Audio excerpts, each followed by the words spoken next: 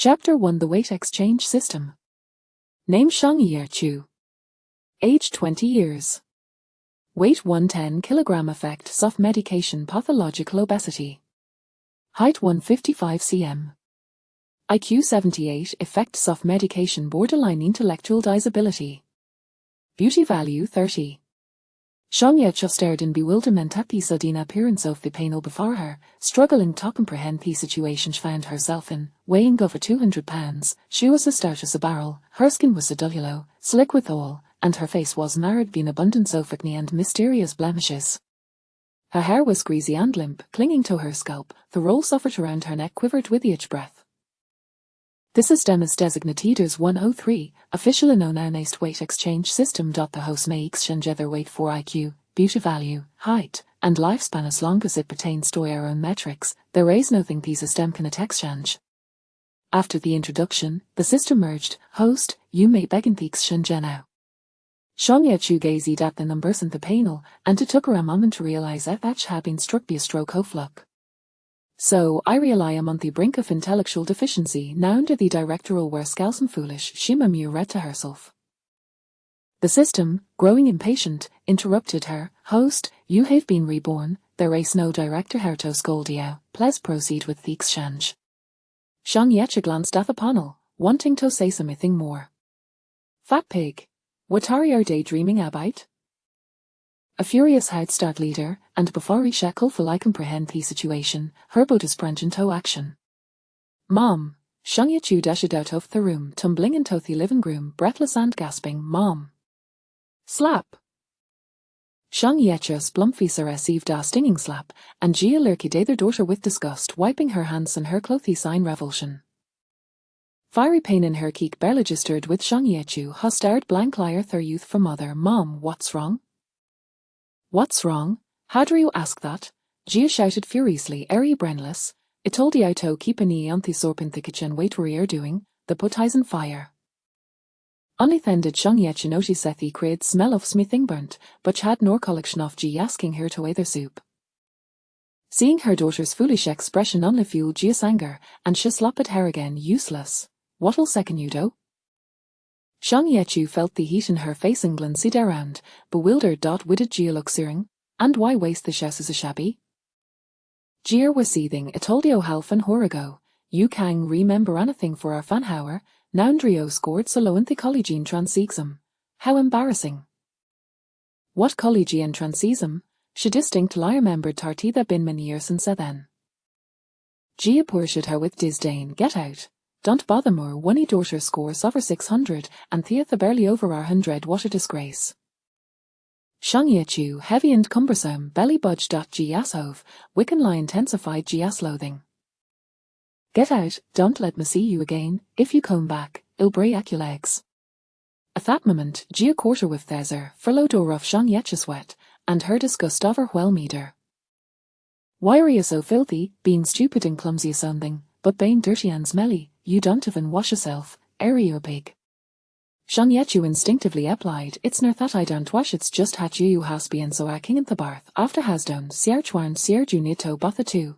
I just don't have time. Gia exploded in anger, you're pathetic and still Dorito blame and your siblings. Useless. Get out. With that, Gia grabbed a broom and began to rain blow soup on Shangye Chu. Though Shangye Chu was confused by Thebi's situation, she instinctively feared pain and hurriedly fled outside. Sitting in the curb, Shangye Chu stared blankly at the shimmer displayed on the large screen of the building across the street. The time in the screen ticked faithfully, but oh her astonishment, it showed her twice years ago. It was already evening, and the streets were bustling with pedestrians. Most people, upon seeing a fat Jill sitting on the curb in a daze, wore impressions of disgust and walked around her. Finally, Thesa Stem could no longer hold back and chimed in, Host, have I outside wax shench? Shangye Chu's nappy back to reality. What do I mean by exchange? The system, exasperated, repeated, the weight exchange system allows you to exchange your weight for your own attributes. Only by starting the exchange can the main quest begin. I do not wish to waste time with you. What main quest? What is going on? Xiang Yecho stared into where the system was, her voice dinged with confusion and panic. Why have I returned to 10 years ago? The system, diverto for motion, replied coldly, and so you begin to exchange, you will naturally understand. Thou na particular libright, Xiang Yechu was perceptiviner. All right then, I want to start his change. These stem percudupe immediately. Good host. What do you wish to exchange? Height, intelligence, beauty, strength, lifespan, and so forth. Kusher see I wish. Xiang Yechu fulfilled for a moment. These stem anticipated touch will doped for beauty height, given her current appearance was not particularly appealing by man's standards. To its surprise, after a brief contemplation, Xiang Yechu declared, I want to become his martyr. The system were taken aback. Why? Xiang Yechu shook her head. I don't really know. My memories are clear, and my mind feels foggy, but... After a moment's hesitation, she continued, I just feel like I've suffered a lot from my own stupidity. These stem did not press further and stated, then it should be intelligence. 1 of weight can be exchanged for 1 point of IQ. How much would you like to exchange? With no clue concept in mind, she tentatively suggested, I want to exchange £200. The system fell silent. Host, I am the weight exchange system, not the ashes exchange system. Xiang Yechu exclaimed, oh, it didn't take you to exchanges. The system remained silent. It finally elicited with Xiang Yechu's current IQ, she's unable to grasp sarcasm or metaphor. The system clarified, your current weight is 110 kg, which is £220. If you wish to exchange £200, you will be left with only £20. Are you suggesting you want to reduce to just ahead? This time, Xiang Yechu understood and felt disappointed. I stop and just exchange as much as possible for IQ. Convert everything I can into intelligence. System 103 cited in relief, the maximum weight you can exchange now is 60 kg, which will grant you 60 I-coins. Do you wish to proceed? 60 I-coins? Will the Trila make him smarter? Xiang Yechu felt a bit disheartened.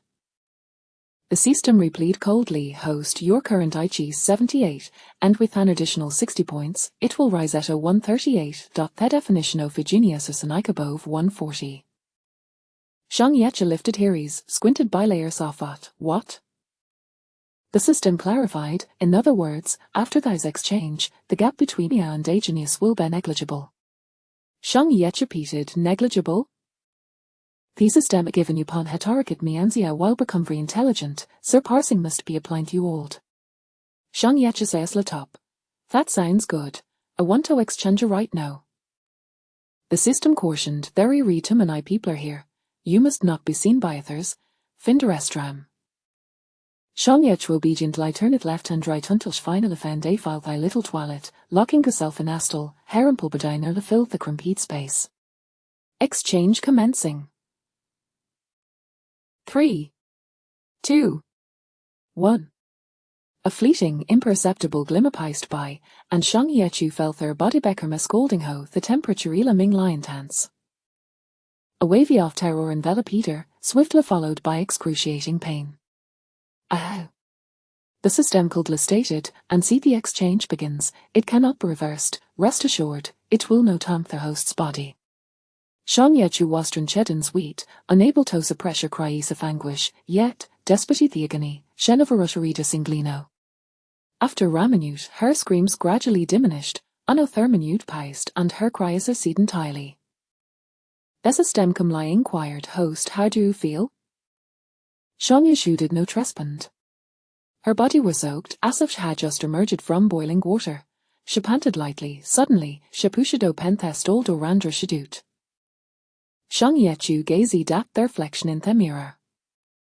Staring back was an unremarkable woman, her features ordinary, her expression haggard sermonu howled easily blend into a crowd. Upon closer inspection, her skin still bore a yellowish tint, but her pulsation had vanished, leaving her complexion somewhat chill, fat eye blemishes had shriveled, leaving on Lila's eskin hanging on her face. To any Niels, her appearance would hardly inspire joy, yet, Xiang Yechu stared at their reflection in 8 days, suddenly clasping her with tight lies tears streamy down her cheeks. Those layers of what? Those burdens that had haunted her for 2 lifetimes, those inescapable nightmares. Xiang Yechu quickly lowered her gaze, own lighter discovered tartique cessful around her waist, stomach, and thigh shad completely vanished, her abdomen was flat, her legs proportionate, old have her waist goud not yet BD med slender, shad certain lie shed the label of overweight. What thrilled her most was that this transformation left no trace. Shabin Zawarid Totidi's appearance of her would leave behind sagging skin. Now, her figure was perfect light-toned and well-proportioned. How does it feel, host? The sister Minkwa read coolly. It feels incredible. Xiang Yechu murmured a finer dream. I even never felt this good in my entire life. Those days of climbing stairs, only Tobiu his predatus theka bikeberthos behind her. Those nights swang her heart would under the strain of her heavy body. Those moments when even the slightest exertion would leave her drenched in sweat, reeking of body odor and fatigue. Those instances when just a few steps or a slight bend would leave her breathless. Ha ha ha ha ha ha. Suddenly, Xiang Yechu burst into laughter, who is gradually filling with tears. I remember now I have to dance before. That was in her previous life. Shabin crossing the street. Thousi had felt down cost at the time, shad still obeyed her traffic rules. It was the car that violated Hosa rules. The driver, intoxicated, had recklessly barely down the road, passers-by had scrambled to avoid it, but Xiang Yechu, clumsy and slow, had been struck down. In her final moments, she'd heard Sir Mani exclaim, how fat! It mer dear huge identiker. Shahadid, only tober reborn. After her birth, Shunda thrly fine days perplexed as to how should sudden liater need to world home, and bewildered begias remarkabartost finishing the collegian trans-examination like her plasful, shameless lie roamed her house far or highland till she's abrupt liar wakened birth weight exchange system. Xiang Yechu had never perceived the world with such clarity. It was as if the granium a jovenald Nokia phone had instantaneously transformed into the breathtaking grey solution of Fernelite camera boasting 270 million pixels. Schvel taste hive shekold seat threativery fabric of reality. System host, what will you know? Do wish Turger home? Xiang Yechuglan see dons marinta the mirror, sugarhard, and ras alert lie declared, no. She remember it all. Those days of bind bullet, devoid of warmth, those mes of being ridiculed, treated as a registrant servant. In her prince eyes, she was a burden in thighs of her siblings, she was a clan and Dalaki. That place was no their home. Xiang Yechu pushed open the bathroom door, about to step outside when she suddenly halted. System, Arithra Nijavalens came a raise in the vicinity? System restashed host there reno nun hasienu. Taking a deep breath, Xiang Yechu opened the door. She appeared utterly unremarkable, perhaps even somewhat unattractive, yet within her heart surged an unprecedented sense of confidence, clarity, and ease. A new world awaited her. Chapter 2 Past and Present. Xiang Yechu opened her wallet and was astonished to discover 201 bills inside. G and Xiang Hongswan her father had never given her any pocket money. In contrast, Harry and her brother, Xiang Jiu, who was still in middle school, received 500 yuan each month, while her toy and her sisters, Xiang Lingquan Xiang Mingju, received 200 yuan each. As Harry called her past, a memory surfaced. At this same time in her previous life, her second sister, Xiang Lingqiu, had achieved excellent results in the collegian trans-examination, bringing great pride to family. After drinking too much, Xiang Hongswan boasted about throwing a lavish celebration at a hotel. However, once sober, regretted it and decided to host a modest gathering at them instead. A 200 yuan was the money Xiang Hongswan her given her to buy groceries. Unfortunately, shortly after his instruction, Xiang Yechu had been reborn into a current body, completely forgetting about it. Xiang Yechu. Without a moment's hesitation, she took it them a near way. The ways of en betten usheride card wasels in the wallet. It seemed Edge hadn't taken any tooth since the collegian trans-examination. Now, there was no longer any need to return to Shang family. This 200 yuan could serve as the starting capital for her new venture. Having worked for Shang family for a lifetime as and receiving gone the 200 yuan in compensation, Xiang Yechu felt as if she a living but high for. Her clothes were illusion drícha of sour sweat, first 20th wholesale market, spending it you no name use it of underwear, a short-sleeved shirt, shorts, and a pair of cheap sandals. After hurgling somach that evender she'd waspening she'der dupe with a lawful bundly of rubber bands or bonus. With herner water rain hand, shung yet you hurried to the bathhouse. She spent 20 no toll, eber of soap, and a seat of trees, then spent another 20 no vigorous wash, scrubbing herself until her skin felt raw. After all this, she donned her new clothes and felt completely rejuvenated. However, she was left with only 80 yuan. System 103 had been observing silent litherfout. Once shong yetcher finis henging, it suddenly spoke you post why no two seeth wait exchange it o quias amemini. Shong yetch raised an ebro, didn't use it that way can in live exchanged for my own values, money, buying an external object, shouldn't be exchangeable, right? I merely wanted to confirm that the intelligence error sent lie exchange it has indeed been credited, System 103 replied, relieved. You're really boring, shung yetcherol adheres. Shetter's dear old clothes into the trash bin and hurried to the train station, spending 40 noner ticket to Hing City. While waiting for the train, she'll subart our bottle of mineral water and a bag of steamed bones. The train arrived. The carriage was out and crowded. Shong Yechu had purchased either out seat and found herself wedged between twolochmen, getting squashed. When mealtime arrived, the air was filled with the nauseating scents of pickled cabbage, instant noodles, mince wet, and various fast foods, making her stomach churn. Accompanied by mineral water, she swallowed were done forbans. The man sitting next to her was stunned. He hadn't expected thy unremarkable jolt to have such an appetite. As hetjude, she's System 103 in Hermond, dor have any can do fen for seed hypnosis service? System 103 replied, yes, wedo, and it's free, however, it's not for safe. Curious, Shong Yechu inquired, what makes unsafe? This repeats a true deep sleep unless the time ice up, you want to cope, no matter how musical you want to waken. Implying that in such a crowded place, it was dangerous to sleep so deeply. Shong Yeches rugged it off. What's theus that could happen? Amigo ing to be robbed. Immugly weld wold want me. Amigo ing to be robbed off money. I only have you do genuine. This reckless attitude left System 103 speechless. After a moment, I asked, all right then, how many hours do I wish to sleep? Shong Yechu yawned. There are resty lover 4 horse left in the journey, so let's go 4 for hers. The system complied. Shong Yechu felt an overwhelming drowsiness wash over her brain, her eyelids growing heavy, she barely heard to me tutorano the word before plunging into deep darkness. After that, regardless of the commotion in the train carriage, not of anything gleeless have Shong Yechu fluttered. See an exceptional long dream. Hypnotic sleep, by rights, should not involve a dreaming, yet she dreamed, for thys was not her dream beauty collection of her pious life. In her previous life, Shong Yechu had been a clan.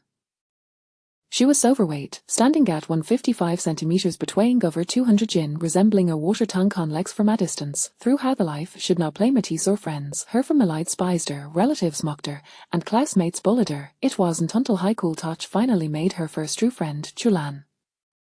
Chulan was beautiful, gentle, and intelligent. Hailing from a wealthy family, she was the skill bell. In hindsight, that relationship could ard libe called friendship. Chulan had morally stood be neither stopping the bullies nor joining.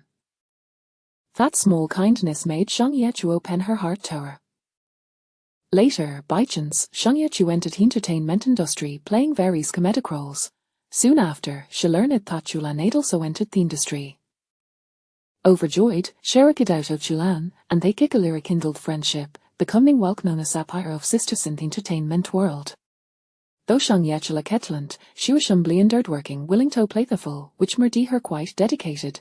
The entertainment industry was not short of beautiful faces. Beauty twas rare to find someone like how ho could lower herself to play comedic roles. With steady perseverance, she, though overweight and unattractive, managed to secure reacting gigs from Tomato Time, gradually gaining more recognition than Evan Chulan. Later, perhaps Utov be for Shong Yechu's misfortunes in her real life, after countless supporting and villainous roles, she received an invitation from Happy Chips. Happy Chips was a well-known comedy troupe in the country, famous for the commercial comedy films, having nurtured a multitude of renowned comedians, with total box office earnings exceeding $1 billion. They invited Song Ye-chu to play the scant female lad in their new movie. These wasty must see for control Song Ye-chu had ever received since entering the entertainment industry. With this role, notably would share rapidly, beautiful meant shackled finally sheddered into say Marie straw background character and be recognized as a legitimatic tress in the comedian. Naturally, Song Ye-chu was overjoyed. First pursued how to share the good news with was Chulan. Shackled Chulan via video chat, incoherently crying and laughing as he shared the news. Looking back now, she felt so foolish. How had she not noticed Chulan's strange behavior at that time? How could she without that she and Chulan belonged to the same world? Even after accepting the invitation, Song Ye-chu still had to audition, as her status was no thaina toba guaranteed role. The day before her audition, Chulan called her, inviting her to a high school reunion. Song Ye-chu had no fond memories of her high school classmates, but since Chulan kept insisting, shackled and Bert refused undecided tower her bestout fit she was determined not to belirka down upon by that group. What followed was an unforgettably and deeply humiliating experience for Song Ye-chu. These circled classmates compiled all the ridiculous and ugly clips from the film should participated in, creating a polished temp that he displayed on the large screen in the hotel. Thulsa carefully selected many comedic videos of it pigs, juxtaposing Song Ye-chu's similar movements alongside them for us ID beside comparison. Song Ye-chu's plumpfiga mirrored her to pig, making her look strikingly like her sow. The rem was her to the popular pig song, echoing throughout he whole. The ringleader of their reunion was Chulan's boyfriend, Chu Qingfeng, who stood at her front, clapping along to the beat. Midway through, the screen showed up began Song Ye-chu performing a leap, causing Chu Qingfeng to doubly over with laughter, while Chulan beside him laughed with her hand covering her mouth, patting his back. At that moment, Song Ye-chu felt dizzy, fueled spinning around her blue rushing to her head, dressed in the best outfit she could afford. She was reduced to her laughing stock by a crowd. It felt as if the universe had transformed into vast mockery, coldly declaring that their 10 years of struggle, her friendships, and entire life were a bitter joke. Chulan wore her usual gentle smile, but what lay pinned her gaze, mockery, pity, Song Ye-chu couldn't listen. That person was also sitting in the corner. Her remainders pristine, aloof, and unreachably severe. Time had left no mark on him. He sat there expressionless, coldly observing hers. Song Ye-chu's eyes slow lightened, and somehow the met his gaze. That indifferent look held no emotion either Song Ye-chu nor that shouting scene before him could elicit an reaction. He was like a deity high above, proudly enjoying the foolish spectacle. Under that gaze, the last vestige of Song Ye-chu's psychological defenses crumbled completely. The dignity she had fought to uphold on the facade she had maintained for years collapsed in an instant. She emitted a roar, beast-like wail, turning and fleeing the luxurious hotel hosting the reunion, bursting out onto the street. A luxury cast bed to Witcher, and the drunk driver sent her flying into the air. Song Ye-chu's spirit wandered in the mortal realm, coldly watching as the perpetrator compensated her parents with 500,000 yuan. The easily shifted headlamon to her, claiming she had suddenly dashed into the street, causing the accident. The compensation turned into humanitarian aid, and her parents were made to sign a document admitting her full responsibility. Song Ye-chu's parents had never had much affection for the eldest daughter with money. Everything was possible, and the sign that he document Mori read a little tearing a piece of toilet paper. Song Ye-chu's death trended on social media, quickly overshadowed by the test celebrity fashion and relationship scandals. Only her fu marketing accounts heard the news, expressing condolences while reminding people to pay traffic rules. Fi attended Song Ye-chu's funeral with her family members munching on sunflower seeds while lying her major inheritance. The shell slitted the grandasher brother, Song Jae-yu, complained Tate after those years in the entertainment industry. His savings were far less than he had imagined, and they still needed money to buy a burial plot. Chulan did attend, exchanging our fu words with Song family and shedding our fu tears at Song Ye-chu's memorial. Her photograph here captured the moment, reminding her to maintain a sorrowful yet beautiful expression, as it would be prime material for trending topics the next day. This was the conclusion of Song Ye-chu's life. Han City, the largest hub of the film and television industry in long country, it could be said to be the cornerstone of the nation's film industry. Countless young dreamers flocked here, hoping to make a name for themselves overnight and rise like a phoenix. System 103 had initially thought hot Song Ye-chu would head straight to the film studio. To its surprise, after disembarking from the train, she first ventured to pedestrian street and entered an unassuming bookstore. The book story appeared to have been around for quite so many might shuggen was faded and worn, suggesting a lack of customers. However, after a quick scan, System 103 noted that Counterattack still a pitted appearance. The store was quite tool stocked, featuring oiled hove new and rare second-hand books. Unfortunately, there are a dividently neglected the shop, resulting in a smell permeating both the new and old books. The shopkeeper was an elderly woman wearing reading glasses, dozing in her chair. She didn't have a notice when Shang Yechu entered. System 103 observed either peculiar expression in Shang Yechu's face upon seeing the odd woman. After Ranelagh injured, it recognizable dovesedness, joy and nostalgia. Humane motions truly were a complex, System 103 thought. Shang Yechu approached ancient light up to the table. Millimeter. The elderly women awoke. Oh, young lady, what would you like to buy? Feel free to browse. Imnotherato buy anything. Shang Yechu smiled. Grandma, I'd like at a worker. How fan here later? System 103 asked, did you know the shopkeeper in our previous life? You noticed, Shang Yechu was wandering around the film studio, artificial intelligence is truly perceptive. I realize it thama meant you into top bookstore. Will the Iman share in your relationship with her? Shang Yechu's expression turned nostalgic. The shopkeeper surnames who. In me past life, I called her grandma who. In me previous life, I left her muckler turth and I dunno. However, like now, I was broke. I go lost in Thebixichan stumbled upon his bookstore. Grandma Hugh took me for a Monty Lylandered me first extra-length film studio. Earned me first Paker Cand wanted to repay Grandma Hugh for her kindness. She refused, saying everyone has their hardships, and Ari just days malukter it's not easy to earn money. When you become successful, come back and repay him. Athis burnt, Shang Yechu closed here is for a moment. After a long pause, she continued, I remember at her words. After a long time, once I finally gained some recognition, I returned her who. But Grandma's bookstore was gone. Inquired everywhere, but he old neighbours and his treat Hadel moved away after muxie arching. If I na learned about the whereabouts from Thwerner for barbecue still at the street corner. Grandma Hugh is Derman a Lyle, and Herson and daughter-in-law refused to pay for her treatment. A good old woman just suffered until she passed away. After her death, the bookstore wassled. Shang Yechu o Pennet Heries. This was themed of Thestery. In her previous life, Grandma who had been only of the fu people or warmth, shabinth first glimmer of kindness Shang Yechu received in Thyson familicity. But reality is not a fairy tale good pay a plead nert live long while each Shang family with higher wolfish hearts ha benefited greatly from her pious life. Eyes, these stem couldn't comprehend humane motions, beautiful tell Shang Yechu was not in a good mood, hesitantly, its aid, host, my condolences. In such situations, humans would likely say something similar, right? Fart. Shang Yechu cold and help botlor.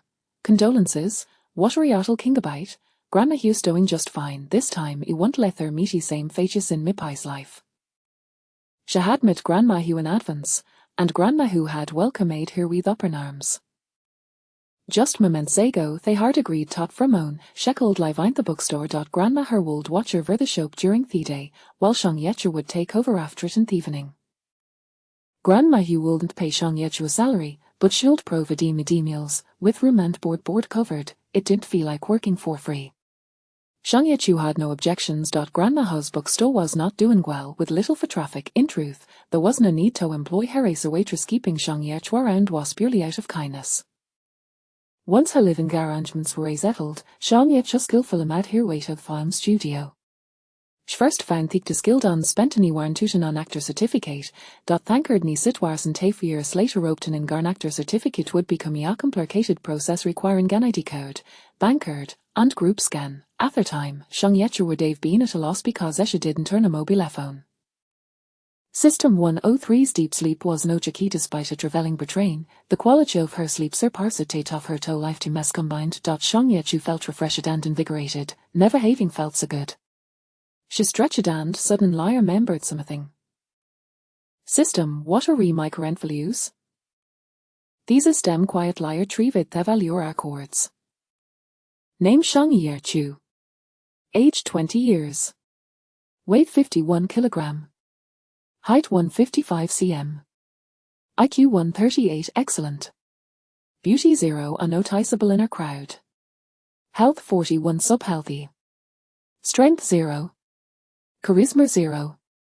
It seemed that after losing 120 gin, even without exchanging for beauty, her beauty value had significantly improved, although that merely risen from a negative at Hosero, Shang Yecha felt a flicker of joy. System 103 added, your original hill value was 30. After losing weight, it has increased to 41. What a bargain, it could be said to be a buy and get 2 deal. Shang Yecha was quite satisfied. As I continued Toriard, she was surprised to find several new metrics and couldn't help beautisk why weren't these metrics present yesterday? Because with your IQ yesterday you were not capable of understanding the significance of these metrics, System 103 replied. After obtaining Heracta certificate, Shang Yecha went to der and film study of orbit, old house had just experienced deep sleep and her body had a significant amount of weight, she quickly began to feel fatigued. Yawning, she slowly made her way back to the bookstore. The pedestrian street where Grandma's bookstore was located was close to the film studio, so Shang Yecha arrived quickly. Upon entering the bookstore, she found Grandma here reading a book with her reading glasses and seeing Shang Yecha turn, she smiled and said, "You're back, I saved some dinner." What she were at Wobens, a bowl of pickled cabbage white pork over vermicelli, and a bowl of water soy milk, likely leftovers from the breakfast shop next door, though if it was leftover food, it was still steaming, suggesting it had just been reheated in the microwave. Shang Yecha fell silent, picturing Grandma trembling as she skid breakfast shop for the leftover soy milk. After securing the soy milk, Grandma humus the veshily requested that hoponato it up food for her. These scenes vividly played out in Shang Yecha's mind, not from this life, but from her previous own. Business was per at Grandma's bookstore thou she had a pension, most of it was taken by her ungrateful son, she could barely make its meat herself, so how did she have it to treat Shang Yecha this way? Grandma smiled and said, "It's good they should back, I'll head home now, eat yours in a highlight shot."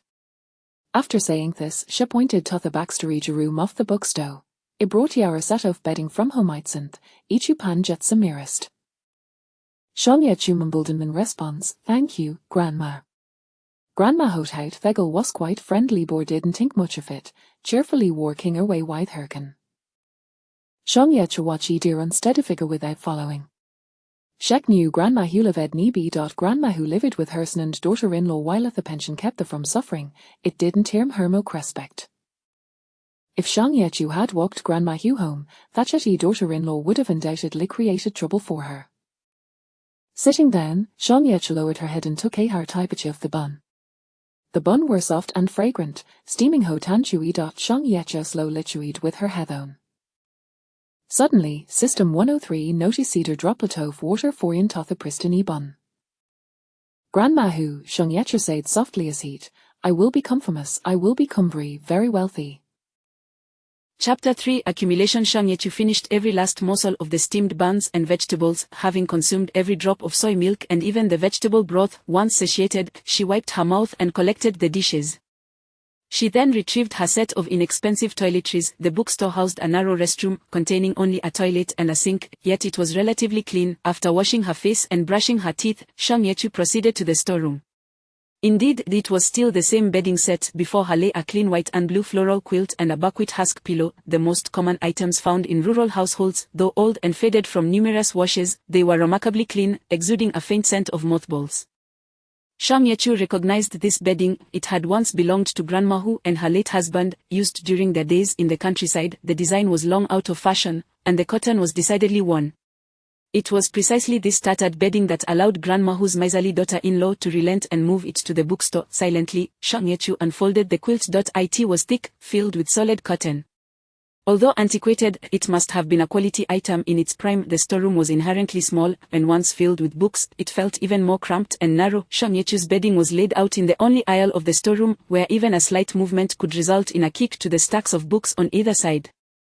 This space resembled not a room, but rather a box. The sole light in the storeroom cast a dim, yellow glow, barely sufficient for reading. With her bedding arranged, just as the system presumed she was about to sleep, she turned back to the bookstore. Shang Yechu surveyed the shelves, perusing for a while, before pulling out a copy of the Xinhua dictionary. The system remained silent. Shang Yechu settled into Grandma Hu's chair and opened the dictionary, commencing her reading from the very first character. In her previous life, her intelligence had been limited, rendering her incapable of retaining information. Consequently, after achieving a modicum of fame, she had been mercilessly mocked by marketing accounts as a nine-leaky fish. However, in this life, although she had acquired an intelligence comparable to that of a genius, Shang Yechu was acutely aware that she lacked the corresponding experience and knowledge. This IQ of 138 was merely a shell without substance. She resolved to start from the most fundamental knowledge, gradually enriching her mind step by step. The system was astonished by Shang Yechu's self-awareness. Yet, from a humanitarian perspective, it inquired, "Host, are you not going to sleep? It is already quite late." Outside the bookstore, the lights blazed as brightly as day, yet the pedestrian street was almost deserted. "It's fine. I have you," Shang Yechu replied without looking up. The system fell silent. As she turned the pages of the dictionary, her astonishment grew. An IQ of 138 was indeed astonishing. Each character she read seemed to adhere to her mind like double-sided tape. Closing her eyes, she realized she could accurately recall where those characters were located on which page and line. This was true photographic memory. Not only had her retention improved, but her reading speed had reached an impressive level of skimming. The dictionary was an exceedingly dull tome. After finishing 1/5 of it, Shang Yechu glanced at the clock hanging in the bookstore. Only an hour and a half had passed. This meant that in less than 8 hours, she could complete reading the entire volume, perhaps even memorize it.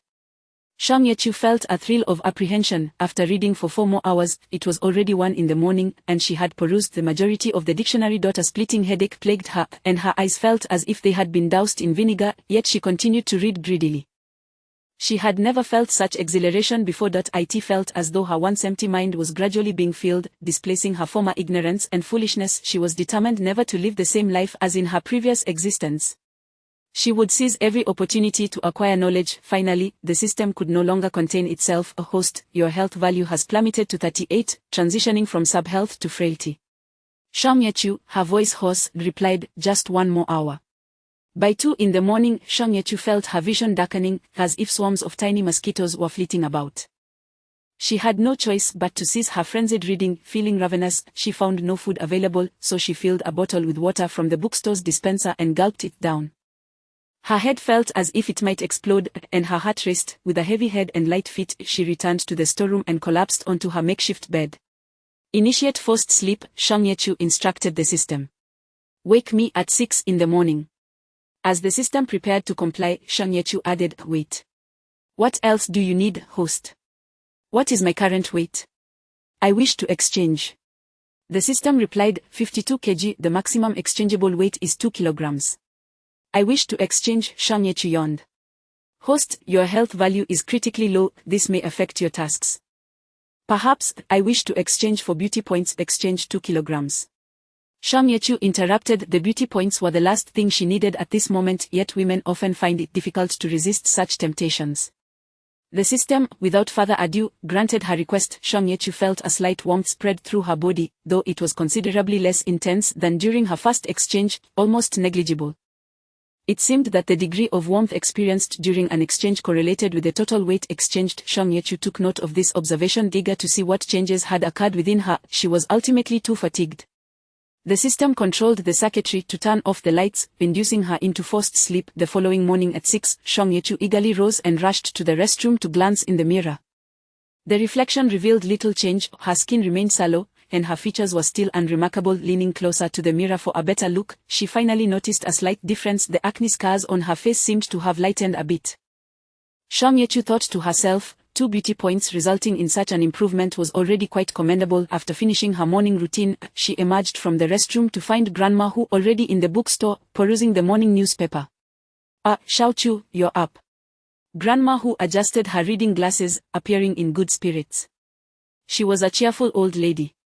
"Good morning, Grandma," Shang Yechu replied politely. Grandma Hu smiled brightly. "Last night, I finally managed to get a good night's sleep. I used to worry about thieves breaking into the bookstore at night, but with you here, I feel much more at ease." Shang Yechu offered a wry smile, aware that Grandma Hu's words were merely comforting. The bookstore had a roll-up door, and even without her presence, it would not attract thieves. Seemingly discerning her thoughts, Grandma Hu continued, "And with you here, I can finish work earlier and go home to entertain my grandson." Previously, I had to stay until 10. This was indeed true. The hours between 8 and 10 in the evening coincided with the film studio's closing time, marking the peak foot traffic period on the pedestrian street, and it was also when the bookstore experienced its best business. Closing early would be a waste. At this realization, Shang Yechu finally smiled. I am also very happy to help you, Grandma. Grandma Hu gestured toward the table. Breakfast is ready, eat up. Breakfast consisted of 2 large buns and a cup of soy milk. Shang Yechu, famished, wasted no time with pleasantries, grabbing a bun and devouring it in a few bites. It was a meat bun, juicy and fragrant, with something in her stomach. She refrained from devouring the second bun hastily and instead savored it slowly.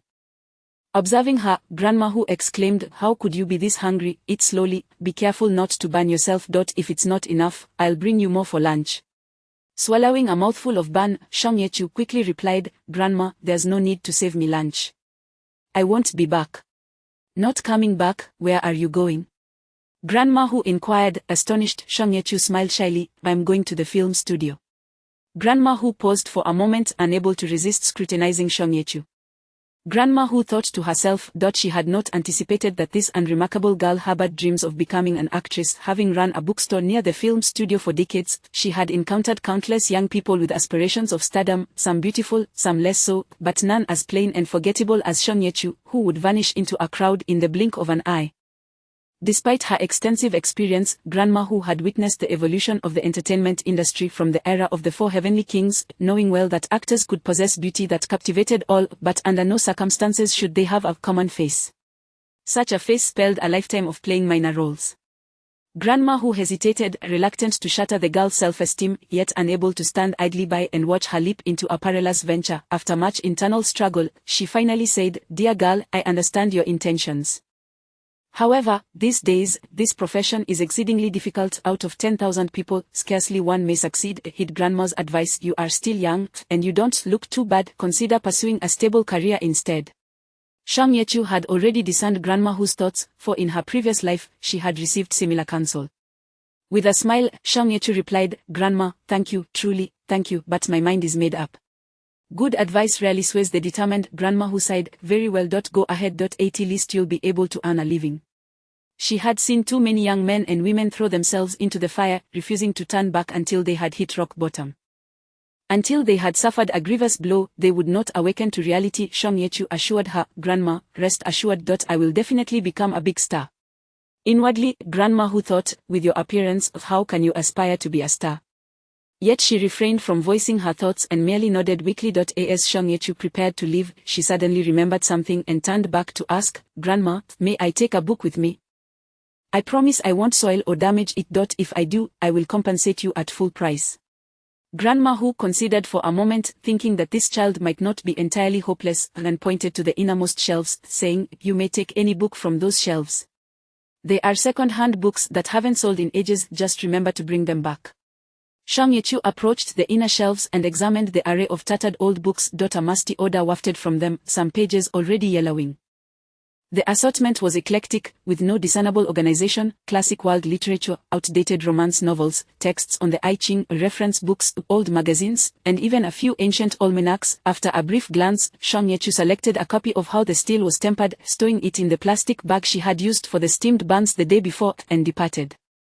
Chapter 4. The first day. The Hangsha Film City has never been short of fresh talent. Countless young dreamers, akin to moths drawn to a flame, recklessly flock to this place, aspiring to become the industrious worker ants that form the very foundation of this grand establishment. Among them, only a select few will rise to prominence, becoming the chosen ones, the leading ladies, or young masters, favored by certain directors or talent scouts, soaring to great heights. For Shang Yechu, the starting point is even more arduous than in her previous life. In her past existence, although she was extraordinarily unattractive, she possessed a memorable quality that made her unforgettable. In that life, the novice Shang Yechu had arrived at the film city, bewildered and disoriented. Perhaps it was her foolishness that brought her fortune, as she was discovered by a director. That director was an emerging talent, currently shooting a low-budget comedy. Upon seeing Shang Yechu, he was immediately struck by her presence and, through a combination of coaxing and deception, drew her into the production. That role marked her debut. The character portrayed as a plump, infatuated woman chasing after the male lead. She chased him down 2 streets before being struck by a vehicle that constituted her entire performance. In retrospect, could that have been a prophetic statement? The film, while rife with crude humor, was surprisingly well received during the National Day holiday, even amidst a slew of educational films, achieving notable box office success. Song Ye-chu's portrayal of the infatuated woman unexpectedly gained a modicum of popularity, her image transformed into a comedic meme by internet users. From that moment on, Song Ye-chu occasionally received film offers, albeit predominantly for stereotypical roles. The comical, overweight woman in humorous films, the wicked innkeeper in period dramas, the fierce, corpulent female boss in workplace dramas, the fierce matron, the shrewish wife, the intellectually challenged, the silly girl. Song Ye-chu accepted them all, unable to discern the quality of the scripts presented to her, and even if she could, she lacked the power to choose. Thus, she gradually garnered some fame, becoming a well-known comedic character within the entertainment industry. Memories flooded back. Song Ye-chu closed her eyes. It was a shortcut, yet also a dead end. She would no longer traverse that path. After having run through 3 film sets without any directors expressing interest in her, the reasons were clear. She was short, unremarkable in appearance, and among the crowd actors, she was of inferior quality. By the time she arrived at the 4th set, the sun was already high in the sky. The 4th set was for a historical drama. After much persuasion, she finally convinced the stage manager to allow her to enter and distribute bottled water. The production was indeed bustling, and since Song Ye-chu claimed she would work for free just to observe and gain experience, they turned a blind eye and let her in. They were currently filming a war scene. It was July, and the scorching sun bore down upon them, with the extras clad in heavy armor, all of them battling hunger. Cut, are you all brainless? This is a formation. Move over there, not that way. Raise your flags. Can't you hear me? The assistant director, wiping sweat from his brow, shouted. This scene had been shot over a dozen times already. In historical dramas, grand scenes are typically divided into 2 groups, and the assistant director of this group was not as adept as their counterpart, leaving the crowd in a state of confusion. Hey, director, didn't you just say we don't need to raise the flags when turning left? One bold extra could not help but shout. The assistant director, infuriated, exclaimed, Who said that? Who said that? Step forward. A tall and imposing extra emerged from the crowd. Who is afraid of whom? If you can't do it, don't blame others. This person was large and intimidating, resembling a foolhardy brawler. The assistant director, furious, retorted, Do you understand? Are you the director or am I? Stop pretending to be important with your little authority. The tall extra spat. Who do you think you are? What is your name? The assistant director backed. What is your name? My grandfather's name is not to be changed. I am Huang Feisheng. Go ahead and sue me. With that, Huang Feisheng ripped off his helmet and hurled it to the ground. Do you think you are Huang Feihong or something? The assistant director cursed. Get lost. Don't ever think you'll earn a dime in this production. Who the hell cares about your filthy money? Huang Feisheng angrily stripped off the shoddy armor and stormed off. The assistant director, seething with rage, shouted, Action, keep shooting, not one less. An assistant leaned in and whispered to the director, The cast for this scene has already been maximized. It looks odd missing one person. The assistant director, impatient, snapped, Are you blind? There are plenty of people around. Pointing to Song Ye-chu, who was placing bottled water on a nearby table, he ordered, You, come here. The assistant quickly interjected, Director, she is a woman and quite short. Who can tell the difference once she is in armor? The assistant director retorted, growing more irritated, Shorter is better. That tall one over there, step forward a few paces to the front. You, the assistant director glanced at Song Ye-chu, and she hurriedly set down the water, picked up the heavy armor, and clumsily donned it. At least you have some awareness, the assistant director grudgingly acknowledged. Now stand behind that tall one. Perhaps due to an increase in her intelligence, Song Ye-chu found her limbs surprisingly agile. Once she managed to don the armor, she swiftly moved to the position the director had specified. This scene was incredibly exhausting. The director's skill had not notably improved since ejecting the troublemaker Huang Feisheng, when hundreds of people continued to run around under the blazing sun, toiling endlessly, all the while cursing the director in their hearts. Song Ye-chu was drenched in sweat. The armor was heavy and utterly stifling. She felt dizzy, her vision darkening. The meal she had eaten that morning had long since faded from her memory.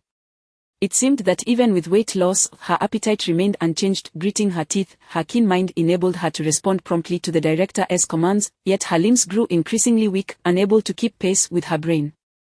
She was on the verge of heat exhaustion. The system warned, Host, your health value has dropped to 30. Song Ye-chu replied, What is wrong with 30? Generally, only those with chronic illnesses experience such a decline in health value, the system coldly stated. I am not sick. No need to worry, she retorted. I'm not concerned for you, I'm concerned for my task. If you die, I will be left with a record of failure, the system responded. Breathless, Shang Yechu turned in a circle, raising the flag in her hand, ignoring the system's words. The obstinate host left the system with no choice but to help her adjust her bodily hormones, creating the illusion that she wasn't so tired. Suddenly, Shang Yechu felt a newfound lightness in her limbs, and the soreness in her neck and shoulders diminished considerably. System, what is happening? I'm not experiencing a revival, ma'am. She inquired, alert. The system remained silent. Cut, the director's voice rang out, this take is good, yeah. The crowd erupted into a feeble cheer. Everyone eagerly removed their helmets, fanning themselves with their hands. The assistant whispered to the director for a moment, and after hearing something, the director, sensing his own guilt, nodded. The assistant eagerly announced, Director Yan says today's lunch is on the house. If it's not enough, just order more from nearby restaurants. All right, everyone disperse. Thank you, boss. Thank you, Director Yan. Director Yan is generous. The voices resonated loudly, much more so than before. The extras buzzed away like a swarm of bees, most heading to quench their thirst with bottled water. Shang Yechu removed her helmet and exhaled deeply, first returning the armor to the props department. The assistant cast a curious glance at Shang Yechu. He had noticed earlier that she did not seem to listen as intently as the other extras during the director's instructions, yet when it came time to shoot, she was able to respond with remarkable precision, keeping up even better than those who had heard the explanations multiple times. The director thought nothing of it, having grown accustomed to experienced actors and considering it a given. However, the assistant, who had witnessed Shang Yechu's arrival, couldn't help but take a greater interest. After returning the armor, Shang Yechu went to collect her lunchbox. As she turned, the assistant's heart sank. No matter how talented or perceptive she was, with a face so ordinary, she would likely never rise to fame. The assistant promptly dismissed her from his thoughts. The lunch provided by the crew was relatively plentiful, featuring fragrant rice accompanied by sweet and sour eggplant, scrambled tomatoes with eggs, and since Director Yan felt guilty, he personally funded a fried chicken leg for each extra in Group B. Such caloric fare would raise caution among actors of some stature, but for these busy extras, it was just right. Each one devoured their meal voraciously. Shang Yechu polished off 2 lunch boxes, 2 chicken legs, and washed it down with 2 large bottles of water, finally quelling her hunger. She idly thought about how her clothes were starting to smell again. She began on her 3rd lunch box. A male actor seated not far from her cast a shocked glance her way, newfound respect dawning upon him for her appetite. Indeed, appearances can be deceiving. Who would have thought that this seemingly unremarkable short girl would possess such a hearty appetite? In truth, Shang Yechu had not indulged in such a feast for quite some time. In her previous life, although she was a renowned comedic figure in the entertainment industry, an actor is still an actor, bound by the demands of the camera. Shang Yechu also had a predisposition to gain weight easily, and if she were to eat her fill at every meal, she would soon find even her role as a comedic character slipping away. In reality, since gaining a modicum of fame, she had been closely monitored by Jia, preventing her from ever enjoying a full meal. But now, things were different. As Shang Yechu scraped the last grain of rice from her bowl, she casually inquired, System, what is my current weight? The system replied, you've consumed a total of 4 pounds, that equates to about 2 kg. Shang Yechu responded, convert it all to intelligence. The system, initially expecting her to request a conversion to health value or beauty points, was taken aback by her demand. Why exchange for intelligence? Are you trying to endanger your life? I'm not tired at all right now, she asserted. The system thought to itself, you're not tired at all. It's merely the numbing effect of hormones. However, it could not convey this to Shang Yechu. In fact, saying it would be futile, she was as stubborn as a mule and would undoubtedly disregard it. Moreover, the system had a premonition that once it revealed its assistance in adjusting her hormones, Shang Yechu would likely demand it to manage her hormonal levels even more stringently, further jeopardizing her health. The system rephrased, you are already sufficiently intelligent, what need is there for more intelligence points? Only 140 is a genius, remarked Shang Yechu. I am currently at 138. I wish to experience the sensation of true genius. The system fell silent. After a moment, Shang Yechu felt a slight warmth emanating from her body, indicating that the system had complied with her request. In an instant, the world before her appeared significantly clearer. Despite the mere 2-point difference in IQ, it felt as though she had stepped into an entirely different realm. Before Shang Yechu could savor the wonders of this new world, a voice interrupted her thoughts. Hey, shorty. If you eat that much and run around during the afternoon's formation, you might just throw up. Looking up, she recognized the middle-aged actor who had been seated across from her.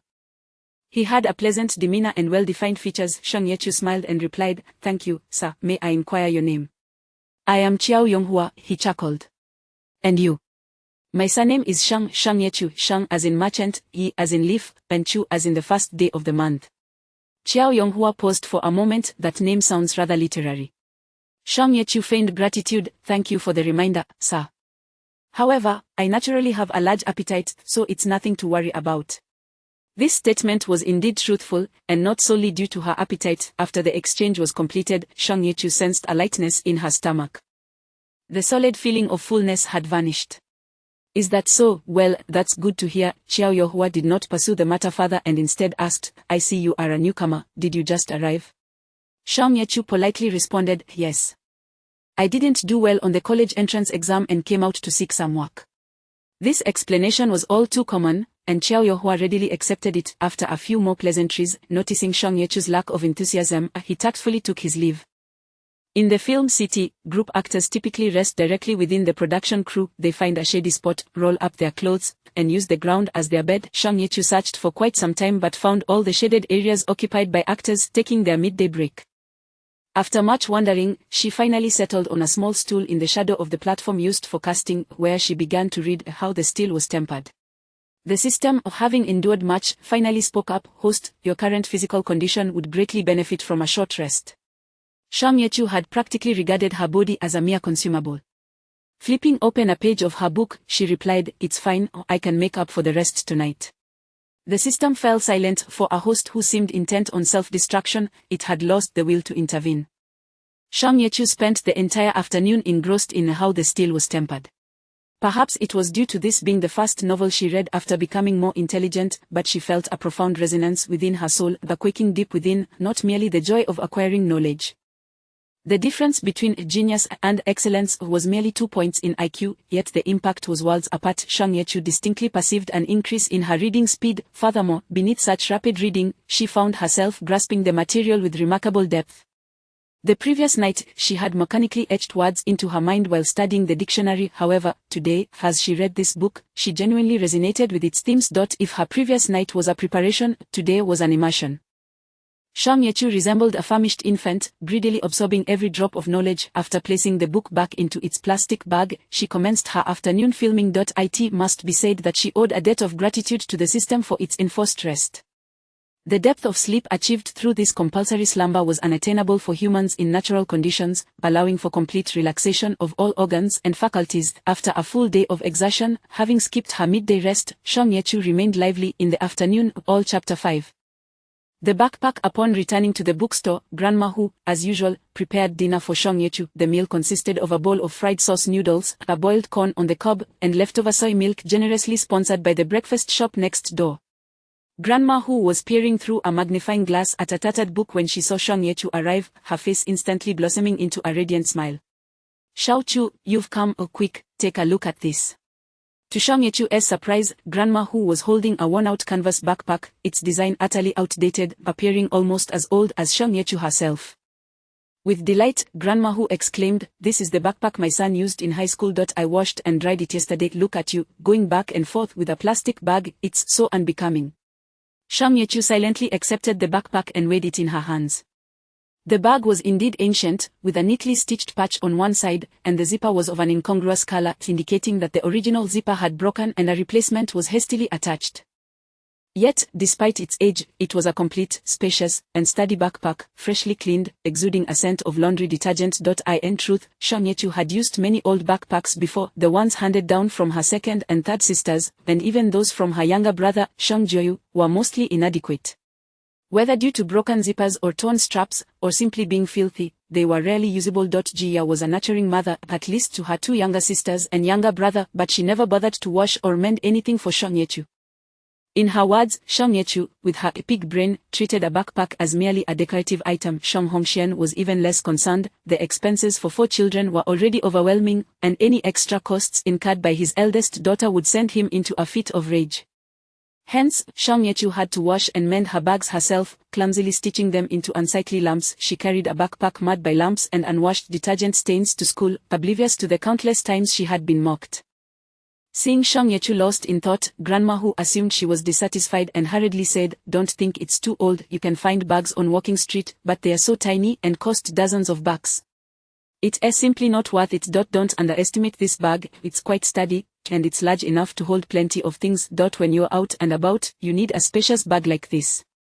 Grandma Hu continued her rambling, as if feeling somewhat apologetic for only being able to offer this unattractive backpack. Nana, Shang Yechu lifted her gaze, revealing a smile. "I really like it. Thank you, it's incredibly practical." With the addition of this capable companion, Shang Yechu's life became more convenient. From that day forth, she embarked on a routine existence, oscillating between 2 points. During the day, she played minor roles in the film city: guard, palace maid, servant, soldier, frenzied fan, classmate of the protagonist, passerby on the street, becoming whatever the script demanded. Whether she had lines or not, whether her face was shown or not, Shang Yechu accepted every role without a second thought. Sometimes, when luck favored her, she could even portray a corpse, a mourning child clad in funeral garb, or a lifeless body sprawled in a puddle or pool of blood. These roles could earn her 10 or 5 bucks in red envelopes. While others shunned the roles they deemed unlucky or dirty, Shang Yechu stepped forward without hesitation, never voicing a complaint. Through wind and rain, sun and storm, she remained unfazed. It was as if she was performing with a fervor that bordered on desperation. Even when cast in the most trivial roles, she poured her heart into the performance. Even when merely standing as a backdrop, she maintained perfect posture, showing no sign of slackness. Despite her dedication, her wages never increased by even a penny. No director or producer miraculously discovered her hidden talent. After finishing her work, she would sit in a corner, engrossed in the second-hand books she had borrowed from the bookstore. These were well-known world classics, familiar to her ears. Some were even required reading for elementary students, yet she read them with utmost seriousness. When her shift ended, Shang Yechu would scrounge leftover meals from the film crew.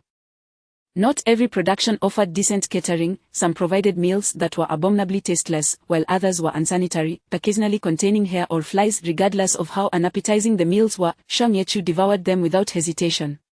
If she could eat 1 box, she would. If 2 boxes were available, she would eat both. Once, a fellow extra witnessed her pull a large, menacing mantis from her meal, yet she didn't flinch, simply flicking it away and finishing her entire box of food.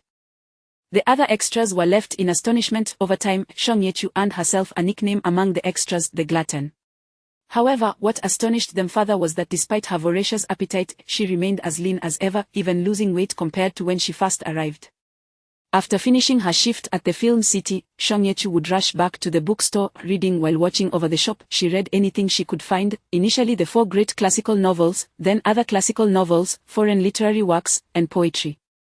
Anything available in that bookstore was devoured by her eager mind. These tomes etched profound impressions into her memory, remaining fresh like an inscribed stone tablet. She felt her once void mind being filled with these words, filling every crevice. Yet it was not enough. Far from it, Shang Yechu sensed a ravenous thirst for knowledge within her soul. Her mind clamored incessantly, "I need nourishment. I need wisdom." She felt a stark dissonance between her intelligence and her life experiences. Possessing a genius brain, vast swathes of it remained blank. The memories of her past life grew clearer, revealing with horror that knowledge was conspicuously absent within those recollections. In her previous life, Shang Yechu had been but a pitiable creature, muddled and ignorant, relying on her looks to earn a living. Each day, she would read until the early hours of the morning, only to have the system enforce a mandatory sleep mode. Awakening at 6 in the morning, she would promptly head to the film set to act as an extra. This meant she slept merely 3 to 4 hours a day, with the rest of her time occupied by either acting or reading. The system's enforced rest provided excellent relaxation for both her mind and body, subtly adjusting her hormones to dull her fatigue.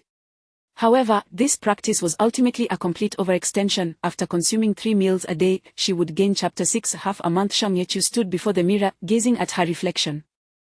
Half a month had passed, and each day she had diligently added 2 points to her beauty score. Today, she had accumulated exactly 30 points and felt it was time to assess the results. She leaned closer to the mirror. In truth, there had not been a significant transformation. Her memory had improved remarkably, allowing her to recall her appearance from 2 weeks prior with clarity. Thus, noticing any changes required little effort. Her eyes appeared slightly larger, and her once unruly eyebrows had become somewhat more orderly. The bridge of her nose seemed to have a slight elevation, but least presenting a hint of a contour. Previously, she had possessed a completely flat nose, as level as a board. Although the current change was subtle, Shang Yechu felt a sense of joy at this minor enhancement. Her lips remained thick, with a hint of protrusion, perhaps due to the insufficient points allocated, resulting in little alteration. They were still ample enough to serve as a cutting board. The scars on her face had nearly faded, leaving only some dead skin clinging on, which she intended to let dissipate naturally. As for her complexion, Shang Yechu had intentionally reminded the system, during her efforts to enhance her appearance, not to improve her skin quality. Consequently, her skin retained a dull, yellowish hue, lacking vibrancy. As the saying goes, a fair complexion conceals a multitude of flaws. The lackluster skin tone and poor texture overshadowed even the subtle changes in her features. Despite the passage of 2 weeks, no one in the film studio had noticed any transformation in Shang Yechu. It was only during these moments of careful reflection that she could discern the gradual improvements in her features, albeit each change was slight. The system noted, the beauty score of an average human typically ranges from 50 to 60. A score exceeding 60 is considered pleasant, over 70 is deemed delicate, and surpassing 80 is regarded as beautiful. I currently stand at 30, what does that signify? You are akin to an inconspicuous passerby. Unremarkable at first glance, but upon closer inspection, you are quite unattractive. Shang Yechu replied, "You are rather blunt." The changes were not limited to her appearance, or her knowledge had expanded as well. Over the past fortnight, she had read more than 20 literary works. While this amount might be deemed insufficient in any other context, it represented significant progress compared to her previous state of mental stagnation. In addition to her reading, Shang Yechu had also instituted a daily practice of calligraphy. Her handwriting had been atrocious. While intelligence could be enhanced, reading could be expedited, calligraphy, however, could not be hastily mastered.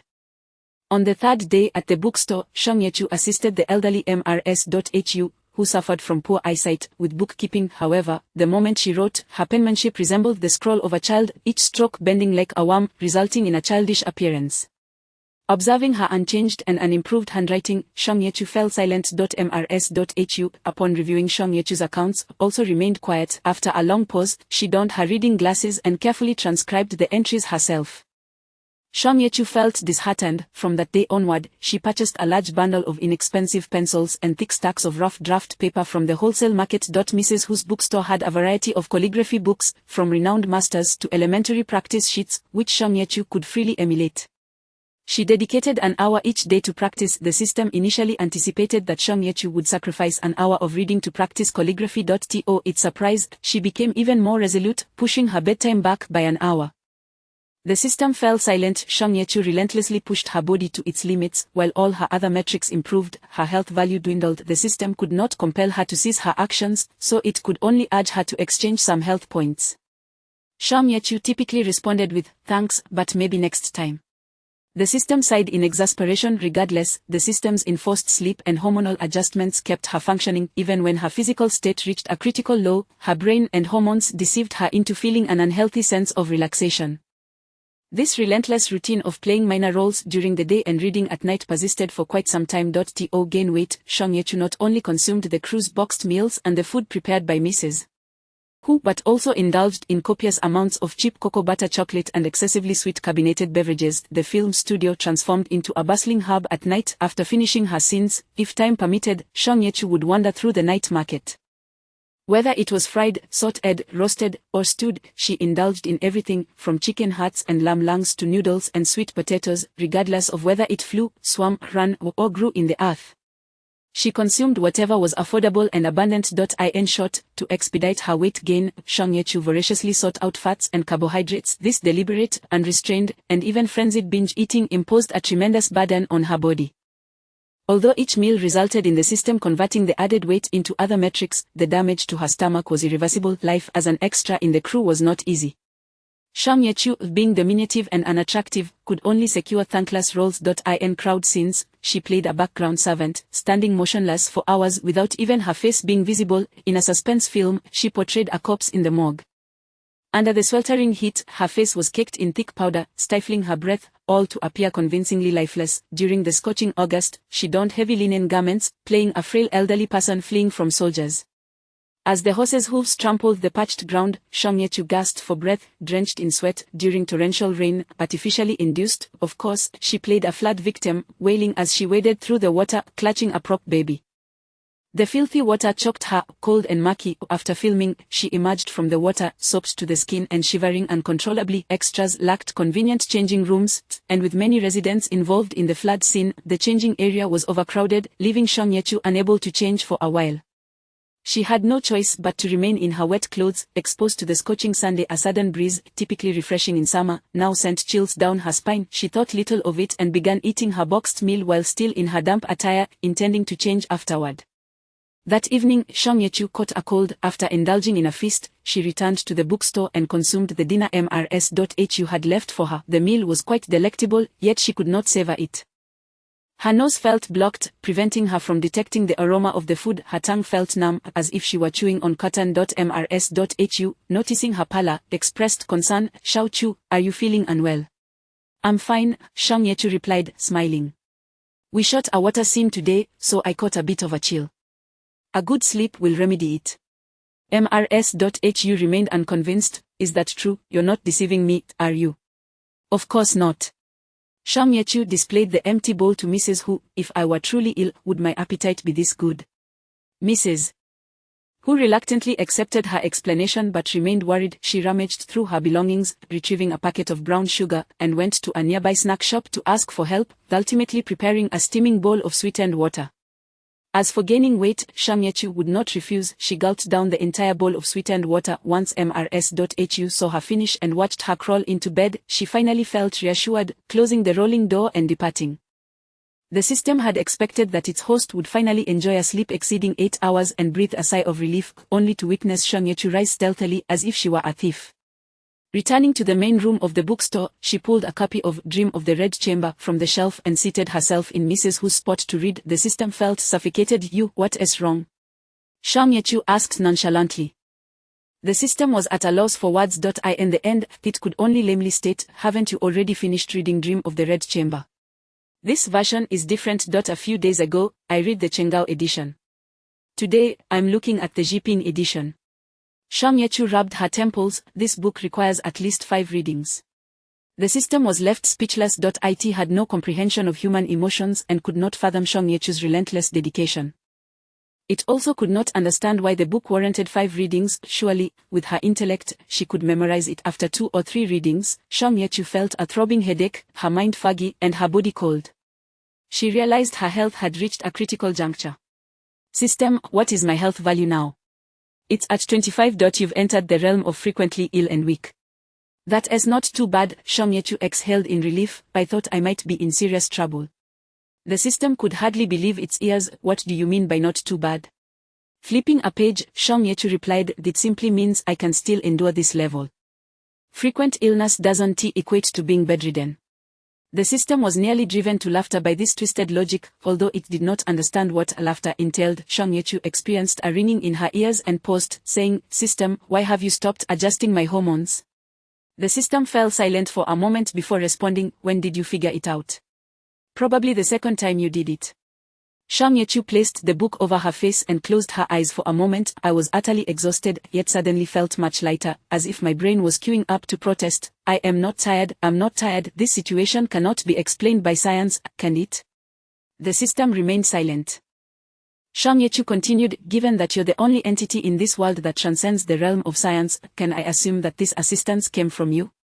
The system silently contemplated. The host's intelligence had increased, making her more challenging to deal with. To help someone to the end, to escort a Buddha to the West. Shang Yechu removed the book, revealing her unremarkable face, yet her eyes sparkled with determination. "I understand your reasons for assisting me silently without disclosing them. However, whether it's once or twice or 100 times, the act of adjustment remains the same. Please extend your help once more today." The system had anticipated that such a moment would eventually arrive. It seemed to foresee an endless abyss. "System, whether it's 100 times or 1,000 times, it's still adjustment. Please help me again today, system." A faint warmth permeated Shang Yechu's body, warming her core and limbs. She felt her headache subside significantly, to a level that was nearly negligible. Her body also felt pleasantly warm, though this warmth carried an illusory sense of comfort. Instantly revitalized, she expressed her gratitude to the system and resumed her reading. The system sighed internally, "This is a one-time exception." It was uncertain to whom this statement was directed. Shang Yechu stubbornly read until 2 in the morning, then persisted for another hour practicing her calligraphy. As she lay down, her hands trembled. She had no time to command the system to enforce a forced sleep and swiftly fell into slumber. The system dutifully turned off the lights and initiated a forced sleep for Shang Yechu. Ultimately, it spent 5 energy points to clandestinely restore her health value back to 28. The system's regulations strictly prohibited it from using its reserves for the host, as this would create inequities and undermine the purpose of the task. 5 energy points represented the maximum expenditure allowed. Exceeding this would result in energy fluctuations, alerting the primary world. The system could not comprehend its own motivations for such actions, yet, with a host like this, what else could it do? Chapter 7 A conflict. The following day, Shang Yechu rose from her slumber, feeling considerably improved compared to the previous day. Although her body still bore some lingering fatigue and her mind remained somewhat muddled, she felt invigorated enough to tackle another 500,000 words. Today marked a significant occasion. It was the day when Shang Yechu's beauty rating surpassed 50. This milestone signified her departure from the ranks of the unattractive, stepping into the realm of the ordinary. In a flurry, Shang Yechu washed her face and dried it, standing before the mirror to scrutinize her reflection. The girl gazing back at her had monolids, a flat nose, full lips, and a round face, hardly the epitome of beauty. Yet, this seemingly ordinary, even unattractive, combination of features exuded an odd sense of harmony. Shang Yechu's discerning eyes noticed more than before. Her eyes appeared larger, her nose more elevated, and her underbite had improved slightly. The marks of acne had vanished entirely. Upon closer inspection, her skin still bore a yellowish hue and lacked refinement, yet the uneven texture had dissipated. At present, Shang Yechu still possessed a visage that would easily blend into a crowd, but upon closer examination, one would hardly deem her ugly. Merely ordinary. Remarkably ordinary. Shang Yechu felt a sense of satisfaction. In her mind, she addressed the system, from today onward, assist me in improving my complexion and skin texture. The system complied. Suddenly, an idea struck her, and she added, by the way, my height is rather insufficient. Starting today, every 3 days, please grant me an additional centimeter in height. The system responded, if that is the case, gaining 2 centimeters in a week might be too rapid. After all, you are 20 years old, no longer in your growth spurt. With a smile, Shang Yechu replied, I'm 23. I can still grow a bit. 20, it shouldn't be an issue. After having breakfast, she made her way to the film set. Recently, she had been fortunate enough to secure a long-term role as an extra in a historical drama. The film city was perpetually in need of male extras, often requiring 100 but only managing to recruit 40. This large-scale historical production was even more desperate for bodies. In the chaos of battle scenes, wide shots could be digitally enhanced, but close-ups required real people rather than a horde of inferior mannequins. When men were scarce, women would suffice. Shang Yechu, known for her resilience and quick wit, followed the director's orders with precision. Most importantly, she bore a face that was ambiguously unattractive. Thus, despite her petite stature, she managed to carve out a niche for herself in this production. As September approached, the sweltering heat persisted. Clad in thick armor, Shang Yechu dashed alongside the main group. However, her cleverness did not extend to all. The leading members of her troupe of soldier extras appeared rather dim-witted, failing to grasp the director's intentions and instructions. This group floundered about chaotically, transforming what should have been a well-orchestrated formation into a disorganized herd of sheep. The director, seething with anger, cursed vehemently, drenched in sweat and panting heavily. Shang Yechu felt the oppressive heat of the sun and the saltiness of her perspiration. She was parched, her lips cracked. The director bellowed, "Are your brains made of wood? North, head north." Recognizing his voice, she realized it was the same director with whom she had clashed the previous day.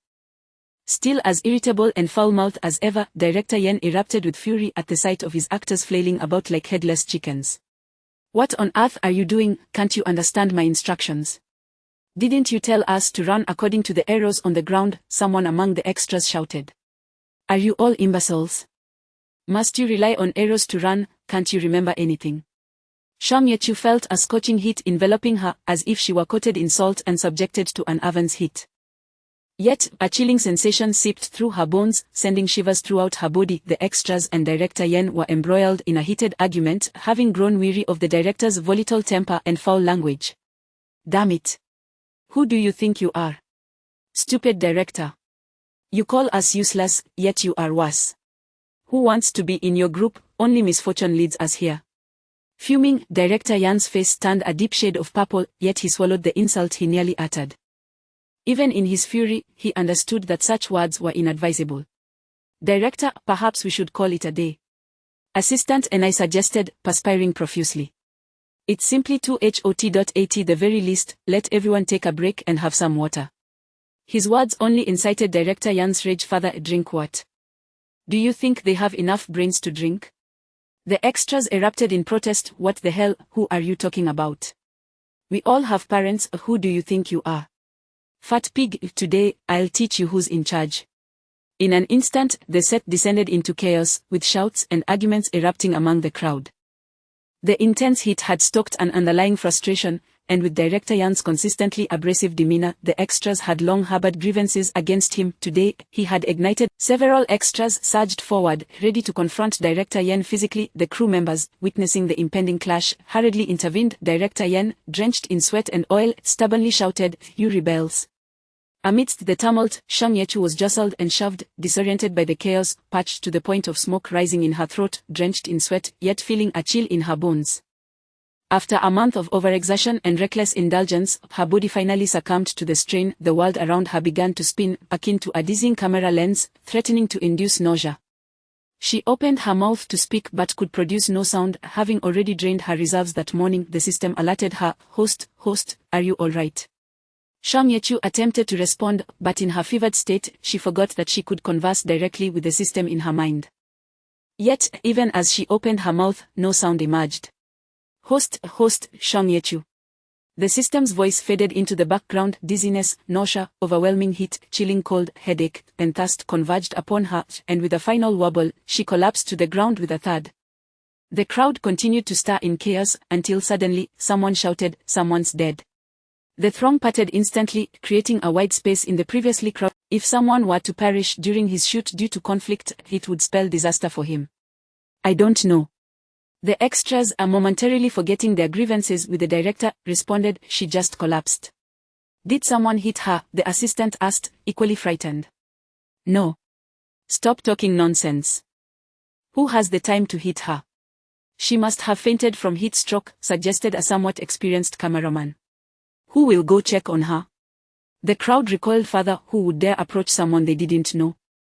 What if she truly were dead? As Shang Yechu lay motionless, she appeared almost lifeless. Just then, a tall figure pushed through the crowd and swiftly scooped her up. The bystanders gazed in uncertainty, unable to discern his face as his movements were remarkably swift and professional, akin to a medical robot. Once he raised his head, the clamor subsided, and all present gasped in astonishment. He was an extraordinarily handsome man, perhaps more appropriately described as beautiful. Every feature was exquisitely crafted, as though calculated to perfection by an advanced machine, leaving no room for error. What was particularly striking was that despite his delicate beauty, he exuded no hint of femininity. Strangely, his face bore no trace of human emotion. Though he moved with great speed, his expression remained devoid of urgency. As he scanned the crowd with his glassy, inorganic eyes, a chill spread through those who met his gaze. The scene fell silent. The man cradled Shang Yechu and walked with precision in a specific direction. Only after he had completely exited the crowd's view did the onlookers dare to exhale. Who was that? I've never seen him before. He must be some big star, right? Impossible. If he were a celebrity, he would have been famous by now. I've never seen him on television. He's astonishingly handsome. I've never seen anyone so. Who is he carrying? I don't recognize her. Just another extra. Who on earth is he? Director Yan gaped, momentarily at a loss for words. Having seen his fair share of attractive individuals in the entertainment industry, he found himself rendered speechless by this man. He had never encountered someone so indescribable. The assistant chimed in, "What a tall man, he must be at least 1.9 meters. Given his own shorter stature, the assistant tended to focus on height rather than features. Only then did Director Yan recollect the earlier chaos, barking in frustration, "Who said someone was dead? She's clearly just fainted from the heat." The crowd began to reconsider, glancing around in confusion at their earlier panic. A male extra sheepishly stepped forward, scratching his head. Seeing her collapse, I just blurted it out. Laughter erupted, breaking the tension that had hung in the air. The collective frustration that had simmered began to ease. In the aftermath, the assistant quickly sought to smooth over the situation, offering conciliatory words.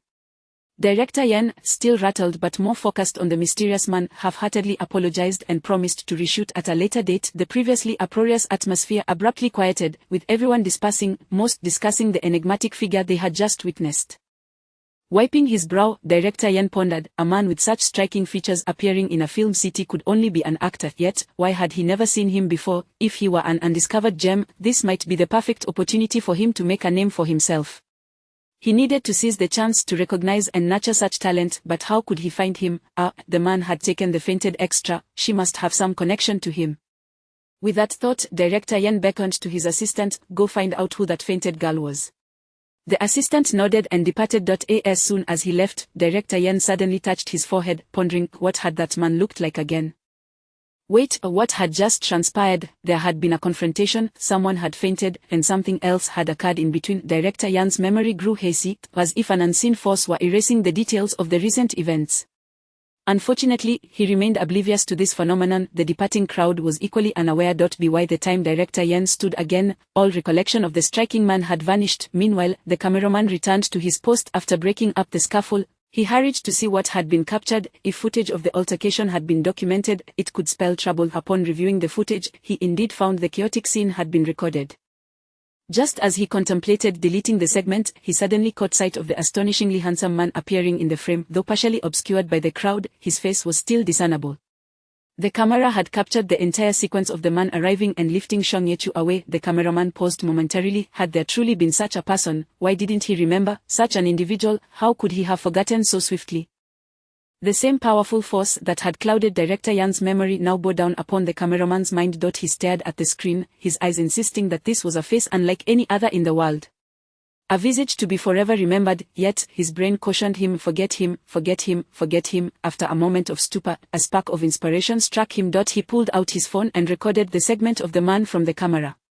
Once finished, he pocketed the phone, only to find the camera screen suddenly blacked out. Stunned, the cameraman realized belatedly that the shoot had concluded. With a sense of relief, he thought to himself, so I was the one who turned off the camera.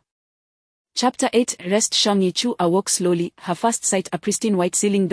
As she stared, she realized her body felt extraordinarily relaxed, as though it were not her own. Sitting upright, she discovered she seemed to be in a quaint little inn. The room was small, yet it was relatively clean and sanitary. Glancing around, she noticed not a single soul in sight. System, what is going on? How did I end up here? The system replied coolly, host, your health value plummeted to 24, and you fainted on set. Shang Yichu responded, I feel perfectly fine now, genuinely well, not in that hormonally induced way. Her instincts piqued. She queried, system, what is the matter? You didn't redeem all my convertible weight while I was asleep, did you? The system responded with incredulity, at this point, you are still concerned about your convertible weight. Raising her arm to inspect it, Shang Yichu was immediately struck with alarm. Her arm had become gaunt, resembling a mere twig wrapped in skin. Although she had never been overweight, she had never been this emaciated before. System, what is happening? Did you not previously state that my weight reaching 50 kilograms was the limit? You mentioned that this 50 kilograms was my baseline weight and could not be redeemed, so how can it decrease further? The system explained, originally, it was determined that, given your current height, 50 kilograms was just right.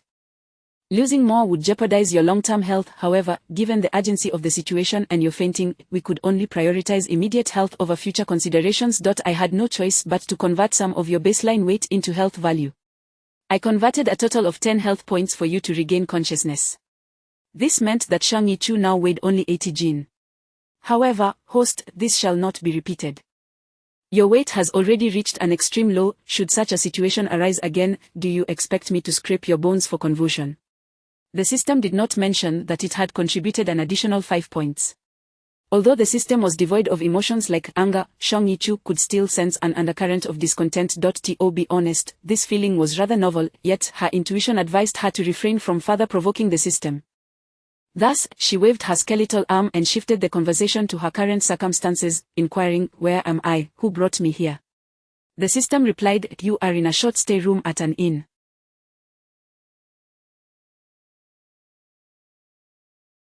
Two hours were booked for a total of 40 yuan, taken from the side pocket of your backpack. Turning her head, she indeed saw her backpack resting beside the bed. As for who brought you here, it was, of course, the staff from the film studio. They handle such matters daily and are quite adept at it. Shang Yichu pondered, then why was I brought to a short stay room instead of directly calling 120? The system informed her, calling 120 costs 750 yuan. If merely for a case of heat stroke she had to pay such an exorbitant amount, Shang Yichu might have fainted again out of sheer frustration. You merely experienced ordinary heat stroke. Cooling down and resting a bit should suffice, they simply brought you to the nearest inn. Now that her finances were preserved, Shang Yichu couldn't shake the feeling that something was amiss. After a moment's contemplation, she asked, the money in the side pocket was intended for snacks tonight, how could they know I had placed the money there? The system replied, humans have only a few common places to store money. In any case, they would not advance you funds. Shang Yichu reasoned that this made sense, the logic was sound enough, so she chose not to delve deeper. After all, the system would not lie to her.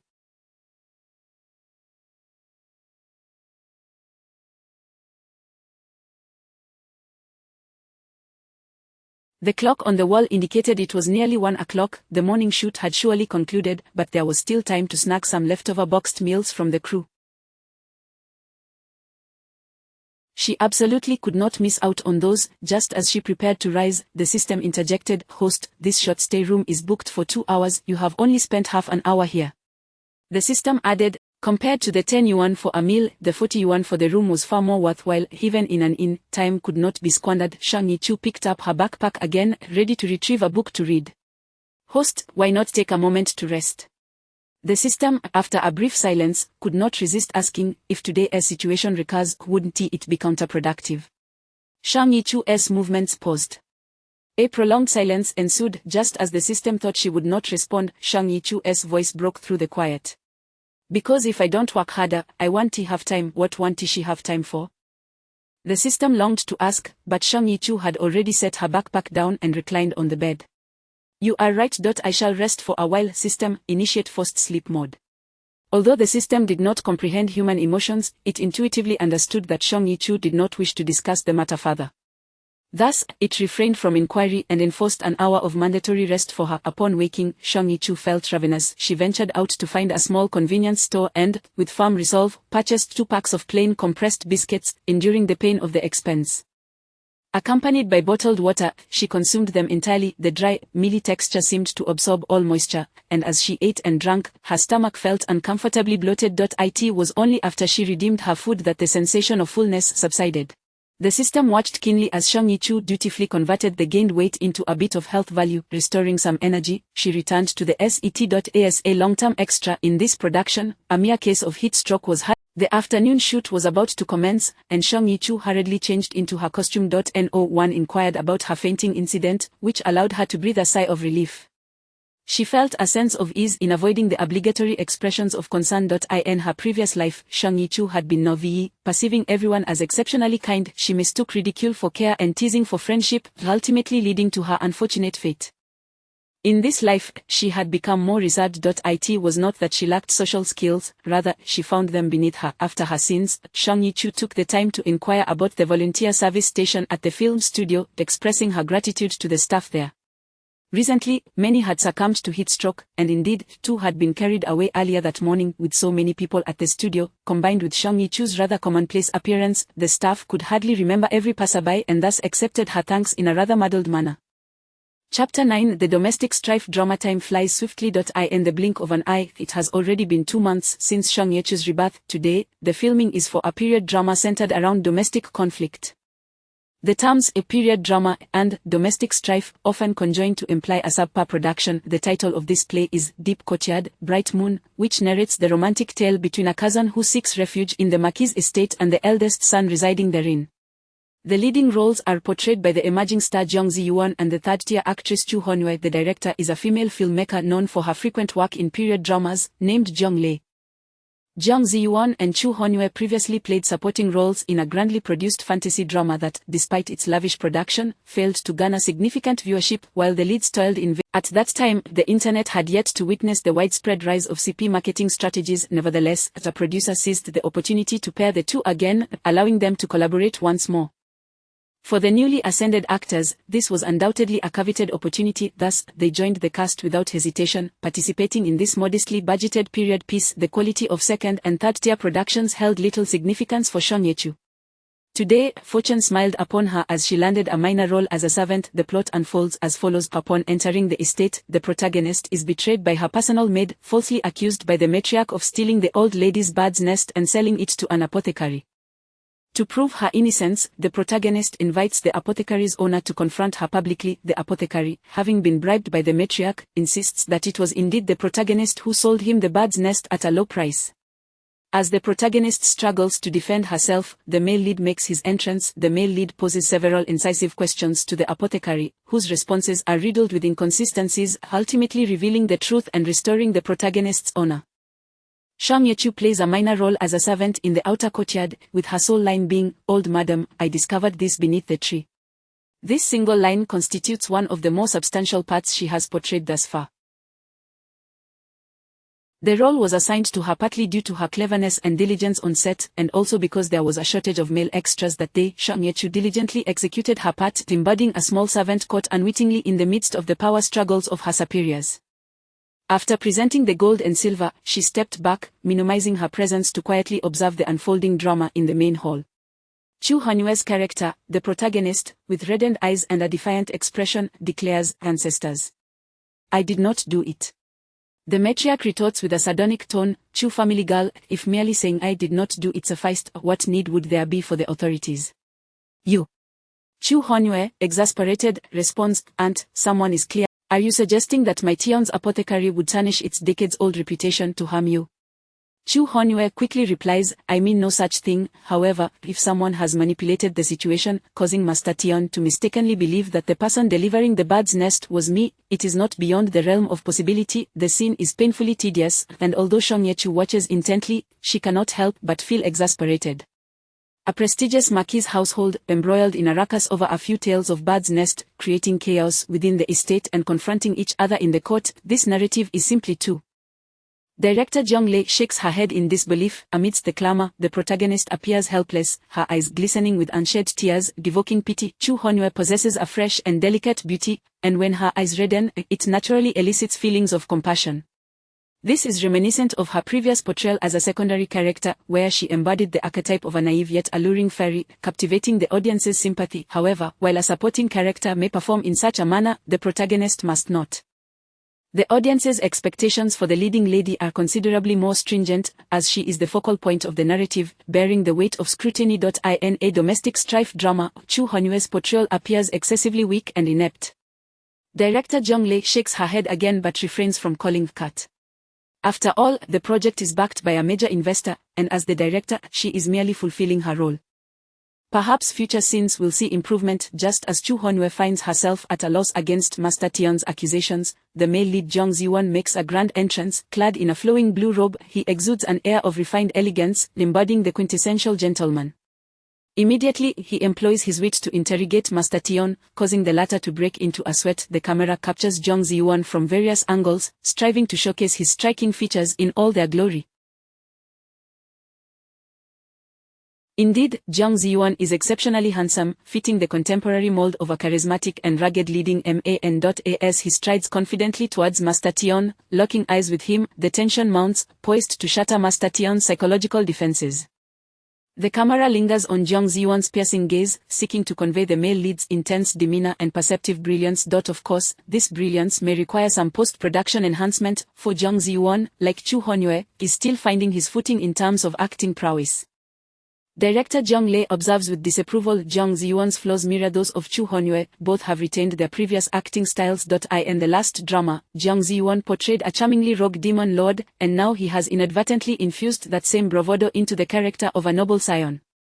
A well-bred gentleman is being rendered akin to a villain. At that moment, Zhang Ziyuan's agent approaches quietly, whispering something to Director Zhang Lei. Her brow furrows in concern. Cut. The actors on set are left bewildered. What has transpired? They have committed no egregious errors, nor did Master Tion flub his lines. Director Zhang Lei, visibly agitated, instructs, "Everyone, take a short break." The assistant director steps forward, puzzled. "Director Zhang, what is the issue?" Zhang Ziyuan's agent, smiling nervously, replies, "It's our Ziyuan. There's a little situation." The assistant director glances at Zhang Ziyuan, noting that he hasn't suffered any injuries or what could possibly be amiss. The flicker of impatience crosses Zhang Lei's features as she quietly remarks, "Look at Master Tion's height, then compare it to Zhang Ziyuan's." The assistant director reviews the recently recorded segment and quickly grasps the problem. It is simply that Master Tion towers over Jung Ji-won by a head. In his previous fantasy drama, Jung Ji-won's stature was enhanced by elaborate costumes and footwear. Now, in this period drama, he is devoid of such embellishments. While Chu Hanyue's petite frame allows Jung Ji-won to maintain a semblance of balance, standing before Master Tion, even with elevated footwear, he appears shorter. The male lead cannot be overshadowed by a mere background character. Where is the imposing aura of the protagonist? Where is his status? Consequently, Jung Ji-won's agent urgently calls for a halt, seeking to confer with the director. Chapter 10. A timely assistance. The agent exclaimed, "What is an idol? It is the embodiment of fans' fantasies." The agent continued sharply, "Wherever Xiao Yuan stands, even a mere street vendor would tower over him. How can fans continue to dream?" Director Jong Lei began to feel a headache coming on. The assistant director, noticing her distress, hurriedly suggested, "What if we ask the actor playing shopkeeper Tion to stoop a bit so he appears shorter?" The agent quickly responded with a forced smile, "That would be perfect." The assistant director glanced at Jong Lei, saw her nod in resignation, and reluctantly approached the actor. From a distance, Shang Yechu observed the assistant director whispering something to the actor portraying shopkeeper Tion. The actor's expression shifted, revealing his displeasure, yet he still nodded in agreement. Curiously, Shang Yechu inquired, "System, what did the assistant director say to shopkeeper Tion?" 103 replied indifferently, "I am solely responsible for interfacing with the host. Others fall outside my purview." Unfazed, Shang Yechu continued to watch shopkeeper Tion and the others, mused, "It matters not if you choose not to observe. After watching them act for a while, I shall discern the situation." The second round commenced, beginning with a confrontation between Jung Ji-won and shopkeeper Tion. The latter hunched over, engaging in a drawn-out exchange with Jung Ji-won. As a seasoned actor, his command of lines was commendable, and his performance was adequate. However, his posture was utterly unappealing. At first glance, it resembled a wealthy landowner chastising a stooped tenant farmer rather than a shopkeeper conversing with a young master from a noble family. Director Jong Lei furrowed her brow, unable to contain her frustration, and shouted, "Cut." The entire scene lacked any aesthetic appeal. A well-crafted confrontation had devolved into a rural farce. Having collaborated with her on numerous occasions, the assistant director quickly discerned the reason for Jong Lei's outburst and approached her with a suggestion, "What if we avoid having shopkeeper Tion and Jung Ji-won share the same frame? Whoever delivers lines should be the focus of the shot, followed by a close-up of their eyes." Impatiently, Jong Lei retorted, with the camera shifting back and forth, "What will that achieve? Moreover, the audience is astute. With such back-and-forth shots, who wouldn't notice the discrepancies between 1.60 m and 1.70 m? What then shall we do?" The assistant director, equally frustrated, exclaimed, "This won't work, nor will that. Sister Jong, this is..." His sentence trailed off, yet Jong Lei understood his implication. "This is a decision made by the financier, and we cannot afford to offend him." Jong Lei, equally troubled, felt the weight of the situation. The agent, observing the predicament, interjected, "In that case, why not replace him with a shorter actor?"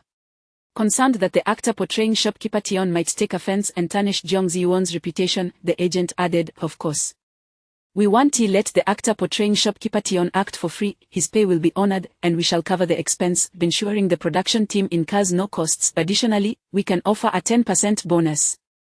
Was this merely a matter of money? Where could one find an actor so readily? Shopkeeper Tion was no ordinary servant with a couple of lines. He had an extensive monologue, needed to confront Jung Ji-won, and portray both a shrewd merchant and a guilt. Such a role would not be easily filled. If an actor could not be found, the scene would have to be postponed, disrupting the entire shooting schedule for the day. Shang Yechu squinted at the commotion in the distance and suddenly smiled. "I believe I understand their predicament."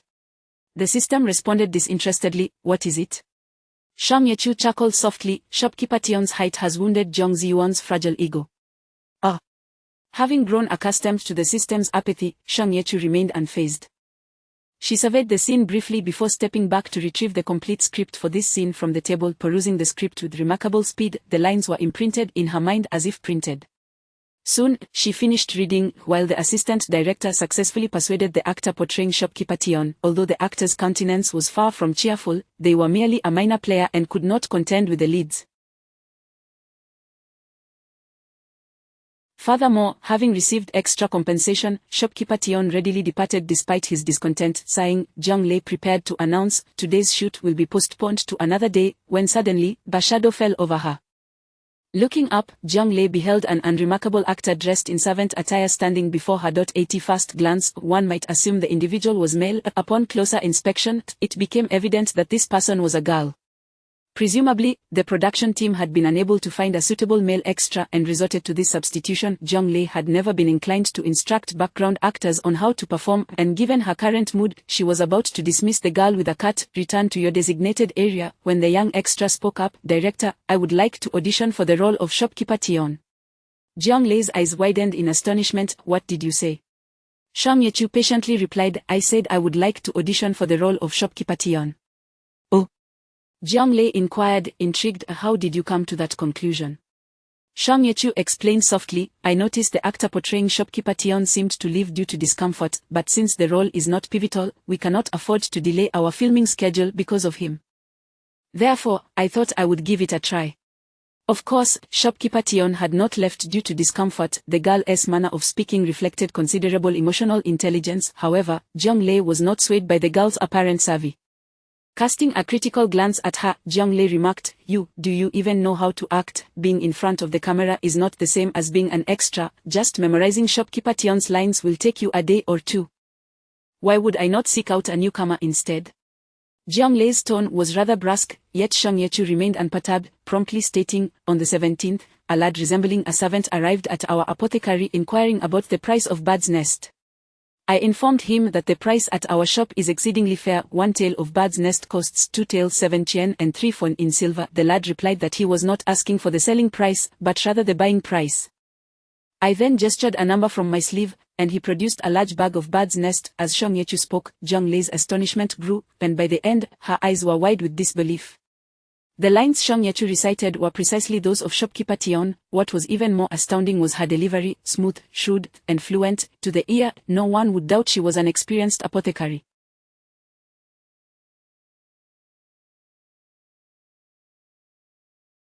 Although her voice had a slight rasp, it was not unpleasant. Combined with her earlier demeanor, her performance was hardly inferior to that of the departed veteran actor. This was truly a timely assistance. Chapter 11. The supporting roles in domestic drama. Jiang Lei scrutinized Shang Yechu from head to toe and inquired, "What is your name? How is it that you can recite Master Tion's lines?" Shang Yechu lowered her head, shyly replying, "You may call me Xiaoyi. The senior who plays Master Tion is quite experienced, and I aspire to learn from him." Thus, I often lingered nearby while he rehearsed his lines, and before I knew it, I had memorized them. Shang Yechu was not inclined to reveal her talents just yet. She was still too insignificant, her status in the entertainment industry less than that of a sesame seed, and standing out too much would not bode well for her. Jiang Lei breathed a sigh of relief, for she had almost assumed that Shang Yechu had memorized all the lines after just one hearing from Master Tion. This thought made Jiang Lei chuckle. Shang Yechu appeared quite young and most likely had not attended university. If she truly possessed an extraordinary memory, she wouldn't have left her studies unfinished. Jiang Lei nodded. "Merely memorizing lines is insufficient, but given your determination, you may as well give it a try." This scene was a highlight for the male lead, and it was not practical to delay any longer. The stage manager promptly took Shang Yechu away to change into her costume. Shang Yechu, petite in stature, donned Master Tion's attire, evoking the image of a child donning adult clothing. The assistant director frowned at Shang Yechu's appearance, unconvinced that she was any better than the older actor from earlier. However, Jiang Ziyuan's agent was quite pleased. The reason was simple. Standing before Jiang Ziyuan, who was towering at over 6 feet, Shang Yechu's diminutive height of merely a little over 5 feet made him appear even more imposing. Over the past few days, Shang Yechu had gradually increased her height by a centimeter every 3 days, ultimately reaching 5 feet 2 inches. While this height was not particularly remarkable in the entertainment industry, it was certainly an improvement over her previous. As Shang Yechu positioned herself opposite Jiang Ziyuan, the cameraman raised an eyebrow in surprise. The reason was that her placement was remarkably astute. As the saying goes, amateurs watch the excitement, while professionals observe the subtleties. In the realm of television production, positioning is indeed an art. Shang Yechu's placement neither stole the focus from Jiang Ziyuan nor was it overly exaggerated, creating a harmonious balance within the frame. If one were to liken Jiang Ziyuan to a solitary artificial flower, then Shang Yechu, as a green leaf, elevated him to just the right prominence, imparting a touch of authenticity to the full bloom. However, this drab little extra was merely a background player. How could she possess such an innate awareness of positioning that is typically characteristic of seasoned actors? These thoughts flitted through the cameraman's mind, but having encountered countless actors over the years, he quickly dismissed them, focusing instead on the task at hand, finishing the shoot and heading home early. Although Jung Ji-won had not yet reached the pinnacle of stardom, he already exhibited the airs of a top-tier celebrity. Upon noticing that Song Ye-chu had taken her position, he impatiently remarked, "Can we start now? We've already wasted half the day." Just before filming commenced, Song Ye-chu suddenly made a small gesture. The costume of Master Tion was several sizes too large for her, and while that was tolerable, the sleeves hung down excessively, enveloping her hands. Slowly, she rolled up the sleeves, revealing her hands. This subtle movement went largely unnoticed by the others present, but the cameraman, who was already paying closer attention to her due to her strategic positioning, caught sight of this small action. Action! With that command, the expression on Song Ye-chu's face transformed instantaneously. The bashfulness and timidity characteristic of a mere extra vanished, replaced by a rather obsequious and sleek demeanor. This air of ingratiation was not merely a fleeting expression but an essence that permeated her entire visage. Despite her youth, her demeanor suddenly seemed to mature by 2 or 3 decades, and even the creases on her face appeared to multiply. With her eyes slightly squinted, a glint of shrewdness flickered within, harmonizing with a deliberately exaggerated grin, each wrinkle oozing a sense of cunning, rendering her presence vastly more seasoned than moments prior. Even Jung Ji-won was slightly taken aback. Though lacking in acting prowess, he possessed the acuity to recognize Song Ye-chu's remarkable ability to change her expression in an instant. Nevertheless, he was not so easily swayed by a mere extra.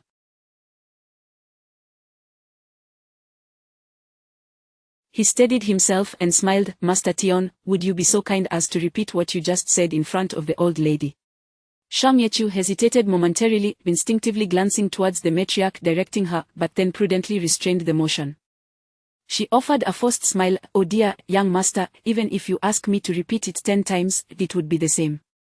Director Jong Lei nodded in approval. The original line was, "Even if you ask this old man to repeat it 10 times, it would be the same," but as Song Ye-chu was not old, she cleverly adapted "old man" to "this humble servant." Quite astute indeed.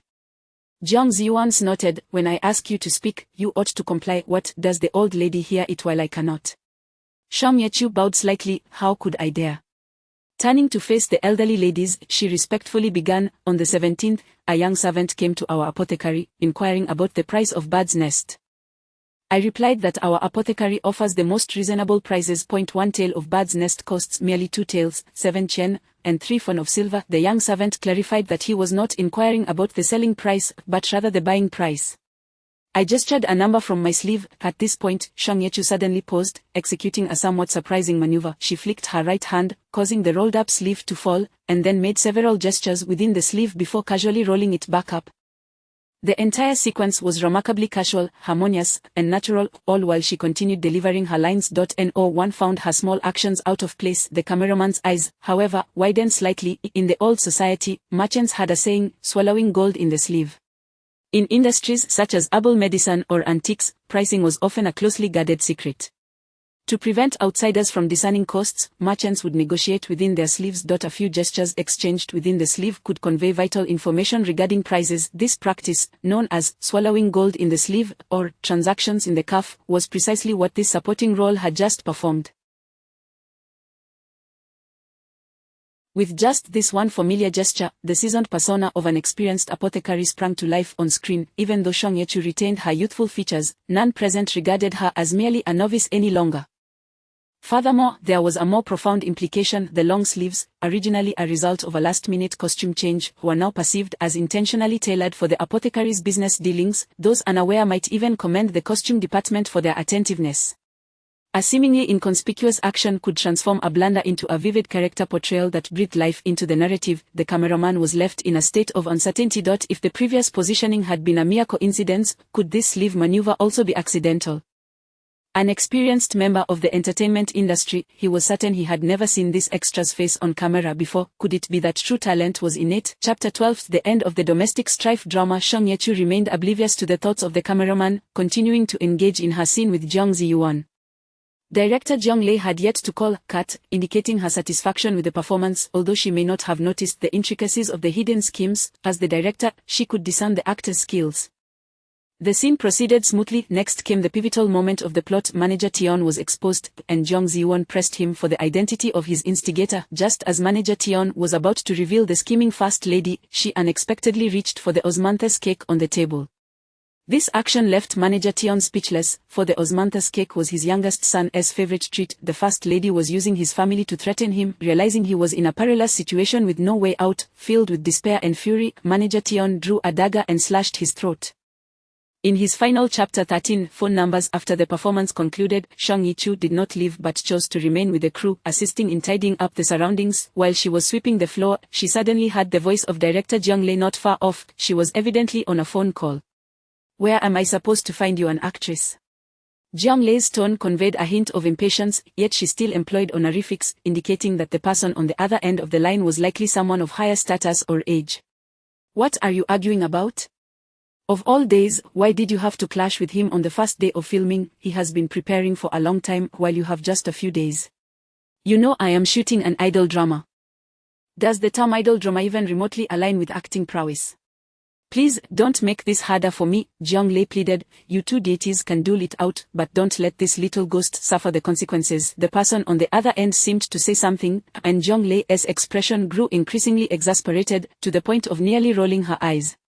After listening for a while, Shang Yichu discreetly slipped away as the conversation appeared to be nearing its end. In the entertainment industry, eavesdropping was commonplace, but getting caught in the act was a disgrace. Once Jiang Lei hung up the phone and entered the main room, she spotted Shang Yichu diligently sweeping the floor. Upon recalling the actress her teacher had just borrowed, Jiang Lei's eyes lit up. Shang Yichu turned around and politely greeted Jiang Lei, "Director." However, upon seeing Shang Yichu's ordinary face, Jiang Lei's expression fell again. She waved her hand wearily.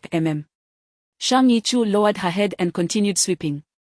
The previous scene had left the area scattered with sunflower seeds, snacks, and a mess of full bird's nest. The floor was in a deplorable state. Exhausted, Jiang Lei sank into her seat, her mind preoccupied with her teacher's recent request, leaving her distressed.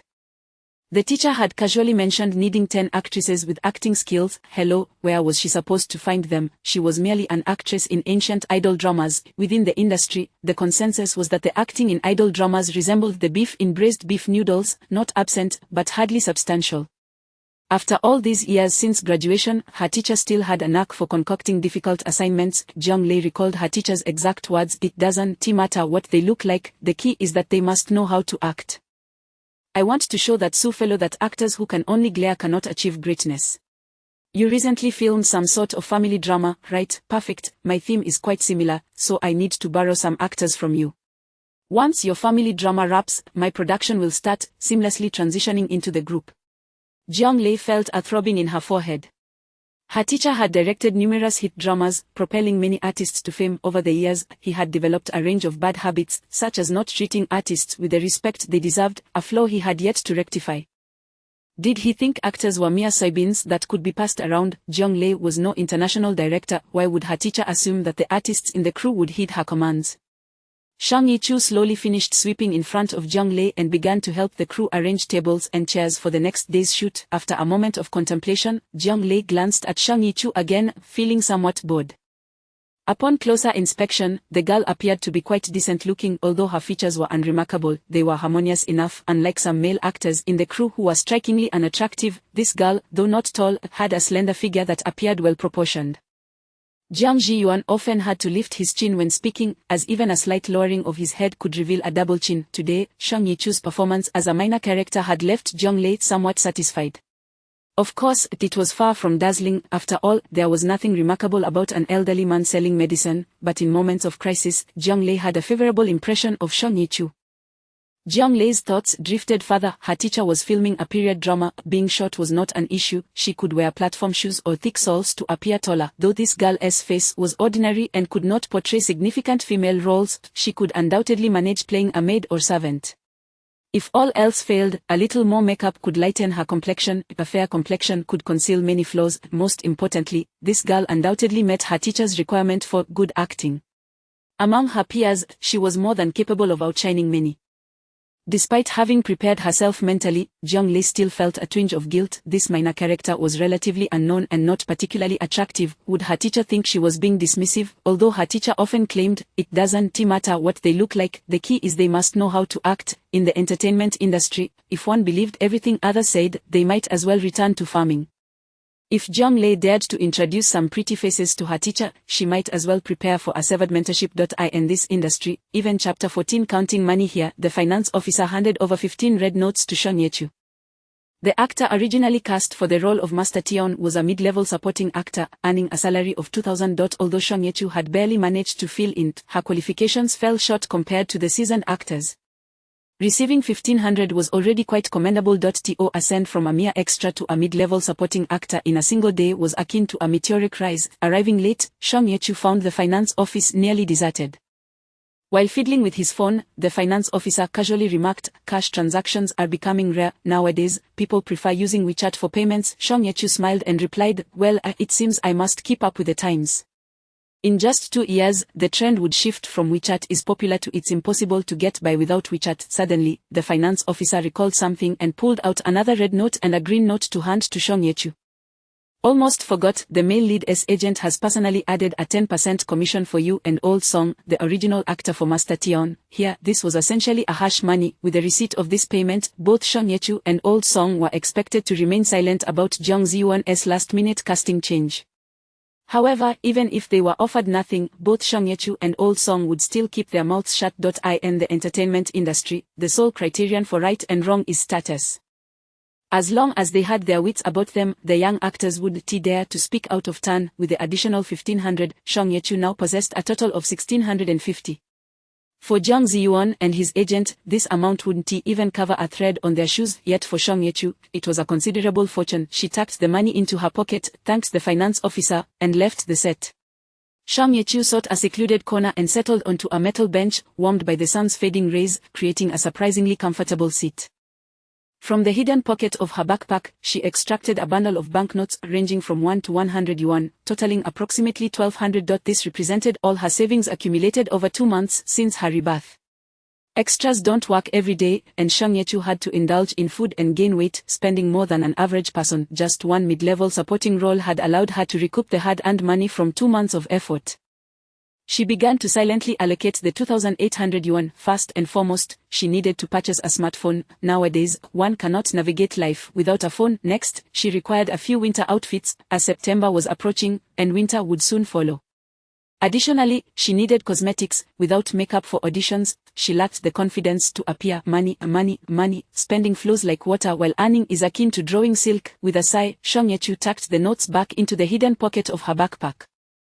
Her knees ached more than before. The coarse fabric of her jeans rubbed against her injured knee, prompting her to pull at the fabric to reduce friction. She also needed to buy some medicated plasters, Shang Yechu mused. After her rebirth, her motivation had surged. She acted upon her desires without delay. After a brief rest, she prepared to purchase a phone. It was now evening, and the sunset painted the sky with a breathtaking crimson hue. Allowing herself a moment of indulgence, she admired the beauty of the sky, but just as she was about to leave, she noticed a small black dot in the distance. Blinking, she focused her gaze and realized it was not merely a dot but a person. That individual seemed to be standing near Yuin Lake, the largest artificial lake in Hong City, bustling with tourists on holidays. Due to its proximity to Hong City Film and Television City, artists often practiced their vocalizations, lines, or singing by the lakeside, hence the name. However, today was a weekday, and during rush hour, the lakeside was relatively empty, with only that solitary black figure remaining.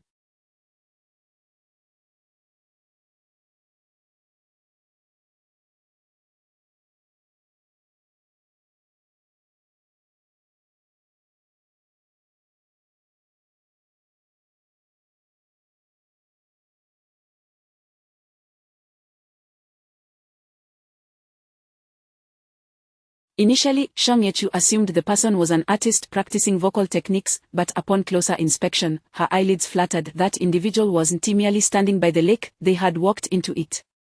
Shang Yechu quickly grabbed her backpack and dashed over. The person was still in the shallow waters, their movements slow and unsteady, as if in a trance. However, Shang Yechu was too far away to reach them before they ventured into deeper waters. She refrained from shouting, sprinting silently. Firstly, no one else was as close as she was. Secondly, she feared that her voice might startle the individual into hastening their steps. Her physical condition was poor. Despite losing weight, she had not engaged in any rigorous exercise. After merely a few dozen steps, her throat and lungs felt as if they were filled with shards of glass, each breath a torment. She had to stop. If only she had a phone. With one, she could call the staff at the scenic spot or even the film city for help. How infuriating. Regardless of whether she could save this reckless soul today, she was determined to buy phone. System. She called out. 103 remained silent, as if lifeless. 103. 103. She pleaded again, but there was still no response. With a slight shift in her thoughts, she realized that not only were her lungs in pain, but her forehead throbbed slightly as well, angered by the system's indifference. She had to concede. All right, I adore hearing you speak, truly, so from now on, feel free to talk as much as you like. Will that suffice? Now, come out. Only then did 103 finally respond, albeit hesitantly. What is it? I need adrenaline, or any other hormone, to help me run faster to the lakeside. You have no weight left to exchange, and I am under no obligation to assist you for the sake of someone else's life. 103, South tone remained flat, devoid of emotion. Shang Yechu could discern that it genuinely didn't view the death of another as consequential. Her gaze hardened. She was no saint, yet compared to 103's detached indifference towards witnessing someone perish, she felt a sense of moral superiority. The two of them silently confronted one another for several seconds. Shang Yechu glanced back at Yuin Lake, where the water had already risen to the individual's chest. Suddenly, she declared, there are surveillance cameras nearby.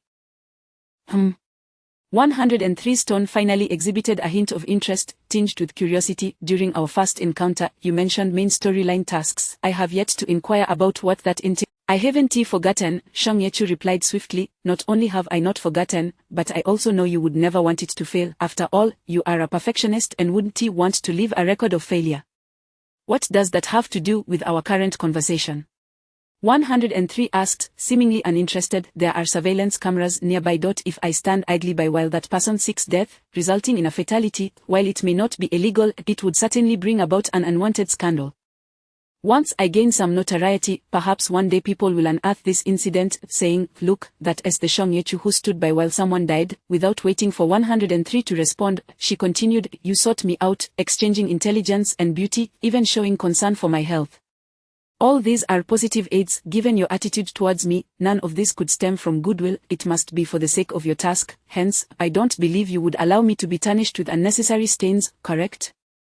Sweat trickled down Shang Yechu's palms. She possessed no leverage to negotiate with the system and could only muster the courage to voice her suspicions from recent days. Discussing feelings, justice, or humanitarianism with artificial intelligence was the most foolish course of action. Only by addressing self-interest could one elicit a response. Shang Yechu pressed on. Regulating a hormone shouldn't be too difficult for you, right? Compared to the potential risks, this is a trivial matter. Shang Yechu's gamble paid off. Moments later, she felt her discomfort dissipate entirely, the familiar, unhealthy relaxation returning to her body. Though artificial, it was a pressing relief. She forced a smile, muttering, thanks, before sprinting toward the lakeside. The delay due to her exchange with the system cost her precious time. The individual had now ventured into deeper waters, the lake lapping at their neck. Shang Yechu lunged toward the edge of the lake, still feeling the lingering effects of the hormones. After a moment's hesitation, she leapt into the water with a splash. The figure in the lake turned instinctively at the sound, the slight movement that proved catastrophic at that moment. Their balance faltered, and they slipped beneath the water. Shang Yechu cast under her breath and summoned all her strength to swim towards them. In her previous life, she had filmed numerous water scenes. Some classic comedic movie segments featured the male lead basking on a beach, fantasizing about a stunning woman frolicking in the waves, only to be interrupted by a clumsy figure trying to flirt. Oh, handsome, come play. This crude humor and contrast was staples in many low-budget comedies. Shang Yechu had likely shot at least 8 out of 10 such scenes. Naturally, for safety's sake, she had learned to swim. After all, if she were to drown, no one in the crew would be able to rescue her. Of course, Shang Yechu was clumsy, struggling through countless instances of choking on water and receiving harsh reprimands from her coach before she finally grasped the basics of the dog paddle. But in the still waters of an artificial lake, that was sufficient. After a lifetime apart, her body felt somewhat rusty. However, it wasn't long before her muscle memory kicked in. She swiftly approached the distressed individual. Upon getting closer, she realized the person was a girl, her black, shoulder-length hair floating in the water like seaweed or a sea urchin. A girl, thank goodness. Shang Yechu felt relieved. Girls were lighter. If it had been a burly man, she might have had to call for outside assistance. With each step closer, Shang Yechu finally reached the girl. It was evident that this individual could not swim. Bubbles were forming as she struggled in the water. Shang Yechu grasped her firmly and pulled. Nothing. How heavy could she be? Determined, Shang Yechu gritted her teeth and swam behind the girl, ensuring she wouldn't drag her down in a panic.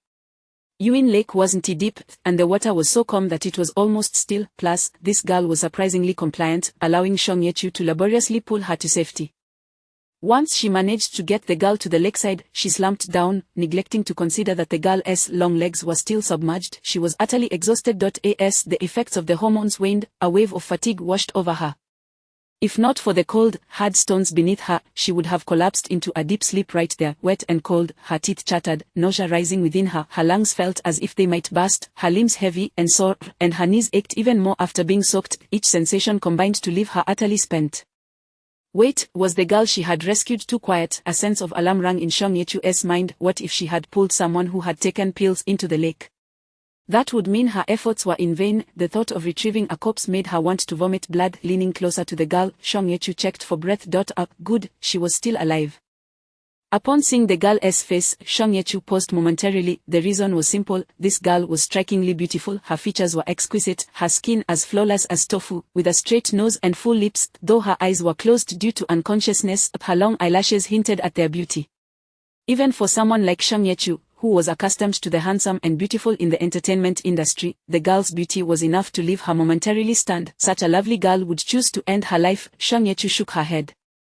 She speculated that the girl might be a newcomer in the industry, overwhelmed by pressure leading her to contemplate such a drastic decision. As the unconscious beauty remained oblivious, Shang Yechu lowered her head to clear any debris from the girl's mouth and nose. Thankfully, Yuin Lake was cleaned daily, and the water was relatively clear. There were no foreign objects blocking the girl's airways. Once she had finished, Shang Yechu recalled the life-saving techniques she had learned from the health pamphlets at Grandma Hu's shop and prepared to administer rescue breaths. They were both girls, so there was no reason to feel embarrassed. Moreover, saving a life transcended gender. As Shang Yechu's lips came within 5 centimeters of the sleeping beauty's, the girl's thick eyelashes fluttered. Shang Yechu paused. In that fleeting moment, the girl's tightly shut eyes suddenly flew open. Those dark, glistening eyes were breathtakingly beautiful, and Shang Yechu found herself momentarily captivated. Instantly, the awakened beauty shoved Shang Yechu away, sat up, turned her head, and expelled several mouthfuls of water. Shang Yechu instinctively fell to the side. Thank goodness, at least she hadn't rescued a corpse. After confirming the success of her rescue, Shang Yechu's moral compass temporarily receded as she began to calculate what benefits she could derive from this incident. She had acted decisively and selflessly in saving a life, but upon realizing that the rescued girl might be advantageous to her, she had no qualms about leveraging the situation. That was just who Shang Yechu was. Given the beauty of the sleeping girl, she certainly wouldn't be a nobody. Perhaps she was a star trainee from some idol agency. A life saved is always significant, and even if the girl herself didn't acknowledge it, her agency would have to. This could serve as a valuable connection. Unfortunately, the idol path didn't align with Shang Yechu's aspirations. Still, she mused, even if she couldn't gain a connection, a monetary reward would suffice. She couldn't have floundered about without some form of compensation. As fatigue washed over her, Shang Yechu's once sharp reasoning began to wane. The girl, having expelled the water, finally had the leisure to scrutinize the person who had intervened in her plight. Shang Yechu was on the verge of closing her eyes from exhaustion. The girl leaned in, examining Shang Yechu from head to toe. Shang Yechu sensed the intensity of her gaze and opened her mouth, intending to say something. Unexpectedly, the beautiful girl spoke fast, her words startling. Shang Yechu, is that you? Chapter 15. The old days of pigmentation. Shang Yechu was jolted awake, all remnants of sleep. Could it be a member of the crew from her former production? Sitting upright, she scrutinized the individual before her with caution. Upon opening her eyes, the beauty of the sleeping princess was even more breathtaking, looking extraordinarily exquisite. Yet, Shang Yechu remained devoid of any recollection. She was utterly certain that had she ever encountered this person before, regardless of this lifetime or even the hazy memories of a past life, she would never forget such a face. Who are you? Shang Yechu inquired hesitantly. Noticing that Shang Yechu failed to recognize her, disbelief flickered in the eyes of the sleeping beauty. She pointed to her own face and earnestly said, "You don't remember me, I am Sheng Wenji." Sheng Wenji? That name. As Shang Yechu still showed no sign of recognition, Sheng Wenji grew anxious and exclaimed, "Shao Yezi, Shao Wenzi, do you remember me now?" The instant Shang Yechu heard that last nickname, a long-buried memory surged forth. "Shao Wenzi, is that you?" Shang Yechu gazed at her in astonishment, incredulity etched across her face as she appraised the other woman from head to toe. It finally dawned on her why she had not recognized Sheng Wenji immediately. It had been 15 years since their last encounter, spanning 2 lifetimes. During her middle school years, Shang Yechu, burdened by her weight, had a rather clumsy gait that earned her the mocking nickname Penguin from the boys in her class. The classroom operated like a miniature society, and without a doubt, Shang Yechu occupied the lowest tier. Some individuals harbored unfounded malice, seeking merely to bully her, and they did so without hesitation. After languishing at the bottom for over a year, a transfer student arrived. Sheng Wenji's family had traveled to Shang Yechu's hometown, Wencheng, for a vacation when tragedy struck. A car accident claimed the lives of her parents, leaving her with injuries that rendered her leg a painful reminder, forcing her to walk with a limp for an extended period. Orphaned, Sheng Wenji was taken in by relatives in Wencheng and subsequently transferred to Wencheng Middle School. Even in her early teens, she was strikingly beautiful, though she paled in comparison to her current self. Yet, amongst the motley group of underachievers in Shang Yechu's class, she appeared as a swan amidst a flock of toads. Shang Yechu had always found it puzzling that her classmates, particularly the boys, displayed such intense hostility towards Sheng Wenji. Conventionally, the pretty girl would garner admiration during middle school. However, the boys in her class treated Sheng Wenji with unparalleled enmity. They not only isolated her but also subjected her to overt bullying and ridicule. Most shockingly, when they observed her limping, they mockingly dubbed her "dark legs," a cruel moniker that remained even after her leg healed. Shang Yechu vaguely recalled a time when Sheng Wenji entered the classroom on crutches, and the boys erupted into laughter, whistling and clapping in a mockery of her plight, chanting, "Dark legs. Dark legs." If Sheng Wenji attempted to confront them or fled in embarrassment, their amusement only intensified, as if they had stumbled upon the perfect comedy show. Should she ignore their taunts, they would resort to veiled insults that Shang Yechu could barely grasp. The underachieving class was known for its poor performance and even worse discipline. The homeroom teacher, perpetually indifferent, turned a blind eye to these petty squabbles. Before Sheng Wenji's arrival, Shang Yechu had been the target of such mockery. However, upon Sheng Wenji's entrance, the boys swiftly lost interest in Shang Yechu, redirecting their torment towards her instead. Suddenly, the pressure on Shang Yechu lightened, and she found herself feeling a surge of sympathy and affection for Sheng Wenji. One day during a break, Shang Yechu cautiously approached Sheng Wenji to strike up a conversation. As her intelligence blossomed, Shang Yechu gradually recalled fragments of her past life. She vividly remembered her first attempt to speak with Sheng Wenji. At that moment, Sheng Wenji sat at her desk, engrossed in her writing. During breaks, students were typically required to participate in collective physical exercises, but due to her pathological obesity, Shang Yechu was exempt. Of course, Sheng Wenji, with her injured leg, was also excused, leaving only the two of them in the classroom. As Shang Yechu leaned closer, she observed Sheng Wenji scribbling something on paper. Though the content eluded her memory, Sheng Wenji's response was curt: "Go away." Having grown accustomed to being told to go away by her parents, siblings, teachers, and classmates, Shang Yechu took no offense and persisted, "Are you writing a novel? That's impressive." Sheng Wenji shot her a sideways glance. "Can you even understand what I've written?" No, Shang Yechu admitted, "but I think you are very clever. I wish I were as smart as you." Sheng Wenji chose to ignore her. Undeterred, Shang Yechu awkwardly continued, "Is your name Sheng Wenzi? What a strange name." Impatient, Sheng Wenji snapped, "It's Sheng Wenji, Sheng as in prosperous, Wen as in literature, and Ji." The two examples she provided have since faded from Shang Yechu's memory. She vaguely recalled foolishly asking, "Is the Ji like the Ji in Sesame?" Sheng Wenji, disinterested in conversing with someone she deemed unattractive and foolish, retorted impatiently, Yes, fine, you can leave now." Just then, the exercise break ended, and the obnoxious boys returned to the classroom. Upon seeing Shang Yechu speaking with Sheng Wenji, they erupted into a cacophony of mockery, resembling a troop of screeching monkeys. Shang Yechu could hardly recall the specifics of their jeers, but she distinctly remembered Sheng Wenji's face turning crimson as she pushed Shang Yechu away, though she hadn't actually moved her. Realizing that Sheng Wenji truly despised her, Shang Yechu decided against further embarrassing herself and turned to leave. At that moment, however, Sheng Wenji abruptly grabbed her arm with a look of animosity and coldness that belied her age. She asked, "You want to be friends, don't you?" Shang Yechu nodded, then shook her head. Sheng Wenji disregarded her contradictory gestures and pointed at the ringleader of the mockery, the boy who laughed the loudest. "If you tell him to shut up, I'll be your friend." To her own astonishment, Shang Yechu complied. Looking back, she wished she could have punched her past self. She approached the boy and, hands on her hips, declared, "You shut up." The boy paused for a moment before bursting into laughter. Oh, look, the penguin is coming to defend the duck legs. Is this the legendary Fu? Before he could finish, Shang Yechu shoved him hard, sending him tumbling to the ground in a dramatic display. She swore it was unintentional. At home, her family often playfully pushed her around, and she had never once fallen.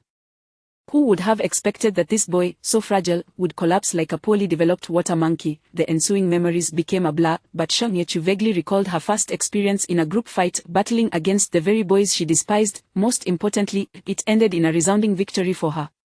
Such incidents were commonplace in underachieving classes, and the homeroom teacher hastily dealt with the matter, punishing both sides with a lecture and a good scolding. Shang Yechu also endured a mix of reprimands from Ji Ya and Shang Hongxian. She had suffered too much to remember it all. After that incident, Shang Wenji indeed kept her promise and became friends with Shang Yechu. However, this friendship was largely one-sided, with Shang Yechu merely trailing after her. Following her newfound notoriety, Shang Yechu's status within the class rose slightly. For a time, no one dared to call her or Shang Wenji by their nicknames. This was the first instance where Shang Yechu used her strength to protect someone else, and she felt exhilarated, naively taking on the role of Shang Wenji's bodyguard. Shang Wenji had a passion for writing and possessed a remarkable talent for it. After losing her parents, she diligently attempted to submit her work to magazines in hopes of earning some money to support herself, but she was never successful. Consequently, she adopted an array of extravagant pen names. Upon learning this, Shang Yechu was eager to try her hand at choosing a few names of her own. How about Little Penguin and Little Duck? She suggested enthusiastically. Who would want to be called a duck? Shang Wenji replied irritably, crumpling her manuscript and tossing it into the wastebasket. You can call yourself that. Dejected, Shang Yechu squatted beside Shang Wenji. Oh, then what should I be called? I am Shang Yechu, you are Shang Wenji. So how about we go with Little Leaf and Little Mosquito? Could you please stop making a mess here? Shang Wenji snapped. What kind of silly insects are those? No legitimate writer would go by such names. Shang Yechu merely responded with an oh. Perhaps she was foolish, but she would not persist with her enthusiasm forever. Seeing that Shang Wenji was genuinely annoyed, she decided not to trouble her father. Later on, at some point, perhaps after a long time, or maybe it was merely Shang Yechu's imagination, she returned to school after taking 3 days of sick leave and encountered Shang Wenji on the way. The heat of summer bore down upon them. Upon seeing Shang Yechu, Shang Wenji's expression shifted oddly. Not only did she treat her with unexpected kindness, but she also offered to buy her ice cream, a display of generosity unprecedented in their interactions.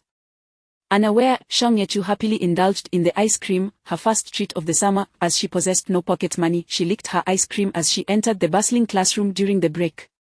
However, the moment she stepped inside, the room fell into an eerie silence. Bewildered and anxious, she momentarily forgot about her ice cream, which began to melt in her hand. Suddenly, the entire class erupted into synchronized laughter, a cacophony so loud it could have shattered the ceiling. What was happening? Shang Yechu stood there, increasingly anxious, as the ice cream dripped onto her fingers. The boy she had previously pushed down chimed in, Yezi, I heard you are so grown up now, still sucking your fingers. Ha ha ha ha ha ha ha.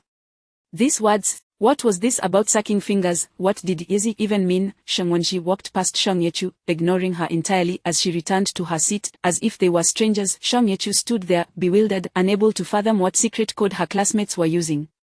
Eventually, after the laughter subsided, a student sitting closest to Shang Yechu casually tossed her a magazine. She caught it with one hand. The magazine was battered from being passed around the class, a common practice among students.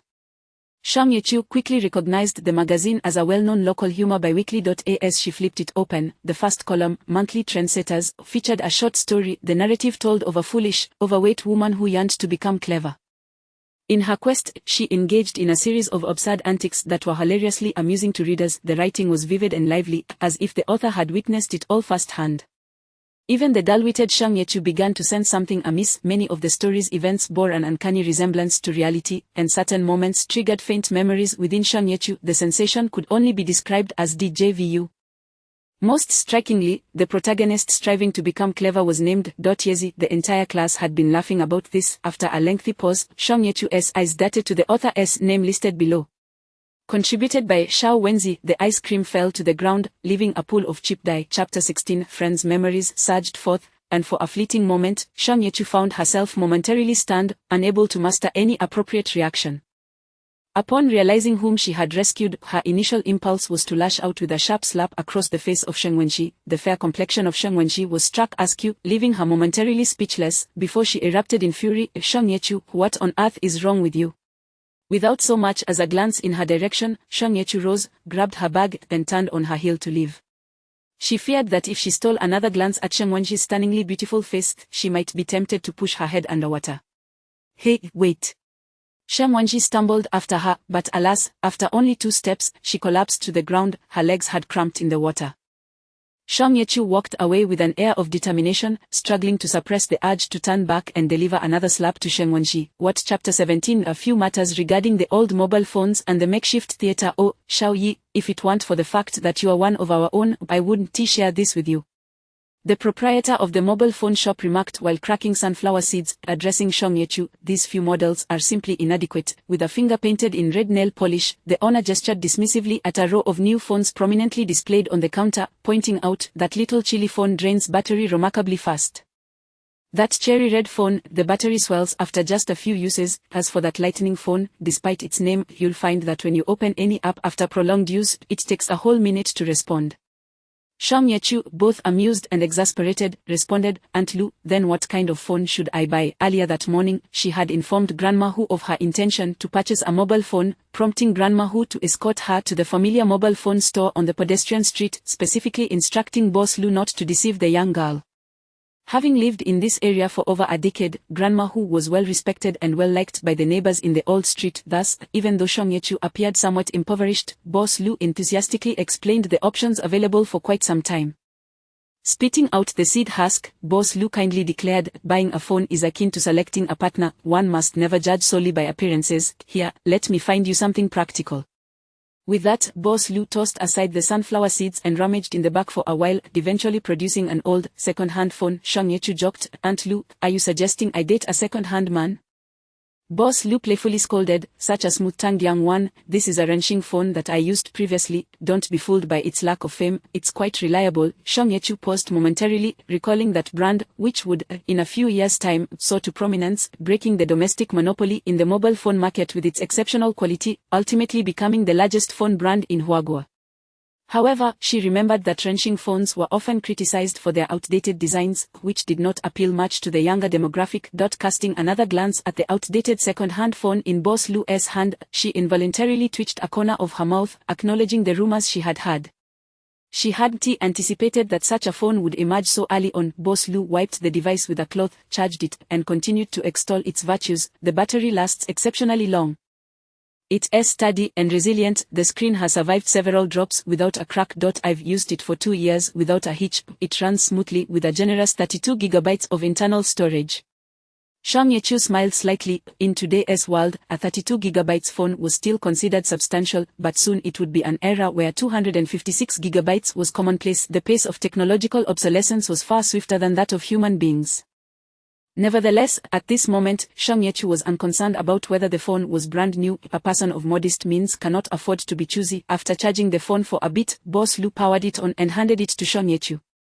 After trying it out, she found herself in agreement with Boss Lu's assessment. How much is it, Aunt Lu? Seeing the opportunity to finally rid herself of this old device, Boss Lu beamed, just 400 from you will suffice. I'll throw in a charger and put a good screen protector on it as well. With her new device in hand, Shang Yechu hurriedly procured a mobile phone card, painfully depositing 200 yuan for airtime, and immediately stored all the phone numbers she could recall in her mind.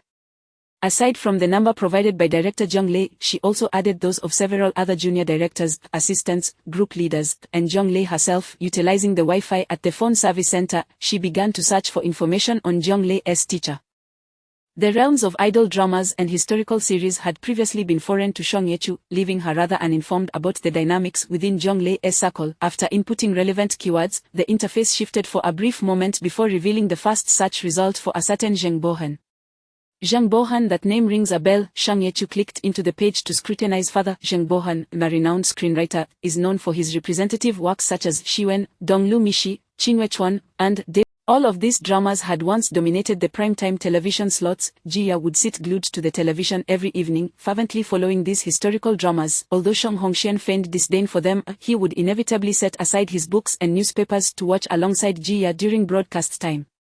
Shang Yechu's two younger sisters were infatuated with the four handsome men from Taiwan and clamored to watch Taiwanese soap operas. Unfortunately, the interminable romance series clashed with these historical dramas, and without control over the remote, they were forced to accompany Jia in watching what their mother adored, eventually becoming even more fervent fans than Jia. Shang Yechu still remembered the sweeping opening theme of Xiwen, Flowers of the North, Snow of the South, Rain of Luo Shui, Moon of Luzhou, The Great River Flows, Romance Scattered, The Endless Sky, Love Unbroken. Whenever she heard that familiar melody while washing dishes in the kitchen, she would hastily finish her chores, for the sound of clinking dishes would surely provoke Jia's ire once the actual episode began. To think that all these scripts were penned by Zheng Bohan. Zheng Bohan was Zhong Lei's teacher. Shang Yechu felt something was amiss. The credentials on the encyclopedia could not be fabricated. Thus, Zheng Bohan was undoubtedly a top-tier screenwriter in the contemporary entertainment industry. A person of such caliber would attract a plethora of popular or semi-popular actors merely by throwing his name into the ring. How could such an individual have fallen to the point of requiring his students to introduce actors? Had the entertainment industry collapsed? Had everything fallen apart? Had Uncle Hat been summoned for a urine test? Why was there no buzz at all? Regardless, one must seize opportunities. How would one know unless they tried? Shang Yechu hesitated not for long before dialing the number provided by Zhong Lei. However, it was unlikely that she had received Zheng Bohan's personal number. Instead, it was probably that of his casting assistant. The phone rang for an eternity before being answered, and a drowsy voice emerged from the other end. Who is this? After posing that question, the individual yawned. Shang Yechu glanced at the time. It was 11 in the morning. At this hour, they were still in bed. Was Zheng Bohan's team reliable? As she mused, she maintained a polite tone. I was referred by Director Zhong Lei. Oh, the assistant interrupted before she could finish. Then come over. The Hangsha Film Base, Liushu Road. Upon hearing the address, Shang Yechu quickly inquired, may I ask what the name of this project is? The name, the assistant paused suspiciously. You'll find out when you arrive. With that, the call was abruptly terminated. Shang Yechu stared in disbelief at the hung-up call screen, feeling as though the world was one colossal makeshift theater. One could discern much from the details, and Shang Yechu now harbored deep doubts about whether this phone number truly belonged to Zheng Bohan's team.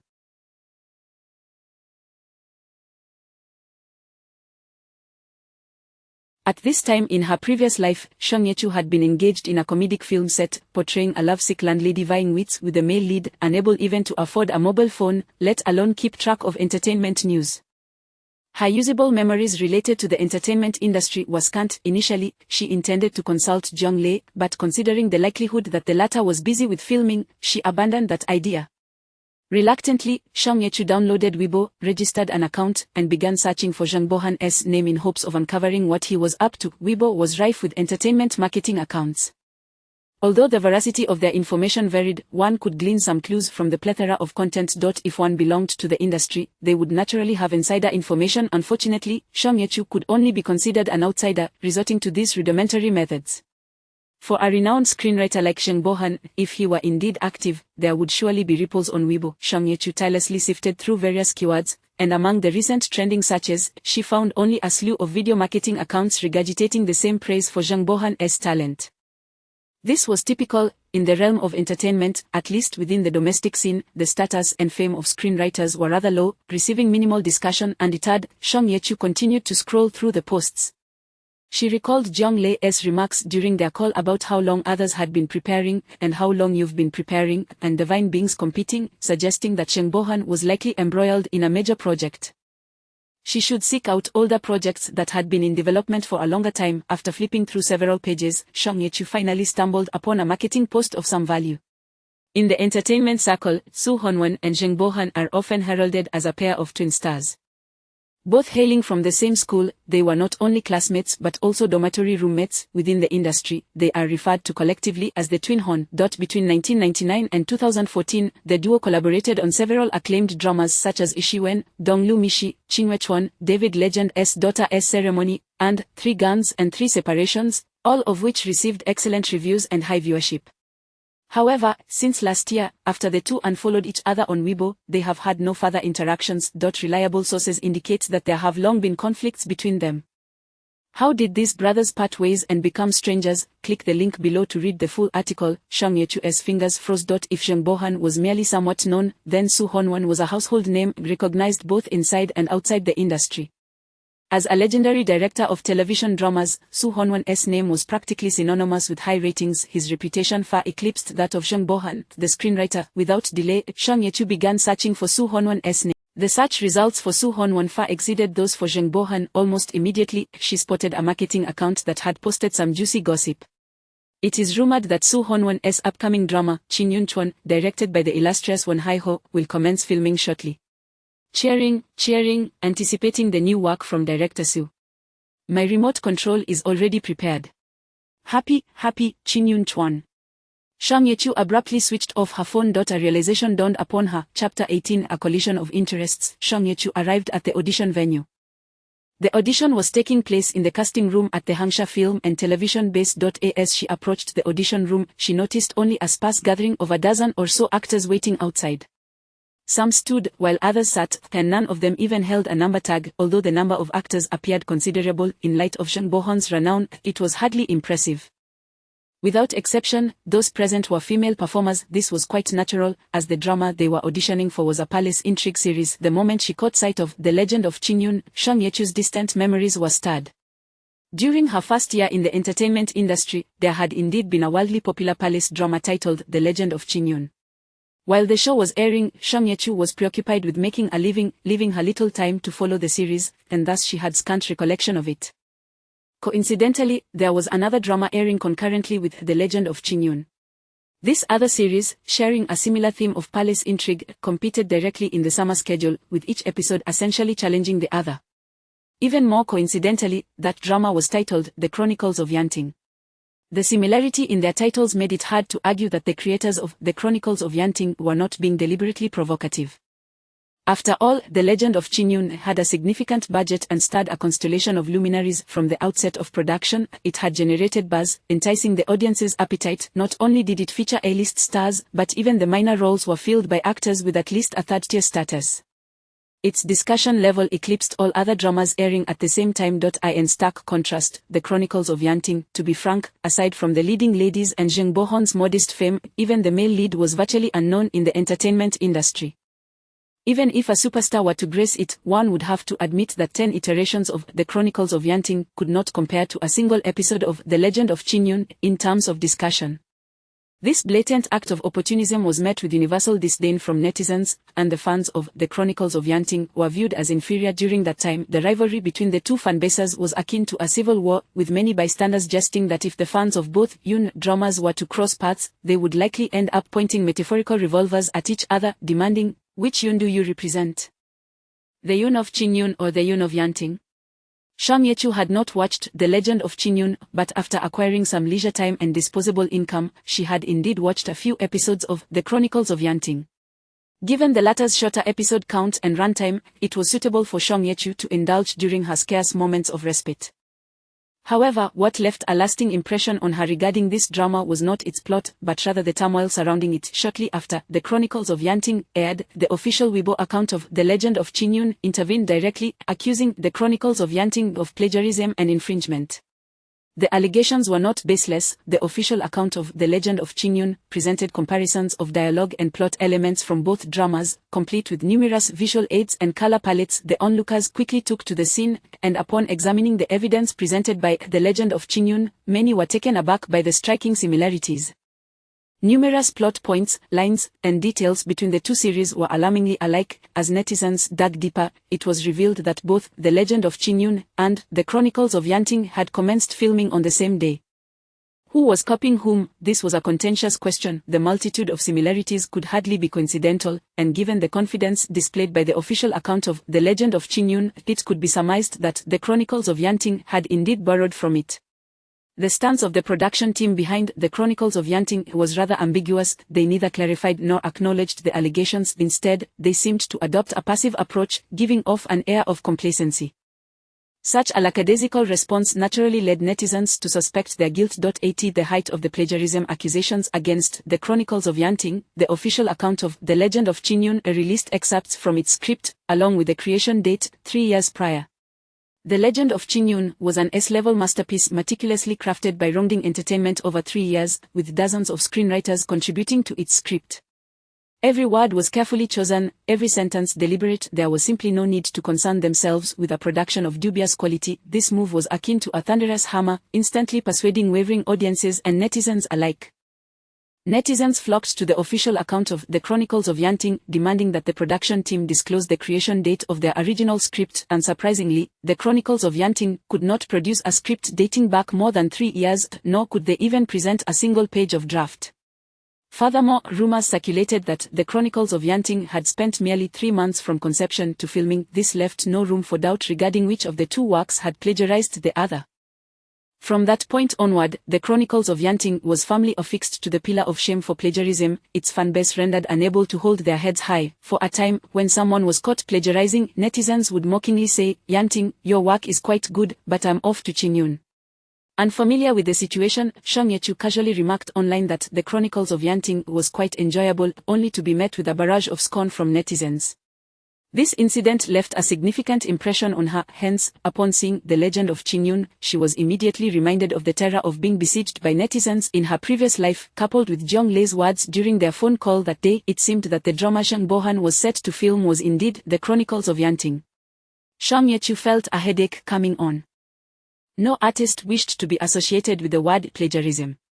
The prospect of The Chronicles of Yanting, without knowing its intricacies, could at best be deemed a subpar production. Recalling the future troubles it would bring, it could only be regarded as a hot potato. Regardless, she had to give face to director Jeong Lei, so Shang Yechu resolved to make an appearance. After all, with her qualifications, it was likely that Shang Bohan would not take notice of her. As Shang Yechu sat outside the audition room, a girl next to her leaned over with a cheerful smile. "Are you here for the audition too?" Shang Yechu nodded, forcing a smile onto her face. "Yes." "Hello, I'm Shang Yechu, and you?" "My name is Li Kue," the girl exclaimed, "not Kue as in Li Kue, but Kue as in sunflower. Your name is really lovely." Shang Yechu chuckled. "Is it? I don't think so myself." The name she was given at birth was Shang Yechu, meaning the first child to inherit the family business. Shang Hongxian and Jia had been absurdly confident that Shang Yechu would be a boy. After much deliberation, they finally settled on that name. However, after 10 months of pregnancy, Jia gave birth to an unanticipated daughter, leaving Shang Hongxian disappointed, his face greener than leaves. Even when it came time to register her name, they simply altered the name intended for a boy, Shang Yechu, and used it as is. Shang Yechu held little fondness for her name and had even contemplated adopting a stage name in the future. Li Kue was evidently a talkative person. Without needing Shang Yechu to warm her up, she babbled on, "I'm here for the audition too, but don't worry, I'm not your competition." "Really?" Shang Yechu asked, intrigued. "Why's that?" Li Kue glanced around to ensure no one was paying attention to them before whispering, "I'm not from the film department. I'm from the finance department." Shang Yechu, Li Kue complained, "I have no idea what I'm doing here. I just signed up for a drama club to earn credits for my second classroom. Director Zheng saw me and insisted I was suitable for some role, so here I am auditioning. What role could I possibly fit?" The accountant. Shang Yechu nodded sympathetically, "But you are quite adorable. Perhaps Director Zheng saw that in you." "Wait a moment, Director Zheng, Director." Shang Yechu suddenly felt something was amiss. In her previous life, after the allegations of plagiarism against The Chronicles of Yanting surfaced, Zheng Bohan, the screenwriter, seemed unaffected, with the discussion surrounding him being rather muted. At least in Shang Yechu's memory, it seemed he did not face significant backlash, given his status in the screenwriting industry. This situation was evidently abnormal. This time, it was even stranger. Despite the rushed preparations, with Zheng Bohan's reputation in the screenwriting field, it was improbable that he would attract such a scant gathering of talent. It turned out that Zheng Bohan was not merely a screenwriter. He had transitioned to directing. Everything began to make sense: the helplessness in Jeong Lei's attitude, the sparse number of actors at the audition, and why no one targeted Zheng Bohan, criticizing him for being washed up after the plagiarism scandal surrounding The Chronicles of Yanting. Because Zheng Bohan had changed careers. Changed careers, Shang Yechu was utterly astounded by Zheng Bohan's audacity. What sort of fighting spirit would compel a renowned screenwriter to take the plunge into directing and compete against his own master? While a director and a screenwriter's roles are not distinctly separate, they ought not to be conflated. These two professions can certainly intersect within their respective realms, but it is best not to tread into the other's territory recklessly. To put it bluntly, an excellent director could very well also be an excellent screenwriter, but for a talented screenwriter to become a professional director, considerable effort is required. Not to mention, Jung Bo-han not only transitioned from screenwriting to directing without any warning but also chose to go toe-to-toe with his master, a director of masterful credentials.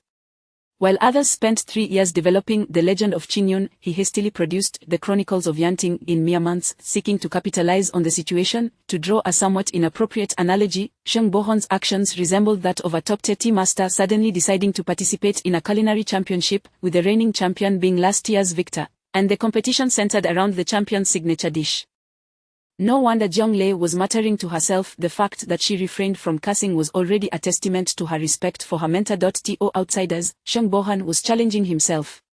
To insiders, however, it appeared he was simply losing his mind. This revelation further solidified Sung Ye-chu's resolve to steer clear of The Chronicles of Yanting.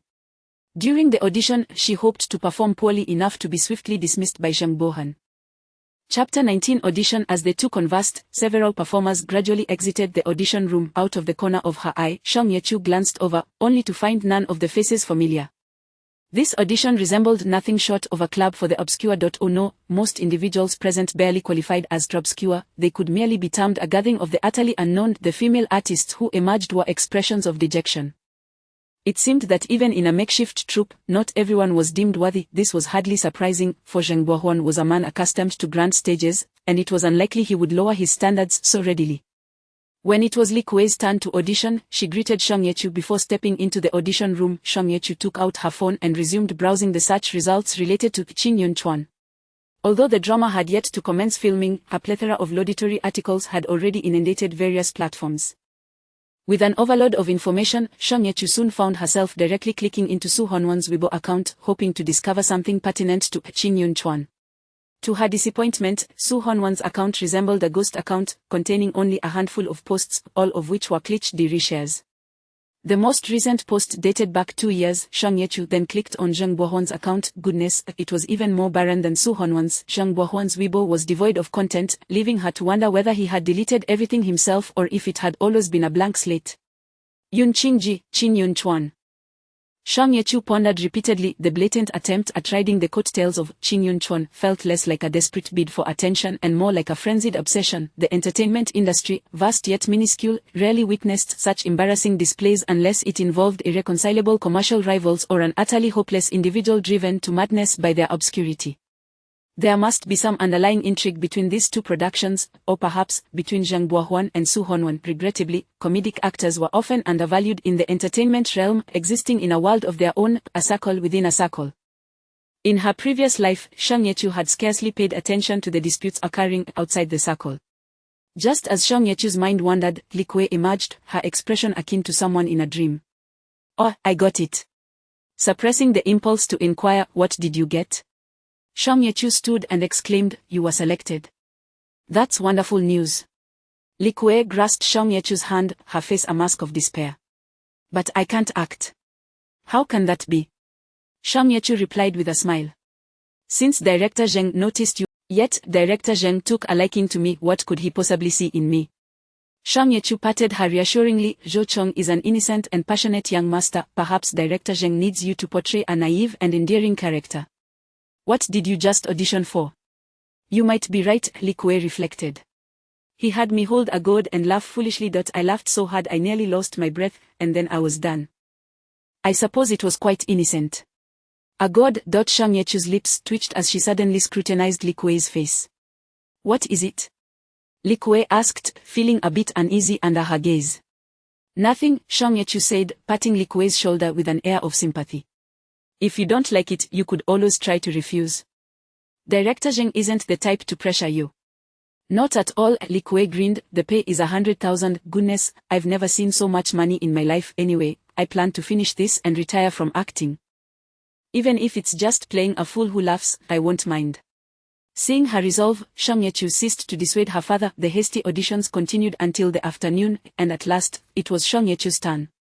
Upon entering the audition room, she greeted the interviewer and handed over her personal information, choosing to remain silent thereafter. There was only one interviewer. Indeed, it was Zheng Buohuan himself. This distinguished screenwriter in his 50s had a long, thin face, a completely shaved head, and a stern demeanor that suggested he was a rather difficult individual to please. In person, he appeared even more intimidating than in his online photographs. Zheng Buohuan scrutinized Shang Yechu with a critical eye, and she sensed his dissatisfaction with her appearance. Having opted not to wear makeup, she had abandoned the desire to impress him after realizing the precarious situation Zhonglei had placed her in. Zheng Buohuan slowly opened his mouth. "You were recommended by Zhonglei." "Yes," Shang Yechu replied, maintaining her composure. "Director Zheng." It was evident that Zheng Buohuan had little interest in her, as he casually tossed her a script and said, "Choose a character for yourself. It is up to you." Shang Yechu did not feel disheartened by his seemingly perfunctory gesture. A lack of enthusiasm was preferable. It spared them both from wasting time. She opened the script. Having read Yun Qingji, she vaguely recalled some plot points. She remembered a particularly loathsome antagonist who impersonated another to participate in a talent show, only to be brutally dispatched by the emperor. This villain appeared only in the first episode and had been mocked for his absurdity during the airing. After all, the contestants had nameplates, making impersonation difficult. Critics had deemed the writer's design of that plot utterly illogical. Selecting this antagonist seemed like a fitting choice. As she flipped through the script, Shang Yechu found that the script Zheng Buohuan provided was indeed from the first episode. However, she was puzzled to find no mention of the impersonating antagonist in any of the scenes. What could this mean? Had that scene been added last minute? Noticing Zheng Buohuan's growing impatience, Shang Yechu hastily flipped through a few more pages and chose a role of a senior maid. "My lady," Shang Yechu pitched her voice, "surely, we must be wary of Zhao Jieyu." Zheng Buohuan lifted his gaze to regard her, casually replying, "Yuju, what do you mean by that?" Shang Yechu paused momentarily, just a fleeting moment, unnoticed by Zheng Buohuan. To serve the emperor is to tread upon unpredictable grounds. What the emperor relishes or despises is beyond our comprehension, Shang Yechu honestly explained. When the beauty first enters the palace, Yuju, or words betray a narrow-minded perspective, Zheng Buohuan interrupted impatiently. Last spring, when concubine Wang prepared turtle jelly, she incurred the emperor's ire and was demoted to a concubine. Even her father, the governor of Gueshi, faced the emperor's wrath. The emperor's every bite and sip is not trivial. Shang Yechu cast a concerned glance at Zheng Buohuan, her expression revealing her hesitation to speak further. At this point, the performance concluded. As the maid had no more lines in the script, Shang Yechu felt she had delivered a rather mediocre performance. There was little room for expression in that maid's role. To her surprise, Zheng Buohuan studied her for a moment, and his expression softened considerably. "Wait a moment." Shang Yechu's heart skipped a beat. Could it be? As she feared, the next moment, Zheng Buohuan declared, "You performed well. This role is yours." Chapter 20. A minute on stage. There is a saying that actors can be divided into two categories, the naturally gifted and the hardworking. The former are born with artistic flair and innate talent for performance, effortlessly embodying their roles before the camera. However, this notion is somewhat simplistic. In reality, even the most talented actor, without proper guidance and diligent practice, would find themselves as lost as a beautiful gorilla in front of the lens. This has nothing to do with talent. It is akin to a child born with a mathematical genius who, when isolated in the mountains, remains illiterate. Such a child would never attain the stature of Hua Luogang or Chen Jingran. No matter how arduous and laughable Shang Yechu's previous life as a comedic performer was, her years in the industry have undeniably bestowed upon her a wealth of experience. It is precisely her clumsiness that compelled her to exert twice the effort, engaging in mechanical practice and incessantly repeating her performances until every fiber of her being absorbed the nuances of filming. When the director calls for action, she instinctively knows where to position herself. When her scene partner moves, she knows exactly how to respond. She understands when to be a supporting character and when to take the spotlight, and she is adept at conveying emotions without overshadowing her co-stars. Mastering these skills is no overnight feat. The adage, 1 minute on stage, 10 years of effort off stage, rings true. From the moment acting was conceived, it has been an art requiring considerable time and dedication. It can be asserted that, among her contemporaries, aside from child stars, none possess as extensive an acting experience as Shang Yechu. These skills have long since become second nature to her. Even if Shang Yechu endeavored to appear mediocre, in Zheng Buohuan's eyes, her mere presence, even without a costume, unmistakably evoked the image of a maid. The moment she speaks, a worried yet loyal servant springs vividly to life. A mere glance reveals to Zheng Buohuan that he embodies the dim-witted beauty scripted in the story, an actress capable of slipping into character mere seconds after casually flipping to a page. Moreover, Shang Yechu's Mandarin is remarkably standard, her enunciation clear, and her intonation and emphasis impeccably nuanced. Although her appearance may not be striking, she carries herself with poise and grace. These often overlooked attributes are, in the eyes of a discerning director, significant advantages. While Zheng Bohan may be impulsively challenging his senior brother, he is not foolish. Any actor with a modicum of talent cherishes their reputation. Zheng Bohan is well aware that, given the hasty preparations for his directorial debut, he is unlikely to assemble a stellar cast. Consequently, he has made a conscious effort to lower his standards when selecting actors. Reputation and status are irrelevant. In the entertainment industry, there are few truly unattractive actresses. What matters is the ability to act. Frankly speaking, Zheng Bohan's casting process is as hasty as a village square performance. The fact that he has unearthed talent of this caliber has left him astounded. Shang Yechu's self-assessment of average performance and Zheng Bohan's perception of performance are entirely disparate. Jiang Lei is relatively reliable. Zheng Bohan mused that, although she may appear somewhat ordinary, what does a maid require but a semblance of beauty? After interviewing a multitude of actors with disheveled features, he finally encountered someone who seemed somewhat competent. Shang Yechu displayed an appropriately surprised expression and bowed, saying, "Thank you, director. May I ask if I should go collect the script now?" Zheng Bohan twirled the pen in his hand and waved it dismissively, saying, "No need. Just go next door to get in touch with Xiao Yu. He will notify you when the time comes." To be candid, Shang Yechu harbored doubts regarding whether Zheng Bohan even possessed a complete script at that moment, perhaps only a single episode. As she exited, she expressed her gratitude once more. Xiao Yu was the assistant who had yawned over the phone. When Shang Yechu engaged him in conversation, she noticed a paper registration form with 3 or 4 actors' names listed, including Li Kuei.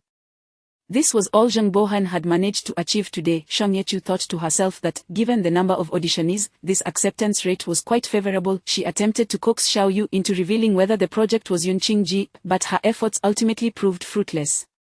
Shang Yechu finally recognized that this production likely hadn't even settled on a title. Zheng Bohan was indeed too reckless. It is said that literary figures are not to be trifled with, bursting forth with ideas without conditions, even seeking revenge. Shang Yechu informed Jiang Lei of her selection and sincerely thanked her for the promotion. Although the WeChat contact she received was Jiang Lei's work account, and the latter might not even glance at her messages, it was necessary to maintain appearances. Securing a role yet remaining oblivious to the script's content was a novel experience for Shang Yechu. She truly could not recall the details of the maid character from a television drama she had seen over a decade ago. From the lines, it appeared that this maid named Yuju possessed a bit of wit. She likely wouldn't be a mere supporting role. As for Li Kuei's character, Shang Yechu had a vague recollection. Li Kuei had a substantial role. Given that her salary was 100,000, Shang Yechu estimated that her compensation for this production would likely range between 5,000 to 10,000, not accounting for taxes. Regardless of the amount, it remained an intangible sum. Shang Yechu was still a penniless individual with assets barely amounting to 3,000. The impoverished Shang Yechu glanced at the sky, noting the lateness of the hour. Since she wasn't required to play a background role today, she decided to treat herself to a meal. Seated in a restaurant near the film studio, Shang Yechu ordered a high-sugar, high-fat dish of sweet and sour pork knuckle to celebrate landing her first non-background role. Whether Yunqing Ji was plagiarized remained a question mark. Everything she had witnessed today felt somewhat off. Dining is paramount, dining is paramount. The sweet and sour pork knuckle gleamed with a translucent sheen. Shang Yechu picked up a piece and savored it. The rich flavor was tender and chewy, indulgent yet not greasy. While relishing the dish, she reflected on the details of her audition. When she recited the lines of the maid Yuju, Zheng Bohan seamlessly continued with the next lines without a moment's hesitation, doubt, or stutter. The role of this maid was one Shang Yechu had casually stumbled upon. The likelihood of Zheng Bohan flipping to the same page was exceedingly slim. Furthermore, Shang Yechu distinctly noted that Zheng Bohan's lines were delivered off the cuff. He had not even glanced at the script. It is fundamental for a director to be intimately familiar with the script, yet Shang Yechu had seldom encountered someone as well-versed as Zheng Bohan, even among film directors whose scripts tended to be relatively concise. A production that allegedly took only 3 months from conception to shooting, which had yet to even finalize a title, featured a director who could recite the script verbatim. What does this imply? Shang Yechu picked up another piece of delicately stewed meat, chewing slowly. Suddenly, a thought struck her. What if this script had long existed, or rather, what if this script were, in fact, the creation of Zheng Bohan, perhaps even crafted long ago? Wait a moment, who was actually responsible for the script of Qin Yunxuan? Despite the considerable controversy surrounding the plagiarism scandal of the previous life, Shang Yechu had never heard of this writer's name. Shang Yechu called out, "Boss, the bowl of rice, please, thank you." "Sure thing, large bowl or small?" the boss asked enthusiastically. "Large bowl." Shang Yechu set down her chopsticks, took out her charger, and plugged her phone into the restaurant's outlet. She began searching for keywords like Qin Yunxuan screenwriter and who wrote the script for Qin Yunxuan. Although the production team claimed the script was crafted with great care by over a dozen writers, such statements might fool the audience but could hardly deceive those within the industry. A production is a cohesive entity, and the script serves as its cornerstone. Too many contributors to a script's creation would only result in a monstrosity with too many heads and limbs. Shang Yechu recalled a story from her childhood about a mother who begged for rice to support her son's education, only for the kitchen master to explode in anger upon seeing the mixed varieties of rice she submitted: early rice, late rice, coarse rice, fine rice, old rice, new rice, all jumbled together. Such a hodgepodge of rice was utterly unfit for cooking. Scriptwriting follows a similar principle. A dozen writers scrambling to create a script would inevitably lead to chaos. The reasoning behind the production team's promotional tactics is also easy to surmise. Among these writers, there must be one with significant influence, perhaps even the mastermind behind the project. However, this orchestrator likely lacks the experience and capabilities to command respect. Given that Qin Yunxuan is a major production, Shang Yechu conservatively estimated the investment to be at least over 200 million. Such a project places immense pressure on all involved. If the drama becomes a hit, everyone rejoices, and this orchestrator can emerge to reap the rewards, potentially becoming a rising star like Sheng Bohan. Conversely, should the production fail, though the odds are slim, someone must bear the blame. At that point, this orchestrating writer could hide behind the multitude of writers, feigning innocence as a pure and unblemished figure. Nonetheless, such advantageous arrangements undoubtedly require communication with the director. What kind of person could elicit such leniency from a renowned director like Su Honwan? After searching fruitlessly for a long while, the rice was served. Shang Yechu chose to set aside these thoughts and focused on her meal. A figure settled in front of Shang Yechu, silently observing her. "You still eat so heartily," the person remarked. Upon recognizing the individual, Shang Yechu's appetite waned significantly. "Are you here for inspiration?" Meng Wanji retorted helplessly. "Do you think writers have nothing else to do besides seek inspiration?" Shang Yechu frowned and set down her chopsticks. "Are you here to mooch off my meal?" Meng Wanji disdainfully glanced at the glistening pork knuckle on the plate. "Don't worry, I won't fight you for it. I don't eat meat." Shang Yechu thought to herself that there was no reason for her to share her food with someone who didn't eat meat. Meng Wanji continued, "I live nearby. I come to this restaurant occasionally." Shang Yechu calculated the local real estate prices and was taken aback. Meng Wanji had become quite successful as a writer, yet, neither in this life nor the previous had she ever heard of such an author. Hunai's bookstore didn't carry her works. Could it be that she used a pen name? "Meeting you today is purely coincidental," Meng Wanji continued. Shang Yechu nodded perfunctorily, returning to her meal. Her eating posture, while not particularly coarse, certainly lacked elegance. Unable to contain herself, Meng Wanji remarked, "Could you please pay a bit more attention?" "Attention to what?" Shang Yechu replied, perplexed. "Is this something you are sensitive about? If so, you may as well stand at attention and leave." Meng Wanji paused, taken aback. "You've changed quite a bit. You're very different from before." In middle school, Shang Yechu exuded a naive kindness and gentleness. Even after being hurt by Meng Wanji, she bore no resentment, merely ceasing to speak to her thereafter. The current Shang Yechu, however, responded with barbs at every turn, leaving Meng Wanji feeling unsettled. Upon hearing this, Shang Yechu recalled a question: "If I've changed so much, how did you recognize me?" Shang Yechu believed that she was now an entirely different person from her middle school self.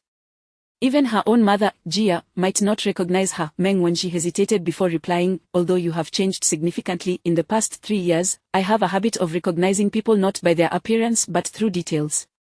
Artists and writers often possess eccentricities, and Meng Wanji is no exception." Many praise her for her skill in character portrayal, attributing it to her keen observation of the details in others' lives. "Details?" Shang Yechu echoed softly, "What details do I have?" Meng Wanji pointed at Shang Yechu's arm from across the table. "You have 2 very fine scars here, forming an shape.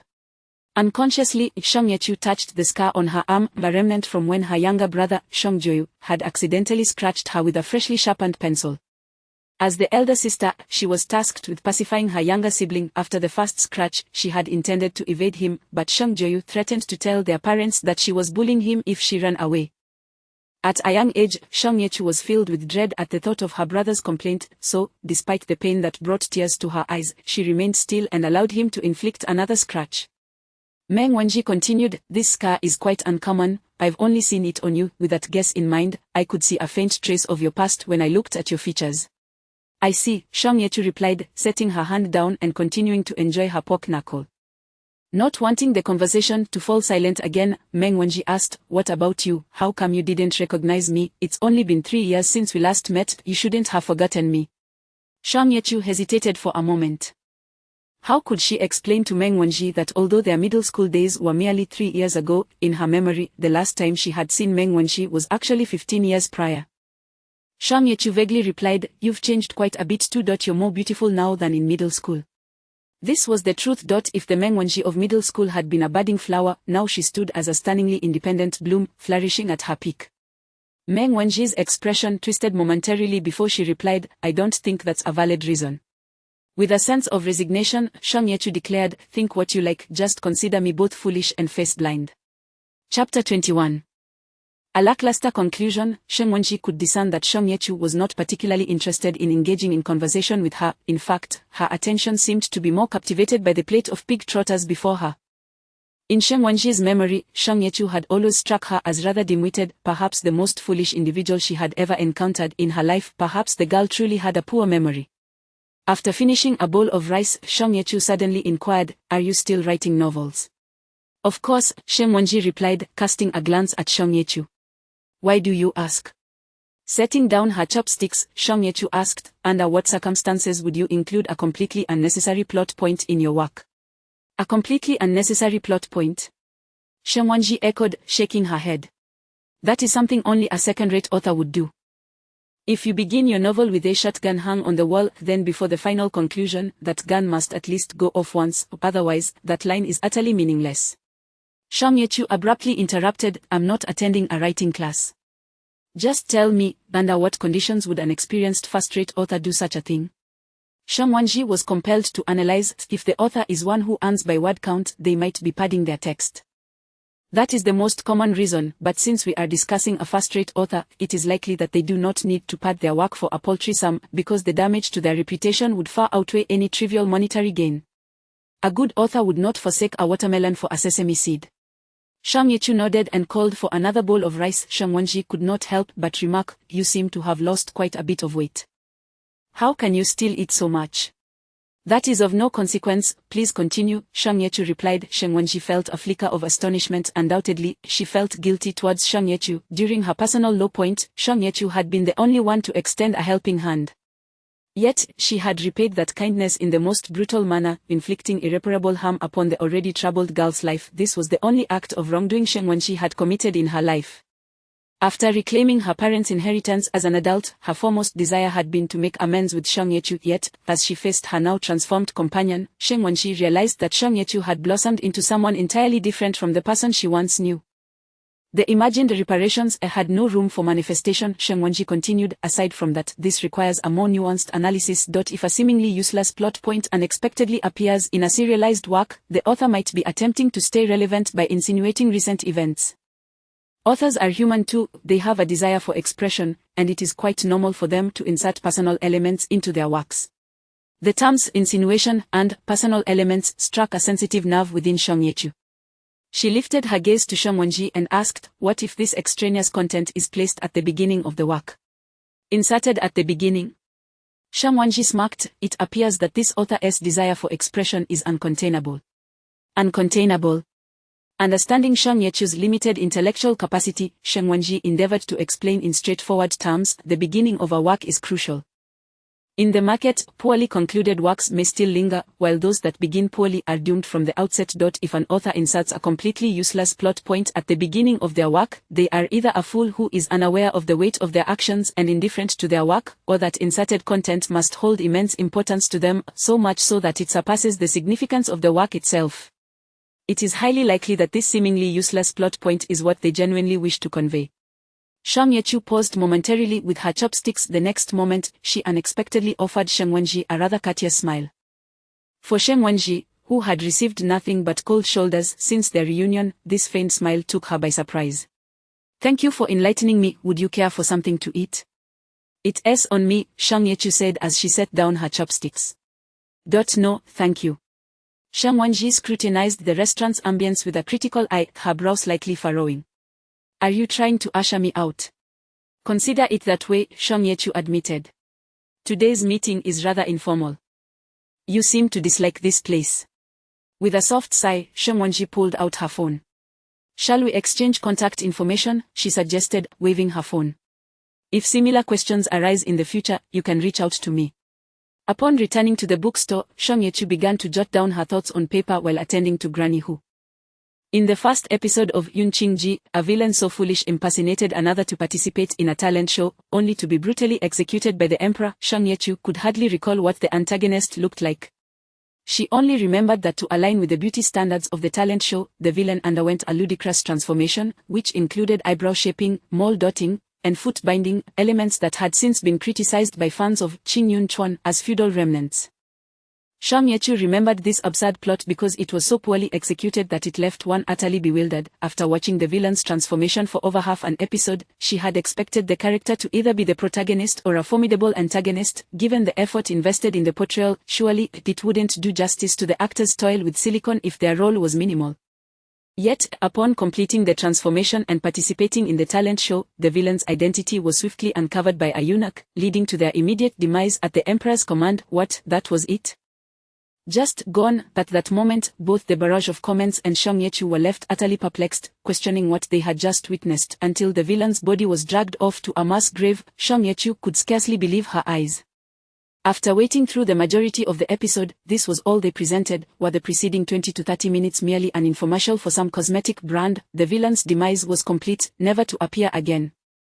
Though the subsequent plot held some intrigue, this inexplicable opening significantly tarnished the reputation of Yun Qingji. From its very first episode, this poorly executed narrative faced scathing criticism, with Undying Phoenix Daily even publishing a satirical report titled, "Costume Dramas Waterloo. 30 minutes of soft advertising deter audience."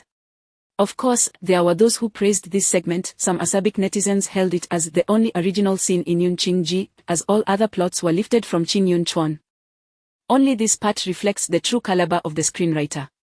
Shang Yechu scribbled a question mark on the paper. She believed the crux of the plot lay not in the emperor's order to execute the villain but rather in the lengthy, nonsensical transformation sequence. Even if Zheng Bohan were a novice director, he could not possibly overlook how jarring this segment was. Yet, not only did he film it, but he also placed it at the beginning. Moreover, during the auditions, Shang Yechu was certain that this segment was absent from the original script, implying it had likely been added later. Despite Yun Qingji being in preparation for only a few months and lacking even a title, Zheng Bohan seemed to know the script by heart.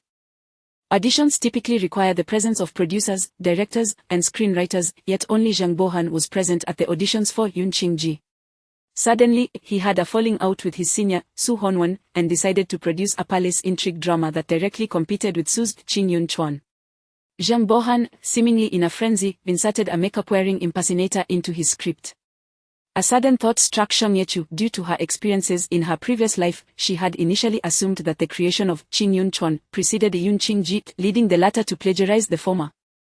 However, what if, and she meant what if, both Qin Yun Chuan and Yun Qingji were creations of Zheng Bohan, or perhaps the scripts for both dramas were originally one and the same? Suppose, 2 years ago, Zheng Bohan had crafted the script for Qin Yun Chuan and consulted Su Honwan regarding its production.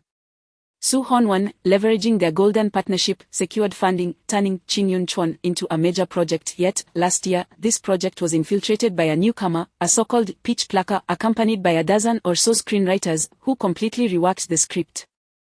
Zheng Bohan, incensed, stormed away, severing ties with Su Honwan. The project continued to thrive without him, while Qin Yun Chuan remained steadily promoted. The more Zheng Bohan contemplated, the more enraged he became, eventually deciding to direct himself, assembling a team to transform Qin Yun Chuan's script into Yun Qingji. The makeup-wearing villain in the first episode was essentially a commentary on how his script had been distorted beyond recognition by the Shin Yun-chuan production team. Initially, Song Ye-chu had merely been brainstorming aimlessly. However, as she pondered this, she curiously found that aside from the unexplainable question of why Zheng Bohan had not defended himself against accusations of plagiarism regarding Yun Qingji, the rest of her analysis appeared to hold no significant logical flaws. Now, she merely needed to uncover the identity of the pitch placker. Once she confirmed who it was, she could piece together the original grievances between the two dramas. No rush, Song Ye-chu thought to herself. Shin Yun-chuan would soon begin filming, after which the creative team would inevitably be announced, revealing the identity of the newcomer. Temporarily setting aside her analysis of the two dramas, Song Ye-chu commanded, 103, show me my data panel. 103 displayed the panel. Frowny face. Name Song Ye-chu, age 20, weight 45 kg, height 162 cm, IQ 140, beauty value 60, health value 40, combat value 0. After reviewing the information, Song Ye-chu walked to the restroom and gazed at her reflection in the mirror. The person staring back at her still had monolid eyes, but her nose seemed to have acquired a hint of definition, and her lips appeared thinner. The once protruding lips had obediently receded, and now, no one would dare describe Song Ye-chu as having a protruding mouth. Generally speaking, a beauty value of 60 could be considered quite passable. Yet, as Song Ye-chu scrutinized her face, she failed to see anything particularly attractive about it. The standards for ordinary people differ from those in the entertainment industry, just as future pretty influencers, when appearing in dramas or public events alongside celebrities, would inevitably be overshadowed. At present, Song Ye-chu weighed 45 kg, theoretically, her extreme limit was around 40 kg. If she were to convert 5 kg into beauty value, her appearance might improve further. However, that 5 kg served as her strategic reserve for emergencies and would not be frivolously tampered with. After all, for a mere maid, it was not worthwhile to expend her weight reserve for such a role. Never mind, if beauty was lacking, makeup could help regardless of how exquisite her features might be. A lackluster complexion would diminish their appeal. Song Ye-chu resolved to purchase some cosmetics to enhance her complexion. The pedestrian street certainly boasted its share of cosmetic shops. After some deliberation, Song Ye-chu reluctantly spent 500 yuan on a set of cosmetics. In a few years, as the retro trend resurges, Hong Kong-style makeup will become increasingly popular. Song Ye-chu had a superficial understanding of this style, which typically involves darkening the eyebrows, reddening the lips, then whitening the complexion to create a striking contrast of colors that exudes a bold and vibrant aura. Having never been on friendly terms with beauty in her past life, Song Ye-chu had only studied the makeup of comedic actors, not the cosmetics of actresses. Thus, she could only muster her courage and haphazardly apply a Hong Kong-style look on herself.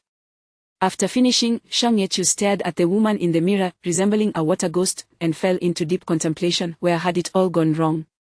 Exhausted, Song Ye-chu washed her face and collapsed onto the floor mat. High intelligence does not equate to proficiency in makeup. She still had a long way to go on her journey to mastering cosmetics. Today had been tiring, filled with unexpected occurrences. Rarely allowing herself a break, Song Ye-chu decided not to read or practice writing but instead lay on the soft, thick mat, emptying her mind and daydreaming.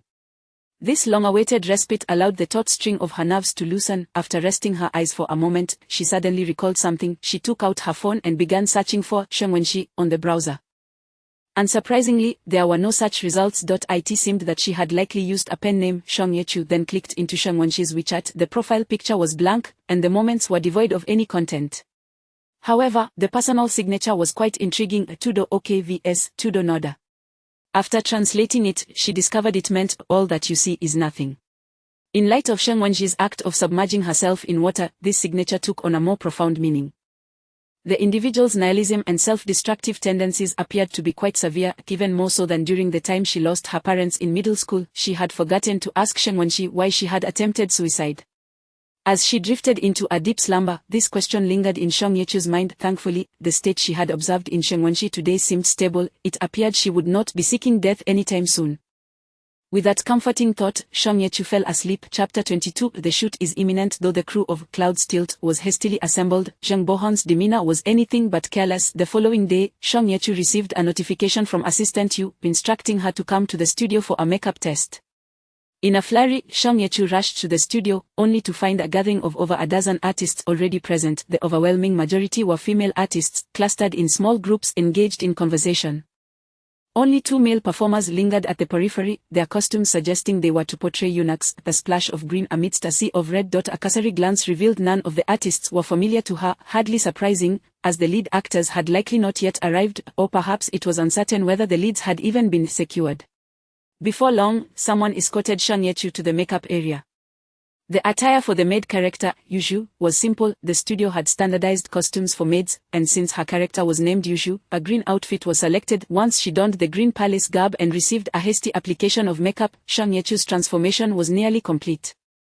She gazed into the mirror, satisfied with her appearance. It wasn't bad at all. The pallor of her skin, enhanced by layers of powder, now shone with a healthy rosy hue. The makeup artist's deft touch had sculpted her brows to appear elegantly defined, and her lips bore a classic shade of pink befitting a maid. Overall, she could be deemed a delicate beauty. However, this slight charm and refinement risked being reduced to ordinary, mediocre, or even lackluster. Once captured on camera, the immutable truth remained that on-screen appearances often diminished by a third. A 90-point beauty might be rendered an 85, while Shang Yechu's modest 60 could dwindle to a mere 50. Current human technology had yet to resolve this dilemma. Fortunately, Shang Yechu's color was green, a hue that naturally, she felt fortunate that she had casually chosen the role of Yuju. Had it been Jinju, she might have ended up looking like a walking warm-toned lemon. As Shang Yechu stepped out of the makeup room clad in green, she noticed an even larger gathering of people in the studio. It dawned on her why she had been selected. This production required an overwhelming number of actresses, from young women in their 20s to middle-aged actresses in their 40s and 50s. Shang Yechu observed a veritable spectrum of ages represented in this modest shooting space. Half of them were less attractive than she, and many, by her estimation, scarcely qualified as actors. Those who understood the nature of the production recognized it as a palace intrigue drama, while the uninformed might easily mistake it for a shoot of Daughter's Kingdom. What was Zhang Bohan truly aiming to achieve? Shang Yechu had only watched the initial episodes of Cloud's Tilt. After being duly informed by netizens that it was a plagiarized work, she had not continued. Consequently, she was unclear about the subsequent plot. However, as a low-budget production, the extensive cast seemed rather extravagant. It was little wonder Zhang Bohan dared to employ only lesser-known actors. Had he recruited those of higher caliber, the project might very well have faced financial ruin before filming commenced.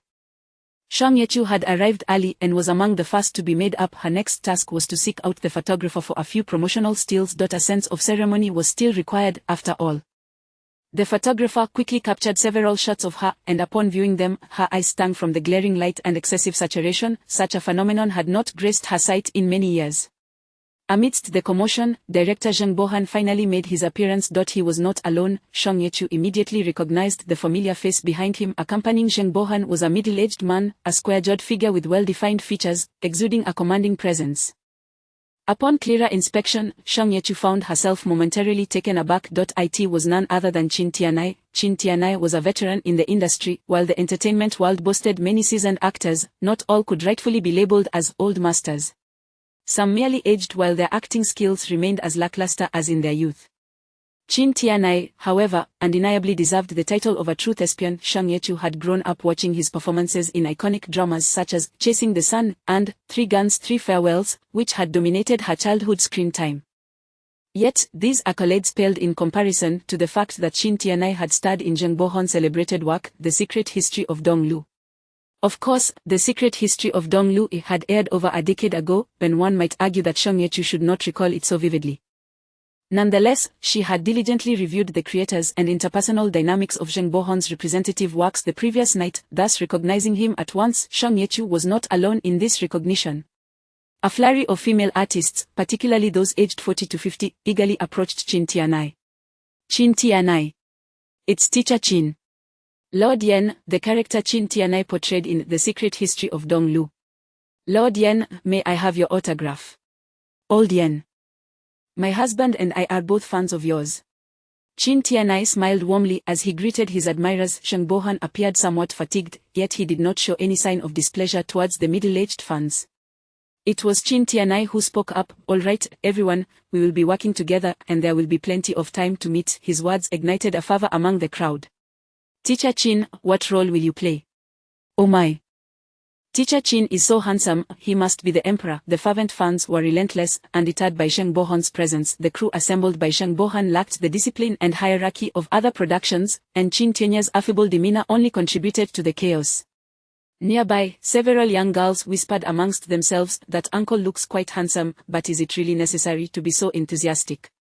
Another chimed in, oh, he's the heartthrob of our mother's generation, if you met Injie and Sheng, would you not go wild? I don't like Injie or Sheng. I only adore my little wolf dog, Jojo. As Shang Yechu listened to the girls' chatter, her gaze remained fixed on Qin Tianai. His reputation within the industry was stellar, his conduct impeccable, and he bore no significant blemishes on his record.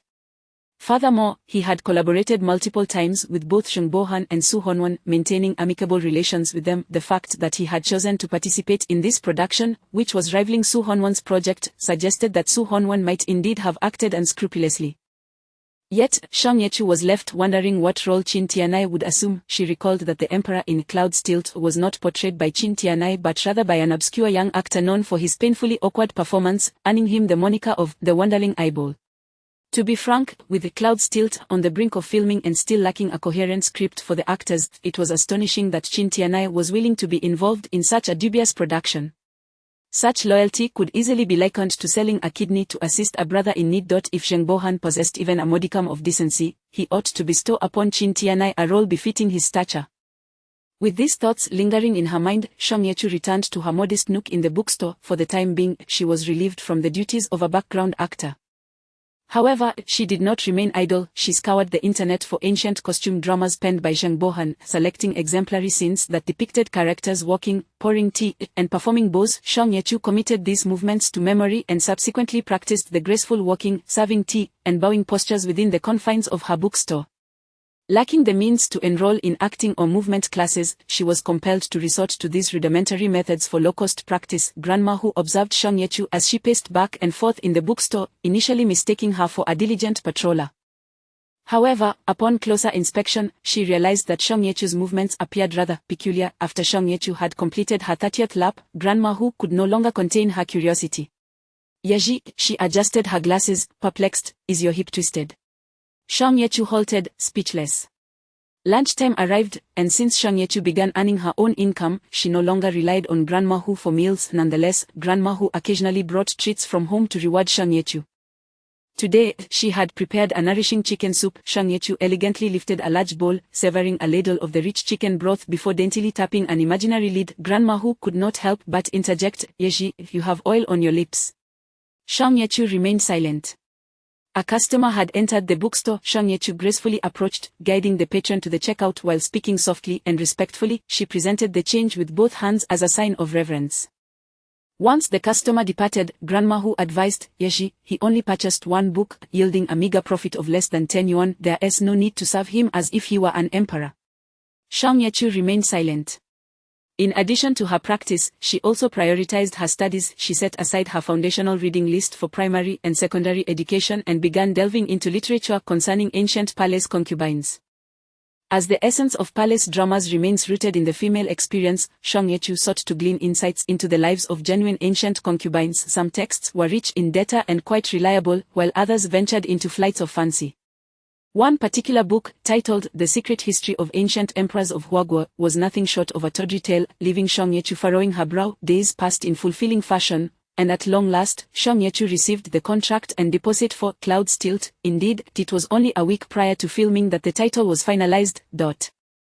As expected, her remuneration amounted to 6,000 yuan, with a quarter of that, 1,500 yuan, delivered as a deposit. Alongside the deposit, she received a fragment of the script.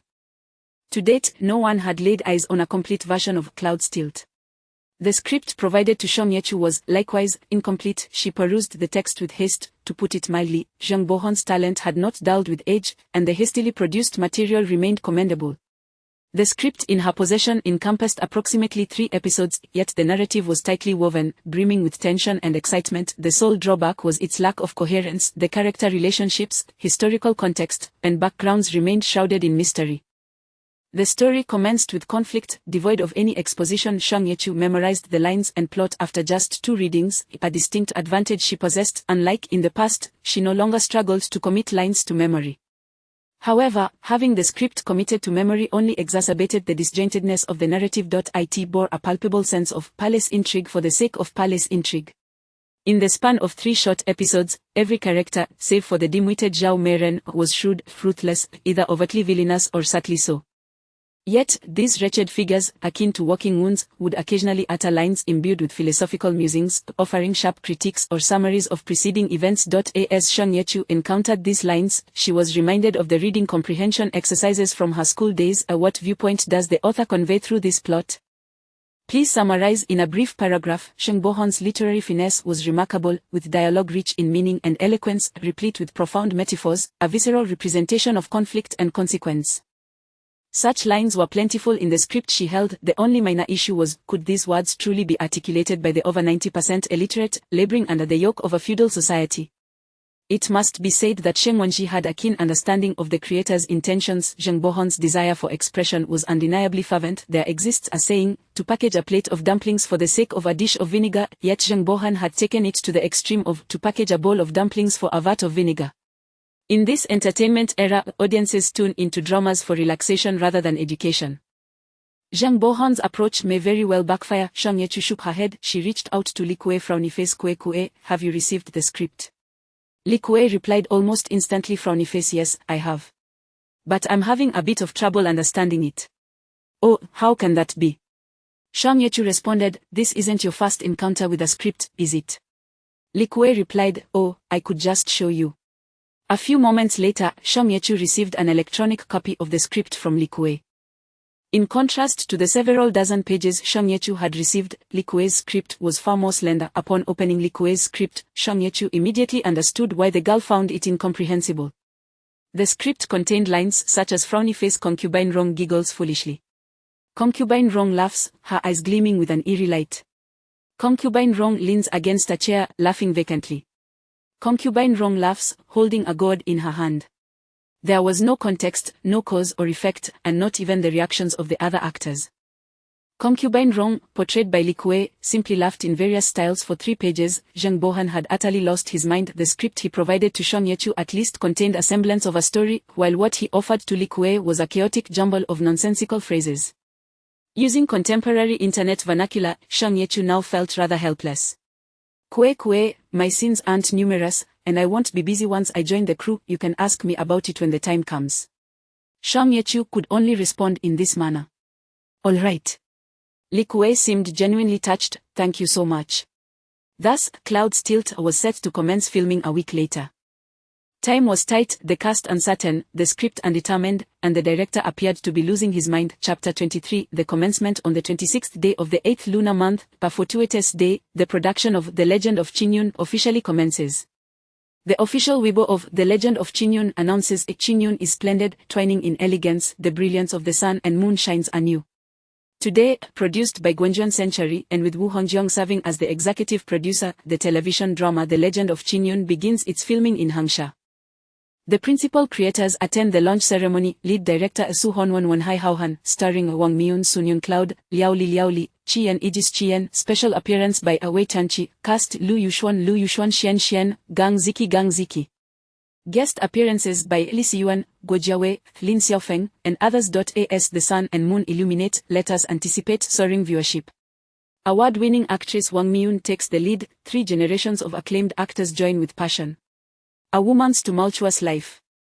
A poignant elegy chronicling the joys and sorrows of an era. Beloved, close friend, archenemy, who holds her heart's desire, and who is her destined abode in this life. Wei Tianqi makes a special appearance, reprising his majestic emperor role from The Secret History of the Emperor. An investment soaring to 400 million, the highest single project investment in the history of Huaguo dramas. Lu Yushuan makes her first screen appearance following her contract termination with Chongshan Media.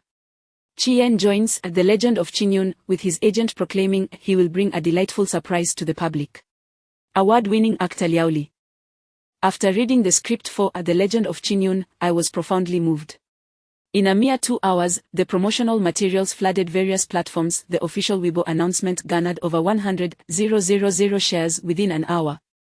Wang Miun, a leading actress of the 1980s generation, is undoubtedly a super A-list star, boasting high fan loyalty and engagement. Her accolades in cinema are abundant, and her transition to television has captured widespread attention. Likewise, Wang Miyun enjoys unparalleled popularity among the general public. In Huaguo, if one can afford a television, it is impossible not to be acquainted with Wang Miyun. Award-winning actor Liao Li holds a stature comparable to Wang Miyun, though it must be noted that he has not amassed as many accolades or a vast fan base. He has won the title of Best Actor only once. However, it is widely acknowledged that male stars often possess a higher commercial value than their female counterparts. During the competition for billing in The Legend of Qin Yun, the teams of Liao Li and Wang Miyun engaged in several discreet negotiations, ultimately resulting in a narrow defeat for Liao Li's crew. Yet, the loudest voices in the retweets and comments did not come from either of their fans, but rather from Chichi's heart is filled with swallows. He is the charming gentleman with a captivating smile. A glance from him can alter a lifetime. Who among the youth of the countryside is not dashing? Let us witness Aegis Qian passionately portray the illustrious Zhu Zhao in The Legend of Qin Yun. Xian's little raindrop. Congratulations to Lu Yushuan Xian on successfully terminating her contract and embracing a new beginning. Looking forward to her portrayal of Yun Mu Yi in The Legend of Qin Yun. Yan, the romantic, eagerly anticipating Qi Yan Aegis Qian. Has Chongshan Media gone bankrupt today? In the northern lands dwells a remarkable beauty, unparalleled and independent. She captivates both nation and city, known as Yun Mu Yi, anticipating Lu Yushuan's splendid performance. Qian, my beloved, congratulations to Qian Aegis Qian on achieving over 1 in viewership for Aegis Mysterian, concluding perfectly. Looking forward to meeting Zhu Zhao in The Legend of Qin Yun soon. Feiwu Studio laments, eagerly anticipating our dear Xian kisses. Qian is currently among the most sought-after male stars in the entertainment industry. Debuting in a boy band, his fans are ardent supporters who invest their resources, yet idols are often transient, and Qian has been contemplating a transformation in recent years. Coincidentally, the production team of The Legend of Qin Yun extended an olive branch, which Qian graciously accepted.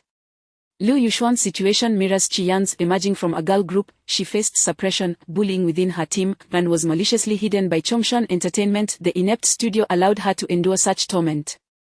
Ultimately, through the efforts of her fans, Lu Yushuan finally embarked on her solo journey, severing ties with her exploitative teammates and management. The Legend of Qin Yun marks her first project post-contract termination.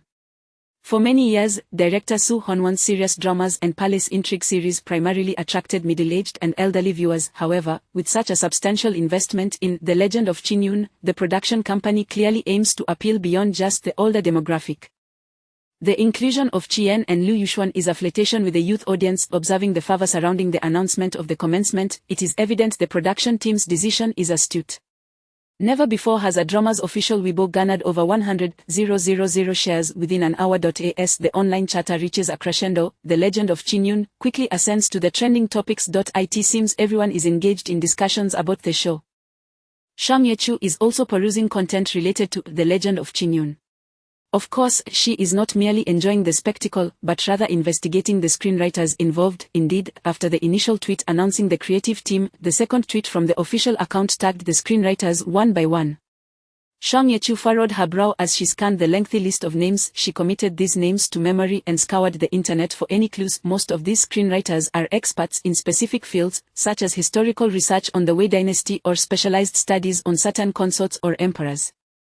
Some are novelists, while others are writers of lesser-known television dramas. In her search, one screenwriter, Gong Xija, piqued Shang Yechu's interest. His body of work consists solely of one web series and 2 microfilms, rendering his credentials alarmingly scant.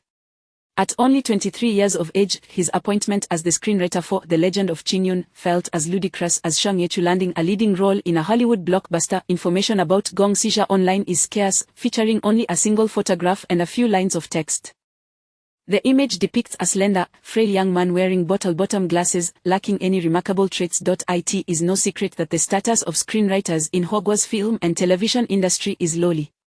In contrast to the fanfare surrounding the announcement of directors and leading actors, the tweet regarding the screenwriters seemed to be met with indifference. The comments and retweets extolled the production team for selecting numerous experts, deeming it a commendable choice within the industry, with little attention paid to the individual screenwriters themselves. Shang Yechu attempted to search for the few works penned by Gong Xija. The web series, titled Secrets of the Celestial Palace, had only garnered a viewership in the tens of thousands, appearing to have plagiarized the style of Secrets of Donglu. The 2 microfilms, however, seemed intriguing, titled Father and Son and The Wrath of Oedipus. Yazi. Li Kuei's voice beckoned, "Come quickly. The arrangements are ready." Shang Yechu tucked away her phone and called back, "Coming." Indeed, today also marks the commencement ceremony for Yunqingji, and, rather ironically, the location is directly across from The Legend of Qingyun. Zhang Bohan is a stubborn mule, and Shang Yechu has already experienced this firsthand. With the filming of The Legend of Qingyun commencing today, the crew, from cast to staff, numbers a staggering 2,000. A grand assembly, dark clouds looming over the city. Additionally, journalists and media swarm the venue, with flashes illuminating the scene, the sound of shutters clicking continuously. The entire film and television city is abuzz with excitement. In stark contrast, the crew of Yunqingji, where Shang Yechu is situated, well, to put it charitably in contemporary internet vernacular, they appear weak, pitiful, and helpless. Compared to the overwhelming launch posters of The Legend of Qingyun, the poster for Yunqingji resembles a precarious curtain on the verge of collapse. Compared to the proud and spirited ensemble of The Legend of Qingyun, the mere 100 or so individuals in Yunqingji truly resemble an amateur troupe. In comparison to the bustling media presence surrounding The Legend of Qingyun, Yunqingji has a mere apprentice photographer from Zhengbohen. In light of these contrasts, one cannot help but lament. To be blunt, Shang Yechu nearly mistook the launch event for Yunqingji as a B-unit reshoot location for The Legend of Qingyun. The Hangsha film and television city is vast. When it comes to historical costume dramas alone, it can accommodate 30 productions the size of The Legend of Qingyun simultaneously. Thus, space constraints are virtually non-existent. Yet, Zhang Bohan insists on scheduling the launch ceremony directly opposite another crew, a blatant act of provocation. Shang Yechu finds herself both amused and exasperated. The launch ceremony for Yunqingji is rather traditional, involving offerings to the deities, incense burning, and a ceremonial unveiling. Following this, participants share roasted suckling pig and fruits. Zhang Bohan personally splurged, distributing a 100 yuan red envelope to each member of the crew. Fortune smiles upon Shang Yechu as she receives a piece of golden, crispy roasted pork leg and a bright red crabapple. Numerous establishments around Hangsha specialize in roasted suckling pig, ready to serve 24 hours a day, most of whom cater to these film crews. During the launch ceremony, Shang Yechu finally learns of the character portrayed by Qin Tianai. Indeed, he plays the emperor. This revelation perplexes Shang Yechu, as she distinctly recalls that the emperor in Yunqingji was a rather wooden young actor, his eyes as lifeless as a carved wooden figure. How has he transformed into Qin Tianai? What further perplexes Shang Yechu is the absence of the female lead during the ceremony. Yunqingji tells the story of a general's daughter and a stoic emperor's romantic comedy, a detail she remembers clearly. Yet now, with filming underway, the male lead has changed, and the female lead remains unaccounted for. What could possibly explain this? Yezi, it's already been 3 days since filming began, and I still have no idea what the script is about, exclaims Wan Chen, the actress portraying Zhao Meiren, Shang Yechu's character's mistress. In contrast to Shang Yechu and Li Kuei, who are self-taught actors, Wan Chen is a formally trained professional. She is strikingly beautiful, with almond-shaped eyes and ruby lips that exude a hint of allure once made up. It is likely this quality that led Zhang Bohan to select her relative to Shang Yechu, an obscure actress. Wan Chen is somewhat of an up-and-coming star. After months without a significant role, she believed she had struck gold when selected by Zhang Bohan. However, upon closer inspection, this gold turned out to be a lead weight. With a furrowed brow, Wan Chen confides, "Director Zheng has only given me," pausing to glance around, she lowers her voice, "a few lines of script. And I find it somewhat incomprehensible." Following the official commencement of filming, Zhang Bohan instituted 2 rules prohibiting actors from discussing the content of the script with one another and forbidding them from divulging the extent of their scripts to outsiders. These regulations seem rather absurd, since when do actors not rehearse together, without script exchanges, how can they perform? Unfortunately, the crew consists of a mix of underappreciated actors, and the only one with any semblance of fame, Qin Tianai, is aligned with Zhang Bohan. Thus, the actors' grievances were easily suppressed. After 2 days of shooting, Wan Chen's unease deepens. To the entire crew feels disoriented, as if they are intoxicated and adrift in a dream. What quality of production could emerge from such a disorganized assembly? Shang Yechu, portraying Wan Chen's maid, shares the most scenes with her. During filming, Shang Yechu's performance flows smoothly, consistently achieving one-take success, prompting Wan Chen to regard her as a dedicated older sister figure. Seizing the moment while Zhang Bohan is absent, Wan Chen cannot resist venting her frustrations to Shang Yechu. "Is our drama really set for primetime television? I feel it pales in comparison to web series." Wan Chen remarks, "Did you see the grand announcement for The Legend of Qingyun? It was explosive, it trended all day, shares have surpassed 50,000. Now look at our drama, we haven't even launched an official account. I searched for our drama's name on Weibo, and the results were fewer than 10. Can you believe it? And the cast, aside from Teacher Chin portraying the Emperor, I have yet to even see the female lead. Have you seen her? Shang Yechu's face reflects confusion. I haven't either. Wan Chen slaps her thigh. See. And about the script. I suspect, lowering her voice, Wan Chen confesses, I suspect the complete script hasn't been written yet. Shang Yechu gasps in surprise. What? Why do you say that? Wan Chen looks at her incredulously. Since we began filming, have you seen the screenwriter? Shang Yechu shakes her head honestly. Exactly. Wan Chen exclaims excitedly, perhaps the screenwriter is locked away by director Zheng, frantically typing away. The script we have is disjointed, and I guarantee that even if pieced together, it won't amount to 5 episodes. Wan Chen gestures animatedly, attempting to portray the pitiful image of a screenwriter oppressed by malevolent forces racing against a deadline. Shang Yechu struggles to suppress her laughter, finding the rumors increasingly absurd. In a few days, whispers of Yun Qingji facing bankruptcy may circulate. The absence of a screenwriter at the production site is easily explained. The mysterious screenwriter is likely none other than director Zheng Bohan himself. For reasons unknown, it seems he cannot openly claim the role of screenwriter for Yun Qingji. As for the filming techniques employed over the past few days, Shang Yechu has her suspicions, but she cannot share these thoughts with anyone.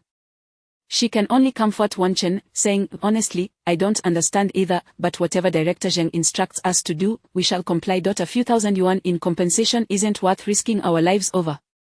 Wan Chen is taken aback by the seemingly apathetic response from her diligent older sister figure, leaving her profoundly shocked, shattering her idealized image.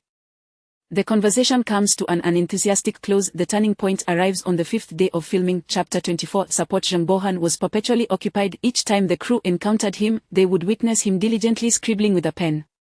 It must be acknowledged that the adage, every profession has its specialization, holds profound truth. While Zheng Bohan undoubtedly stands as a luminary in the realm of screenwriting, in the domain of directing, he could only be regarded as a novice.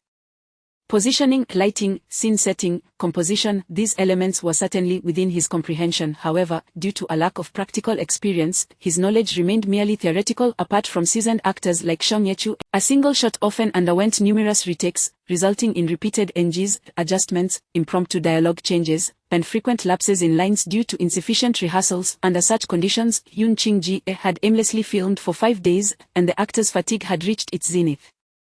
Zheng Bohan's expression grew increasingly grim. On this particular day, after another fruitless morning, Zheng Bohan was compelled to call for a pause. A languid, despondent atmosphere permeated the set, spreading like a lethal toxin.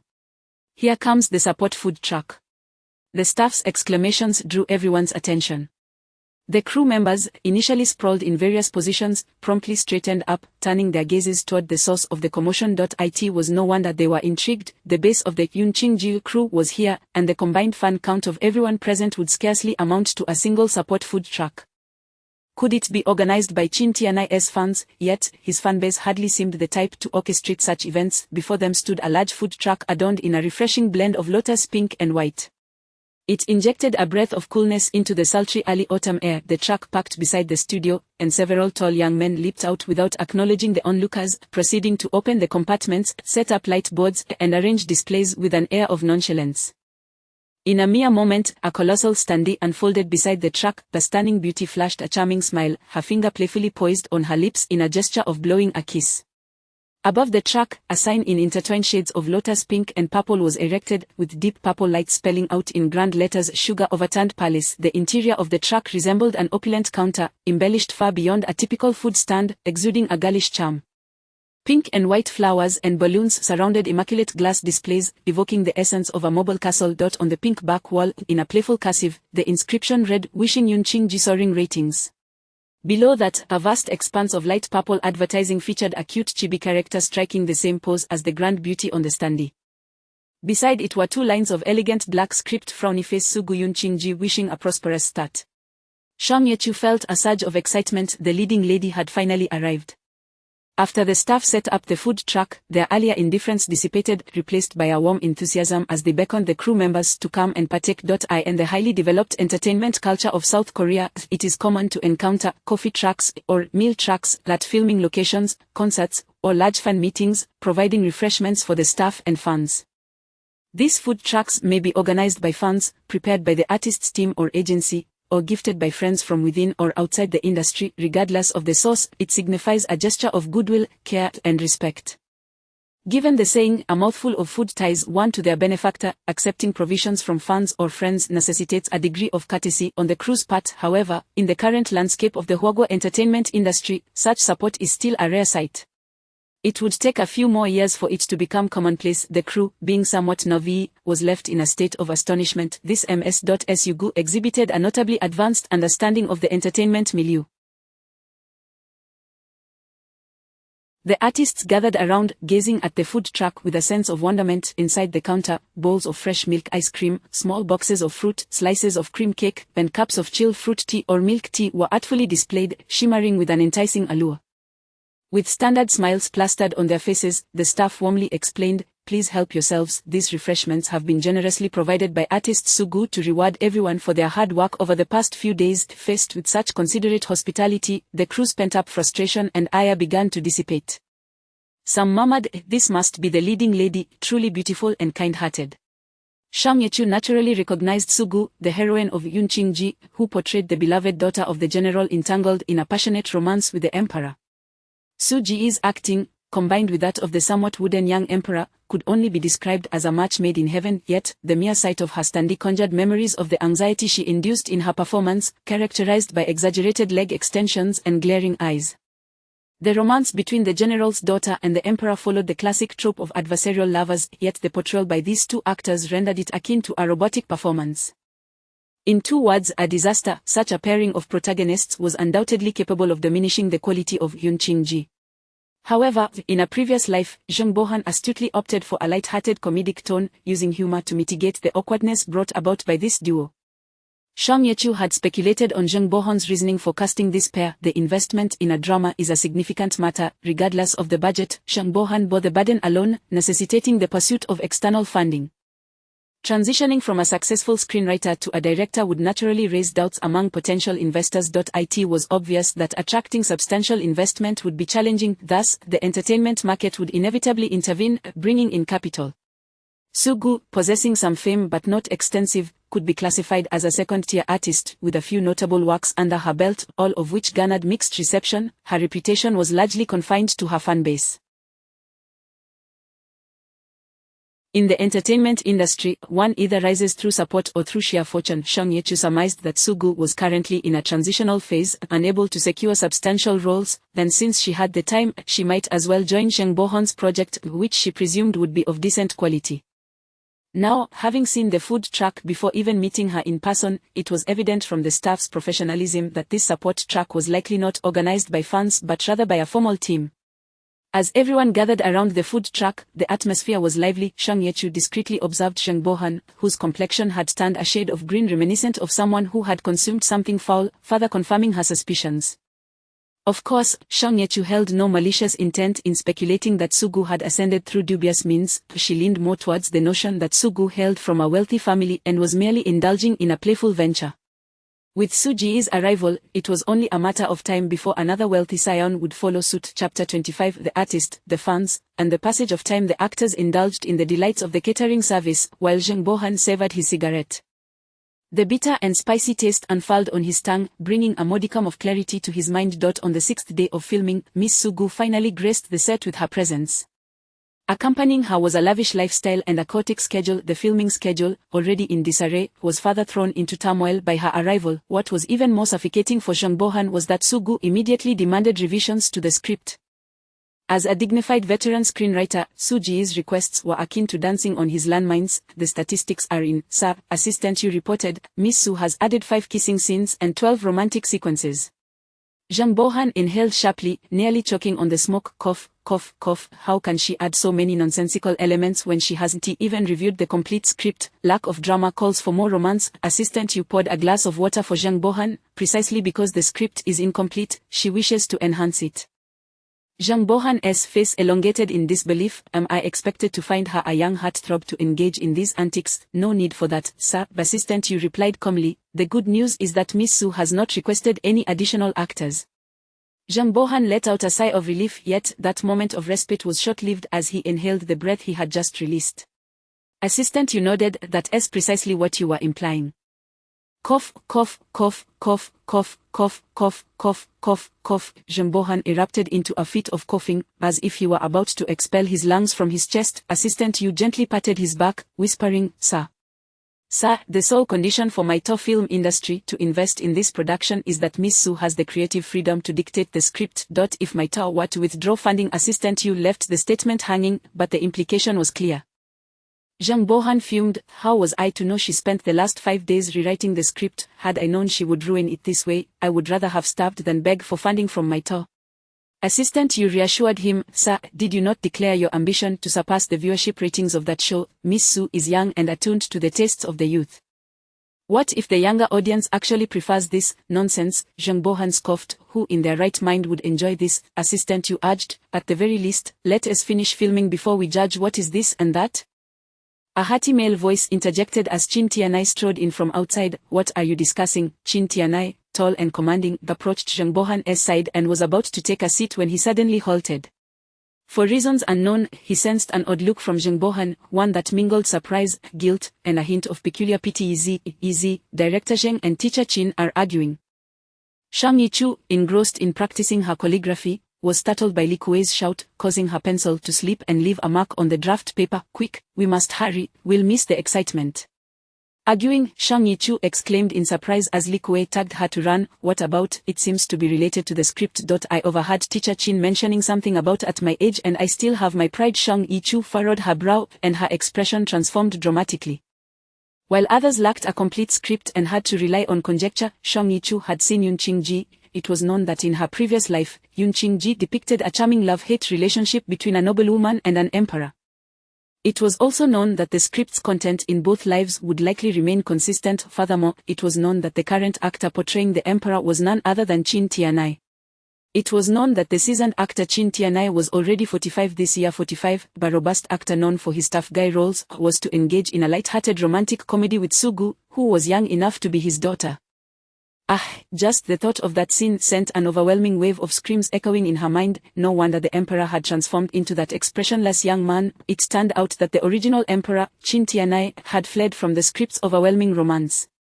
Shang Yichu struggled to suppress her laughter, bewildered at how Zhang Bohan had managed to cast this iron-willed actor alongside a girl in a romantic comedy. Perhaps he was coerced by the forces of capital, or perhaps he felt he had no choice under the circumstances, or perhaps he had lost his sanity in pursuit of ratings. All she knew was that her opportunity had arrived.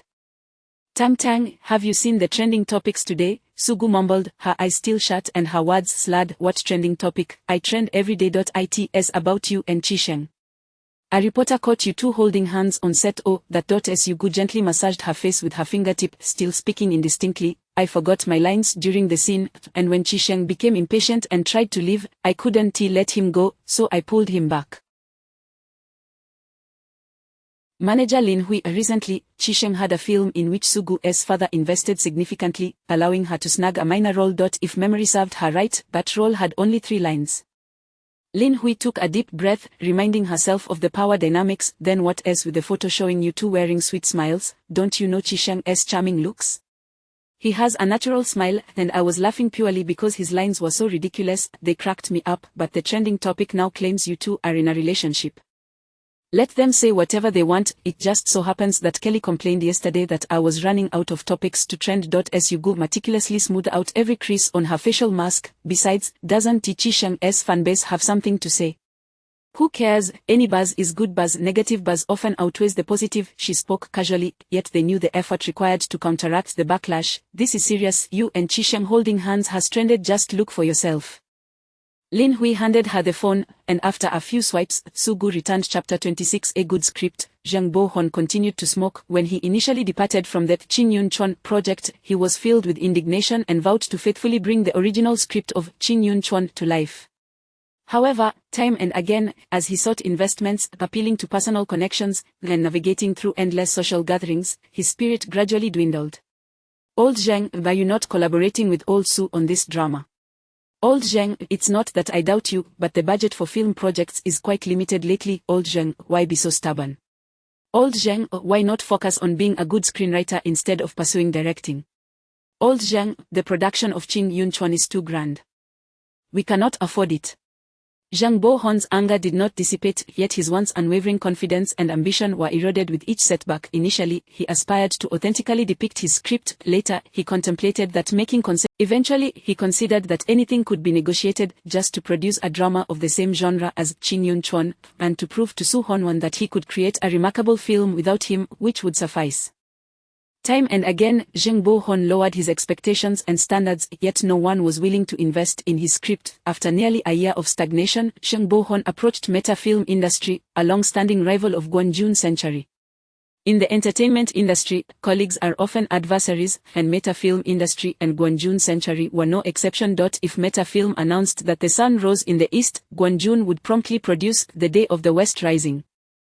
If the CEO of Guanjun donned red attire, Meta Film would, within hours, generate a trending topic such as breaking a upright monkey spotted in the city. Qin Yunchuan was backed by Guanjun Century. Logically, if Zhang Bohon sought to compete with this drama, Meta Film should have been his primary consideration for external support, yet, Zhang Bohon hesitated to contact his acquaintances at Meta Film. This was not due to a sense of integrity, refusing to condescend to the mercenary nature of businessmen, but rather because Meta Film was notorious for inserting personnel into film projects, a practice that was unparalleled in the industry. Zhang Bohon was acutely aware that once he approached Meta Film, the integrity of his drama would be compromised, inundated with a plethora of connections and nepotism. However, time was running out. 3 months before the filming of Qin Yunchuan commenced, Zhang Bohon stepped through the revolving doors of Meta Film. Upon learning that a coveted screenwriter like Zhang Bohon intended to disrupt their rival, Meta Film was elated yet apprehensive, initially planning only a modest investment. To extract a larger sum from the capitalists, Zhang Bohon exerted himself to leverage the name of his old friend, Qin Tianyu. Having collaborated with Su Honwan for years, their social circles largely overlapped. Upon realizing that he was competing against Su Honwan, his former friends began to distance themselves to avoid any conflict of interest. Only Qin Tianyu stepped forward, publicly supporting him and expressing his willingness to accept a lower remuneration for his role. Although Qin Tianyu was not a top-tier star, he had an impressive repertoire, and his reputation in the industry was commendable. With his backing, Zhang Bohon hoped to secure additional investment. The investors remained non-committal, stating they would convene for a discussion. Zhang Bohon initially believed his chances were slim. To his astonishment, the following day, Meta Film's investors reached out to him proactively.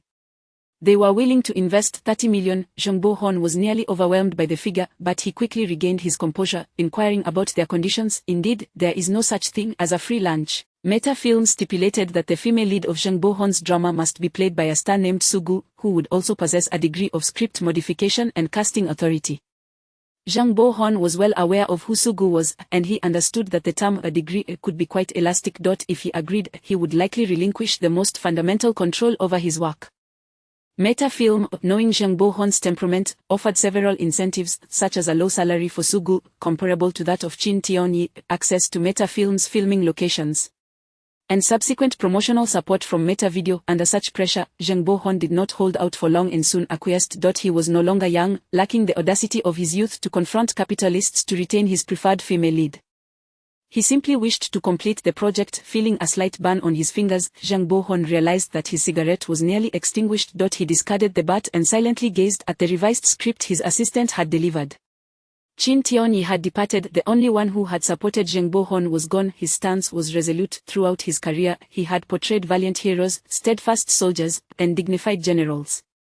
While he had participated in romantic dramas, those were many years ago. The current narratives were increasingly syrupy and melodramatic. Qin Tianyu did not wish to tarnish his reputation by acting in an idol drama, paired with an actress young enough to be his daughter.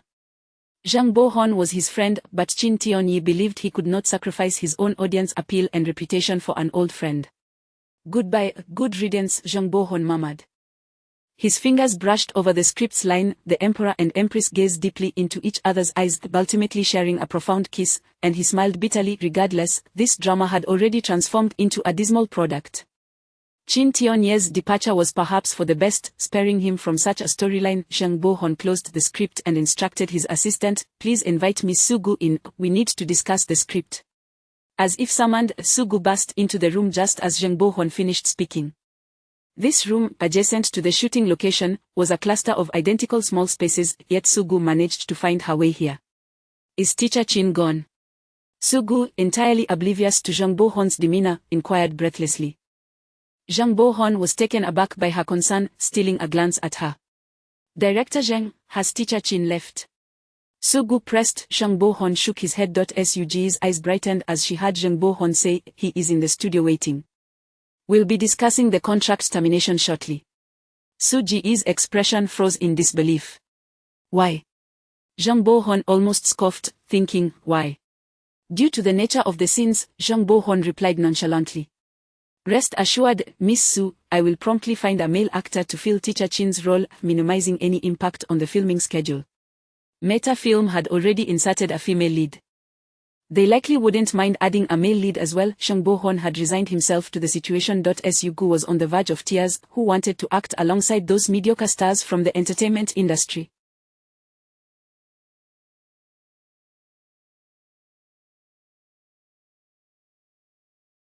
Desperate, she asked, "Is it because there are too many romantic scenes that Teacher Chin refuses to accept? I could agree to some cuts." Seeing the possibility of a compromise was better than having her idol so away, she thought perhaps fewer romantic scenes would suffice.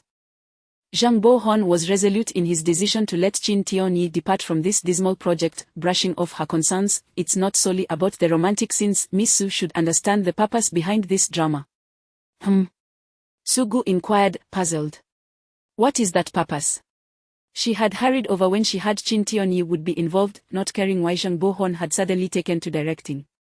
"Who cared?" Zhang Bohon inhaled deeply, explaining, "I had some disputes with the director of Qingyun Chuan. This project is intended as a competition." Sugu, being the capital's choice for the female lead, did not require any deception regarding these matters. It was impossible to conceal. "Oh, I see," Sugu nodded. "What does that have to do with Teacher Chin?" Zhang Bohon had given up on educating Sugu, stating plainly, "Old Chin is also friends with the director of Qingyun Chuan. He does not wish." Sugu, deflated, considered, "That's true, we shouldn't make it difficult for Teacher Chin." Zhang Bohon sighed in relief, thinking he could finally dismiss this young lady. Engaging in conversation with her was utterly exhausting. He had not even considered the possibility that Sugu is a fan of Chin Tionyi. After all, it was rare for young people to admire Chin Tionyi anymore. He was now often referred to as the childhood idol in retrospective videos online. Suji's concern over the casting change, stemming from her bias against popular stars, led Zhang Bohon to instinctively perceive her apprehension as mere posturing, fearing for her own reputation. At that moment, Sugu suddenly lifted her gaze and asked, "Will Teacher Chin still watch Yun Qingji?" Zhang Bohon was somewhat taken aback by her inquiry but dismissed it casually, "Of course. We are old friends, he typically supports my projects." Teacher Chin would watch Yun Qingji. Sugu bit her lip and nodded, dejectedly rising to leave. Just as she stood, a figure abruptly pushed through the door. Zhang Bohon and Sugu simultaneously looked up in astonishment. In an instant, Suji's eyes sparkled with recognition, while Zhang Bohon wore a look of disbelief. The newcomer was none other than Chin Tionyi. Chin Tionyi was oblivious to anyone else's presence in the room. Striding purposefully toward Zheng Bohan. As he approached, he exclaimed, "Old Zheng. Yun Qingji is such a remarkable script, why didn't you tell me sooner?" Chapter 27. The true script, good script. Zhang Bohan was taken aback. "Old Chin, you," Chin Tianai was about to speak when he suddenly noticed the presence of others in the room. He quickly turned and scrutinized Sugu, saying, "Sugu. Miss." Sugu tucked her hair behind her ear, stepped forward, and smiled. "Teacher Chin, it's been a long time." Chin Tianai was momentarily stunned. Had he met Sugu before? Sugu hastily corrected herself. "What I meant was, it's been a while since I've seen your television dramas." "Oh, I see." Chin Tianai instinctively felt a twinge of embarrassment, especially considering he had recently learned that he might have to film kissing scenes with this young junior. Now, seeing her youthful demeanor made the oddity even more pronounced.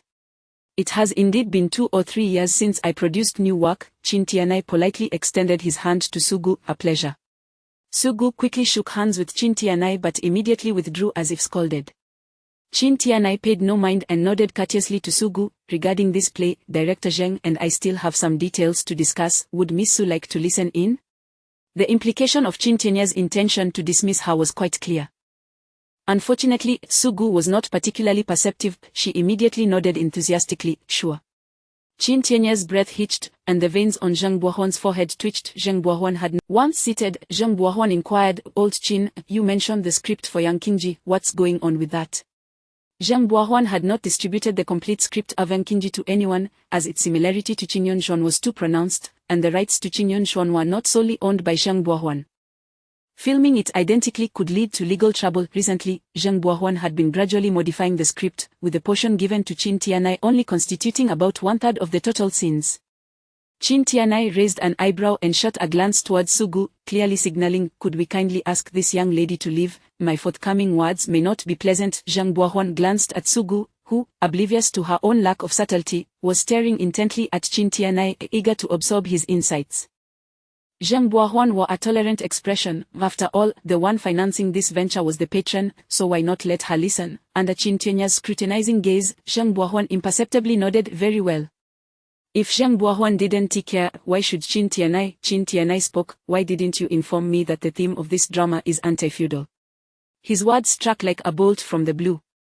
Zheng Buohuan sprang to his feet, exclaiming, what did you say? Am I mistaken? Chin Tianai met Zheng Buohuan's gaze directly, isn't that your intention? Realizing his outburst, Zheng Buohuan trembled as he reached for the chair behind him, sitting down again.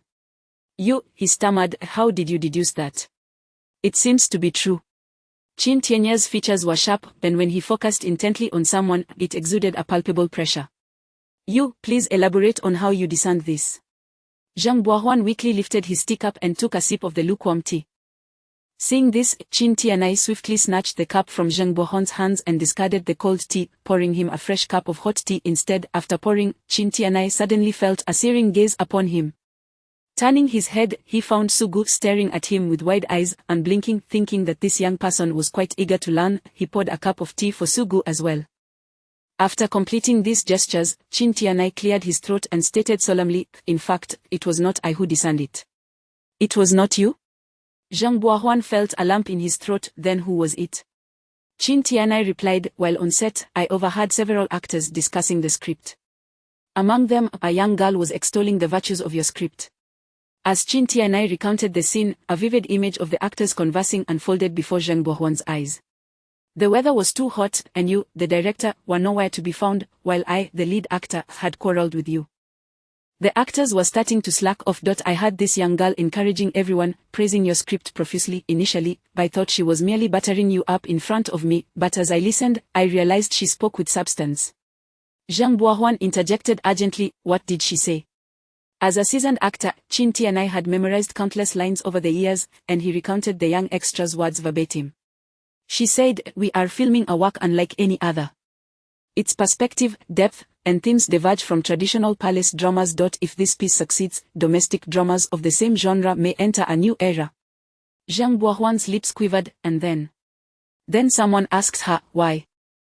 We are just idling here like we're drunk. I don't see how this is a new era, the young actress retorted. No, don't you see, what we're filming is an episodic drama. Zheng Buohuan's expression froze, his normally stern face bore a look akin to being struck by lightning. The terms palace drama and episodic drama were worlds apart. As a major genre of historical dramas, domestic palace dramas are characterized by their lengthy narratives, often exceeding 70 or 80 episodes. They are not merely action-packed tales of a single female protagonist battling her way to the top. Instead, they delve into the intricate emotions and entangled interests between characters, the protagonist's growth, the evolution of palace intrigue tactics, and the shifting dynamics of relationships. A palace drama is a chronicle of a heroine's journey and the love-hate relationships among characters. Thus, narrative continuity is of utmost importance. Conversely, what is an episodic drama? As the name suggests, it consists of independent segments woven together. Typically, 1 or 2 episodes suffice to tell a complete story. An episodic drama resembles a shorter film, with clear cause and effect, protagonists and supporting characters, beginning and ending articulated distinctly. Even if one skips to any episode in the middle, it does not hinder the viewer's understanding of the plot and character relations. Are episodic dramas good? One cannot categorically say they are not. Many enduring works exist within this format, such as the American series Friends, The Big Bang Theory, and domestic productions like Wooling Alliance and The Rivers and Lakes are not just about fighting. However, consider the genres of these episodic dramas. They are predominantly comedies, detective stories, or comedic mysteries. The plots of comedies are relatively uncomplicated, and detective dramas typically have clear main lines without delving into emotional entanglements among the main characters, the investigative team. This illustrates that the brevity of episodic dramas is indeed more suitable for such genres. So, can a palace drama be transformed into a comedy or a detective mystery? That is utterly nonsensical. Although Sugu was merely an amateur actress lacking a systematic theoretical background, she could still sense something amiss. Sugu questioned, episodic drama. Young Kingji, how is that possible? Fearing that Chin Tianai might misunderstand, Sugu quickly added, I don't doubt you, Teacher Chin. I just wonder if that actress might have misinterpreted. Even Sugu, an outsider, found it hard to believe, yet the screenwriter and director himself, Zhang Buohuan, exhibited a contemplative expression. Episodic drama, come to think of it, it could indeed be construed that way, anti-feudal and all. Is that what she implied? Zhang Buohuan murmured. Chin Tianai regarded Zhang Buohuan carefully. Having been friends for many years, he was quite familiar with the subtle nuances of Zhang Buohuan's expressions. The impact of a direct conversation could not be replicated through mere recounting. Chin Tianai, sensing the moment, remarked, it appears you are quite eager to speak with this actress. Zhang Buohuan jolted from his reverie. Who is she? I've brought her here. Chin Tianai gestured towards the door. He was always meticulous in his work, never leaving things half finished. Would you like to meet her? Let her in, Zhang Buohuan urged impatiently. Suddenly, he realized there was another esteemed guest in the room and shot a questioning glance at Sugu. As the financial backer, her significance was undeniable. If she insisted on staying, Zhang Buohuan could not simply eject her. Noticing Zhang Buohuan's gesture, Chin Tianai turned to Sugu courteously. Miss Su, would you be interested in rehearsing some lines with me? Chin Tianai's intention was to provide a graceful exit for Sugu, allowing her a reason to leave. To his surprise, she sprang up from the couch without hesitation, exclaiming, of course, Teacher Chin, where shall we rehearse? Chin Tianai felt a sense of satisfaction at Su Ji's diligence. Though her taste in scripts left much to be desired, she was, on the whole, an aspiring junior. Chin Tianai kindly said, I will go outside to fetch that young actress, and then we can rehearse in the studio. After saying this, Chin Tianai moved towards the door. Once he turned his back, Sugu gently clasped her chest, as if her heart might leap from her body. Zhang Buohuan could hardly contain his anticipation to see the mysterious actress hastening to follow. Peering over Chin Tianai's shoulder. At the door stood a young girl dressed in a pale green palace costume, looking rather delicate, standing with proper posture, holding a script in her hands. Upon seeing her, Zhang Buohuan paused slightly, recalling who she was. You are Yuju? Shang Yechu smiled shyly. I am the actress portraying Yuju. My name is Shang Yechu. Director Zhang, you can call me Xiaoye. Zhang Buohuan squinted, scrutinizing Shang Yechu, his initial delight and hope dissipating, leaving only surprise and skepticism. He remembered this actress, recommended by Zhong Lei. Her acting was quite proficient, and she performed admirably during filming, however, but Zhang Buohuan turned to Chin Tianai. Old Chin, is it really her? This question was not discreet and was overheard by Shang Yechu. Chin Tianai raised an eyebrow, displeased. Old Zheng, what do you mean by that? Do you think I would deceive you? Look at what you're saying. Zhang Buohuan waved his hand dismissively. It's just that what's wrong with her? Do you look down on extras or female actors? Chin Tianai retorted sharply, you were never so rigid before. Have you lost your discernment since parting with Su Honwan? This statement undoubtedly struck a nerve with Zhang Buohuan, prompting him to cease his objections and beckon Shang Yechu. Xiaoye, please come in. Throughout the exchange, Shang Yechu had remained silent and observant. Chin Tianai, known for his integrity and straightforward nature, had no qualms with Zhang Buohuan, an old friend, while Shang Yechu had to navigate the situation more delicately. Just then, Sugu bounced over to the doorway. She glanced at Shang Yechu's face, then disinterestedly turned her gaze away, feeling that she was far less attractive. Teacher Chin, shall we go? Chin Tianai nodded and followed Sugu out. Inside, Shang Yechu sat nervously before Zhang Buohuan, her demeanor perfectly embodying that of a fledgling actress. Speak, Zhang Buohuan scrutinized her, lightly tapping his fingers on the table. Why do you say Young Kingji is an episodic drama? And why do you claim its theme is anti-feudal? Shang Yechu cleared her throat, stammering slightly, "Well, director. I noticed that the cast has many female actors, far exceeding the typical number required for a palace drama. Moreover, the number of young actresses is roughly equal to that of older actresses. Such a scenario is quite rare in palace drama productions." At first, Shang Yechu appeared somewhat anxious, but gradually she became increasingly fluent and articulate. "I surmise that these older actors might be portraying the later lives of these young concubines." Shang Yechu stated earnestly, "In Yang Kinji, there is no traditional winner of palace intrigue. Rather, it is a collection of failures gathered together, recounting their past stories as if in the clouds, as if in a dream." Chapter 28. High-end compliments often require little more than you merely glanced at the number of middle-aged and young actors and arrived at such a conclusion. Zhang Bohan scoffed, a look of skepticism crossing his face. "Do you truly believe I would accept that?"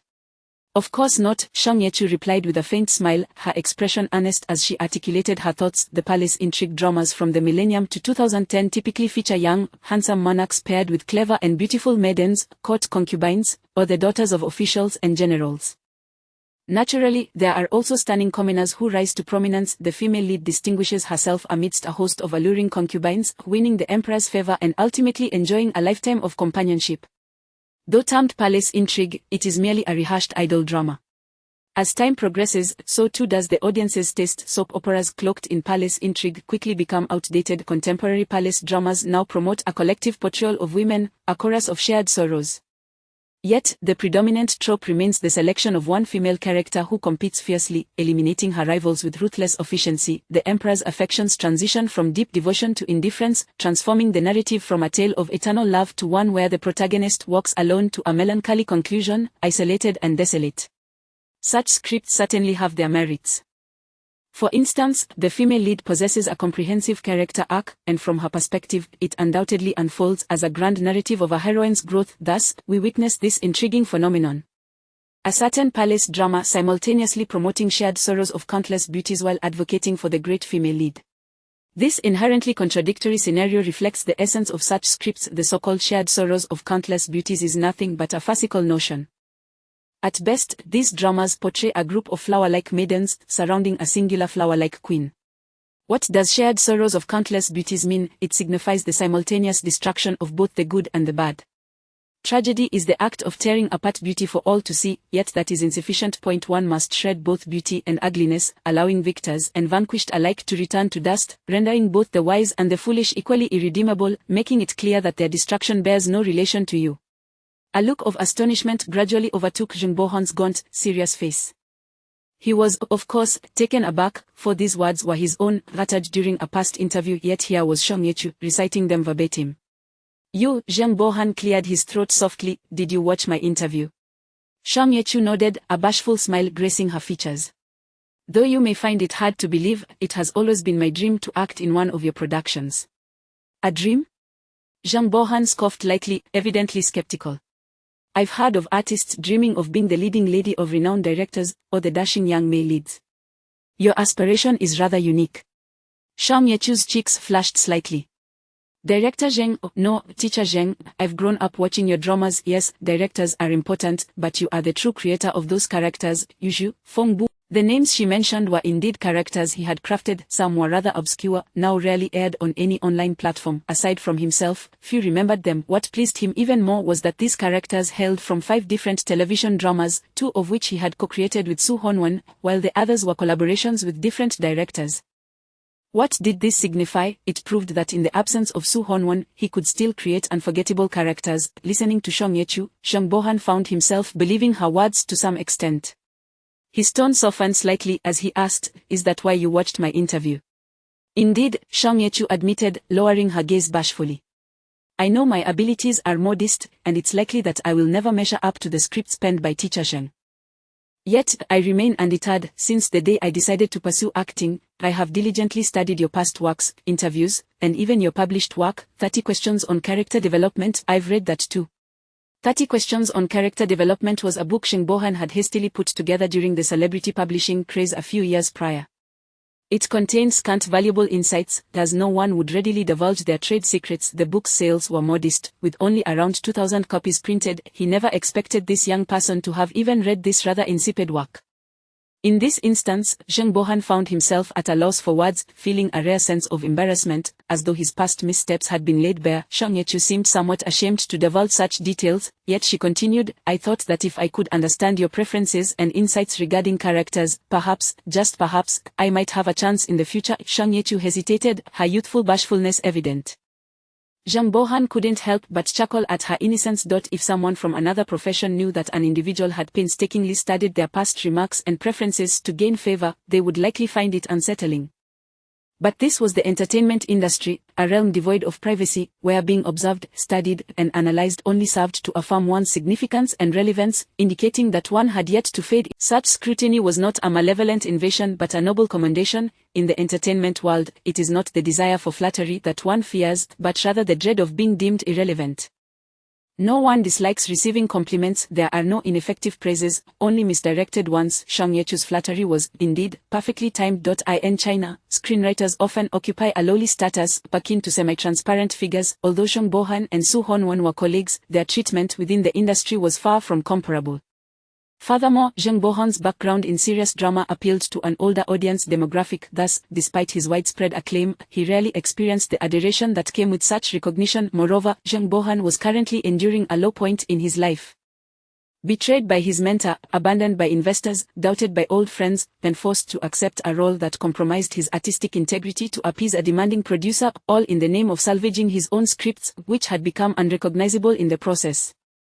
Zheng Bohan felt an internal conflict. Doubting himself was simply not an option. Shang Yechu's praise was akin to a long-awaited rain shower, refreshing him and stirring his heart. Zheng Bohan's expression remained stern, yet his tone had softened considerably. "All right, let us discuss the script. So, after watching that interview, did you deduce what this new project of mine entails?" "Yes." Shang Yechu nodded vigorously, her face brimming with anticipation. The characterization by the writer and the actor's interpretation seldom align perfectly. At times, they may even seem completely at odds. However, this does not imply that the writer should confine the actor within rigid parameters. Oftentimes, allowing actors the freedom to explore can yield unexpectedly remarkable results. Her statement echoed a passage from 30 Questions on Character Development, causing Zheng Bohan to feel a wave of discomfort wash over him. He quickly gestured for her to pause. At that moment, Zheng Bohan was thoroughly convinced that Shang Yechu was indeed a devoted admirer. It was hard to fathom how she could have memorized such a mundane book so thoroughly. All right, Xiao Yi, why recite my book when you can simply express your thoughts?" Zheng Bohan chuckled, bemused. Shang Yechu clenched her fist earnestly, responding, "That is because I realized you write in this manner, and you also practice what you preach." Zheng Bohan replied, "Ah." Shang Yechu continued, her excitement palpable. "Your decision to withhold a complete script is precisely to encourage us to deepen our understanding of our characters." Zheng Bohan replied, "Oh, is that so?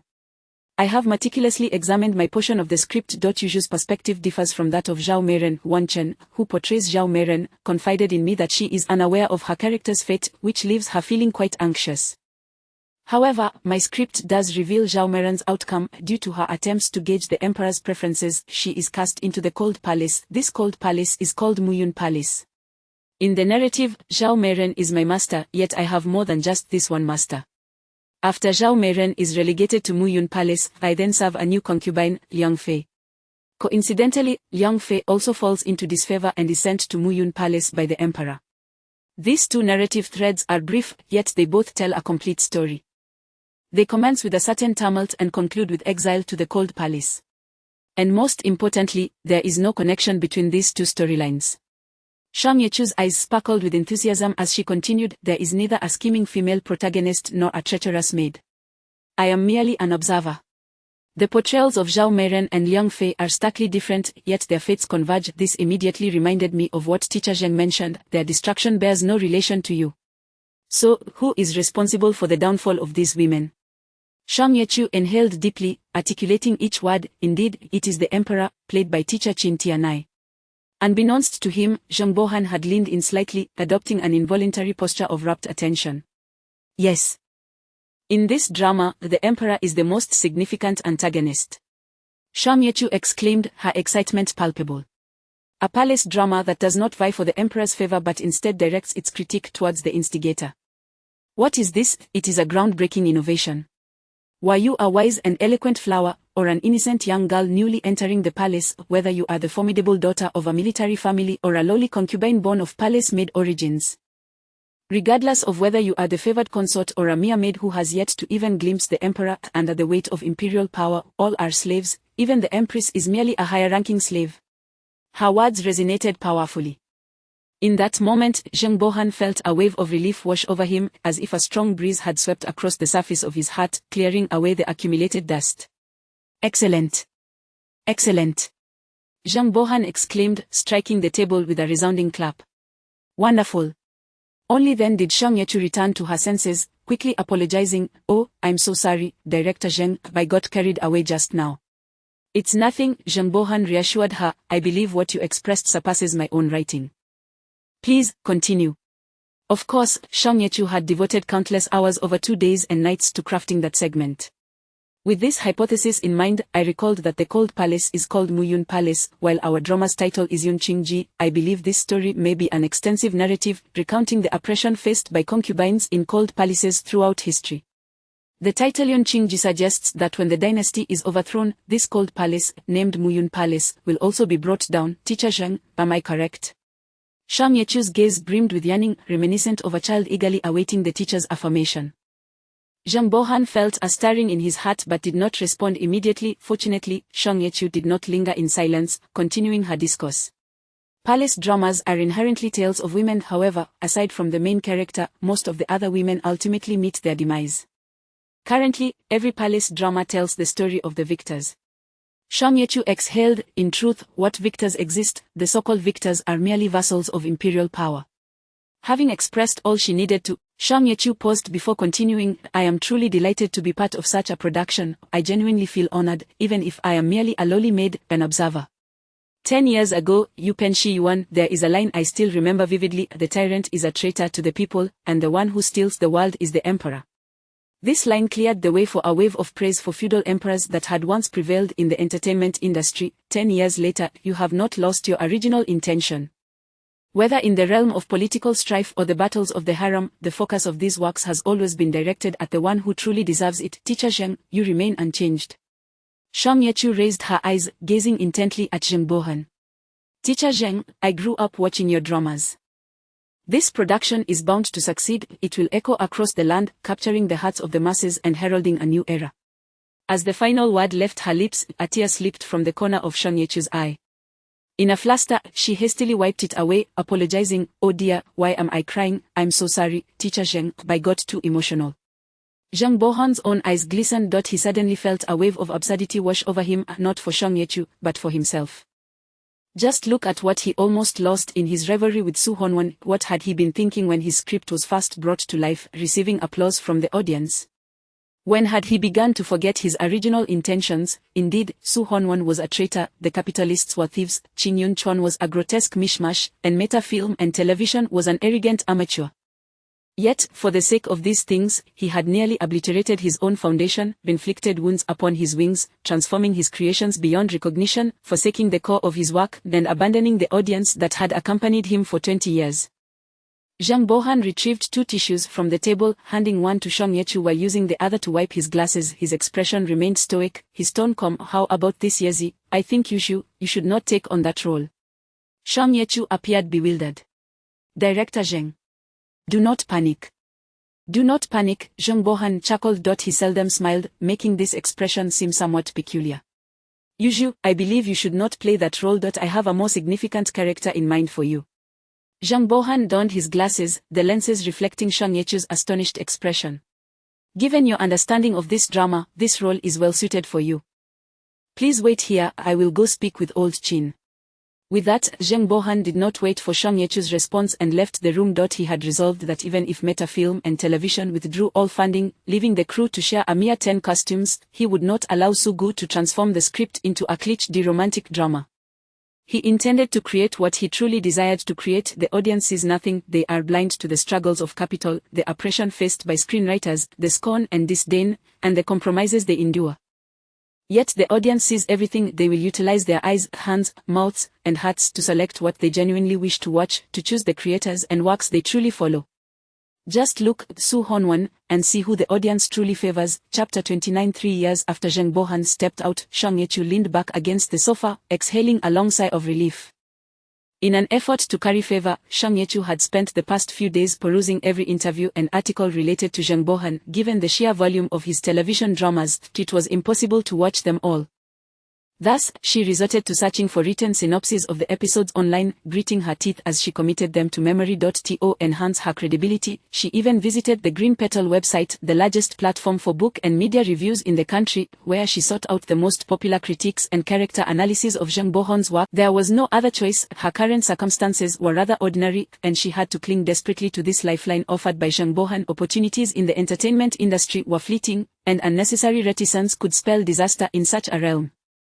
This endeavor, of course, placed a tremendous strain on her mind. In truth, Song Ye-chu's brain now felt both fatigued and hyperactive, as if her left and right hemispheres had divided into two opposing factions.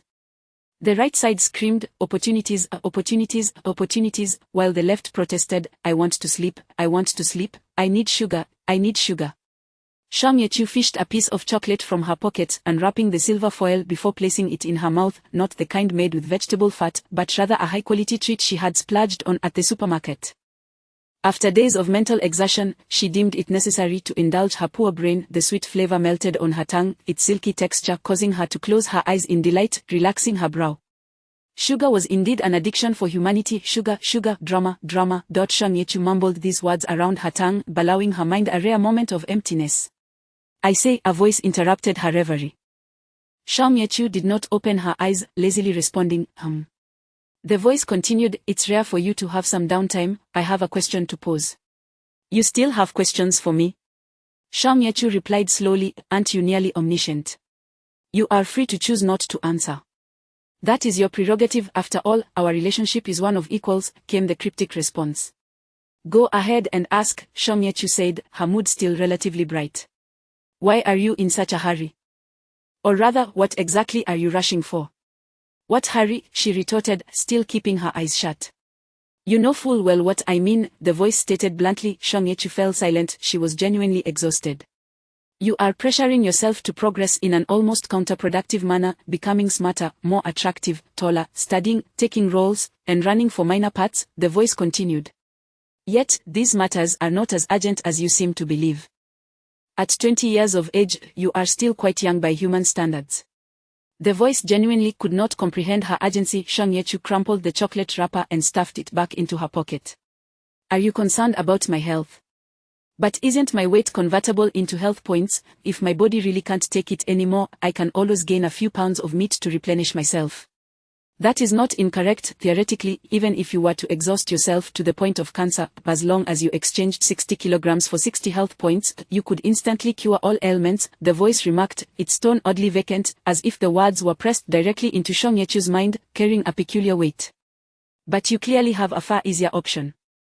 For instance, rather than exchanging intelligence, you could exchange beauty, transforming yourself into a stunning vase. It continued, the voice calm, objective, when cold. Then, utilizing this facade, you could attach yourself to a wealthy individual, what you earthlings refer to as a coal boss, and have them invest in a grand production. You could immediately become the lead, without enduring hardship. Song Ye-chu remained silent, prompting the voice to elaborate further.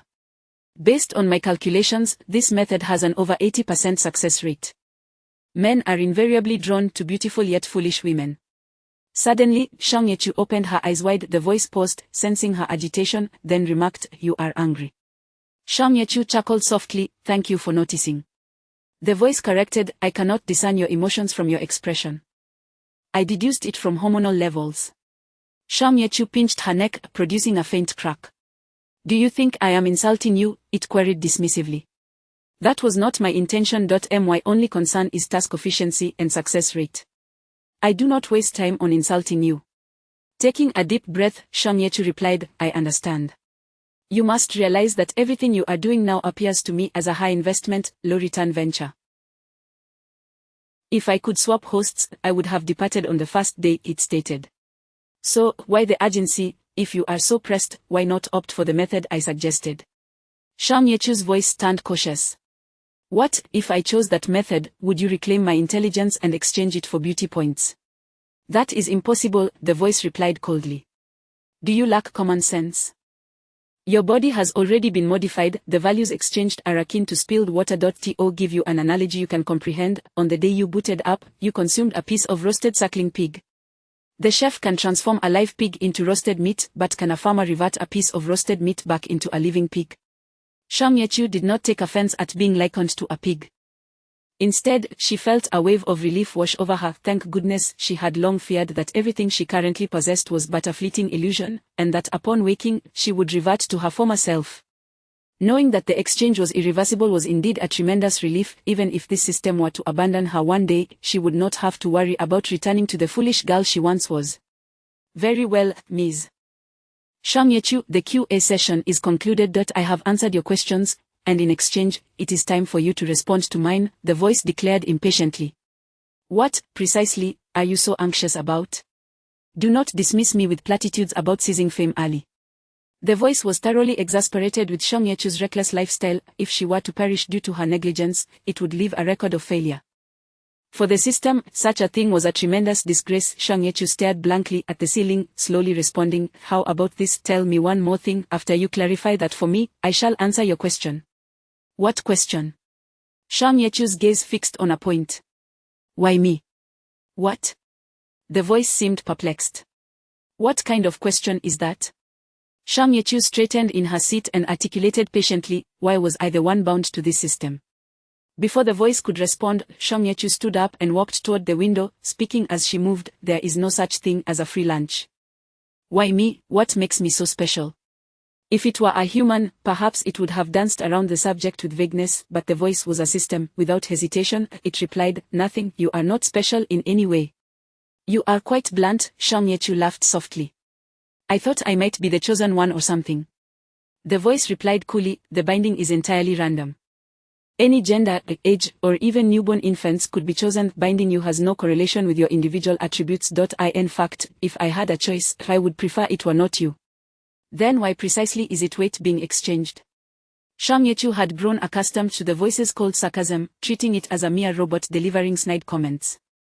The item used for exchange depends on the circumstances of the bound individual. The anchor point for the exchange is set as the thing the bound individual lacks the least, the voice explained, its tone objective and grave, akin to a scientific program. If I were bound to an elderly person, I might become the white hair exchange system. If I were bound to someone who constantly pursued others yet always failed, I might be the simp value exchange system. If I were bound to a billionaire, I would be the money exchange system. Ah, I see, Shang Yechu chuckled, it appears I really have nothing to my name apart from my weight. Indeed, the voice confirmed. Due to the effects of medication, your weight increases far more readily than others. You are more prone to gaining weight. Wait a moment, Shang Yechu's keen mind caught onto a key phrase. What do you mean by medication effects? The voice maintained its calm tone. Do you not know? Your mother consumed a significant amount of medication while pregnant with you, resulting in your in utero abnormalities. Your former appearance, weight, and intelligence were all affected by this. Shang Yechu gripped the windowsill tightly. What medication? Transgnero, the voice stated. Its Chinese name is Bao Jin Zhen. Shang Yechu's hand trembled as she retrieved her phone from her pocket. Though it was a simple action, she fumbled 3 times before succeeding. She shakily typed into the browser's search bar, what is Bao Jin Zhen? Moments later, the search results appeared. The top listings were advertisements, which she ignored, quickly scrolling down. Can a fetus be transformed from female to male? Unveiling the folk gender transformation miracle drug. On the 7th day, it can be in or young, can be dry or wet. This was the promotional slogan for Bao Jin Zhen, a folk remedy that gained popularity over 20 years ago. Behind such flowery words lay naked feudal superstition. What does this mean? Indeed, it was a scam designed for families that favored sons over daughters. By taking Bao Jin Zhen within 49 days of pregnancy, the fetus's gender could be changed from girl to boy. From a scientific perspective, such claims are utterly absurd. The fetus's gender is determined at the moment the sperm and egg unite, yet there exist families that reject scientific explanation, firmly believing that gender transformation drugs can defy the laws of nature and turn a female fetus into a male one. According to investigative reporters from that era, a genuine Bao Jin Zhen could cost over 2,000 yuan, and it was still in high demand. Throughout the entire pregnancy, a woman would need to consume more than 20 doses of Bao Jin Zhen to complete this mysterious ritual. Bang! The hefty wrenching phone fell to the ground, emitting a dull thud. Shang Yechu snapped back to reality, hurriedly bending down to pick it up. Fortunately, the wrenching phone proved as durable as Boss Lu had claimed. It remained unscathed after its fall. What happened to you? The voice inquired, puzzled. Nothing. Shang Yechu wiped the corners of her eyes and smiled faintly. I felt that my earlier performance in your acting was so vivid and nuanced that it nearly made the system nauseous, the voice replied. By the way, Shang Yechu shifted the topic, what exactly is this task you keep alluding to? As part of the task, I should at least know what it entails, right? This was indeed something that needed to be conveyed to Shang Yechu. However, due to her constant busyness, the voice had yet to find the opportunity to discuss it in detail with her. In simple terms, you must become a person whose fame endures through the ages, the voice stated. Shang Yechu paused slightly, then laughed. It is not easy for an actor to achieve lasting fame. Indeed, the voice agreed, if you chose to be a writer, painter, or scientist, this task might be much more straightforward. The individuals mentioned above can leave behind works or achievements that endure. Securing lasting fame is not difficult. However, for an actor, how many names can people recall from a century ago? How many masters of opera from 200 years ago are still remembered today? And how many singers and dancers from over 1,000 years ago are only known through the verses of poets? That is true, Shang Yechu considered. Just as the voice thought she might alter her ambitions and dreams, Shang Yechu continued, then it seems I must become an exceptionally great actor. The voice fell silent. After a long pause, it finally spoke, so, would you like to know what happens if you fail the task? I do not care, Shang Yechu smiled brightly. It is either greatness or death. There is no third path. Very well. The voice ceased its attempts to persuade this reckless individual. I have answered your inquiries. Now, tell me the reason behind your relentless efforts. Though the voice did not express it, it had lost interest in her motivations. The reason is simple, Shang Yechu began. The reason I am so fervently pursuing acting is because I'm listening, the voice interjected. In 3 years, the groundbreaking and monumental work will begin filming. And I must become the lead in that film. Shang Yechu stated matter-of-factly, I must accumulate a certain level of fame and leverage within these 3 years to stand before the director and screenwriter of that project. Her words were undeniably audacious. At present, she was merely a supporting character in various television dramas. The chasm separating television actors from film stars was monumental, let alone for a mere extra. Furthermore, considering that this film was touted as a groundbreaking masterpiece, it was likely not a resource accessible. Shang Yechu's aspirations were tantamount to feasting at the table while gazing longingly at the mountains of the Himalayas. Fortunately, there were no others present. As a Himalayas and a Sabic system, the voice would not waste energy mocking Shang Yechu's dreams. It simply stated, I see, now I understand. With this rationale in mind, Shang Yechu's recent frantic actions began to make sense. 3 years is neither a short nor long span. Several productions could come and go in that time. Shang Yechu settled back onto the sofa, gazing expectantly toward the door. What news would Zheng Bohan bring back, good news or bad news? To be honest, in the face of capital, Shang Yechu truly felt powerless at this moment. Yet, even if Zheng Bohan's negotiations failed, he could still arrange a role for her. Shang Yechu had never underestimated Zheng Bohan.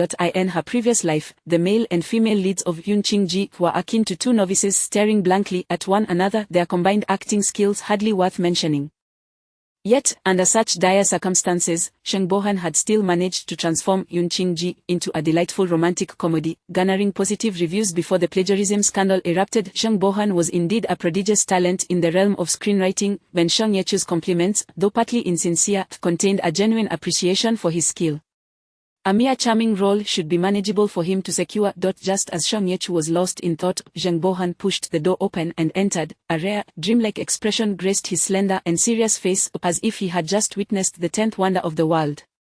Shao Yi, come here, the script negotiations have been finalized. Chapter 30.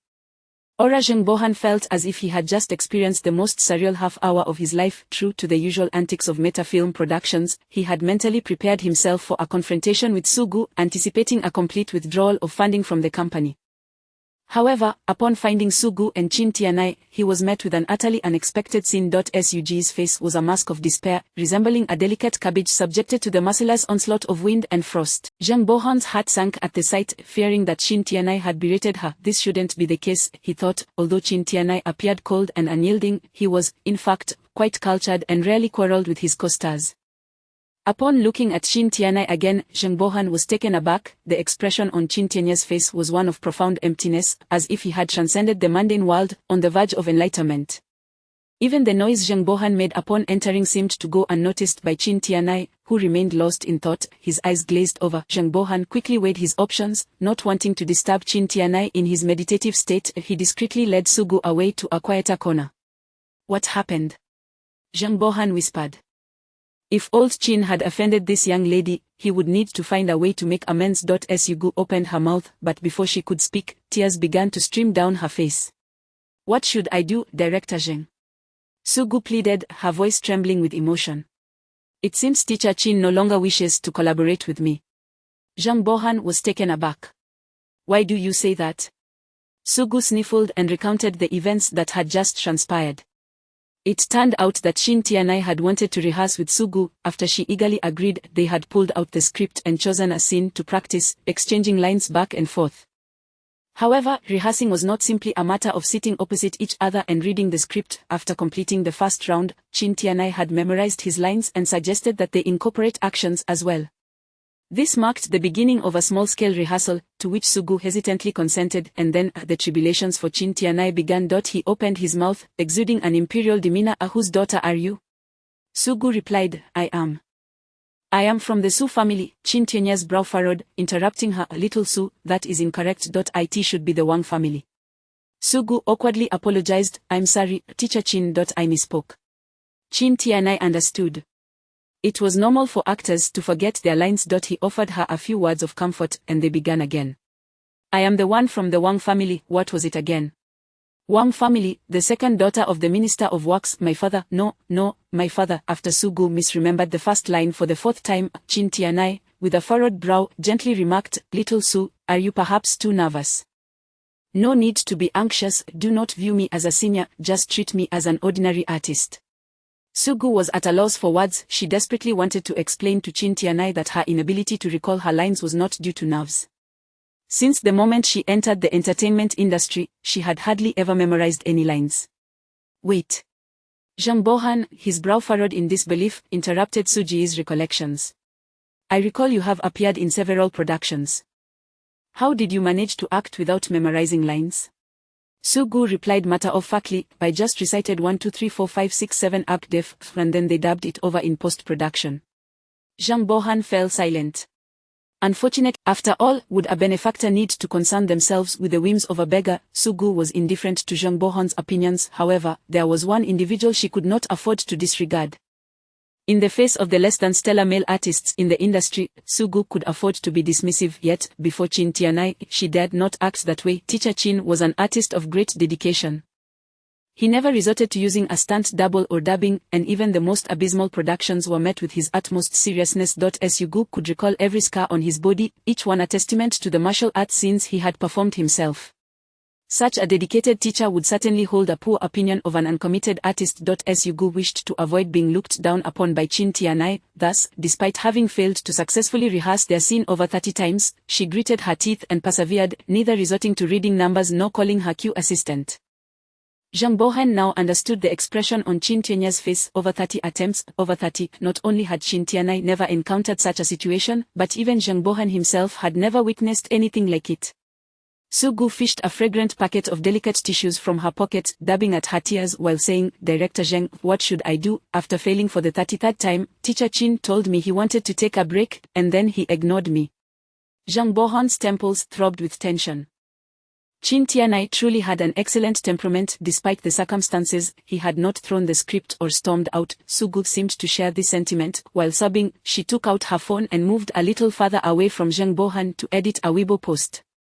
A monosong. Sisters, today, while shadowing Teacher Chin, I stumbled upon him rehearsing with a certain actress. That actress forgot her lines over 30 times. Teacher Chin remained unfazed, consistently offering kind words of encouragement to her. Moreover, every time they resumed the scene, Teacher Chin effortlessly entered character, channeling profound emotion. How can Teacher Chin be so wonderful? I love him even more than yesterday.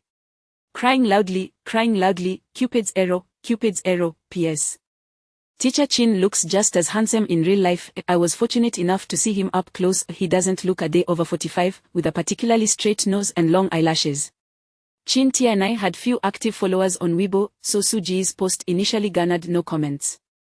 She temporarily set her phone aside, only to look up and find Zhang Bohan regarding her with a complex expression. Zhang Bohan was utterly astounded by this young lady's audacity. Just a moment ago, he thought she might have a change of heart.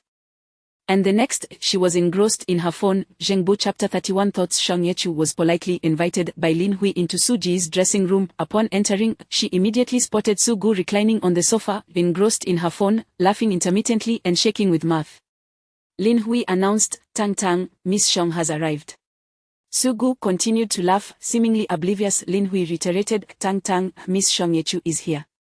Sugu hummed a cheerful tune, occasionally emitting soft he-he chuckles. Unable to tolerate it any longer, Lin Hui exclaimed, "Sugu, are you going to inquire about the plot or not?" This time, Sugu finally acknowledged Lin Hui's call, reluctantly sitting up and glancing at Shang Yechu. She lifted her chin slightly, gesturing towards the makeup chair across from her. "You are here, please, take a seat." Shang Yechu was not particularly familiar with Sugu. Her only impression was of the latter's abysmal acting skills. Now, with this young lady suddenly seeking her out, Shang Yechu was at a loss as to why. She settled into the chair opposite Suji. Sugu waved her hand dismissively, sending Lin Hui away. Hui, you can leave now." Lin Hui cast a worried glance at Shang Yechu. She was well aware of Suji's sharp tongue. Without her presence, what if things escalated? Shang Yechu smiled gently, nodding at Lin Hui, appearing quite innocuous. This young actress seemed rather mild. Surely nothing would go awry. Hesitantly, Lin Hui exited. Once Lin Hui was gone, Sugu tossed her phone aside and scrutinized Shang Yechu with a critical eye. "Teacher Chin said you grasped the script thoroughly." Shang Yechu replied cautiously, "I merely added my own interpretations." Sugu waved her hand dismissively. "Never mind that, let us exchange WeChat first." "You have WeChat, right?" Sugu perceived Shang Yechu as somewhat rustic, even doubting whether she used a smartphone. Shang Yechu, slightly puzzled, smiled and replied, "I do." She then produced her phone and opened her QR code. Sugu scanned it, and Shang Yechu's WeChat ID popped up. Her WeChat name was simply Shang Yechu, and her profile picture was a modest green leaf. She appeared to be quite a dull individual, Sugu mused inwardly. "I've added you," Sugu stated. Shang Yechu noticed she had indeed gained a new friend named Everyday Eating Candy, whose profile picture featured a brilliant blue sky and lush green fields, with a close-up of a strawberry-flavored candy. Sugu's WeChat name reflected a youthful spirit. Shang Yechu thought to herself. The next moment, the chat interface jolted, and a notification of a transfer appeared. Everyday Eating Candy transferred 50,000 yuan to Shang Yechu. Shang Yechu was taken aback, unsure of Sugu's intentions. "Miss Su." Shang Yechu lifted her gaze, her eyes betraying her confusion. Sugu snapped her fingers. "This is a deposit." Shang Yechu raised an eyebrow, sensing something amiss. "What deposit?" Sugu glanced at her phone again, then began typing, "Please organize your understanding of the plot and send it to me. After you send it, I'll give you another 50,000. At this point, Shang Yechu grasped the situation. Sugu likely intended to market something, perhaps Sugu's reflections on filming, or Sugu's farewell to the XX character, or Suji's commemoration of the completion of Yunqingji, among other trending topics that flooded various websites daily. Some actors, despite their lackluster performances, managed to pen lengthy reflections on how the role or the production impacted their lives after the show concluded. It was a remarkable mutual exchange between artists and fans. Sugu was treating herself as a copywriter. Such occurrences were common in the entertainment industry. It was merely work, devoid of any pretense. Moreover, 100,000 yuan was a substantial sum for the current Shang Yechu. However, Shang Yechu declined the transfer, gently stating, "I'm sorry, Miss Su, but I cannot accept this money." Sugu assumed Shang Yechu was feigning modesty, rolling her eyes. "What are you being polite for? There are no outsiders here." In Suji's straightforward view of money, one either accepted wealth or was deemed foolish or mad. Shang Yechu sincerely explained, "My understanding of the script is based on the portion I possess. I have yet to see the complete script." This was the truth. In all honesty, even Zhang Bohan might not know what the complete script entailed. "If I were to write randomly, it could reflect poorly on you, Miss Su." Shang Yechu lowered her gaze, her tone gentle yet resolute. "So, I must decline, Miss Su." "Oh, I see." Sugu scoffed. "Teacher Chin praised you to the skies. I expected you to be quite impressive." At that moment, Shang Yechu felt a twinge of envy toward Sugu. Such emotional intelligence was a rare trait, often cultivated only in those spoiled from a young age. Disappointment washed over Sugu. She had initially intended to purchase Shang Yechu's insights to impress teacher Chin and redeem her own image. Unwilling to give up, Sugu pressed on. What if I ask Sheng Bohan for a complete script? How long would it take you to write it? I could add another 50,000. Shang Yechu hesitated. As far as I know, director Zheng is currently revising the script, implying that it was not yet finalized, and obtaining it would be impossible. Sugu recalled her request for Zheng Bohan to modify the script, feeling deflated as though struck by frost, losing interest in Shang Yechu. All right, you can leave now. Just then, Su Ji's phone chimed. Shang Yechu recognized it was a notification for a new post from a special account she followed on Weibo. Su Ji's eyes lit up, she snatched up her phone and began engrossed in it, no longer sparing Shang Yechu a glance. A sudden thought struck Shang Yechu, and she discreetly checked the time, 1:36 p.m. After exiting the dressing room, she sought a quiet corner, took out her phone, and navigated to Sugu's Weibo, clicking on her list of followed accounts.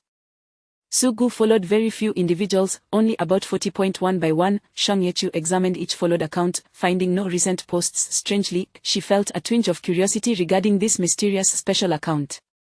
Could it be Su Ji's boyfriend? Shang Yechu typed in the beginning of Su Ji's name in the search bar and was immediately bombarded with an array of results. Sugu Chisheng filming sweet date. Sugu smiled. Sugu the chosen noble lady. Sugu Injia. Sugu Yu Jinghua. Sugu had a multitude of rumored romantic interests. With a meticulous investigative spirit, Shang Yechu scrutinized each rumored partner. None had posted recently. Letting out a sigh, Shang Yechu reflected on her own idleness. Although Sugu was the princess of the production team, accurately gauging her preferences was no simple task. Just as she was about to exit Weibo, a thought occurred to her. Yun Qingji would certainly require promotional efforts on Weibo. Perhaps it would be prudent to follow the project's key contributors now. With a few taps, she followed Zheng Bohan and Sugu. After some consideration, she also searched for Qin Tianai's name. When the search results appeared, Shang Yechu's eyes widened, nearly leaping off the bench. Qin Tianai had just posted on Weibo. Fortunate to have encountered a great script, feeling elated. Accompanied by a photo of a script taken from a masculine perspective, albeit pixelated. The timestamp indicated it was posted 21 minutes ago. Currently it was 1:57 p.m., which meant 1:36 p.m. Shang Yechu was certain that Qin Tianai was not among those listed in Su Ji's followed accounts. Was it a secondary account? Shang Yechu chose to follow Qin Tianai and ventured into the comments section of his post. With only around 90,000 followers, the comments were sparse, accumulating just over 120 minutes. The first comment that caught her attention was from the top-rated response. Momonosong, good afternoon, Uncle Chin. What did you have for lunch? Is there a new script? Are you joining the cast? Love you, love you. Shang Yechu noticed this comment not only for its top position but also due to the commenter Momonosong, whose avatar was a strawberry candy. Her heart skipped a beat. Could it be a mere coincidence? Changing the comment sorting to by time, she was astonished to discover that Momonosong was indeed the very first to comment. Recalling Sugu's frantic phone grab, her heart raced. She clicked on Momonosong's profile, instantly greeted by their latest Weibo post, some exquisitely edited behind-the-scenes photos from Qin Tianai's Super Topic. Qin Tianai Super Topic promoting Qin Tianai to the world. The best Qin Tianai in the world, unknown drama, behind-the-scenes photos, September 15, 2016, to be edited. Observing the attire of Qin Tianai in the photograph, it is evident that this is indeed a fresh scoop from today. The quality of the edited images is remarkably high, with vibrant color grading. However, the clarity leaves much to be desired, giving it the appearance of being captured surreptitiously. The comment section is abuzz with numerous praises. Qin Dad is still so handsome. Those long legs, I'm in awe. The color grading in Gutai's work is exquisite. Seeking a tutorial, haha. Beneath the comment requesting a tutorial, Momonosong replied, it's just mediocre. I didn't bring my computer today, so I quickly adjusted it on my phone. I'll refine it upon returning. Shang Yechu's heart raced as if it might leap from her chest. She clutched her chest with one hand while using the other to search Amano. In her browser, the search results revealed that Amano translates to Etianai in Japanese. As for song, those who have attended school know it signifies a song. Shang Yechu nearly dropped her phone in shock. Suppressing the urge to scream, she scrolled further down. This time, she came across a Weibo post that read, Sisters, today I shadowed teacher Qin and chanced upon him acting opposite a certain female artist. The female artist forgot her lines over 30 times. Who besides those present could articulate such intricate details? Shang Yichu was suddenly reminded of Suji's WeChat nickname, Daily Sugar. Sugu's English name, Sugar, connotes sweetness. Moments ago, Lin Hui had referred to Sugu as Tang Tang. Before being privy to certain revelations, this nickname seemed perfectly ordinary, yet now, with a newfound understanding, it was almost unbearable to regard Suji's WeChat handle. Why did Sugu agree to partake in such a seemingly disastrous production? Why did this play transform into a romantic comedy? Why did the script undergo such relentless revisions? A mere moment of contemplation brought clarity. Shang Yichu was engulfed in profound distress. It is a universal truth, when one uncovers a significant yet utterly inconsequential secret that cannot be shared with anyone, they experience an anguish akin to what Shang Yichu felt. She was overwhelmed with a sensation akin to having consumed a vast quantity of water yet being unable to relieve herself. To alleviate this turmoil, she switched off her phone, intending to wash her face in the restroom to regain her composure. Just as she was about to rise, a sudden thought flashed through her mind. Without a moment's hesitation, she dashed towards the lounge where Zhang Bohan was situated. Zhang Bohan was deep in thought, contemplating how to create a protagonist who does not speak, when he was interrupted by a knock at the door. Irritated, he pinched the bridge of his nose, assuming it was his assistant Yu, and called out, "Come in."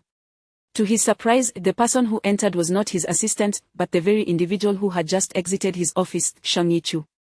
"Xiao Yi." Zhang Bohan lowered his hand from his face, playfully quipping, "Have you mastered it so quickly?" "No, that's not it, Director Zheng." Shang Yichu approached him earnestly, bowing her head as she spoke. "I have come with a rather unrefined idea regarding the silent female lead you inquired about earlier." Chapter 32. Insignificant tasks, you mean? Zheng Bohan set down his pen, gazing seriously at Shang Yichu, "To arrange a white moonlight for the emperor." "Indeed," Shang Yichu replied, sitting opposite Zheng Bohan, nervously twirling her teacup. Zheng Bohan did not immediately agree or disagree. Instead, he leaned back in his chair, scrutinizing Shang Yichu with a probing look. "Please elaborate on your reasoning." Shang Yichu organized her thoughts. "Imagine a person who has known the emperor since his humble beginnings, a partner for many years, sharing joys and sorrows, weathering storms together. The emperor promised that after establishing his reign, she would be his only empress. However, on the eve of his ascension, she passes away for some reason." Zhang Bohan did not interrupt her, prompting her to continue. She could linger in the emperor's memories. Whenever he finds it difficult to make a decision, he could confide in the imagined presence of his wife, who need not speak or perform any grand gestures, but simply be there to listen silently. Zhang Bohan straightened slightly, signaling a burgeoning interest in the conversation. Shang Yichu continued, "This wife could forever retain her youthful appearance, because she is deceased. I and the emperor's memory, she never ages, thus, visually, it is also quite fitting." Shang Yichu did not explicitly state whose appearance this wife resembled, but Zheng Bohan understood intuitively. Not only was she astute, but she also possessed a sense of subtlety, a quality Zheng Bohan greatly admired in her. Yet he did not rush to endorse her proposal. Instead, he gently tapped the script draft before him. "Xiao Yi, you know the essence of our play." "Yes," Shang Yichu nodded in agreement. Zhang Bohan slowly twirled the pen in his hand and continued, "Then you must realize that such a plotline does not suit this particular work." Without waiting for Shang Yichu's response, he continued, "However, since our production is an unprecedented palace intrigue, it cannot include such glorification of imperial love." To be honest, Zheng Bohan felt a tinge of disappointment, yet he understood that it was not Shang Yichu's fault. After all, she was not a professional screenwriter, and her intention was to help him solve a problem. Ultimately, it stemmed from Suji's excessively stringent demands. If only Qin Yun Chuan had not been taken away. Shang Yichu noticed a complex expression on Zheng Bohan's face. It seemed that the esteemed screenwriter was reminiscing about his lost project. She offered a slight smile, her demeanor almost childlike. "Teacher Zheng, you are absolutely right. Therefore, what I just proposed actually has a second half." Lowering her voice, Shang Yichu shared a few more lines with Zheng Bohan. His expression shifted from casual disinterest to shock. Before she finished her last word, Zheng Bohan slammed his hand on the table, exclaiming, "Brilliant." Shang Yichu appeared startled. "Director Zheng." Cough, cough. "It's nothing, Xiao Yi, I am simply too excited." Zheng Bohan resumed his seat, his posture now particularly upright, yet his demeanor was far from serious. If anything, it was exuberant. "Xiao Yi, this plot is quite exceptional. No, to be honest, it is absolutely magnificent." Zheng Bohan's enthusiastic exclamation caught Shang Yichu off guard. After all, he was a person of culture, and such rawness seemed out of character. Unbeknownst to her, Zheng Bohan was fervently calculating in his mind, with this plot, how could he not trample Su Honwan and the numerous screenwriters who had taken credit for his script into the mud? As the true author of Qin Yun Chuan, Zheng Bohan was well acquainted with both the original and revised versions of the script. He could roughly guess the total number of episodes. At that very moment, while conversing with Shang Yechu, he had already mapped out Yunqing Ji and Qin Yun Chuan, including the specific air dates for each episode. He was determined to deliver a resounding slap to Su Honwan. Not only that, but he intended to have the other chick presented for another slap. Shang Yechu could not comprehend Zheng Bohan's favor for overshadowing Su Honwan, yet she was adept at climbing on board, saying, "Teacher Zheng, please, no more flattery. If you continue, I may become overly proud." Ha ha ha, Zheng Bohan laughed heartily. A young person of your insight should not be excessively modest. Teacher Zheng. Shang Yechu appeared somewhat bashful. All right, enough jesting. Let us return to serious matters.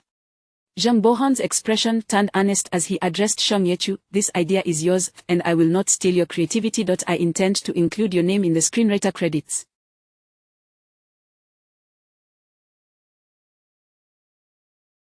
What do you think? This, Shang Yechu feigned contemplation but ultimately replied tactfully, Teacher Zheng, I wish to focus on my own profession first. Zheng Bohan, perceptive to her intentions, did not press the issue.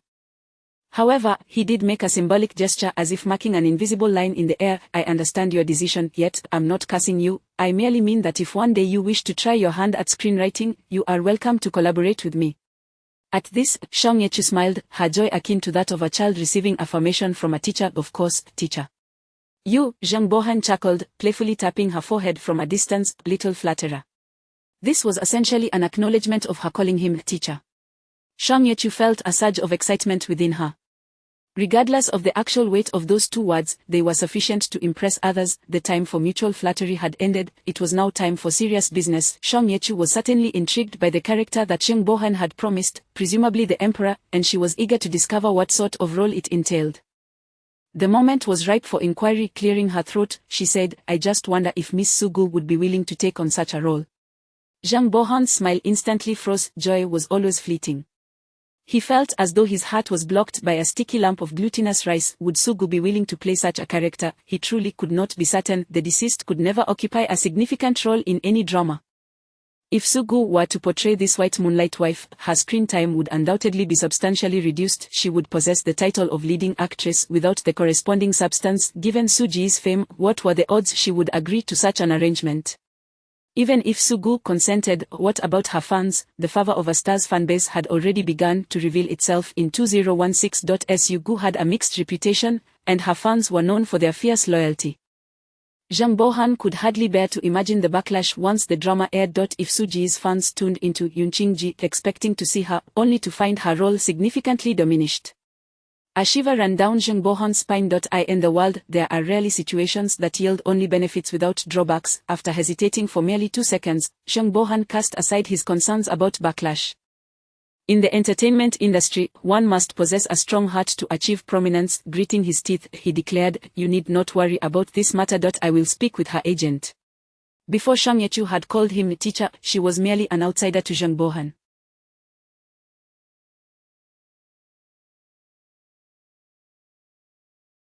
However, after she uttered the title, she became, in his eyes, at least half an insider. Thus, he was willing to share some genuine insights with her. I have a bit of rapport with her agent.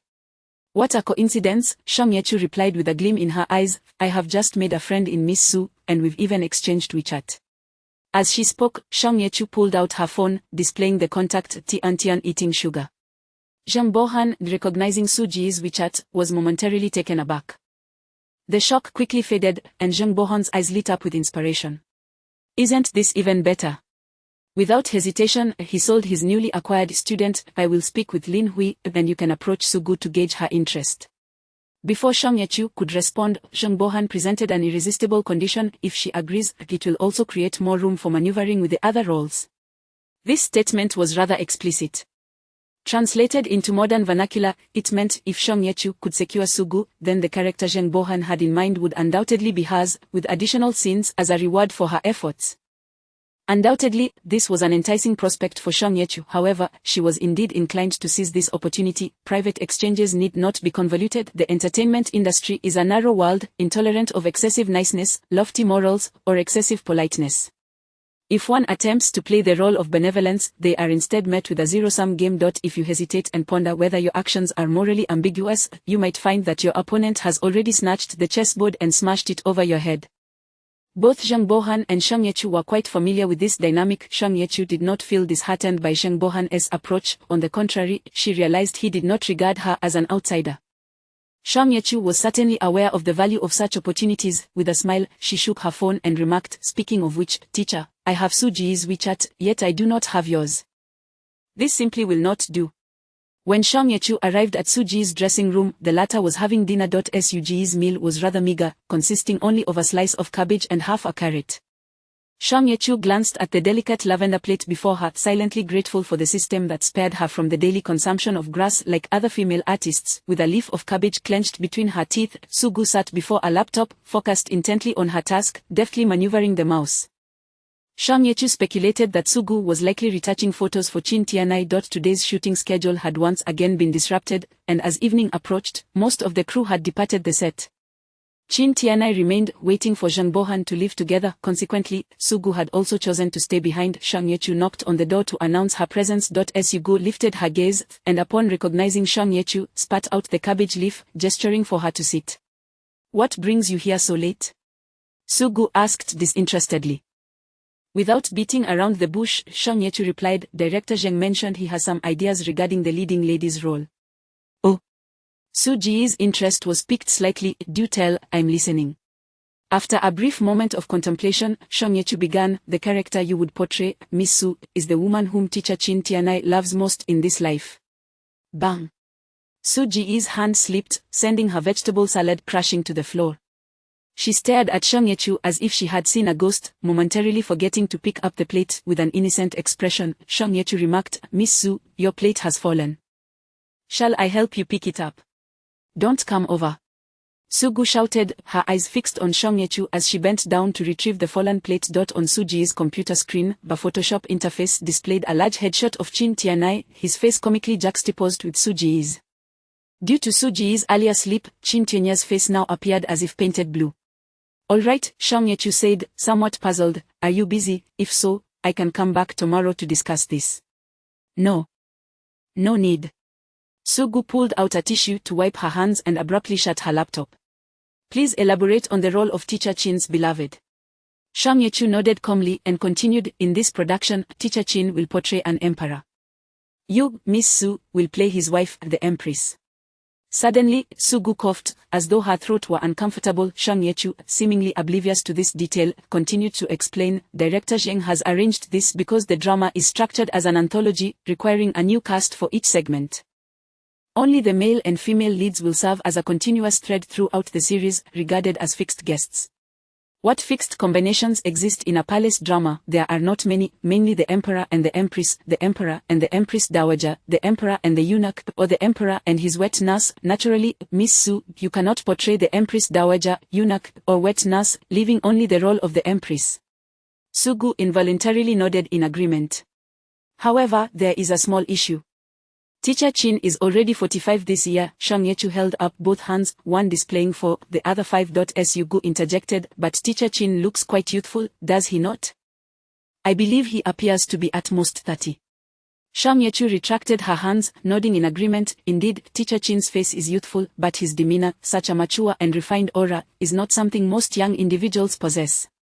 Su Ji's eyes sparkled slightly. "Teacher Qin's demeanor is indeed, rather impressive." Sugu quickly closed her mouth, nearly letting her pride get the better of her. It is well known that empresses are typically the first wives. Therefore, she should be of a similar age to teacher Qin.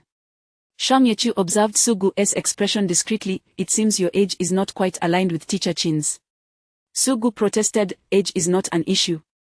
"Of course not," Shang Yechu replied with a smile. "However, it is improbable for Miss Su to transform into a middle-aged woman, while teacher Qin portraying a youthful emperor might attract negative commentary from netizens." Su Ji's complexion turned pale.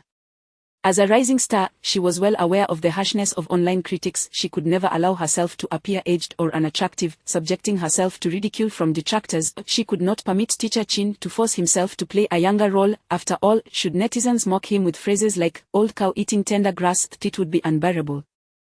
The mere thought of someone disparaging Chin Tianai with phrases like, old cucumber painted green, made Sugu feel faint. Sugu mumbled, then let's design the character as the first wife who passes away, and I can play the successor. A glimmer of amusement flickered in Song Ye-chu's eyes. That would require selecting another actress of a similar age to teacher Chin, wouldn't it? Even if we don't, the reputation of a successor is not particularly favorable. Fans of any idol loathe the notion of their beloved having a sister-in-law, even if it is fictional. Sugu was no exception. The moment Song Ye-chu suggested the possibility of Chin Tianai portraying a husband to another actress, Su Ji's face turned the same color as the cabbage leaf she had just consumed. How could a pampered young lady like Sugu ever portray a concubine? Su Ji's expression contorted, and she looked ready to burst into anger. Seeing that the moment was ripe, Song Ye-chu finally unveiled her enticing proposition. Fortunately, director Zheng is an esteemed screenwriter, seasoned in handling such situations. He has devised a new plot, allowing Miss Su to avoid aging while still playing teacher Chin's first wife. Su Ji's eyes widened. Song Ye-chu leisurely added, moreover, teacher Chin will not face any backlash. Sugu nearly lost her composure. Since these moments are frozen in their most beautiful phase, Miss Su need not portray a middle-aged woman. Song Ye-chu spoke in a dreamy tone. The young deceased wife gazes longingly at the middle-aged emperor across the thick barrier of time. Oh my, just imagining that scene brings tears to my eyes. Sugu was left dumbfounded. Absolutely brilliant. The sense of tragedy, the beauty, the weight of emotion, it's all exceptional. Song Ye-chu remarked, director Zheng truly lives up to his reputation. This design resolves all issues while adding depth to teacher Chin's character. Su Ji's breathing quickened. She leaped from her chair, cupping her face and spinning in circles. Could he be a genius? Song Ye-chu, stifling a laugh, feigned a look of regret. However, director Zheng has yet to make a firm decision. Alas, such a perfect proposal, who knows what he is pondering? Why hasn't he made a decision? Sugu exclaimed in disbelief. With everything laid out, what could he possibly find unsatisfactory? Perhaps he is concerned about the distribution of screen time, Song Ye-chu said casually. This way, teacher Chin's scenes may surpass those of Miss Su. Furthermore, since the Empress only appears in fantasies and memories, she may have minimal dialogue. Director Zheng is doing this for your benefit. Before she could finish, Sugu had already snatched her phone and dialed a number. Lin Hui. Lin Hui. Sugu called into the phone, please help me get in touch with Zheng Bohan. Meanwhile, Zheng Bohan was in the midst of a heated debate with Lin Hui when he suddenly sneezed. After sneezing, Lin Hui returned from her call, casting a strange look at Zheng Bohan, as if she were contemplating devouring him whole. Zheng Bohan frowned. Lin Hui, what is the matter? Lin Hui scrutinized Zheng Bohan from head to toe, ensuring he was genuinely unaware of the situation rather than pretending, before clicking her tongue and taking a seat. Sometimes, I genuinely wonder if you are just a lucky fool, Lin Hui remarked, her tone laced with sarcasm. Zheng Bohan's brow twitched. What on earth is going on? After taking a sip of coffee, Lin Hui finally revealed, you need not worry about the matter you just asked me to address. Lin Hui, what do you mean by that? Zheng Bohan pressed, feeling anxious. My point is, you no longer need my assistance. Lin Hui placed her coffee cup down and stared intently at Zheng Bohan. Just now, Sugu has already agreed to the role. Zheng Bohan's movements. St. Chapter 33. Screenwriting. Song Ye-chu had long understood that only by resolving Su Ji's predicament could she truly attain the role and screen time she so desired. Zheng Bohan indeed honored his promise. That very night, he sent the script for the agreed-upon role to Song Ye-chu. Although it was termed a script, in reality, it merely comprised some drafts and outlines. The vast majority of the content still necessitated Song Ye-chu's own interpretation. This was not a deliberate attempt by Zheng Bohan to make things difficult. In the film and television industry, such situations are far from uncommon. There is even a specific term for it, known as flying pages, a process where the script is written concurrently with filming, allowing actors to improvise. Nestled in her warm, thick quilt, with an electric blanket providing additional warmth, Song Ye-chu perused the script outline sent by Zheng Bohan. As she read, she found herself sitting up in bed. Good heavens, Zheng Bohan was exceedingly generous this time. Song Ye-chu struggled to contain her excitement, for Zheng Bohan had bestowed upon her a role as an empress. She could hardly believe her eyes. She read the mere 3 pages of the script over and over until she had memorized even the punctuation marks. The story's framework was straightforward, maintaining the structure of a series of vignettes.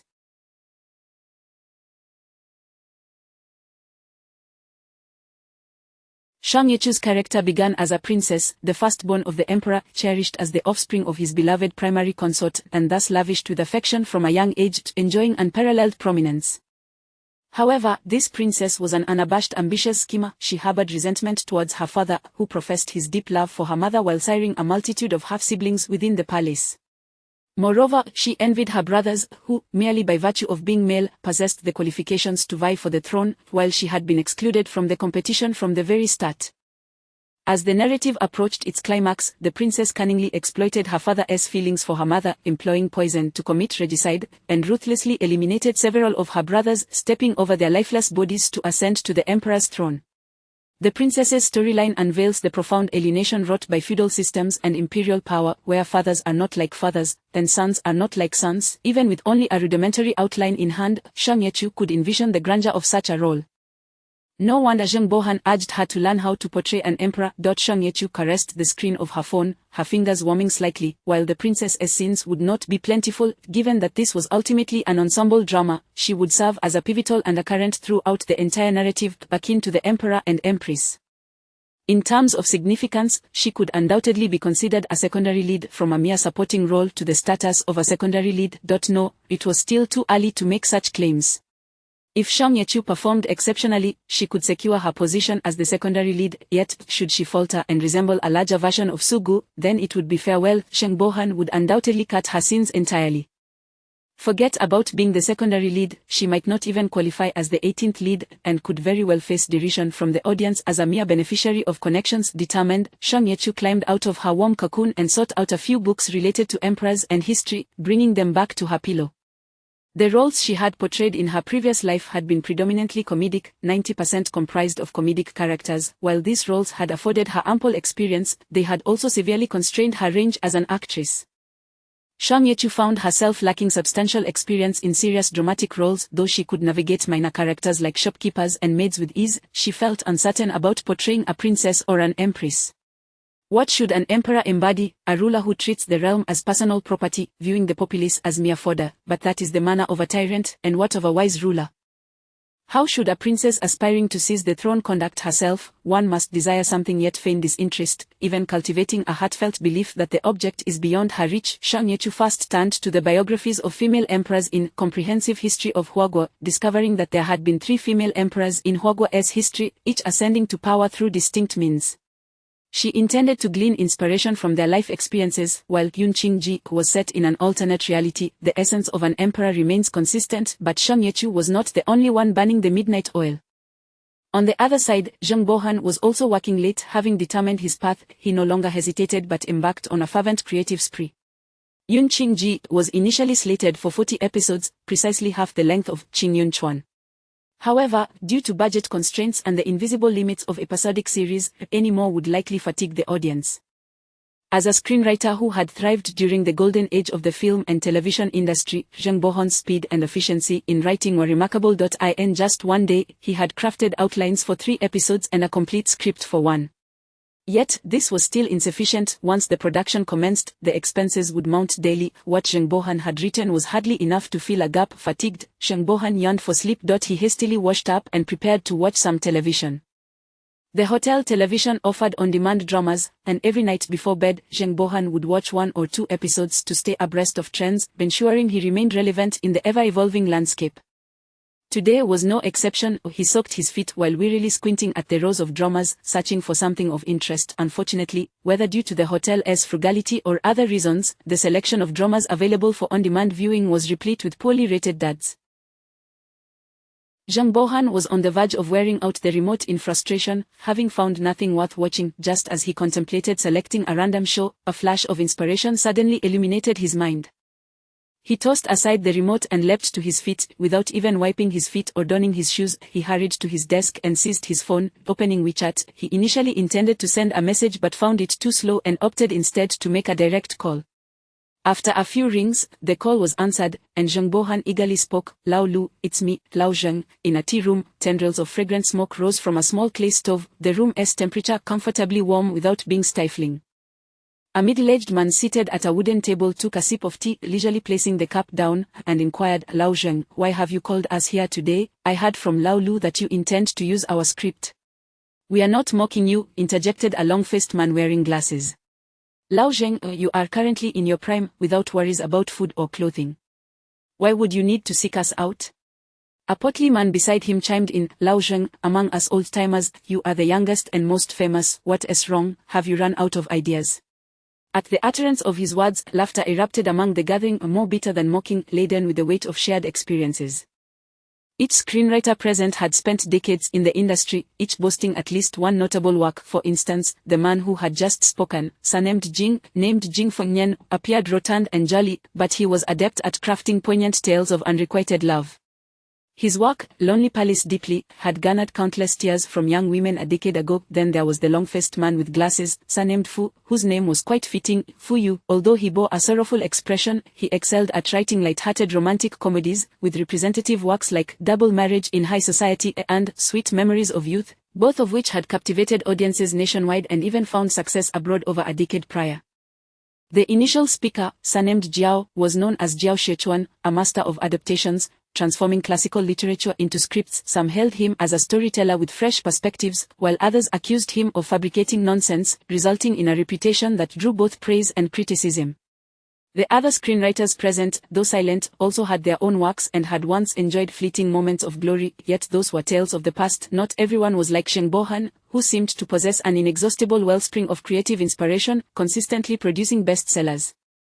Most were diligent yet mediocre talents. The seasoned writers in attendance had seen better days and had gradually faded from the limelight in recent years. Mentioning their names would likely elicit blank stares from the audience. The entertainment industry is an unforgiving realm, demanding constant exposure to maintain one's fame. A moment of forgetfulness often leads to permanent obscurity. The status of screenwriters was already low. Losing their footing meant these veterans quickly fell from their former circles. Some had resorted to writing stories for third-rate magazines to make ends meet, yet this did not imply they had ceased creating new works. On the contrary, most had indeed been involved in developing television dramas in recent years. However, their plots were stale, their pacing mismatched with contemporary tastes, their values misaligned with the new era, and their commercial viability lacking. For myriad reasons, their stories suffered a dual decline in reputation and viewership, cast aside by the market and forgotten by the audience. They endeavored to catch the train of the new era, only to find themselves branded as relics of a bygone age. Seated before them was a congregation of those abandoned by the market and the viewers, relics of an old era. It was no wonder that Jing Fengnian and his companions spoke to Zheng Bohan with a hint of bitterness. After all, he was the only one amongst them who had not yet been forgotten by the audience. Lao Jing, Zheng Bohan replied, please refrain from cursing me. We are all under 60, why call each other old? Every profession has its circle, a term that essentially denotes a small community. The arts community is no exception. Screenwriters like Zheng Bohan naturally form their own small circle. Veteran writers possess their own pride, making it challenging for emerging writers to penetrate their ranks. Zheng Bohan was a prominent figure within this group. However, as is often the case with intellectuals, there exists an inherent rivalry. Despite Zheng Bohan's status, it was not sufficient to command universal respect. For instance, he had extended invitations to 20 writers, yet only 15 had accepted. Zheng Bohan was nonetheless satisfied with the turnout.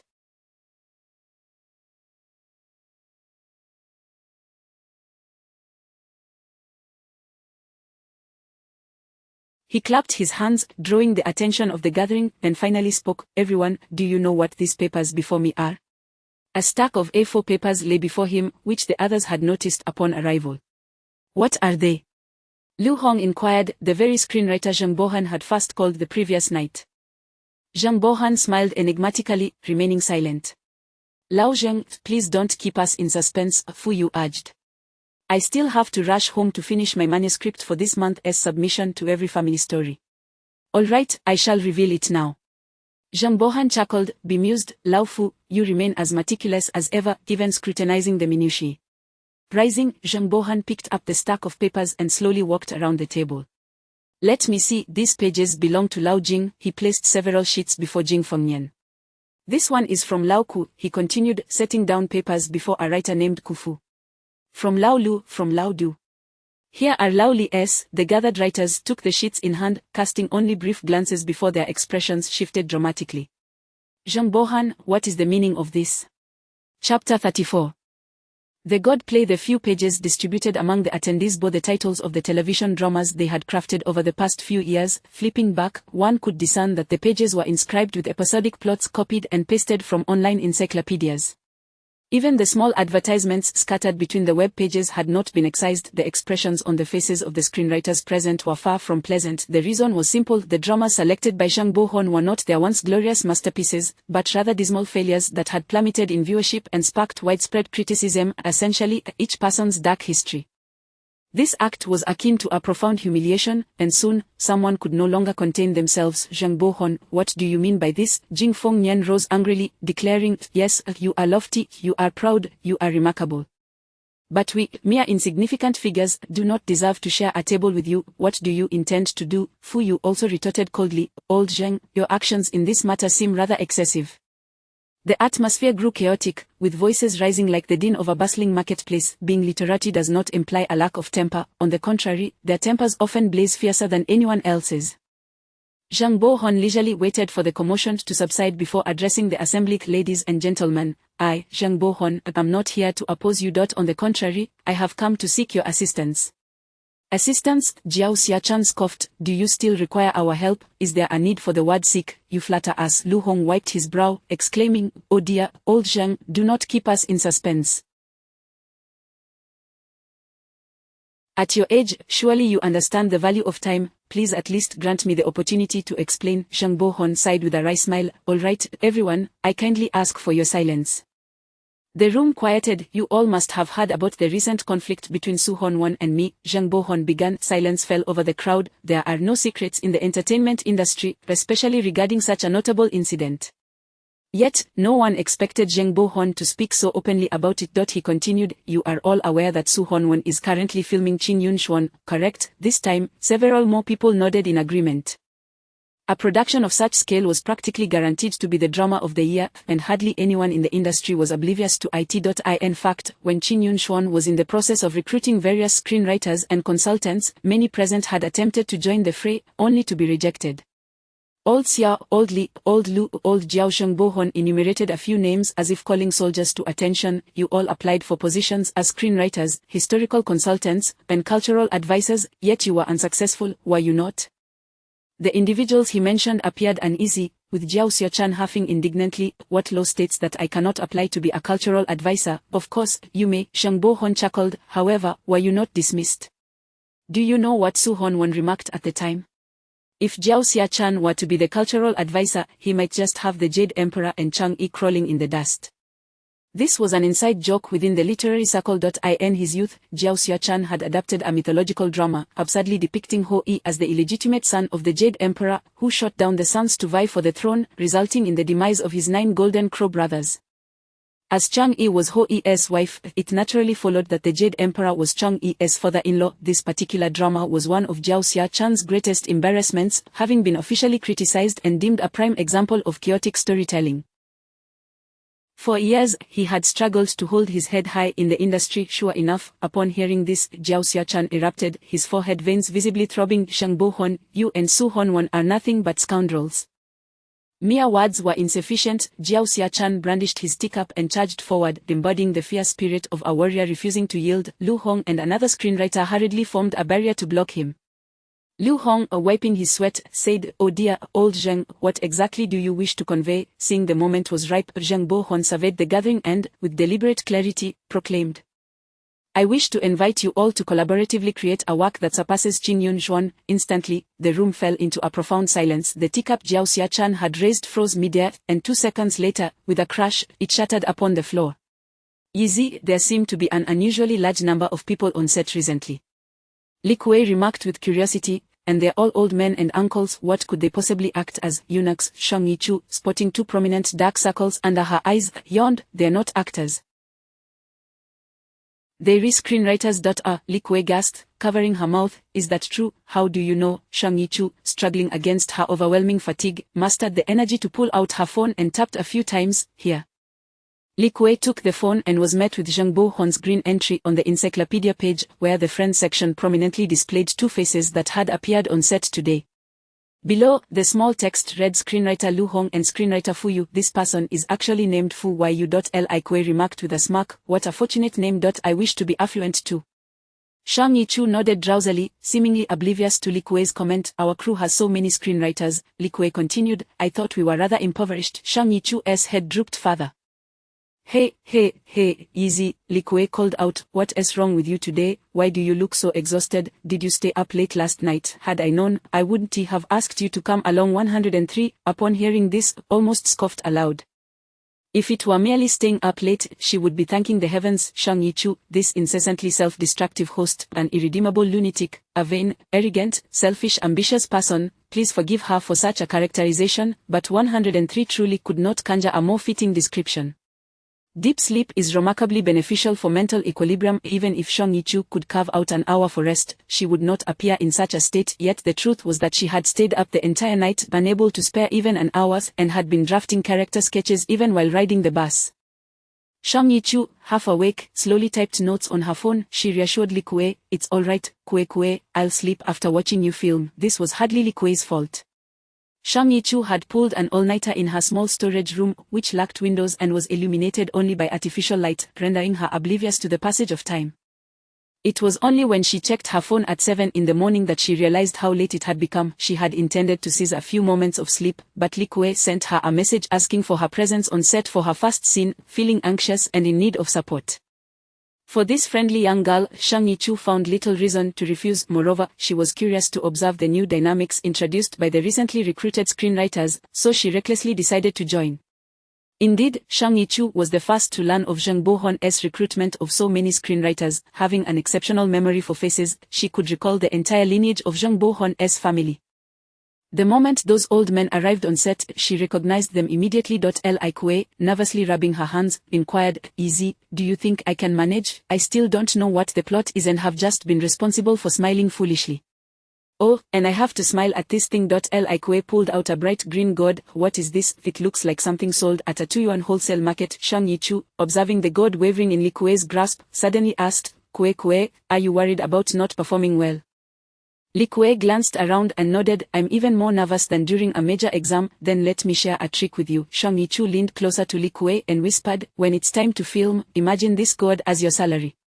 Li Kuei paused momentarily. Will that work? Of course it will. Shang Yichu smiled. Seeing your salary brings you joy, so seeing this gourd should evoke the same happiness. You'll definitely nail it. Chapter 35. A smile takes 10 years of cut. Zhang Bohon inhaled deeply, unable to contain his frustration any longer, and addressed Sugu. Perhaps it would be best if you refrained from filming today, Miss Su. Return to the hotel and take some time to find your rhythm, shall we? The sun was already high in the sky, yet the crew had not managed to capture a single successful take. The scene was quite straightforward, devoid of any dialogue or intricate movements. All that was required of Sugu was to stand beneath the pear blossom tree and cast a heartfelt glance at Qin Tianyi. Zhang Bohon was well aware of Su Ji's acting capabilities, having minimized her lines to the utmost. The remaining emotional nuances, such as shedding tears, reminiscing about the past, and contemplating the falling petals, were entirely entrusted to Qin Tianyi. However, despite the simplicity of her role, Sugu found herself unable to deliver. Whether it was due to nerves or an inherent lack of talent, she stood frozen in place, resembling a lifeless statue. Her eyes, rather than conveying depth of feeling, were fixed upon the camera with an expression akin to that of someone trapped in a horror film. As of now, Qin Tianyi had already endured 10 rounds of shared tears with Sugu, his eyes reddened to the point of requiring a water break. The more meticulous and dedicated Qin Tianyi became, the more anxious and guilty Sugu felt, resulting in an increasingly poor performance. Zhang Bohon appeared on the verge of losing his temper, yet, burdened by the knowledge that Sugu was a financier's favored talent, he could not unleash his ire. Instead, he stood with his arms crossed beneath the blazing sun, tapping his foot rhythmically against the ground, a clear indication of his deteriorating mood. Sugu took a deep sip of icy water, cautiously glancing at Qin Tianyi across the way.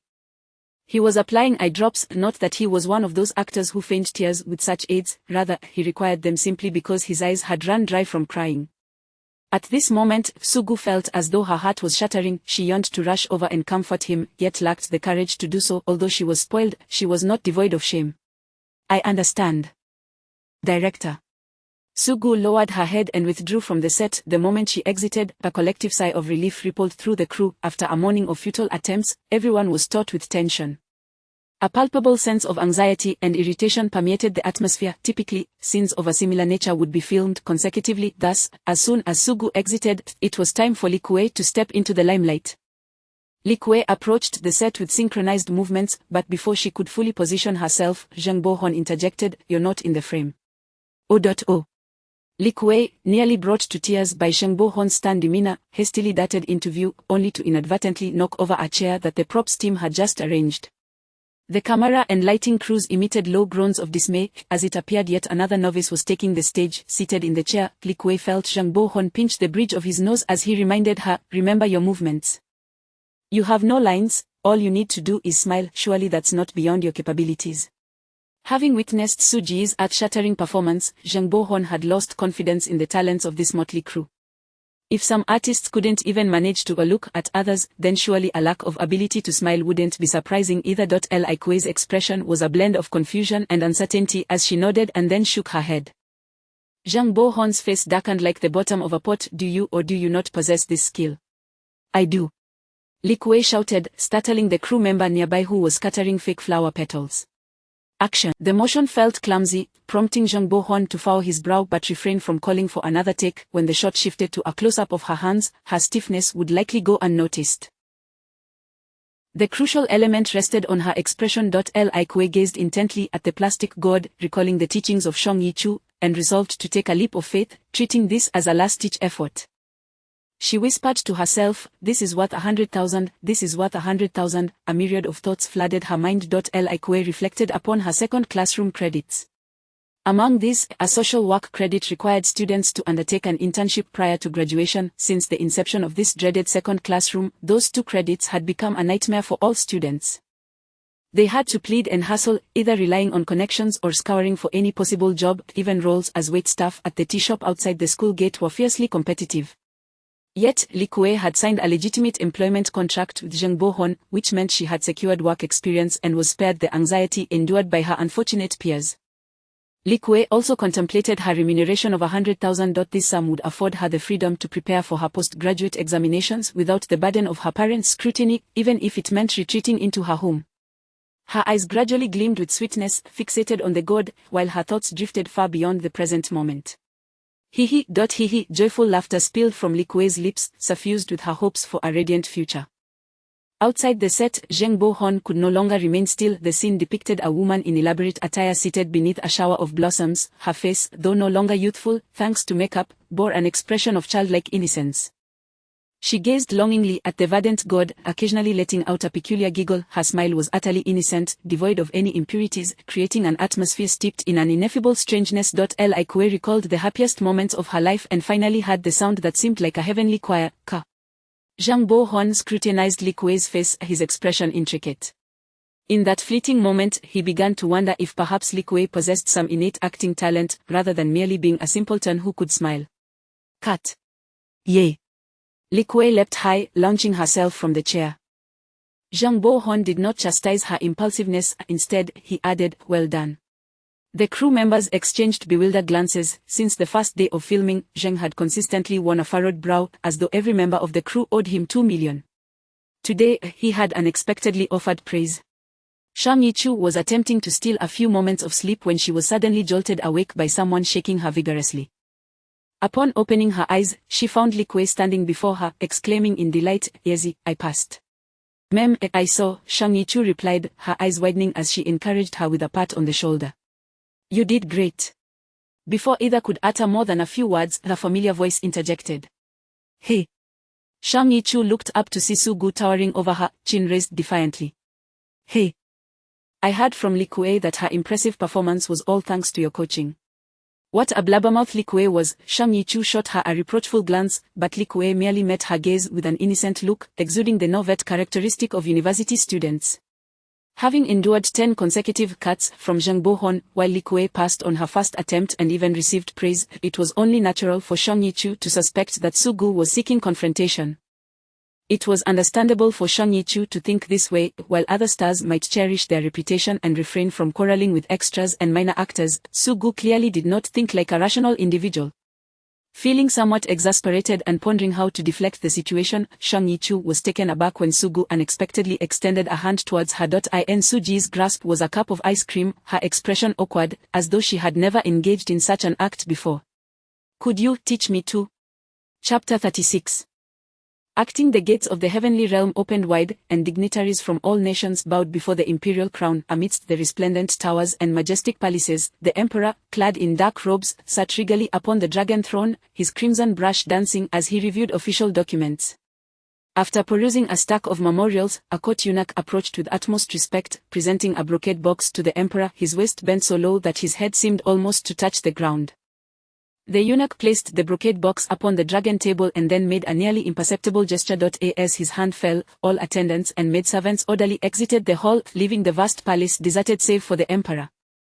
With a dagger, the emperor sliced through the secret red wax sealing the box and slowly opened it. He extracted a stack of thin, delicate memorials, unfolding them one by one on the table.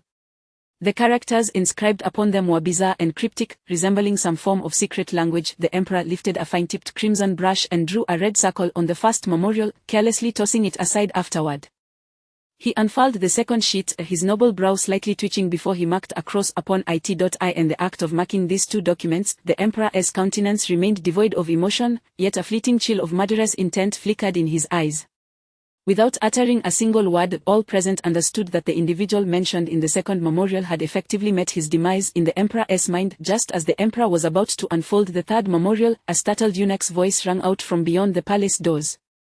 Your Highness, you cannot enter. The emperor paused momentarily, hastily covering the memorials with a few sheets of paper. At that instant, a slender figure stumbled into the grand hall, and before the emperor could discern her features, she collapsed to the ground, wailing, "Father, you must stand up for your daughter."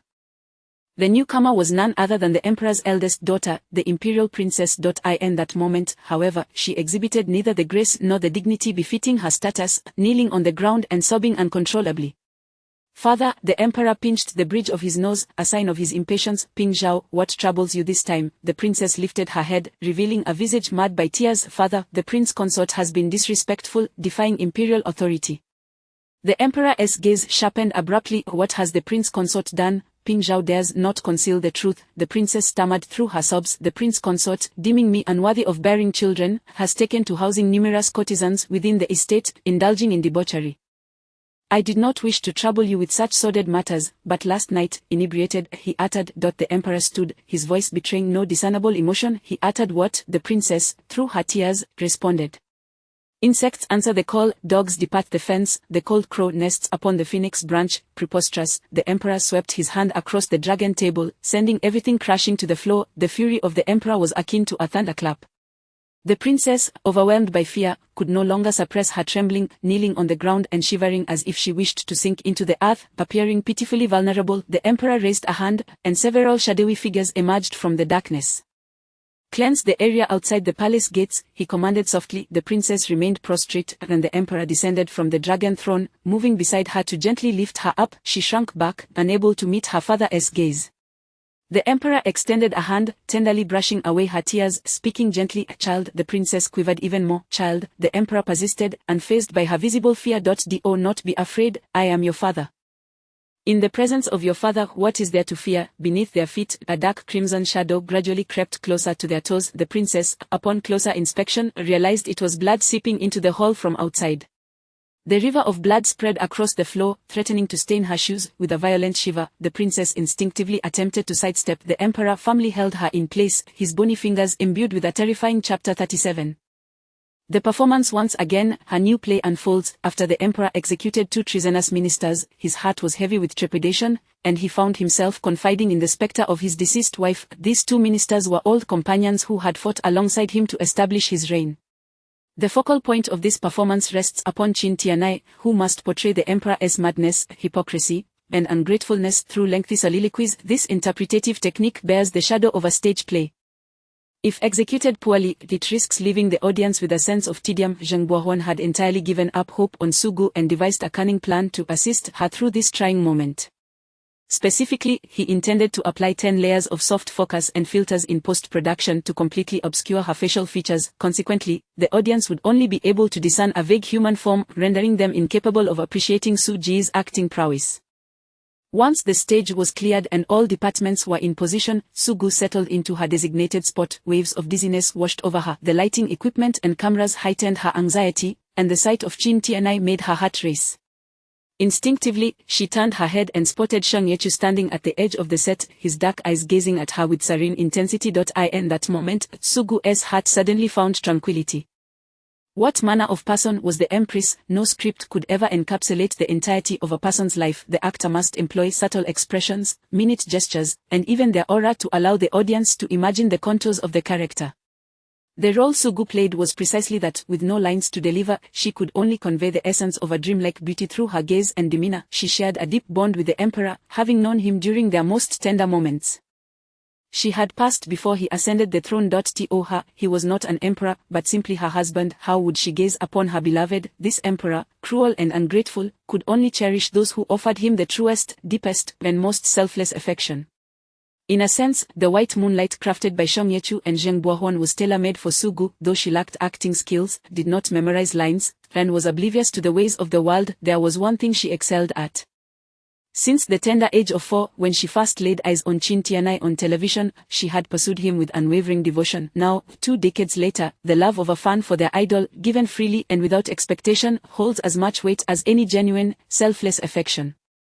It could be said that because the emperor is Chin Tianai, Soo naturally embodies the role of the empress. Action. The emperor slowly entered the inner chamber, where a figure was fanning herself beneath the bed in the open window. Shadows of trees danced outside. The emperor paced within the chamber, then suddenly declared, "I have executed Liang Gong and Dan's conspirators." The figure by the window turned her head, gazing at the emperor with a sorrowful look. Her eyes brimmed with boundless warmth and compassion, nearly drowning him in their depths. "Do not look at me like that," the emperor's breath quickened. "What wrong have I done?" Liang Gong's residence concealed 500 sets of black armor. "Let us not forget, when I rose against you, I had merely 300 men and 20 sets of armor." The woman by the bed furrowed her brow slightly. The emperor held the gaze of those sorrowful eyes for a moment, then abruptly turned away and began to stride through the chamber with fervor. As he walked, a torrent of invectives erupted from his mouth, laced with coarse rural dialect. He blamed the scheming officials, the treacherous generals, and his ineffectual sons. Ultimately, the woman sat quietly by the window, her expression devoid of impatience, instead harboring a touch of sympathy. She felt compassion for her husband. Finally, having purged the turmoil within, the emperor looked at the woman by the window and asked, "What are you doing?" The empress pointed to the pear blossoms and the jar on the table, resting her chin on her hand, her expression tinged with youthful innocence. "Are you making pear blossom wine?" The emperor could not help but chuckle. "Who is it for?" The empress did not respond. Instead, she stood to reach for the nearest branch of pear blossoms hanging from the window. The emperor suddenly realized something. "Do not go." The emperor's face was shrouded in shadow, his words barely discernible. The empress paid him no heed, tiptoeing to grasp the blossoms. "I said do not go," the emperor exclaimed sharply. He hurried to the window, attempting to seize her. Alas, it was too late. The woman's figure vanished amidst the flurry of pear blossoms, as if she had never existed. The emperor raised his head, surrounded by a flurry of white petals, cascading like snow. Lowering his gaze, he saw a jar on the table. It contained not pear blossom wine, but a bitter concoction of medicinal broth. The emperor summoned a palace maid and inquired, "Who sent this medicine?" The maid bowed respectfully. "The Grand Princess learned that your majesty has been troubled by court matters, and specially brewed a calming soup to send to you." "I see," the emperor replied wearily, waving his hand. "You may leave." "Cut." Zhang Buohuan's command echoed as if in a dream. Several crew members failed to hear him, only halting their actions when alerted by those around them. The atmosphere was tense as everyone anxiously awaited Zhang Buohuan's verdict. He gazed around the set, finally declaring, "This take is good." A wave of relief washed over the crew. After being put through the ringer by Miss Soo over the past few days, they were on the brink of PTSD. Soo nearly sprang into the air. This marked her first successful take, meaning the director had not gone easy on her, nor had she merely recited numbers. And it was in front of Teacher Chin. Excitedly, Soo rushed to Chin Tianai, opening her mouth to speak, but feeling bashful, she found herself at a loss for words. Chin Tianai, ever gracious, patted her shoulder. Shao Su, you've made significant progress. You've clearly put in a lot of effort these past few days, haven't you? Oh, not at all, Sugu hurriedly replied. Teacher Chin, actually Sugu. Zhang Buahuan's voice interrupted from behind. Chin Tianai looked up. Old Zheng, is there something that needs to be red hot?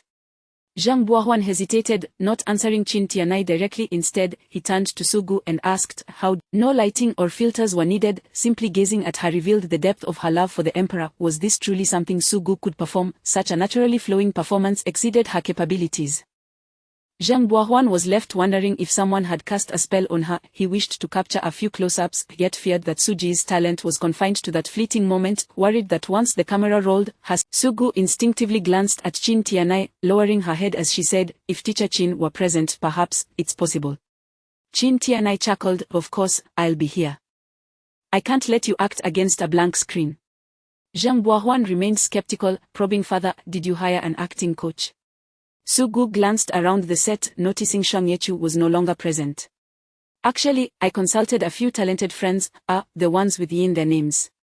Zhang Buahuan raised an eyebrow in surprise.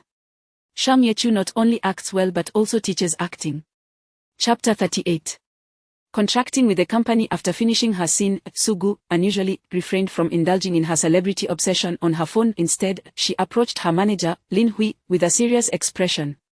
Hui, Sugu said solemnly, if someone has done you a significant favor, how would you repay them? Lin Hui, preoccupied with her tasks, barely looked up as she replied, with money. And what if the person refuses to accept it? Sugu pressed on, determined. Then inquire what they truly desire, Lin Hui responded impatiently. What is going on with you? Have you incurred a debt of gratitude? All right, focus on your work. Sugu rolled her eyes and, donning her petite heels, exited Lin Hui's office. What does Shang Yichu desire? Su Ji's mind, akin to a barren organism, rarely engaged in deep thought. It seemed that Shang Yichu had little interest in monetary compensation. Although Sugu possessed an abundance of luxury handbags, watches, and shoes, she doubted that a minor celebrity like Shang Yichu would covet such items.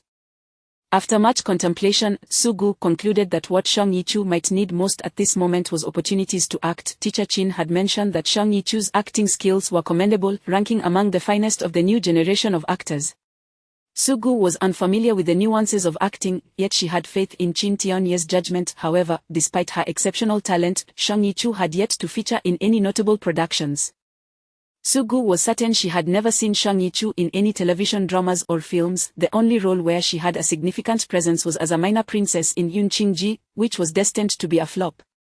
Sugu had already mentally prepared herself for that outcome. She had no shortage of resources. After Yun Qingji inevitably failed, further opportunities would flow towards her. But what of Shang Yichu? Would she be finished after Yun Qingji flopped? Teacher Chin had stated that every actor yearns for the chance to perform. Shang Yichu was an actress too, so her greatest desire must also be to act, right? With this thought in mind, Sugu dialed a video call. My Film's president, Mai Zhenyi, was engrossed in paperwork when the WeChat video call ringtone interrupted him. Only one person would dare to disturb him at such a moment. Upon glancing at the caller ID, he reluctantly set aside his pen. Tang, what is the matter? Mai Zhenyi answered, his head aching as he gazed at the youthful face on the screen. Dad, does our company have any upcoming productions? Sugu fired off her questions in rapid succession. There should be a female role, preferably the lead, but if not, the major supporting role would suffice. Wait a moment, Tang, Mai Zhenyi replied, his tone filled with suspicion. What are you up to? You're not being deceived, are you? Just tell me if there are any. Mai Zhenyi held up two fingers, indicating a no gesture. There are a few productions in the pipeline. However, you must first tell me, which role are you considering, for whom, and why her? Sugu propped her phone against the table, nonchalantly fixing her nails as she explained, there is a sister in the crew who has been teaching me how to act, and the results have been fantastic. I want to express my gratitude. Mai Zhenyi nearly laughed aloud. Sugu, acting, he had witnessed his daughter's performances firsthand. Frankly, it would be an exaggeration to say even he, as her father, could genuinely praise her efforts. Had Sugu truly made progress, was it merely a leap from negative scores to zero? His foolish daughter must have been flattered by the director's compliments. Mai Zhenyi responded dismissively, yes, there are a few projects available.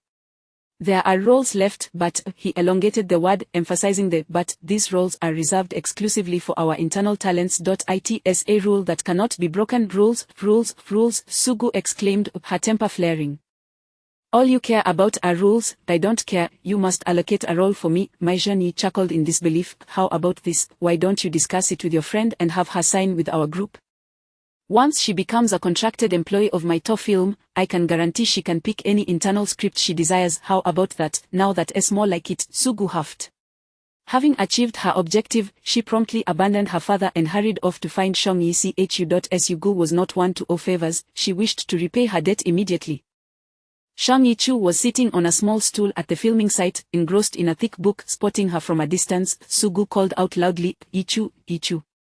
As Shang Yichu looked up in surprise, Sugu had already dashed over to her. Without preamble, Sugu asked, Yichu, would you like to sign a contract with our company? My top film, Shang Yichu inquired, surprised as she helped Sugu onto the stool. Yes, that is right, my top film. Sugu picked up a sealed bottle of mineral water and took a couple of gulps. What do you think? Why would my top film suddenly want to sign me? Shang Yichu quickly identified a potential flaw in Suji's proposal. Sugu twirled her hair. Well, I mentioned your situation to my manager. We all believe your acting is exceptional, and I introduced you to the company. They see great potential in you. Perhaps they're looking to discover new talent. My top film was not lacking in personnel, casting doubt on Suji's claims. Yet, Shang Yichu sensed no malice in her words, for such a lie would be too easily exposed. What do you think? Sugu pressed eagerly, her confidence unwavering. Surely, a struggling extra like Shang Yichu could not refuse the olive branch extended by my top film. Indeed, Sugu was correct. Shang Yichu felt a flicker of interest. The saying, behind every strong tree, one finds shade, rang true in the entertainment industry, where survival without a significant backing was indeed challenging. My top film, along with Guanjun Century and Tionding Entertainment, formed the trinity of the entertainment industry, standing out among the multitude of small agencies. Signing with such a large company would undoubtedly provide access to greater resources.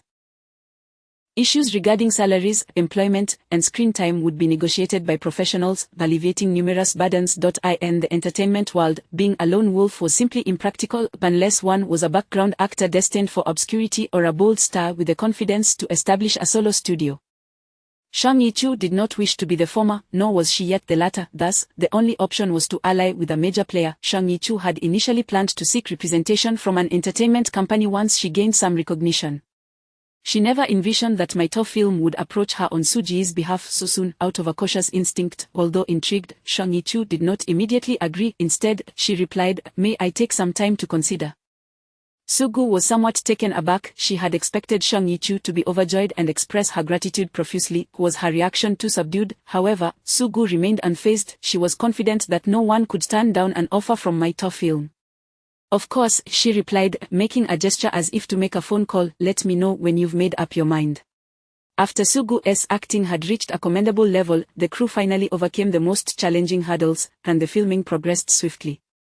Yunchin-ji was an anthology series, with each episode bearing its own title. The season's screenwriters worked expeditiously. Within less than half a month, Zhang Bohon had several scripts, including Jin Suo-ji, Hulu-ji, and Mu Yun-ji, enough to keep the crew occupied for quite some time. On this particular day, they were filming Mu Yun-ji, which narrated the tale of a princess from a small kingdom being presented to the emperor. To demonstrate goodwill between the two nations, the princess was treated lavishly, allowed to wear her native attire within the palace and host a grand banquet in her palace, reminiscent of her homeland. The princess, hailing from the grasslands, adored equestrianism and hunting. As she yearned for her homeland, the emperor graciously advanced the autumn hunting season to accompany her to the hunting grounds. While historical dramas often featured scenes set in the grasslands, not every production had the time or budget to shoot on the vast northern plains. Thus, the Dongcheng grassland, a designated area within the Hengsha film city, had been set aside for such purposes. Compared to the expansive northern grasslands, Dongcheng grassland lacked grandeur but was sufficient for their needs. Zhang Bohon, having reluctantly parted with a significant sum to rent the grassland for 3 days, emphasized to the cast and crew the importance of adhering to the shooting schedule. After all, each additional day would cost him dearly. The cast and crew made their way to Dongchen grassland in a large bus. Among them was Qin Tianyi, who portrayed the emperor, as well as Shang Yichu, the long princess accompanying her father. Sugu had no scenes in this unit, as it was improbable for the emperor to reminisce about his deceased wife while riding horses or roasting meat. Furthermore, she was concerned about the scorching sun damaging her skin, so she opted to stay behind. Zhang Bohon, eschewing any preferential treatment, chartered a bus for the entire cast to travel together to the grassland. He sat in a row with the screenwriter, Fu Yu, while behind them sat Qin Tianyi and Shang Yichu. The two, playing father and daughter, needed to spend more time together. Qin Tianyi held a favorable impression of Shang Yichu. She was diligent, ambitious, hardworking, and, most importantly, quite talented. As the bus ambled through the city at a snail's pace, Qin Tianyi initiated a conversation with Shang Yichu. Shao Yi, would you like to rehearse the lines? If it's not too much trouble, I would be delighted, Shang Yichu replied with a smile. With that, she blinked and promptly transformed her expression, reciting, Does Father Emperor wish to pardon you? Without consulting the script, she effortlessly delivered her lines. Qin Tianyi raised an eyebrow but did not refer to the script either. He lowered his gaze, his tone steady. What do you wish to convey? Shang Yichu hesitantly replied, Batuali has betrayed the father emperor. If she is executed without due process, it may tarnish the imperial family's dignity. The dignity of the imperial family cannot be shaken by a barbarian woman. Qin Tianyi cast a sidelong glance at Shang Yichu. Do you wish for me to execute her? Shang Yichu responded respectfully, Spare her life. It reflects the father emperor's magnanimity. I would not dare to presume. Do you believe I am soft-hearted? Qin Tianyi inquired coolly. I would not presume. Shang Yichu stammered, I merely. At that moment, Fu Yu, sitting in front of them, suddenly cleared his throat and announced, Your Majesty, the leader of the Northern Desert, Omodan, presents a birthday gift to you. Shang Yichu naturally interjected, but Father Emperor's birthday is still 2 or 3 months away. Why would the Northern Desert present a gift so early? Qin Tianyi paused momentarily, as if contemplating something, before speaking in a calm tone, Open the box, let Princess Pingzhao have a look. Fu Yu imitated the sound, clap. Shang Yichu's breath hitched, and the next moment, she let out a low, startled scream. Though she had endeavored to suppress her voice, the other passengers on the bus turned to look at her. Shang Yichu flashed an apologetic smile to the others, Sorry, I was rehearsing my lines. Only then did their gazes return to their own business. Fu Yu, satisfied, nodded in approval, with lines delivered like that. Now that's more like it. Quality has certainly diminished over the years. Back in my day, sigh. Fu Yu's favorite phrase was, back in my day, a sentiment Shang Bohon had long grown accustomed to. He playfully chided, Aren't you going to say my lines were lacking? Hearing someone else recite them doesn't count as lacking. Fu Yu shook his head, swaying as he spoke. Different screenwriters handled various units, inevitably causing the scripts to seem disjointed. Therefore, Zhang Bohon needed to oversee the entire production, refining and polishing the scripts for uniformity. The lines exchanged between Shang Yichu and Qin Tianyi had been added by Zhang Bohon. Old Zhang, oh old Zhang, Fu Yu sighed, you've still got some talent. I've come to realize that you're better than that old foggy Su Hon one. The bus finally exited the city, its speed gradually increasing. The autumn sun poured through the windows, casting a warm glow that made everyone drowsy. Amidst this languid atmosphere, someone suggested, Why don't we sing a song? What song? Someone beside them asked with interest. A song everyone knows, of course. After a moment's thought, the original proposer suggested, How about West Mountain Rain? Sounds good. Yes. The group enthusiastically agreed. Who will lead? I will. Shang Yichu chimed in cheerfully. She clapped her hands and cleared her throat. Flowers of the north, snow of the south, everyone chimed in. Rain of Luo River, moon of Luzhou. This song was the theme of Shi Yuan, which had gained immense popularity alongside the show across the land. The lyrics had been penned by Zhang Bohon himself. Zhang Bohon frowned slightly. The song reminded him of Su Honwan, which was not a pleasant association. Just as he was about to intervene, he heard Qin Tianyi singing along from behind him. The great river flows, carrying away the past. The sky remains eternal, yet feelings linger. The atmosphere grew increasingly lively as everyone sang together. The tumultuous life is but the river winds cannot erase eternal sorrow. Where do you and I stand? On the pages of history, this was a rousing song, born from Zhang Bohon's most spirited years. His lips quivered slightly, yet he refrained from silencing the joyful young people, allowing them to revel in their merriment. The bus, filled with laughter and song, sped toward the hunting grounds. Chapter 39 The Grassland. What is going on, boss? We clearly made our reservation fast. Zhang Bohan's typically expressionless face was now flushed with anger. I even paid you a deposit. What do you mean by this?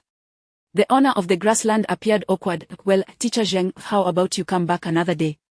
The filming schedule is already set. Zhang Bohan was nearly beside himself with rage. Delaying it by a month, doesn't that throw everything into chaos? The production team for Yun Qingji was already a makeshift ensemble, and they had tightly packed their shooting schedule to compete with Qin Yun Chuan. Every single day was meticulously accounted for, leaving no room for delays. Now, the grassland owner casually suggested rescheduling, but the crew would undoubtedly face countless hardships. Fu Yu interjected, Old Zheng, this generation is certainly not as capable as the last. Back in our day, Qin Tianai restrained Zhang Bohan and approached amicably, Boss Dai, could you provide us with a reason? It's quite a trek from the city. It seems rather inappropriate to dismiss us without explanation. The crew had endured a bumpy 2-hour bus ride, and many of the frail staff and actors appeared pale. Moreover, with a 3-day filming schedule ahead, everyone had brought personal belongings and changes of clothes, making the situation exceedingly inconvenient. Boss Dai's expression grew even more uncomfortable, his gaze evasive. It's just not quite convenient. Not very convenient. Even Qin Tianai, known for his good temper, found himself at a loss for words at this vague response. What does not quite convenient even mean? There is hardly anything inconvenient under the sun. At that moment, a young man carrying a large bag rushed toward the entrance of the grassland. Zhang Bohan's keen eyes recognized him instantly, and he called out loudly, Luoda. The young man, named Luoda, instinctively halted, turning to see Zhang Bohan, his face lighting up with surprise. Teacher Zheng. Luoda hurried over, breathless. Teacher Zheng, what are you doing here? That's a question I should be asking you, Zhang Bohan replied, surveying Luoda. What are you carrying on your back? Panting, Luoda explained, this is Wang Miyun's tent. It just arrived on the truck, and the production crew asked me to fetch it. Wang Miyun. Zhang Bohan suddenly realized something. Is the Qin Yun Chuan crew here? Why have you come to the East City grassland? Luoda glanced around and lowered his voice. September and October are the peak season at Xinjiang grassland, but there are a lot of mosquitoes. Some people in the crew couldn't handle it. Fu Yu chimed in, who couldn't handle it? Was it those young ones? I knew it. This generation is certainly not as tough as ours, Luoda awkwardly replied. It was Wang Miyun's agent who first brought it up. Fu Yu's words trailed off. Luoda continued in a hushed tone, then Qian, Lu Yushuan, and their agents also voiced their concerns to the crew. Consequently, the plans for the Xinjiang grassland were scrapped, and we ended up here at the East City grassland. Zhang Bohan's voice turned sharp. Su Honwen, just let it happen. After all the on-site investigations we did and all the dust we inhaled from the grasslands to settle on Xinjiang as the location. Luoda, startled, quickly interrupted, Teacher Zheng, it's not solely up to Director Su in the crew. It's not up to him. Zhang Bohan scoffed, he could throw me out, and you say it's not up to him. Luoda was nearly in tears. Teacher Zheng, please, just a few less words. Director Su has it tough too. You're not here to, never mind. Chapter 40 Off to enjoy ice cream. Director Su was initially reluctant to give up on the Xinjiang prairie, settling instead for this cramped, dilapidated pasture. However, Wang Miyun's manager interjected, our union's visage is insured for a staggering $10 million. What if she were to be bitten by some venomous creature in that desolate place? It is said that the venomous insects in Xinjiang prairie are as large as a fist, and a single bite could leave a mark for an entire month. If anything were to mar our union's beauty, it would jeopardize the filming schedule, and you, Su Honwen, would bear full responsibility. With such words spoken, what could be done? It seemed there was no choice but to acquiesce.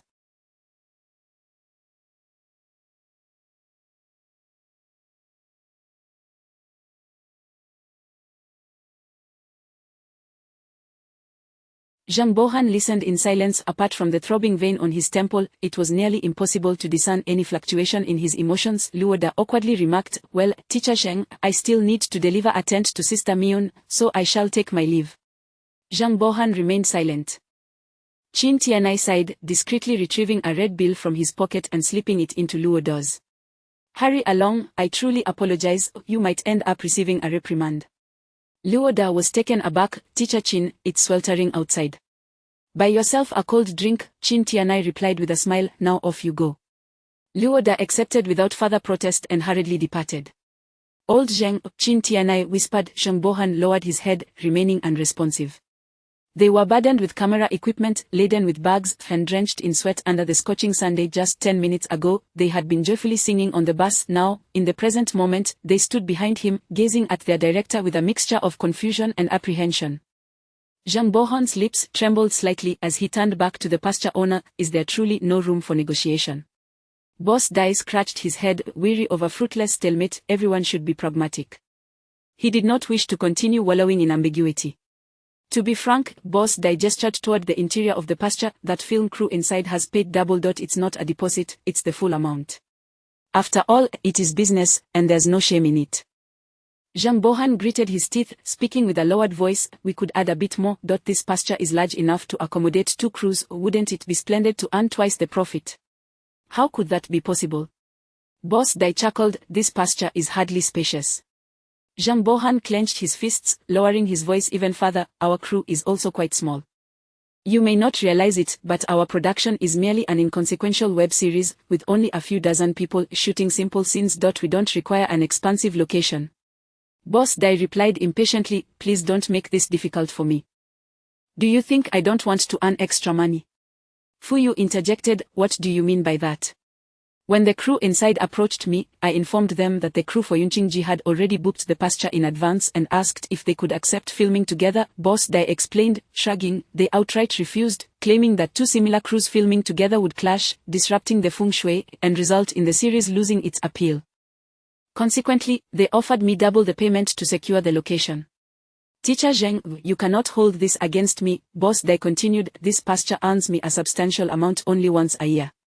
We are not like those in the entertainment industry who can easily strike gold. We have to earn our living. Boss Dai continued to ramble on, but Zheng Bohan waved his hand dismissively, turning away from his complaints. Are you all tired? Zheng Bohan asked with a smile. Tired, the crowd responded in a drawn-out manner. Then let me share some good news, Zheng Bohan declared, spreading his arms wide. We have a day off today. Oh! The crowd did not erupt in cheers. Rather, they appeared somewhat bewildered. Director Zheng Xiaoyan, the lead actress of the Mayanji segment, timidly spoke up. What about today's filming? Not to worry, Zheng Bohan retracted his hands and wiped the corner of his eye. Everyone has worked hard. Taking a day off is no issue. A palpable tension filled the air. The crowd exchanged glances, neither daring to leave nor inquire further about Zheng Bohan's intentions. Fuyu stepped forward to smooth things over. Everyone, here's the situation. I just reviewed the script for Mayanji and noticed some oversights. Filming cannot proceed for now. You'll have to wait while I make some revisions. The actors suddenly understood, and a chorus of sighs filled the air. Fuyu forced a kind smile onto his long face. I must have been absent-minded. My writing skills have diminished over time. Director Zheng is merely covering for me. Ha ha ha. The actors finally felt at ease. All right, as an apology, let me treat you all to ice cream, shall I? Fuyu adjusted his glasses, revealing a rather comical expression. One brave actor piped up, Teacher Fu, will the ice cream be on the house? What about ice cream sundaes? Yes, everything is on me. Fuyu laughed heartily as he mingled with the young crowd, and together they left in cheerful spirits. Shang Yechu rose from her bed and poured herself a glass of water. She was currently residing in a hotel contracted by the production team, which was far superior to the conditions of the bookstore's storage space. Deep sleep had been delightful, and her mind felt pleasantly relaxed. The scenes featuring Princess Pingzhao had mostly been completed, with only the climactic moment of her ascension to the throne yet to be filmed. Shang Yechu had been contemplating what an emperor ought to embody. To this end, she had watched numerous films and television segments, both ancient and modern, relating to emperors over the past few days. Many exceptional actors had performed admirably. Even through the screen, one could sense their unparalleled charisma and commanding presence. However, when Shang Yechu attempted to emulate them, she always felt something was amiss. Her memory was sharp, and her mimicking abilities were commendable. She could replicate those actors' gestures and expressions with remarkable accuracy. This level of imitation would suffice for Yunqingji, as it was about capturing the essence rather than achieving authenticity. Shang Yechu was confident she could convincingly fool 80% of the audience. Yet, it was that remaining 20% that held the essence. The quintessence could not be faked. One might deceive others, but never oneself. Shang Yechu found herself engulfed in a state of anxiety. Since she was already awake, she decided to connect to the hotel's Wi-Fi and began pondering what an emperor should truly represent. She meticulously revisited the script. Princess Ping Zhao did not ascend the throne through merit. Her claim was arguably illegitimate. It was solely due to the fact that her brothers were embroiled in schemes against the emperor, rendering them unfit to contest the throne. The emperor was the founder of the dynasty, devoid of any brothers. The only blood relatives were his sons and daughters. Amidst the chaos of suspicion surrounding the princes, the court was in turmoil, with many remnants of the previous regime stirring restlessly. Yunqingji is set in a fictional dynasty, and the restrictions on female succession are not as severe as in actual history. After numerous political machinations, the seemingly timid eldest daughter, Princess Ping Zhao, was elevated to the throne. How could such a rightful yet utterly devoid of substance emperor be portrayed? Chapter 41. Ascension, positions, everyone. Zhang Bohon proclaimed loudly, holding a megaphone. Attention to your marks, mind your movements, adjust your official attire. Script supervisor, organizers, please tidy up that area, and ensure no water bottles are visible in the shot. Zheng's voice was hoarse from shouting. Today marked the filming of Shang Yichu's coronation ceremony, her final scene. This was a grand production, vast in scale and rich with spectacle, featuring the largest ensemble of extras in the entire series. The positioning of the ministers alone had been rehearsed for an entire day, yet the star of the show, Shang Yichu herself, had yet to arrive. She was still in makeup, her imperial robes not yet donned, while the makeup artists busily worked on her visage. Shang Yichu felt layers upon layers of product being applied to her face, rendering her skin stiff with worry about whether she could express any emotion later. Such heavy makeup was not a reflection of the makeup artist's poor taste for garishness but a necessity, as the camera severely diminishes makeup's effect. Moreover, with the ceremony taking place under the glaring sun, if the makeup were not sufficiently bold, her features might not be discernible at all. A skilled makeup artist is akin to a second parent for an actor.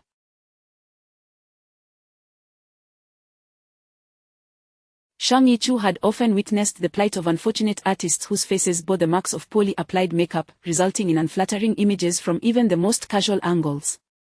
The makeup artist for the Yunqingji crew was an old friend of Zhang Bohon, renowned for their exceptional skills and natural techniques, maximizing the advantages of the actor's features. As the artist applied highlighter, they mused aloud, "Am I mistaken? Your face seems to be becoming more beautiful by the moment." Shang Yichu slightly curled her lips, replying, "Perhaps it is due to the power of the royal elixir." She dared not move her lips too much. After much effort, the makeup artist finally deciphered her comment, doubling over with laughter. "You truly are quite the little imp. All right, I can laugh, but you must not. Stay still while I apply some blush." This time, Shang Yichu relished the privilege of being the lead actress, enjoying the undivided attention of a dedicated makeup artist. Suddenly, her assistant rushed in, firing off questions in rapid succession. "Sister Yi, Director Zheng wants to know if you're ready. How many takes will it take? Do you have confidence?" Shang Yichu simply replied with 2 words, "Rest assured." The assistant paused for a moment before darting out once more. The makeup artist, intrigued, inquired, "So confident?" Shang Yichu responded vaguely, "Otherwise, what should I do?" As the clock struck 49, marking the auspicious noon hour, Shang Yichu, clad in a deep crimson and black white-sleeved robe, her head adorned. While the scene might appear regal and imposing on television, the reality of the filming was quite comical. The cameraman followed her closely, capturing extreme close-ups of her face, almost encroaching upon it. In due course, she would need to retrace her steps for another wide shot. With her makeup meticulously applied, her look did not conform to the traditional beauty standards of vivid brows and red lips. Instead, her entire appearance leaned towards a neutral, three-dimensional, and resolute presentation, accentuating her features while blurring any distinct gender characteristics. The dragon robe, 2, featured wide sleeves and 5 layers, embodying solemn elegance. The emperor is a symbol of authority, devoid of the need for gendered scrutiny. Just as a male emperor need not don red lips and green brows, neither did a female emperor. This was a suggestion Shang Yichu had made to the makeup artist, which, after consultation with Zhang Bohon, the crew ultimately adopted. She ascended the steps with an expression devoid of joy or sorrow, her eyes ablaze with fervor, fixed intently in one direction, the direction of the dragon throne. This cautious princess, having lurked in the shadows for over a decade, was finally revealing a glimmer of ambition in this moment. As the sun hung high, Shang Yichu paused on the second step, the space before her occupied by an elderly eunuch, expressionless, who raised his whip. Crack! The sound of the whip echoed through the air. The whip's tail barely grazed the front of her shoe, landing mere inches from her foot. This was a customary practice in the court, executed by the 3 most experienced eunuchs. If the whip brushed against the emperor without inflicting harm, it was considered a good omen. Conversely, if it left a mark, it portended misfortune. Should the emperor emerge unscathed but appear flustered before the gathered populace, it would not be deemed a bad omen, yet it would indicate the emperor's inability to command respect. With unwavering composure, Shang Yichu stepped over the whip that lay on the ground and continued her ascent. The first eunuch called out sharply, "Fast whip," dispelling the deep chime of a bell resonated. Shang Yichu arrived at the first step, once more halting her advance. The second eunuch brandished the whip like a dancing dragon. Crack! The whip swept past her dark robe, landing in the space before her. Shang Yichu did not even flutter her eyelashes as she stepped over the whip. The second eunuch declared, "Second whip." The seas rise. Ding, ding, the bronze bell chimed twice more. Shang Yichu pressed onward, her gait slightly altered this time as she quickened her pace. The empress approached the throne of her dreams, her demeanor still solemn, her hair perfectly in place, though her breathing had grown slightly heavier. "Hey, hey, hey, camera 2, get closer to her," Zheng Bohon commanded, his gaze fixed intently on the monitor. "Capture her breathing." The cameraman's equipment was nearly touching Shang Yichu's face. Closer, closer, the throne, the dragon chair, the seat of power. 20 years had passed like a fleeting dream. In those final few steps, Shang Yichu's focus had narrowed entirely to that chair, her gaze filled with a fervor bordering on reverence.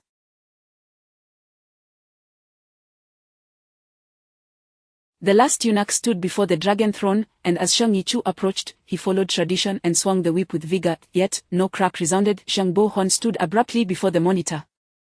Shang Yichu, unexpectedly, executed a move not scripted. In the astonished gaze of the eunuch, Shang Yichu's eyes locked onto the dragon throne, her hand instinctively grasping the whip that had been swung. The empress's gaze was fixed upon the imperial seat, her hand clutching the whip, a symbol of the trials of sovereignty. The silver-haired eunuch stood opposite her. The weathered whip was held in the frail hands of the aged eunuch, while the young empress grasped it tightly, stretching it into a taut line. The empress did not let go. The new ruler faced the witness of past emperors, standing before the unchanging symbol of imperial power, the dragon throne, engaged in a silent standoff. The cycles of dynasties rise and fall. The old eunuch gazed into the empress's eyes. What a pair of eyes they were, dark and deep as an endless abyss, the reflection of the dragon throne glimmering within, like two ghostly flames. Beyond power, there was nothing else present in those eyes. The eunuch, momentarily scorched by that searing gaze, instinctively released his grip. Crack! This was not the sound of the whip tail slicing through the air and striking the ground, but rather the sound of the whip's handle dropping to the floor. The empress smiled. She stood resolutely before the eunuch, casting the whip aside with a graceful flourish, her wide sleeves billowing like clouds, tracing a beautiful arc through the sweltering air. The eunuch suddenly shivered. He straightened his posture, summoning the loudest, most resonant, and precise voice he could muster, declaring, "Third whip, may the peace of the realm endure for eternity." At the sound of his words, everyone bowed in unison, their voices rising like a tidal wave. Long live the emperor! Long live the emperor! Long live the emperor! Chapter 42. The conclusion. All officials knelt, bowing 3 times with reverence, their voices raised in a chorus of "Long live the emperor!" The emperor stood upon a lofty platform, casting a cold gaze upon the multitude below. Without uttering the command to rise, the officials remained prostrate, kneeling until the mountains shattered and the rivers collapsed. Yet, merely a month prior, these same officials, upon encountering Princess Ping Zhao, were exempt from such formalities. The late emperor, in his wisdom, had extended a gracious hand to the worthy, permitting officials to forgo bowing before royal kin. Thus, a prevailing ethos emerged throughout the dynasty, valuing capability over lineage. The combined presence of 10 offspring of the late emperor could not rival the stature of a single capable minister. No, even now, they would not bow to Princess Ping Zhao. Their reverence was reserved for the new emperor, for the dragon throne behind him, for the 8 words on the imperial seal before him, mandated by heaven, may longevity and prosperity prevail. Power, power, immortal power. Silence enveloped the heavens and the earth. In this suspended stillness, the Grand Minister of the imperial household approached with humility, presenting a blank imperial edict to the emperor. This was a tradition upheld through the ages. Upon ascending the throne, the new emperor was to draft an edict as his first decree. The content was entirely at the emperor's discretion. Generally speaking, barring any eccentricities, most emperors would inscribe conventional platitudes upon the edict, proclamations of amnesty, tax reductions, encouragement of agriculture and sericulture, and so forth. There were, of course, the absurdly foolish rulers who, upon their ascension, would decree the selection of numerous concubines to fill the palace. By and large, such edicts remained within reasonable bounds, as a semblance of decorum was expected from one newly crowned Two attendants from the Grand Minister's office knelt respectfully, holding the edict aloft, spread wide in the air. Another mute servant carried a sandalwood tray, upon which rested the imperial seal and red clay. All held their breath in anticipation of the emperor's inaugural decree. The emperor narrowed her phoenix-like eyes, grasping the dragon-tipped brush with a flourish, dipping it into rich ink. With her left hand, she gathered her flowing sleeves, while her right hand danced gracefully, the brush gliding across the paper. The elegance of her handwriting was mesmerizing. Each stroke, each curve, like a dragon soaring or a phoenix taking flight, exuded the air of nobility befitting the imperial family. The Grand Minister bowed his head, and the attendants followed suit, not daring to gaze upon the imperial words. Only the recently appointed chief eunuch dared to sneak a glance at what the emperor inscribed. Upon discerning the character crafted by the emperor's hand, the elder eunuch's eyes widened in astonishment. On that blank edict, the emperor had written but a single word: I. This character was etched with iron and steel, dancing with vigor, resonating with authority. The chief eunuch, as if peering through that single character, glimpsed the emperor's eyes ablaze with ambition. After inscribing that word, the emperor flung down the brush and casually reached for the imperial seal, a motion executed with the ease of one who had performed it countless times before. Yet, upon making contact with the chill of the jade seal, her hand recoiled slightly, a fleeting expression of bewilderment crossing her face. In an instant, that look of confusion vanished, replaced by a subtle smile, one imbued with pride, arrogance, and satisfaction, radiating a disdain for the world beneath her. Regrettably, in that moment, all present knelt, none daring to meet her gaze. The emperor surveyed her subjects, the world beneath her feet. She had awaited this day for 20 years. Unhesitatingly, she seized the imperial seal and pressed it upon the edict. The 8 crimson characters, mandated by heaven, "May longevity and prosperity prevail," were stamped atop the eye. The emperor laughed heartily, casting the seal back onto the tray with a resounding clang. The golden scales were not mere creatures of the pond. Once encountering the winds and clouds, they transformed into dragons. The emperor raised her arm slightly, mimicking the gesture of support. All rise. Cut. With director Zheng Bohan's command, the throng stirred from their reverie. The nearest photographer, Shaoli, instinctively wiped the sweat from his brow, realizing it had become drenched without his notice. Moments later, another cameraman murmured, "My jaw aches terribly." An assistant nearby pondered aloud, "Why?" The cameraman replied, "I'm not sure. I just suddenly found myself clenching my teeth." The assistant then snapped back to reality, "I wasn't asking you, I was inquiring why Director Zheng hasn't come over." As if summoned by the mention, Director Zheng Bohan approached. The makeup team was currently refreshing the look of Shang Yechu. As another scene featuring a wide shot was forthcoming, Shang Yechu felt exhausted. Shooting a grand production was immensely draining, and the blazing sun was relentless. Zheng Bohan arrived before her, his expression somewhat conflicted. Shang Yechu immediately noticed and asked, "Director Zheng, do we need to reshoot?" Zheng Bohan scrutinized her face for a while, ultimately shaking his head. "No need." Shang Yechu took a mere 10-minute break before returning to film the wide shot once more. Zheng Bohan was taken aback to find that her performance during the second take was scarcely inferior to the first. Typically, in wide shots, the demands for facial expressions are considerably relaxed, as the details are often indistinct. Yet, Shang Yechu maintained impeccable focus, her demeanor solemn, hair unruffled, then posture dignified. Zheng Bohan observed her gait. Shang Yechu exhibited no superfluous movements, neither twisting her waist nor swaying her hips, each step deliberate, akin to a leisurely stroll. Moreover, he noted that with each step, the 12 tassels on her crown swayed only slightly, each movement nearly identical. In period dramas, demeanor is paramount. Many contemporary actors, when portraying historical roles, tend to flail their sleeves dramatically, their tassels swaying like fairy wands. While this may exude a certain wild beauty, it is fundamentally incorrect. True nobility, especially those of imperial blood, such as Emperor Ping Zhao, should embody poise, walking with dignity, seated like a bell, and exuding the tranquility. This is a habit cultivated through a lifetime of noble living. One's manner of walking reveals much. There once was an emperor whose gait was described as dragon-like and tiger-like, a telltale sign of his extraordinary destiny, and indeed, he ascended the throne. An actor whose garments flail and tassels strike their face, even when adorned in dragon robes, would find it challenging for the audience to believe they embody a prince, instead inviting ridicule for their lack of regal bearing. This is not to suggest Zheng Bohan advocates for the stifling constraints of etiquette. The disappearance of such conventions is indeed a welcome change. Zheng Bohan wholeheartedly supports equality and the liberation of all, yet, given that actors receive hefty paychecks in the hundreds of thousands or millions, they ought to exert effort commensurate with their remuneration, should they not? A single production could yield an ordinary person's lifetime earnings. Is it unreasonable to expect more than mere frivolities in return? As Zheng Bohan contemplated, Song Yechu diligently repeated the previous process, her emotions still vibrant, executing every detail flawlessly. This wide shot was completed in one take. If the first successful take could be attributed to favorable circumstances, this second performance was a testament to Song Yechu's formidable skill. Any actor with a modicum of experience understands the difficulty of finding one's rhythm while performing. Even more challenging is the ability to maintain that rhythm. In this scene, the poise, expression, positioning, and dramatic tension were all executed to perfection. While not all present were seasoned actors or crew members, even the less experienced could sense that this scene might become one of the most iconic moments of the entire production. Prior to this, the crew had filmed several commendable scenes, such as Qin Tianya's portrayal of Imperial Fury, the heartfelt hand-holding between Su Gu and Qin Tianai across the chasm of time, and the intense exchanges between a few eunuchs and Qin Tianai. However, who were these characters? They were seasoned actors, having navigated the entertainment industry for decades, yet here stood Song Yechu, a newcomer whose name many might struggle to recall, showcasing talent rivaling that of her illustrious predecessors.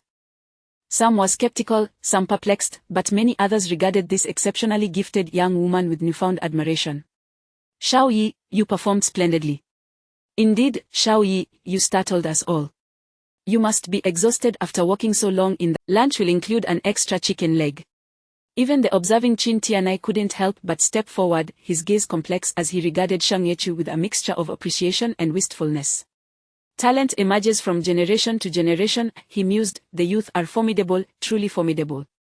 Song Yechu, wide-eyed in surprise, repeatedly shook her head. Teacher Qin, you flatter me. Not at all, Qin Tianai chuckled, excessive modesty is not a virtue. Someone teased, the princess is accustomed to hiding her brilliance.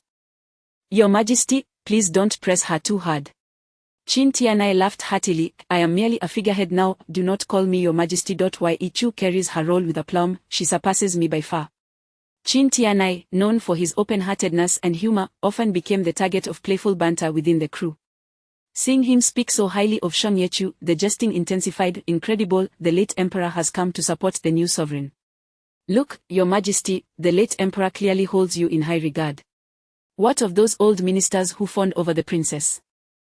Bring them forth for punishment.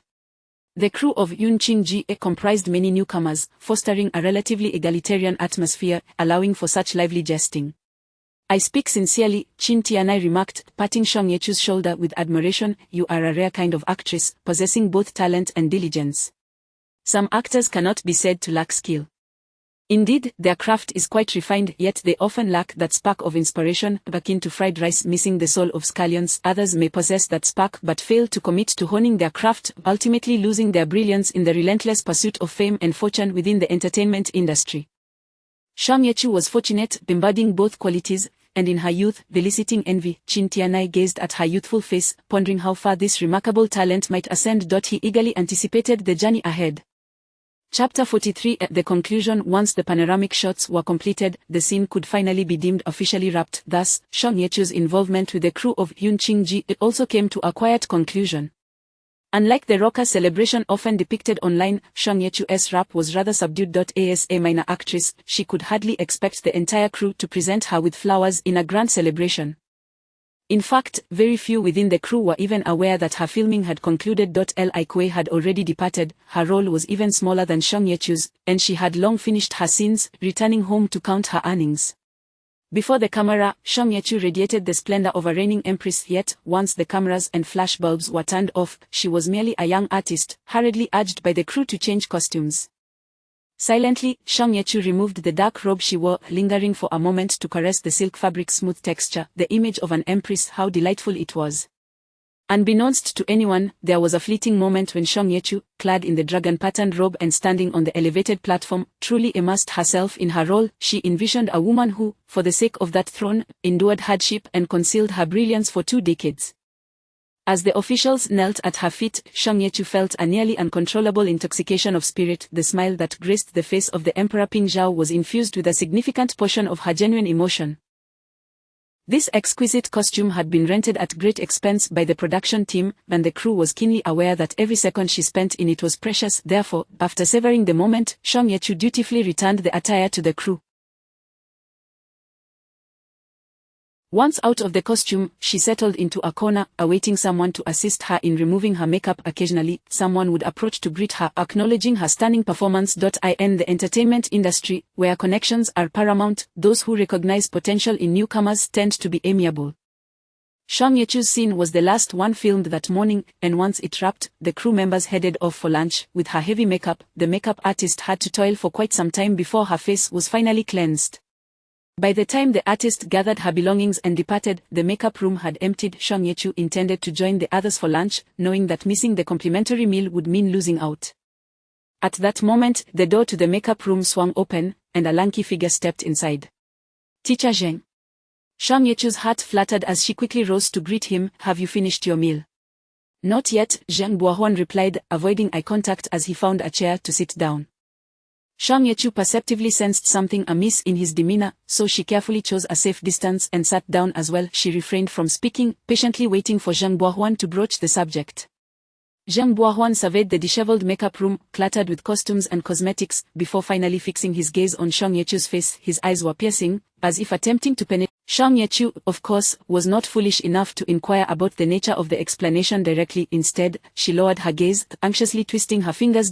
As anticipated, upon witnessing her anxious disposition, Zheng Buohuan's resolve softened slightly, adding, "I am not here to interrogate you. However, your performance diverged significantly from what was outlined in the script, and I need to understand why." The original script had only briefly described Song Ye-chu's ascension to the throne. The ceremonial procedures were rehearsed directly under the guidance of a ceremonial instructor, and her actions and expressions were summed up in just 8 words: dignified composure, restless spirit. Many scripts are like this. Extensive performances on screen may only be distilled into a few words on paper. Given the rushed nature of the Yun Qingji script, Zheng Buohuan had no time to delve deeply into the character of a supporting role. Moreover, trusting in Song Ye-chu's already commendable acting skills, he had allowed her more creative freedom. However, as a seasoned writer, Zheng Buohuan was keenly aware that even those 8 words were crafted with careful consideration of Princess Ping Zhao's character. Dignified composure was essential, as she was a legitimate princess, raised in privilege, exuding an innate nobility. Restlessness, on the other hand, stemmed from her precarious claim to the throne, a reflection of her unstable position. This was not to imply that Princess Ping Zhao was devoid of substance, rather, her expressions showcased her strategic depth. For over a decade, she had masked her true self with an appearance of fragility and meekness, which the officials found easy to manipulate, thereby elevating her to power. At the onset of her reign, it was imperative for Princess Ping Zhao to maintain her established image of timidity before the officials, allowing the more aggressive ministers to lower their guard and relax their vigilance. This would afford her the necessary time to cultivate her influence, allowing her to reveal her true capabilities when the moment was ripe. As for Song Ye-chu's performance, dignified composure was indeed achieved, and executed remarkably well. Her gait was nothing short of textbook-worthy, embodying the mannerisms of ancient nobility. Although this regal demeanor was tinged with an excess of solemnity and coldness, Zheng Buohuan remained satisfied. However, what of the restlessness? Where was the unease? He observed Song Ye-chu to be quite audacious. In fact, it was the seasoned actor portraying the eunuch who appeared flustered. Zheng Buohuan considered that Song Ye-chu's performance was undeniably captivating. An industry veteran, he had witnessed countless remarkable actors over his decades in the entertainment world. Yet, as he watched her scene unfold, he found it impossible to divert his gaze from her. Particularly during the moment she seized the whip, she emanated a magnetic force that commanded the entire room. The officials, the set, and the rented dragon throne faded into mere embellishments against her imposing presence. That visual, both in composition and tension, was among the finest moments of his career. Moreover, her performance as she inscribed characters on the blank imperial edict was equally remarkable. Most young individuals today lack proficiency in calligraphy, so Zheng Buohuan had designed the scene such that Song Ye-chu need only scribble a few characters, which could later be digitally replaced with a proper edict in post-production. However, Song Ye-chu chose not to be perfunctory. Rather, she earnestly assumed the posture of authority and inscribed the character Asian with conviction. In that instant, Zheng Buohuan's heart raced, engulfed by a wave of exhilaration. He found himself momentarily stunned, captivated by her writing motion and the bold character she had crafted. Gratefully, he recognized that he had selected an exceptionally professional cinematography team that meticulously captured every angle of her writing process in a 360-degree panorama. Just moments ago, Zheng Buohuan had sat before the monitor, replaying the footage of Song Ye-chu writing from various angles, losing himself in the simplicity yet profundity of the two characters. Perfect Jean, one character encapsulated the audacity, fervor, then magnificence of a tyrant, exuding a sense of unrivaled superiority. What did the masses matter to him? What did the laws of his ancestors mean to him? When seated upon that throne, Jean was all that existed between heaven and earth, that intoxicating sense of self-satisfaction, that unabashed ambition, that alluring state of self-contentment. Had Zheng Bohuan been filming a grand tale of a heroine empress, he would have applauded Shang Yechu for a full minute as he called cut. Yet, this was a palace intrigue drama, where Shang Yechu portrayed the meek princess Ping Zhao. Was it truly fitting for someone who had scarcely warmed the seat of power to shine so brightly? Chapter 44. A winning gamble indeed. The performance of Shang Yechu was undoubtedly more dazzling and captivating than the original script envisioned, shining with brilliance. It is no exaggeration to assert that in this particular scene, Shang Yechu nearly outshone all the female characters in the entire production. This superiority, of course, does not pertain to her physical beauty, but rather to her character portrayal and the profound impression she left on the audience. Yet, does this triumph truly align with the script and its inherent logic? Zheng Bohuan was acutely aware that Shang Yechu aspired for fame, who in the entertainment industry does not yearn for recognition. However, Shang Yechu should not jeopardize her character's integrity by recklessly altering the script for the sake of a moment of brilliance. While she diligently interpreted the script, her ambition was that of a spirited youth with aspirations and courage. Yet, when Shang Yechu's ambition began to encroach upon Zheng Bohuan's narrative, it transformed into arrogance, ulterior motives, and a lack of awareness of the bigger picture. Consequently, even though Shang Yechu's performance was commendable and the crew, from Qin Tianai to the cinematographer, showered her with praise, Zheng Bohuan harbored dissatisfaction within. At the moment cut was called, Zheng Bohuan wrestled internally for quite some time, contemplating whether to discard the entire segment and reshoot a more subdued version of her ascension. Ultimately, he could not bring himself to do so. It was not that he felt pity for Shang Yechu's hard work, rather, he lamented the loss of that near-perfect performance. Zheng Bohuan possessed intellect, but he also had keen perception, with his eyes situated in front of his mind. Regardless of the script's logic, one could simply assess whether Shang Yechu's portrayal was visually appealing and gratifying. Furthermore, given her usual demeanor of humility, diligence, and approachability, Zheng Bohuan was reluctant to believe she was the type to sacrifice her character's essence for fame. Thus, he refrained from hastily condemning Shang Yechu and took the opportunity to inquire with her personally during a moment of relative solitude. His tone suggested that there was room for negotiation.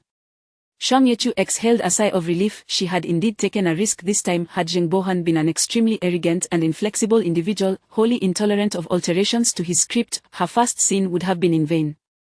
Moreover, it could have left a detrimental impression on him, jeopardizing future collaborations. Yet, such is the nature of the entertainment industry, where the bold thrive and the timid perish. An artist who dares not pursue breakthroughs or innovation is but fodder for the fire. With nothing to lose, Shang Yechu reasoned that even if she offended Zheng Bohuan, it would merely result in a return to square one, and there was little to fear. In this instance, her gamble paid off. Zheng Bohuan was not the type of dictatorial director or writer. He was willing to afford Shang Yechu the opportunity to explain herself. As long as she could articulate her thoughts, the matter could be resolved amicably. Shang Yechu raised her head, meeting Zheng Bohuan's gaze, and slowly began, "This is actually my own conjecture regarding the character." Conjecture. Zheng Bohuan's tone was inscrutable, neither revealing joy nor anger. "Do elaborate." Shang Yechu cleared her throat lightly. "Please do not mock me. This is my first time portraying an emperor. The emperor embodies two crucial traits, one is concealment, and the other is manifestation. This concept originated from the character profile Shang Yechu had submitted." Zheng Bohuan neither nodded nor shook his head, merely gesturing with his eyes for her to continue. "The concealment aspect refers to the cultivation of one's inner strength, remaining dormant for over a decade," Shang Yechu articulated earnestly. "Whereas the manifestation aspect emphasizes her behavior once she ascends to the throne." How did she ascend? The script merely states that she was pushed into power by the ministers, a title devoid of substance. "Thus, I sought counsel on a platform." Zheng Bohuan immediately scoffed. "Counsel?" He held disdain for such a chaotic question-and-answer forum. Shang Yechu's face flushed slightly. It was expedient. "Enough," Zheng Bohuan waved his hand. "Please continue." Shang Yechu proceeded. "I posed two questions on that platform. The first was, which emperors in history practiced concealment? The second was, which emperors were elevated to the throne by ministers? And then?" Zheng Bohuan's tone softened slightly, for no one could resist appreciating a dedicated actor. "I received numerous responses, from which I selected the most frequently mentioned. Emperor Tianjing, Emperor Wei Xuanzong, and Emperor Wu of Southern Chen. Zhang Bohan nodded. Indeed, Emperor Tianjing was supported to the throne by the ministers, while Emperor Wei Xuanzong and Emperor Wu of Southern Chen each spent over 20 years in a state of folly and 10 years in dormancy under their generals, respectively. Teacher, your knowledge is profound. Your words mirror those in the texts, Shang Yechu complimented. All right, enough with the flattery, Zhang Bohan granted. And then? Shang Yechu retrieved her phone, displaying her notes from her reading app. He spent 20 years in a state of foolishness, and after outliving all his brothers, he was supported to the throne by the eunuchs. She gestured as if being elevated. The eunuchs supported him precisely because he was a fool, easily manipulable. She tapped her temple. This aspect is quite similar to Princess Pingzhao, foolishness and timidity. Sometimes, timidity is even worse than foolishness. Zhang Bohan's eyes narrowed slightly. As a writer with a wealth of knowledge, he was aware of what followed next. Then, a miracle occurred. Shang Yechu laughed. On the day Emperor Wei Xuanzong ascended, he suddenly cast off his previous ignorance, exhibiting extraordinary wisdom and decisiveness. You are already aware of these events, so I need not elaborate further. Zhang Bohan not only knew, but could recite them verbatim. Not only did Emperor Wei Xuanzong establish a prosperous reign, but shortly after his ascension, he also executed all the eunuchs who had supported him. In terms of resilience and endurance, he ranked among the top emperors. Next, we have Emperor Tianjing. With no sons or brothers, the officials had no choice but to bring him, a distant relative, to the throne, compelling him to recognize the late emperor, who was 10 years his senior, as his father. Zhang Bohan was well aware of these facts. Shang Yechu scrolled through her phone, reciting, in July of that year, the emperor executed 23 civil officials at the Zhuge Gate. She was reading from the vernacular version. Zhang Bohan's brow furrowed slightly. What are you implying? Shang Yechu raised a hand and inscribed R6 in the air. From the moment the emperor ascended to the throne to the execution of these officials who had supported him, only 6 months elapsed, merely half a year. From that point onward, regardless of the absurdities that Emperor Tianjing committed, the officials dared not voice their anger. Zhang Bohan sat up straighter. Continue. Shang Yechu set her phone down, speaking earnestly. The circumstances of Princess Pingzhao are not dissimilar to those of Emperor Tianjing and Emperor Wei Xuanzong. When a new emperor ascends, the throne is precarious. Logically, one would expect the new emperor to tread carefully around the ministers who elevated him. However, this is not the case. The emperor's power is paramount. Once he occupies that position legally, it becomes exceedingly difficult to unseat him from a legal standpoint. In other words, from the moment of ascension, the officials have already forfeited their right to engage in equitable negotiations with the emperor. The struggle for power is not a game of give and take, it is a matter of dogged persistence. One step back leads to retreat after retreat. Thus, the new emperor will not display weakness at this juncture. In fact, the new emperor must exhibit overwhelming authority to intimidate these ministers who have supported him. Zhang Bohan's lips curved into a fleeting smile before quickly vanishing. He snorted, easier said than done. Now, tell me, why did Emperor Wu of Southern Chen not reveal his brilliance immediately upon ascension, but instead remained dormant under the general for 10 years before taking action? Shang Yechu replied unhurriedly, you mentioned that he was dormant under the general. Zhang Bohan struggled to suppress his amusement. Oh. Our script for Yunqing Ji clearly states that the late emperor was inherently suspicious and contemplative, gradually sending away the veteran generals who had fought alongside him over the years. Just before his demise, he took away the last group. Shang Yechu cleared her throat. The might of the military and the power of the pen are two distinct entities. When faced with military might, one must naturally submit and remain humble. When faced with the power of the pen, one can simply break it, can't they? As Shang Yechu spoke, her eyes sparkled with enthusiasm. Princess Pingzhao was elevated by the civil officials. As the saying goes, a scholar will fail in rebellion. For 3 years had Princess Pingzhao been propelled to the throne by a cadre of generals, she would have had no choice but to endure. However, those veteran generals had long been eliminated by the late emperor, and the new generation of leaders were mutually constrained, terrified by the fates of their predecessors, remaining as silent as chickens, merely echoing their support for whoever sat on the throne. In Yunqing Ji, Teacher Qin is depicted as a founding emperor forged in chaos. As a dynasty that has existed for 20 years, the bureaucratic and aristocratic factions have yet to solidify. Even in the event of a collective strike, they lack the power to paralyze the entire state apparatus. The fact that the officials supported the timid Princess Pingzhao as emperor is essentially the bureaucratic faction extending a probing tentacle toward imperial power during the late emperor's precarious reign. In such circumstances, the new emperor must not display weakness or retreat, nourishing the ambitions of the officials. Quite the opposite, the new emperor needs to project a more formidable stance, instilling fear in these restless insects. Zheng Bohan fell silent, while Shang Yechu became increasingly animated. Only emperors overthrown by violence and production have fallen. None have been toppled by the mere words of civil officials. Amidst the makeup room, a sporadic applause erupted, not from Zheng Bohan. Shang Yechu looked up in astonishment, noticing Qin Tianai standing at the door, having arrived unnoticed. As he clapped his hands and walked into the room, he exclaimed, "Splendid, truly splendid. Teacher Qin, when did you arrive?" Shang Yechu hastily stood, her face tinged with embarrassment. "Not long ago," Qin Tianai replied with a smile, patting Zheng Bohan's shoulder with emphasis, adding meaningfully, "So, how does it feel, old Zheng? You lost."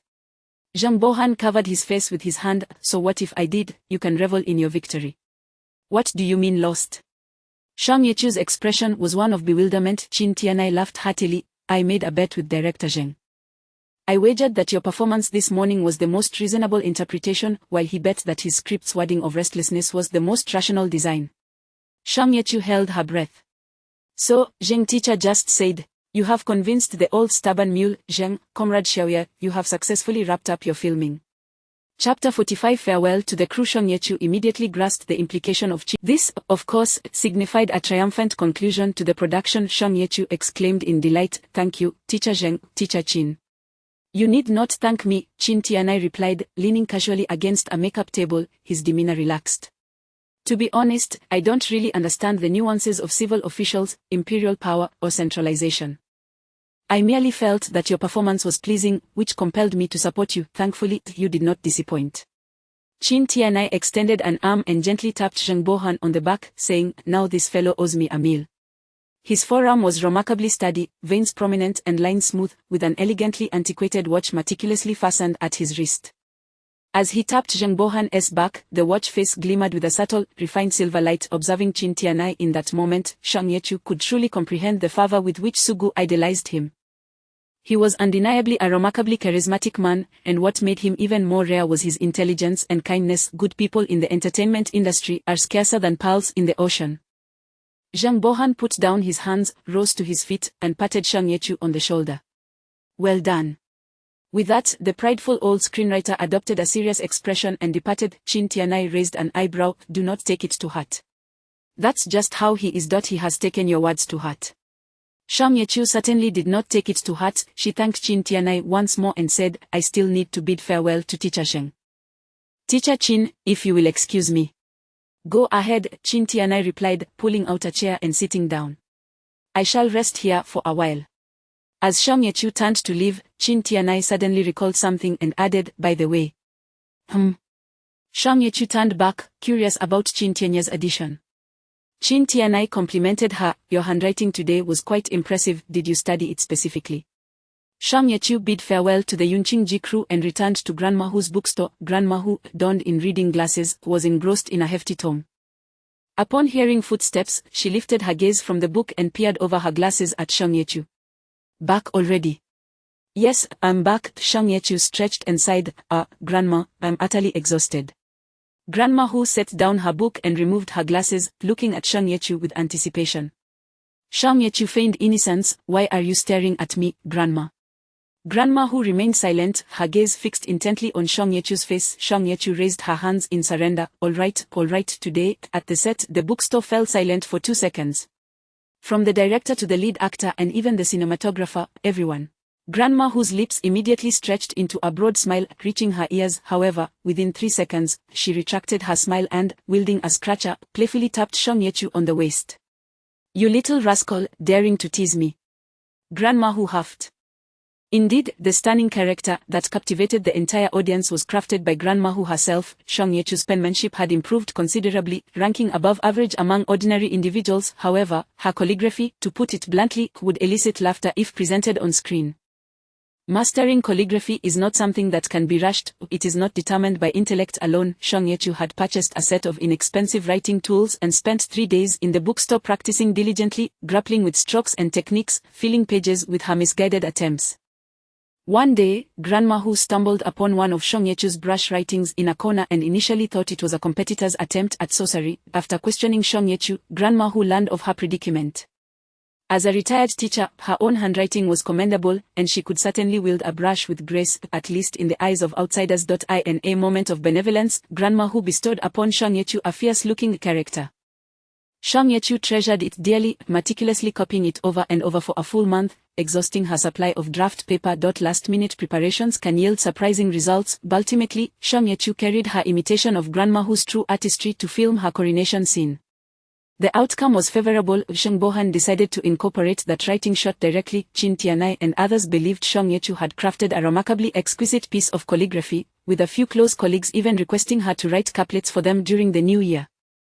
On the day of the wrap-up, Shang Yechu thoroughly relished her moment. Shang Yechu pleaded, I was wrong, is that not enough? Can I at least clean the entire bookstore floor today?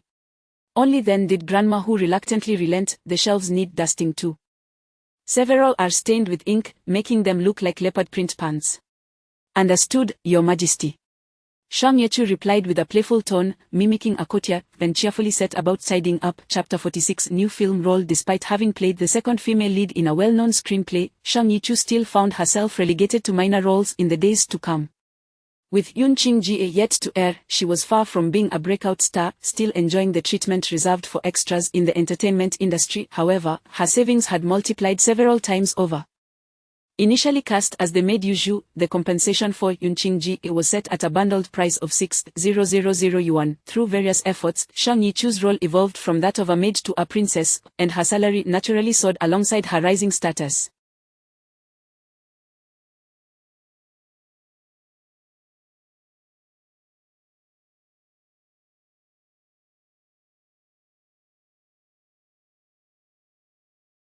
Her per-episode pay was now 5,000 yuan, totaling an impressive 60,000 yuan for her 12 appearances in Yun Qingji.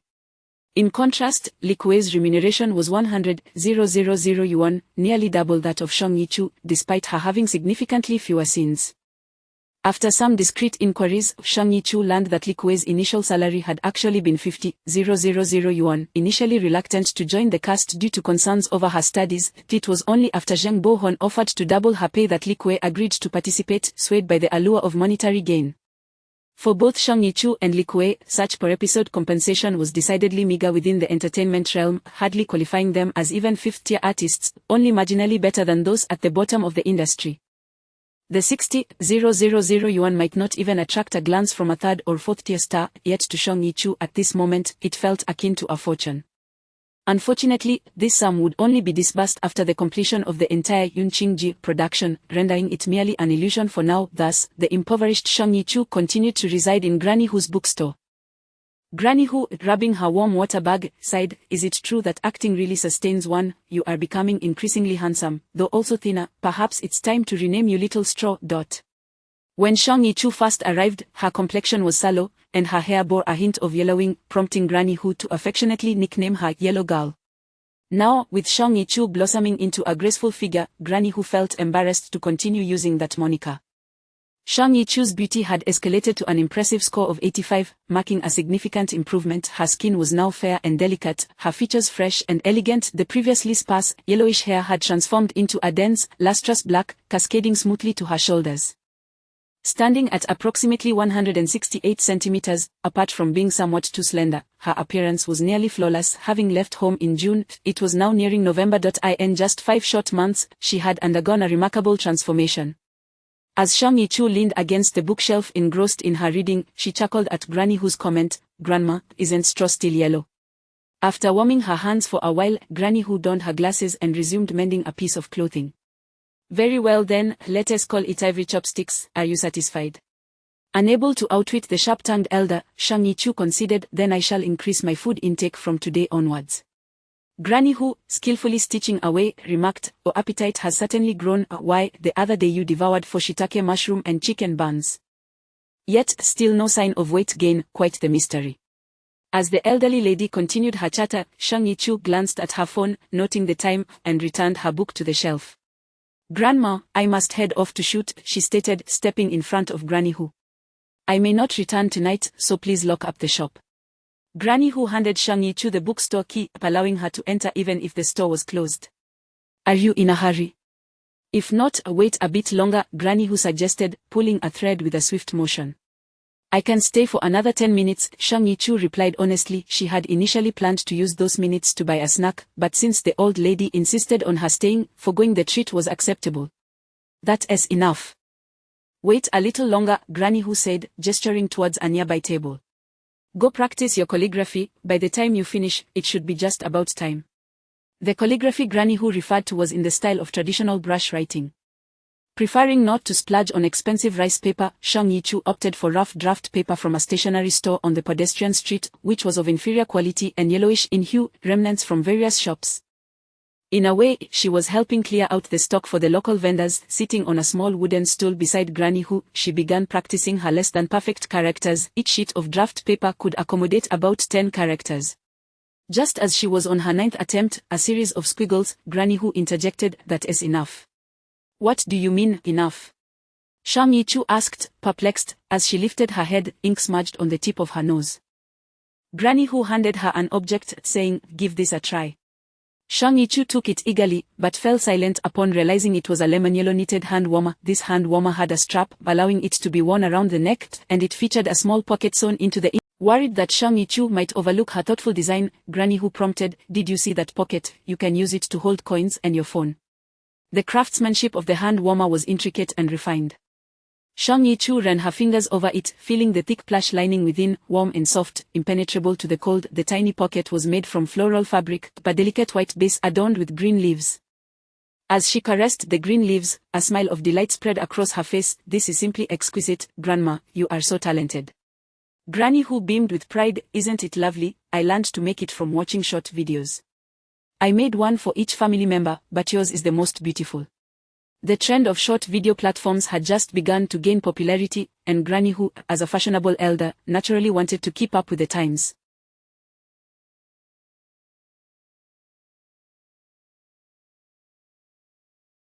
She continued, "With the days getting colder, this will keep you warm. The gloves sold on the street are as thin as onion skins and offer no warmth at all." Shang Yichu fondled the hand warmer, exclaiming, "This is so timely. I was just about to buy a pair of cashmere gloves from Uncle Fan." "Don't waste your money on that. Cashmere gloves are filled with everything except actual cashmere," Granny Hu admonished, removing her reading glasses. She was about to offer more advice when she remembered that Shang Yichu needed to shoot, so she changed her tone. "Off you go then. Aren't you supposed to be an extra?" Shang Yichu hung the hand warmer around her neck, nodding earnestly before dashing out the door. Once she reached a secluded spot, her pace slowed. 103 suddenly spoke up, "Are you feeling down?" Shang Yichu nestled her hands into the warmth of the hand warmer. "Not at all." 103, typically indifferent to her emotional state, only asked out of routine. Noticing her stubbornness, he chose not to press further. Shang Yichu gazed down at the lemon yellow hand warmer, her thoughts drifting far away. In her previous life, around this same time, Granny Hu had knitted her a hand warmer as well, with the same color and pattern. The only difference was that in her past life, Shang Yichu had been plump, and Granny Hu had made a much larger version for her. This convergence of two timelines momentarily tricked Shang Yichu into believing she was still that pitiful, unattractive figure from her past, that nothing had changed. Looking at the considerably smaller hand warmer now, if the larger version from her previous life had been likened to a pompous, portly general, then this smaller counterpart could only be considered a famished scholar who hadn't eaten for 3 days. No, everything was changing. Shang Yichu lifted her head, striding confidently towards the film base. Although still relegated to minor roles, Shang Yichu's current experience differed in notable ways from before. The most significant change was her newfound ability to take on supporting and special roles. This was the privilege of having a pleasing appearance. The entertainment industry is notoriously obsessed with looks. Now that Shang Yichu's beauty score had risen to 85, she appeared no less striking than many emerging stars, her height and demeanor perhaps even surpassing theirs. The entertainment industry operates as a business, with the product being the individuals themselves. An actor's qualities serve as the added value of the product. Shang Yichu had high added value but low pay, making her a true bargain. Consequently, the number of roles offered to her had multiplied several times over. With this increased frequency of offers, if Song Yi-chu were willing to work as tirelessly as before, she could easily achieve financial stability within a month. However, she had shifted from her previous indiscriminate approach to accepting roles and instead began to exercise discretion. As Song Yi-chu scrolled through her phone, she selectively dismissed several invitations for supporting and minor roles in online dramas and period pieces. Then came 2 offers for urban dramas, where the producers suggested she could play the colleague of the female lead, even with a few lines. Without a moment's hesitation, Song Yi-chu rejected them outright, and so, she continued her process of elimination, until after she declined the role of the 3rd female lead in a low-budget web series, 103 could no longer contain himself. What exactly are you looking to accept? Accustomed to Song Yi-chu's workaholic tendencies, 103 had prepared for a marathon of 10 consecutive days of shooting, only to find her being selective. At that moment, Song Yi-chu finally halted her actions. This one. The screen of her phone displayed an enticing offer for a project titled Tionji-lu. A message from an account labeled, Group Leader, Paigu, read. Xiao Yi, the film Tionji-lu is seeking a major special role, female, with a dance background and a pleasing appearance. Are you interested? Song Yi-chu replied promptly, frowny face, yes thank you, Paigu. Chapter 47. Dance Crash Course. A big extra is essentially a significant supporting actor akin to a prominent background role compared to the minor characters that Song Yi-chu encountered in her previous life, who toiled in the wind and rain. The treatment afforded to a big extra is considerably more favorable, with higher pay and more lines. Although a single drama may feature only a brief scene, the remuneration can reach 4 to 5 figures. Big extras are subject to certain standards regarding their appearance and acting skills, making them a coveted opportunity among the ensemble cast. Song Yi-chu finds herself reborn at a relatively fortuitous time, as at this moment, the Hangsha Film City imposes no stringent requirements for big extras. If a director or crew member takes a liking to an actor, they may have the chance to audition. Had she arrived a few years later, artists without connections would face a convoluted process to secure such roles. Song Yi-chu inquired of Brother Pai, what is the character like? Brother Pai, the head of the extras, well-informed and aware of Song Yi-chu's role in Yun Ching-ji, was eager to befriend this promising young actress and generously shared all he knew. It's a period film, and it doesn't seem to have a large budget. The character is a courtesan. Beyond that, I'm afraid I can't provide further details. Thank you, Brother Pai, Song Yi-chu replied. This was the background role that Song Yi-chu was to audition for this afternoon. Though referred to as an extra, it was essentially an audition. The role had yet to be formally assigned to her. Upon arriving at the audition venue, she found a queue of over 10 individuals ahead of her, all unfamiliar faces with little to no reputation. To put it bluntly, some may have even been lesser known than Song Yi-chu herself. Brother Pai had already sent Song Yi-chu the audition requirements. Most extras are not entitled to receive the script, only a vague character description. The brief character requirements Brother Pai provided Song Yi-chu were limited to just 4 lines. Courtesan. Mian Mian, perform a classical dance, exude a bewitching charm, possess a worldly demeanor. These scant 4 lines encapsulated all the information Song Yi-chu had at her disposal. Despite the line of individuals awaiting their turn, each audition would not exceed 5 minutes, meaning Song Yi-chu. Compounding her challenge was the fact that for such minor roles, the production team would not furnish any props or costumes for the actors. This meant that Song Yi-chu needed to perform without any physical objects. Who would have thought you could dance, remarked an individual named 103 mechanically. Song Yi-chu, while glancing at her phone, replied honestly, I have never learned to dance. This was the truth. Song Yi-chu had never taken any dance lessons and harbored no interest in the art. Even if she were inclined, neither Jia nor Song Hongxian would likely invest in such instruction for her. In her previous life, she had performed a duet in a few comedic films, yet those were merely exaggerated antics designed for humor, not true dance. Since her rebirth, Song Yi-chu had been overwhelmed with tasks and had no time to enroll in any dance classes. Furthermore, dance typically requires an early foundation. It is not something one can master in a mere few days. Why then, do you seek a role for which you are evidently unqualified? 103 queried after a brief silence. Song Yi-chu swiftly scrolled on her phone. I am currently learning. 103 doubted his hearing. Learning right now. As they spoke, Song Yi-chu had already located a classical dance video. The piece was titled Butterfly Lovers, ubiquitous on short video platforms.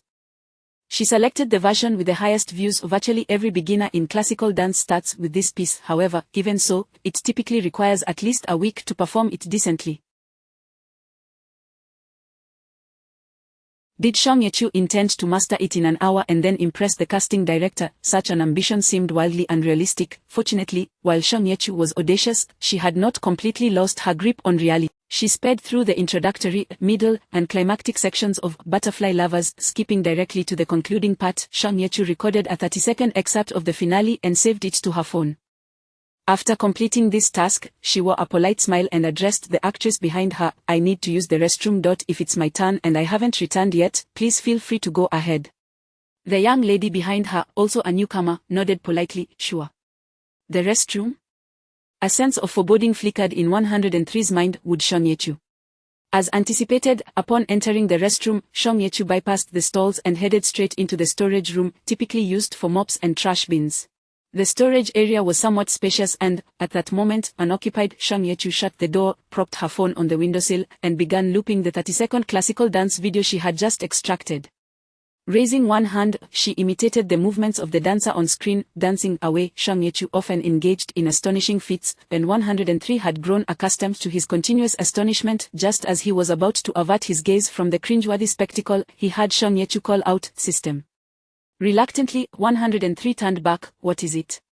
While awkwardly attempting to dance, Shang Yechu said, "Keep an eye on me." 103 initially intended to refuse but hesitated and asked, "What should I be watching?"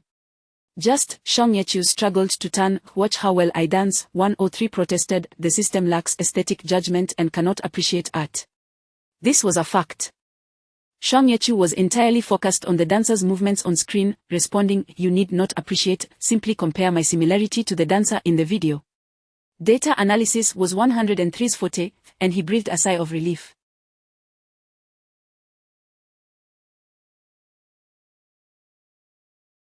He truly did not wish to be compelled to admire Shang Yechu's clumsy dancing.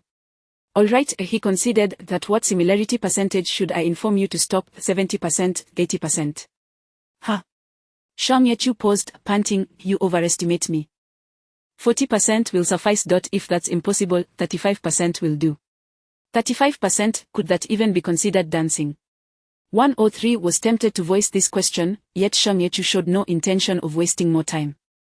She rested for merely 3 seconds before resuming her imitation of the dancer in the video. 103 was left with no choice but to observe Shang Yechu. As he watched, he began to recognize her cleverness. The concluding section of a dance is often the most relaxed, characterized by fewer movements, slower tempo, and smaller ranges of motion. At least, this was true for Butterfly Lovers. These 3 traits were relatively friendly to beginners, particularly for one like Shang Yechu, who had a good memory. Shang Yechu deconstructed the 30-second dance into 10 distinct movements, committing them to memory as one would with a set of calisthenics. Consequently, she did not need to learn how to dance. She merely had to string together those 10 movements for the casting director. At 20 years of age, Shang Yechu's body could not match the flexibility of dancers who had trained since childhood.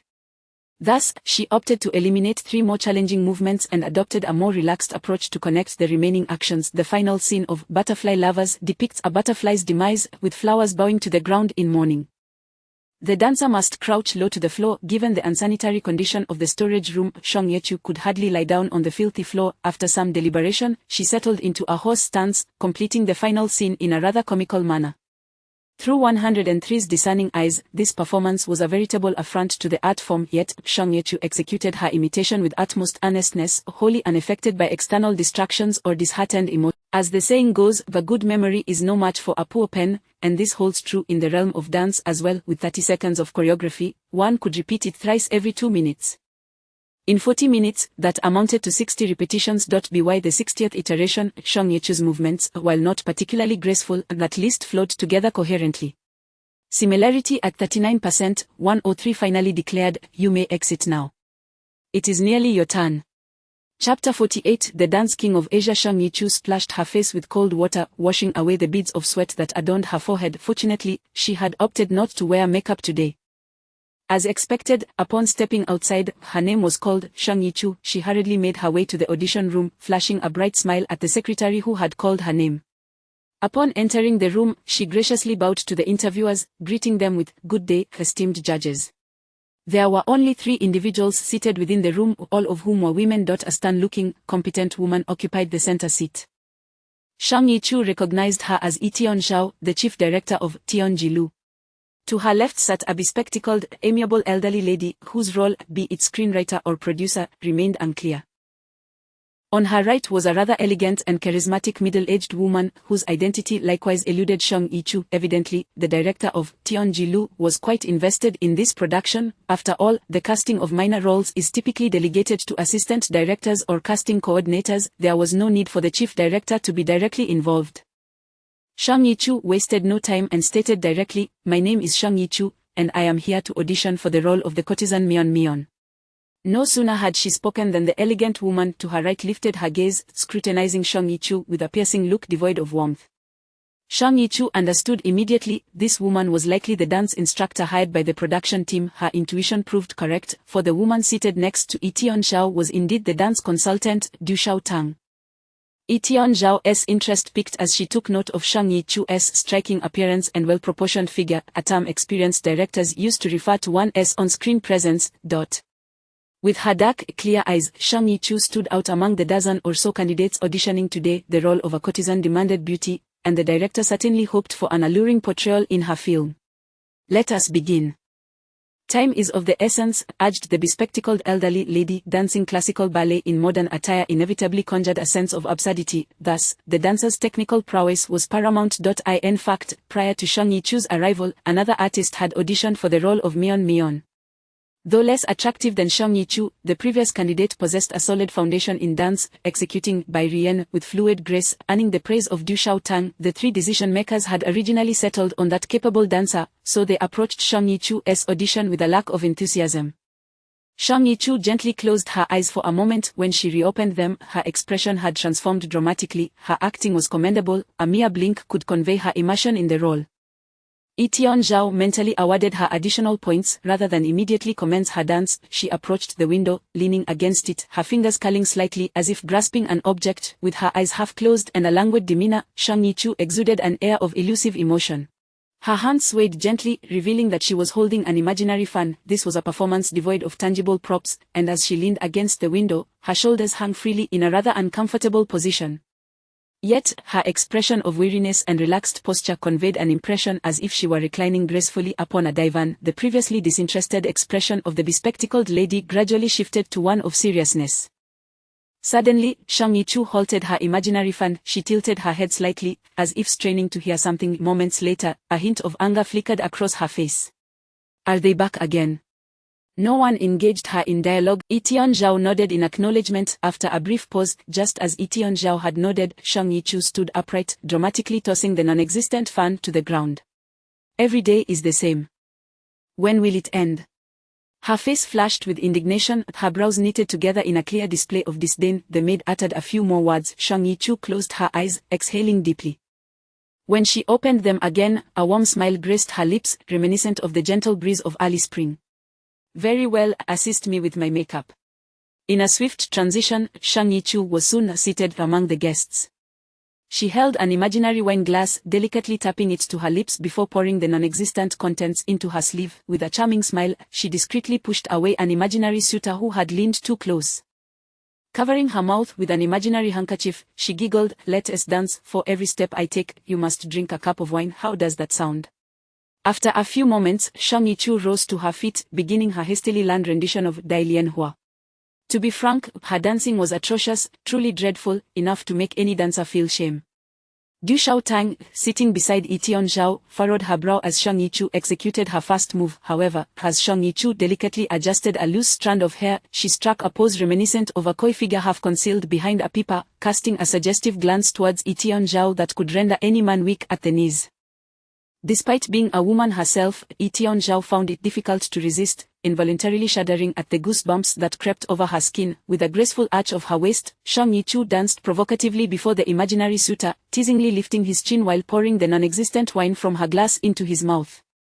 After this gesture, she carelessly discarded the imaginary glass and continued her clumsy dance. Song Yi-chu knelt gracefully on the floor, mimicking movements she had learned from a video. The butterfly's demise, the flower's tears.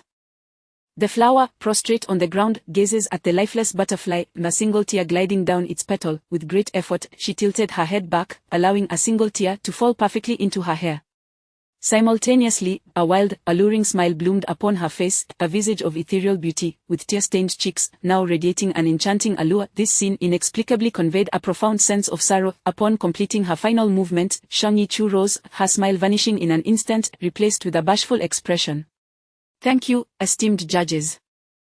I have concluded my performance." The room fell into a momentary silence. After what felt like an eternity, the elderly lady removed her glasses and pinched the bridge of her nose. "What did you say your name was again?" Shang Yichu replied politely, "My name is Shang Yichu. Shang as in merchant, Yi as in leaf, and Chu as in the first and 15th day." Having witnessed the entire audition, 103 was at a loss for words. Cunning, utterly cunning, Shang Yichu was acutely aware of her abysmal dancing skills. Indeed, one could say she possessed none at all. Thus, she had condensed the dance portion to its bare essentials. In a mere 5 minutes, she had vividly embodied the image of a proud courtesan, forced by circumstance to entertain the banalities of life, transitioning from initial weariness and solitude to the anger of being compelled to accept clients, culminating in the despair and restraint experienced while dancing. Shang Yichu's emotions unfolded layer by layer, expertly portraying the essence of a courtesan in the briefest time possible. She successfully redirected the interviewer's focus from her dancing to the emotions and sentiments of the courtesan. In this context, her dancing became trivial, yet, once the emotional aspect was introduced, it became Shang Yichu's domain. Because she was, indeed, an actress, even her 30 seconds of clumsy dance could be interpreted as the courtesan's disdain for the foolish and mundane, merely offering a perfunctory performance rather than an indication of her lack of skill. What cunning! Remarkably, the interviewers were entirely captivated by this ruse. 103 observed as Etienne Zhao and the elderly lady beside her sat up straight, their necks craning forward, nearly reaching out to Shang Yichu's face. Chapter 49. The actor and the audience. The sole individual in the room who remained unimpressed by Shang Yichu's performance was none other than the dance instructor, Du Xiaotang, seated to the right of Etienne Zhao. Her brow furrowed in disapproval. It was evident that she was poised to deliver a scathing critique to Shang Yichu. Indeed, unable to contain herself until the bespectacled elder had finished speaking, Du Xiaotang interjected, "Have you truly studied dance?" To the untrained eye, the spectacle may seem captivating, yet to an expert, the subtleties are glaringly apparent. Shang Yichu's rudimentary skills were utterly insufficient in the presence of a true connoisseur. Naturally, Shang Yichu could not fabricate a lie, yet she also could not confess to her complete lack of ability. The former would lead to immediate exposure by Du Xiaotang, while the latter would undoubtedly tarnish her reputation in the eyes of esteemed figures like director Etienne Zhao. Thus, she responded with subtlety and cleverness. "Due to financial constraints, I have not undergone formal dance training. I have only been self-teaching through online videos." 1 hour of hasty self-instruction could hardly be regarded as genuine learning. Unsurprisingly, Du Xiaotang's expression grew even more severe. As a formally trained dance instructor, she looked down upon the unorthodox methods found online. With a sharp retort, Du Xiaotang remarked, "Did you not read the recruitment requirements? It clearly states a certain level of dance proficiency is required, or do you believe that your rudimentary moves can be considered foundational?" Shang Yichu's lips quivered slightly, her complexion paling, yet her demeanor remained gracious. "I apologize, teacher. I shall intensify my practice." Before Du Xiaotang could articulate another word, the bespectacled elder, unable to bear the tension any longer, intervened. "Oh, come now, little Du, why such ire? I found her performance quite commendable. Do temper your anger." Both Etienne Zhao and Du Xiaotang appeared to hold the elder in high regard. Although Du Xiaotang still bore a hint of dissatisfaction, she ultimately refrained from further commentary. Shang Yichu began to formulate a theory regarding the elder's identity. Etienne Zhao cleared his throat. "You have WeChat, I presume. Scan these 2 codes on the table, and we will contact you before the day after tomorrow." Shang Yichu's face lit up with surprise. "Thank you, Teacher E." Etienne Zhao seemed taken aback. "You actually know who I am?" "Of course," Shang Yichu replied, scanning the codes. "I have watched many of your films on Huosha. Just the other day, I saw your interview on the film channel." Etienne Zhao nodded, his expression remaining inscrutable. After exchanging contact information, Shang Yichu bowed to the bespectacled elder. "Thank you very much." The elder beamed, unable to suppress her smile. "My surname is Jiang." "Thank you, Teacher Jiang." Shang Yichu's voice rang clear, her tone cheerful. Of course, she did not neglect Du Xiaotang. She nodded at her and earnestly stated, "Teacher Du, I will heed your advice and practice diligently." Du Xiaotang's expression remained as sour as if she The spirited and sincere youth was difficult to dislike, especially when they held you in such esteem. There exists an immutable law in the entertainment industry. While not everyone may be entirely virtuous, all have an affinity for the innocent and naive. Actors, producers, directors, and screenwriters alike adhere to this principle. Upon leaving the audition venue, Song Ye-chu hummed a slightly off-key tune as she leaned against a bench by the street, beginning her search for dance class advertisements. "Do you truly believe you have secured that role?" 103 remarked coldly. "It is not a matter of I believe," Song Ye-chu corrected, "that role is already mine. Objectively speaking, I think you sometimes exhibit excessive confidence," 103 countered. "This type of minor casting will not consume much time. They would not hesitate to inform you on the spot," Song Ye-chu replied without lifting her head. "Directors at this level no longer feel the need to pander to small roles. Do you think director Lee Tian-zhao refrained from outright rejecting me in person because it would be more considerate to do so over WeChat?" 103 chose not to engage in a verbal sparring match, merely pointing out, "However, the lady Du on the far right seems rather dissatisfied with you." "Of course she is dissatisfied."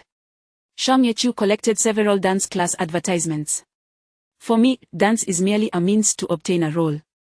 For her, it represents a lifelong dedication, perhaps even an artistic pursuit.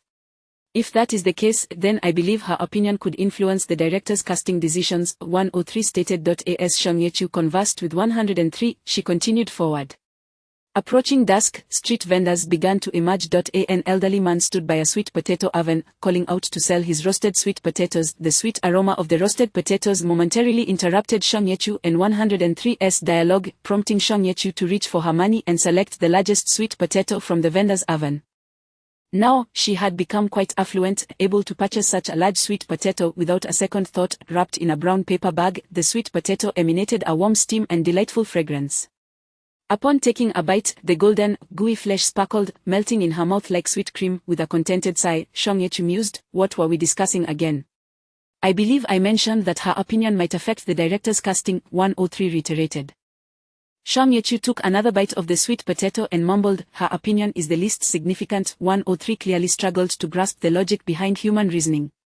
"Why is that?" "The reasoning is quite simple," she patiently elaborated. "There is a saying, the untrained observe the spectacle, while the trained discern the nuances. But has anyone ever informed you that those who observe the spectacle always far outnumber those who discern the Simply please your audience. Film is not a musical. The audience does not come merely to witness a graceful performance. They seek a narrative, the interplay between characters, and a plot teeming with tension, something exhilarating. Exceptional dance skills are merely the icing on the cake. It is the actor who can convey the story that provides the essential support. In the realm of cinema, acting prowess is paramount." The sweet potato had turned sugary, its delectable taste invigorating Song Ye-chu, who regretted having bought only one. An actor need not excel in any craft beyond acting. It suffices that they can convince the audience of their expertise, Song Ye-chu concluded. Chapter 50 The Phoenix Plays with the Dragon. Song Ye-chu's theory is nothing short of revolutionary. Should it be expressed during a future period of great acclaim, it would likely be met with accusations of unprofessionalism. Fortunately, only 103 was present to hear these words. He displayed no overt emotional reaction, merely conveying his agreement in a detached manner. "It seems there is no issue." "Of course, there is no issue." Song Ye-chu entered the bubble tea shop, ordered a cup of fully sweetened milk tea, and selected a dessert from the menu. "Did you just suggest that the dance instructor's opinion might sway the director's judgment?" "That is mistaken." Sitting on a chair in the bubble tea shop, Song Ye-chu connected to the shop's Wi-Fi and resumed her search for dance classes. "I have never considered the dance instructor's views. My sole focus has always been the director. There were 3 individuals present at the audition, yet you only took the director's opinion into account." 103's tone remained calm. No. Song Ye-chu shook her finger. "This is not a matter of addition and subtraction.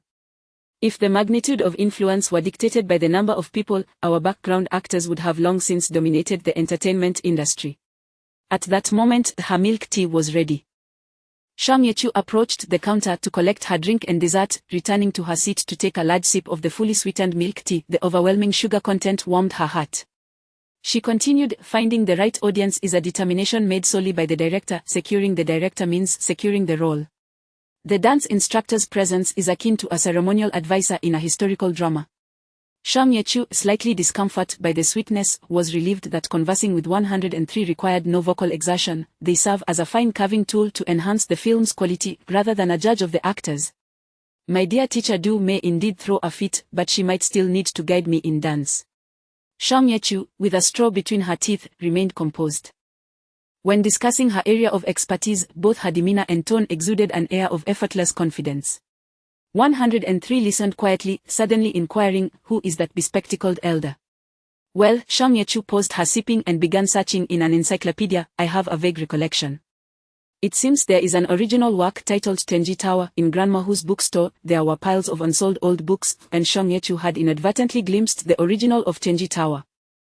Sure enough, after a brief search, she discovered that the original was titled Fengshi Yulongji.it was not a standalone volume, but rather a series, including Fengshi Yulong Journey to Jiangnan, Fengshi Yulong Journey to the Northern Desert, Fengshi Yulong The Mystery of the Dynasty, and Fengshi Yulong The Seven Gates. Tenji Tower is the first installment of this series, Fengshi Yulong Tenji Tower. This work is older than Shang Yechu's combined 2 lifetimes, having been published over 50 years ago. Fengshi Yulong is a series of martial arts novels, from the 1950s to the 1990s. This literary genre experienced a flourishing period, producing countless beloved works. However, the majority of martial arts novels feature male protagonists. The audience for martial arts literature is not solely male. A considerable number of female readers yearn to witness stories of formidable heroines navigating the martial world from a female perspective. In this context, Fengshi Yulong emerged as a timely response. The protagonist, a lone girl burdened by deep-seated vendettas, disguises herself as a man to infiltrate the most enigmatic organization in the martial world, the Tenji Tower, embarking on a thrilling journey to uncover the truth behind her family's massacre. Upon its publication, the book caused quite a stir among martial arts enthusiasts. The character of the heroine, Xiao Fengke, is both brave and cunning, driven by blood vengeance, yet she retains faith in justice and righteousness. The character is richly developed, vividly portrayed, and brings a refreshing breeze to the predominantly masculine martial arts literary scene. Following the success of Fengshi Yulong, it quickly garnered a large following. In the pirated novel bookstores of the time, the most popular works, aside from those by masters like Jin Yong and Gu Long, were indeed Fengshi Yulong. After the tremendous success of Fengshi Yulong,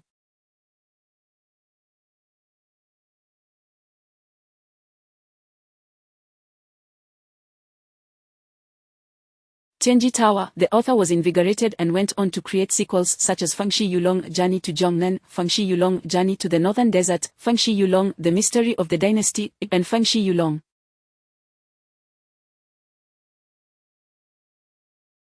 The Seven Gates, with a creative span exceeding 30 years and amounting to more than 20 volumes. To this day, Xiao Fengke remains one of the most iconic characters in the history of martial arts fiction.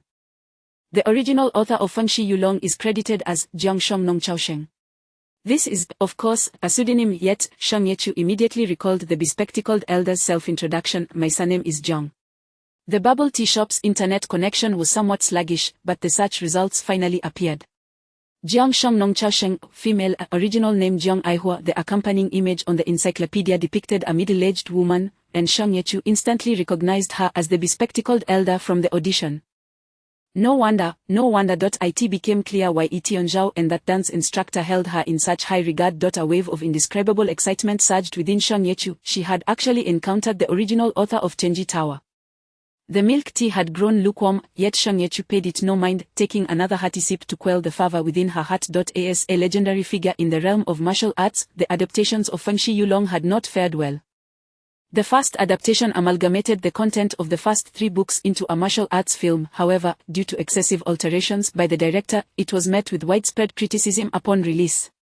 The second adaptation was a long series produced by a Taiwanese entertainment company, which aired 3 episodes and received positive reviews. Yet, at that moment, a legendary drama, Bao Qingtian, emerged, capturing over 80% of the viewership. Fengshi Yulong faltered and was hastily concluded after only 5 episodes. The third adaptation consisted of a 20-episode television series produced by Hong Kong TV. A complete series was filmed, with 1 episode dedicated to each book. It was predictable that such a condensed format would necessitate the exclusion of numerous original plot lines and details. Indeed, upon release, this television series faced another wave of criticism. The heroine Xiao Feng's many precious traits and shining attributes were entirely excised. This incited the wrath of her loyal fans, known as Feathers, who organized a boycott of the series and mocked this version of Xiao Fengke as Little Feng Quebec. The fourth adaptation became the most notorious of all. After the millennium, a collaboration between the three regions produced a highly publicized Xiao Fengke, with an immense budget and an extravagant cast, attracting widespread attention. However, just as the filming was nearing completion, the lead actress, lead actor, second female lead, second male lead, third male lead, and fourth male lead, all 6 individuals, each faced scandals in 6 distinct ways. Drug use, solicitation, infidelity, domestic violence, political issues, and more, a veritable catalogue of vices. This series was dubbed the television drama with the most comprehensive array of scandals, resulting in the downfall of 6 of the most popular actors of the time.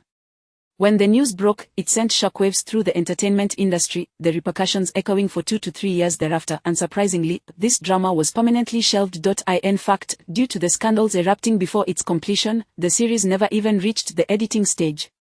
The 3 major film and television companies that invested in this production sustained catastrophic losses, and the director was severely impacted, not producing any new works for 5 consecutive years. Once a prominent figure in grand productions, he became the subject of ridicule. Since then, Fengshi Yulong has been referred to as the curse of Xiao Fengke. The entertainment industry is steeped in superstition. Even the commencement ceremony involves burning incense and offering prayers. Moreover, the misfortunes surrounding Fengshi Yulong are truly unfathomable, with repeated instances of calamity. Henceforth, no investors dared to adapt this book. Who would have imagined that, after more than a decade, the film adaptation of this book would be reignited? Chapter 51, The Afterglow of Sunset. That Teacher Jiang is none other than the original author of The Tower of Heavenly Secrets. Teacher Jiang Aihua, remarked Shang Yechu, addressing 103. I can see that 103 post-moment. Following the completion of the Chronicles of Yunqing, Shang Yechu abandoned her previous aimless approach to minor roles and began to frequent the vicinity of ancient costume drama crews, running errands with purpose. In 2016, the number of television dramas registered for production in Huaguo soared to 1,300, with 1/6 of them being historical dramas. The film count exceeded 1,000, over 200 of which were also period pieces. Hangsha Film City, renowned for its exquisite historical sets, operated at full capacity year-round to accommodate the demand for such dramas.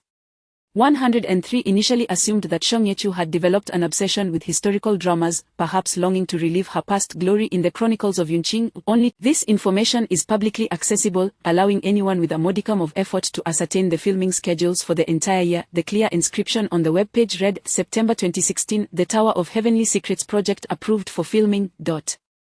Had 103 merely glanced at Shang Yechu's browsing history from a few days prior, he would not have needed to pose such a question. Setting her milk tea down, Shang Yechu pondered briefly before asking, do you truly perceive me as nothing more than a mindless bookworm, reduced to playing minor roles? 103, unbelievable, you seem to have accepted that notion. Shang Yechu scooped a spoonful of cream cheese, noting a small indentation in the deep yellow cheese. After a moment of silence, 103 admitted, I acknowledge my lack of attention towards you and some rather unconventional biases. I apologize. There's no need for that, Shang Yechu remarked, sliding the cheese into her mouth, the rich sweetness allowing her to feel a touch more at ease. She was indifferent to 103's opinions, the disdain of others was merely a familiar nuisance for Shang Yechu. 103, sensing the shift in topic, inquired, will the Tower of Heavenly Secrets be a great success? What is its box office projection? I certainly remember, Shang Yechu stated as she stirred the cheese into the hot milk she had just ordered, the white liquid rising to reveal a layer of yellow oil. Its box office projection is 0, Shang Yechu replied with a smile. 0, 103 repeated incredulously. Are you attempting to jest with me? Of course not, Shang Yechu took a sip of her milk. Because The Tower of Heavenly Secrets is not a theatrical release but rather a television film, 103 promptly researched the definition of television films. Movies created specifically for television broadcast. As Shang Yechu sipped her milk, she elaborated on the nature of television films. She relished these exchanges with 103, as the dialogues where she imparted knowledge to him provided a semblance of balance in her heart. Admittedly, she was slightly perturbed by the unyielding disdain exhibited by this cold and acerbic system towards her. Television films, well, where to begin? Shang Yechu contemplated. In essence, they have existed for around the turn of the millennium. Huaguo also began producing such films. These films are exclusively broadcast on television, they do not grace theaters, and tickets are unnecessary. You may wonder why one would create films that do not enter cinemas. What advantages does this entail? Shang Yechu mused, biting on her straw. 103 listened quietly. The information Shang Yechu shared was something he could effortlessly retrieve in mere seconds, without needing to endure her rambling. Yet, for reasons even 103 could not articulate, he chose not to interrupt her, instead engaging with curiosity. Why? You've posed the right question. Shang Yechu scooped another spoonful of cheese, mixing it with sweet potatoes. The fundamental reason is that theatrical films are excessively costly and time-consuming. Shang Yechu continued, though local stations abound and television programs flourish, everyone knows that the true titan of the television realm is the state-backed Huasha, the CHTV series. Huasha operates 26 channels, encompassing music, sports, films, television dramas, and news, comprehensively covering all aspects. Among them, CHTV6 serves as the movie channel, affectionately nicknamed 6 Empress. As an official mouthpiece, CHTV6 naturally supports domestic films. According to certain unspoken industry guidelines, at least 80% of the films it broadcasts must be domestic productions. At this point, Shang Yechu paused, asking, "Do you know how many films CHTV6 airs in a single day?" 103 hesitated. "I do not." Between 10 and 11 films, Shang Yechu provided an exact figure. This means that CHTV6 annual film throughput exceeds 3,600 films. Of this, over 3,000 are domestic productions. From the founding of the nation to the turn of the millennium, the total number of domestic films produced has surpassed 3,600. After excluding those that cannot be aired on television, only over 2,000 remain. This implies that, without repetition, these films would not even suffice to fill a year's worth of programming on the movie channel. What constitutes a drop in the bucket? This is precisely that. Shang Yechu swallowed a spoonful of sweet potato with cheese. The pace of theatrical film production cannot keep up with the enormous demand of the movie channel. The insatiable 6 Empress requires more films to satisfy her appetite. The populace has a desire to watch films. Not everyone possesses the means or leisure to saunter into a cinema, purchase a ticket costing dozens of yuan, and sit through a 2-hour theatrical release whose quality may not even justify the expense. Yet film producers seek profit. Theaters remain their primary battleground. The process of filming, releasing, and then pulling from theaters often spans several months. The television domain has long been overlooked. As a movie channel, 6 Empress takes it upon herself to cater to the cultural needs of the people. Shang Yechu recited CHTV6's founding principle. Thus, investing in the production of television films to meet the demands of the channel's audience is only natural.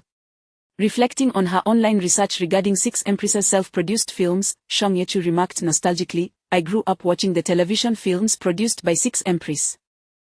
I had no pocket money for the cinema, and those films were among my earliest impressions of cinema." Having reminisced about the past, Shang Yechu concluded, "Now you understand, the Tower of Heavenly Secrets is precisely such a television film. It is also an investment by 6 Empress." Only then did 103 speak. "I do not consider this a wise endeavor. Investments in television films are typically quite low, with minimal production. What significance does your earnest desire to join such a low-budget project hold?"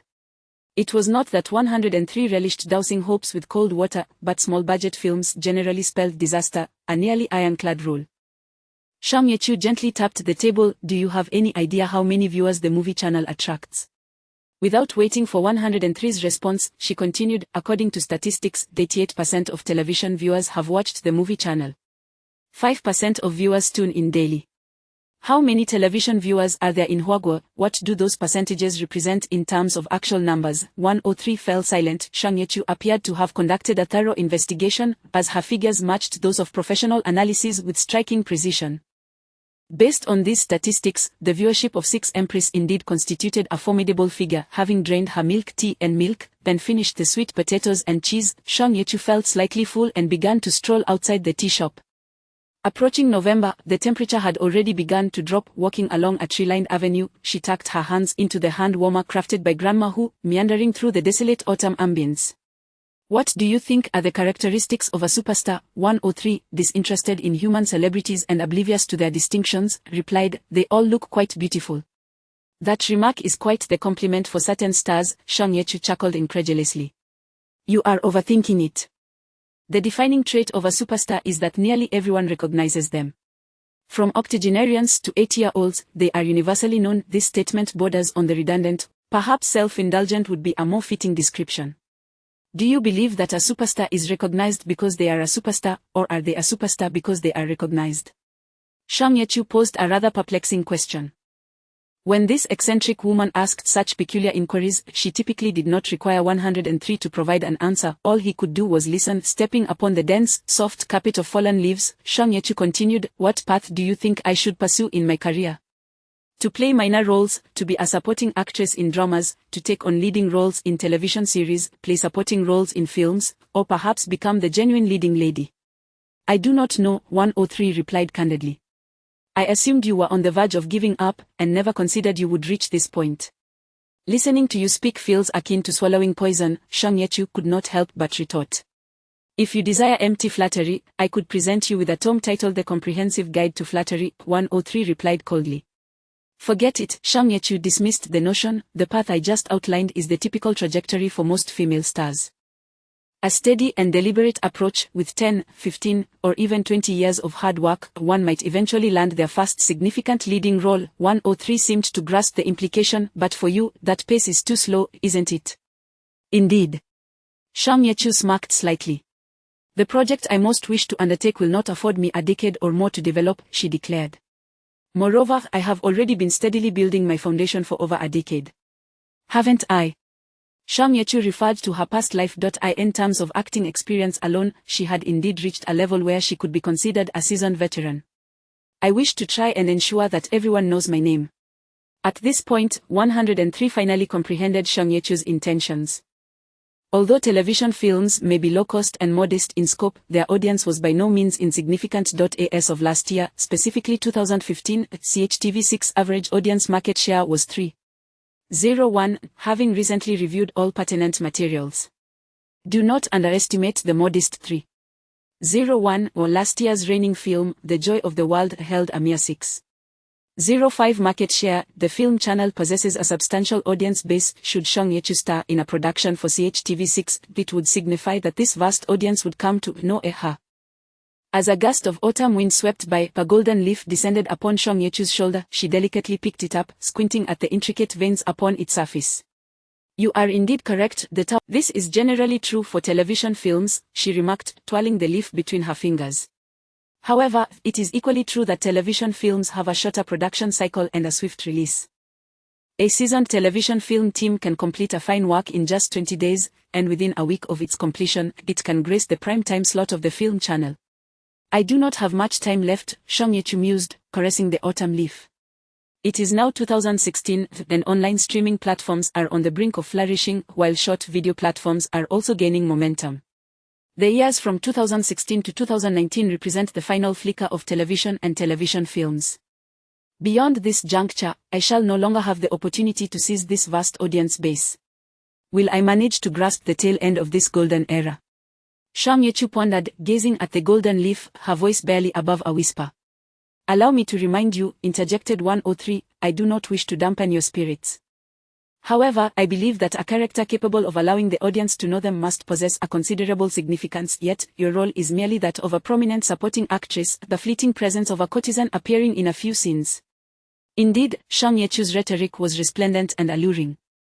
Yet, 103 was not one to be easily swayed by the grandiose promises of her words. To be recognized and remembered by the audience, even if not the protagonist, one must at least embody a distinctive antagonist, would you not agree? "What weight does a fleeting courtesan's appearance hold?" With a flick of her fingers, Shang Yechu sent the leaf soaring, the sly smile suddenly gracing her lips. "Who ever said that the role I desire is that of a courtesan?" Chapter 52.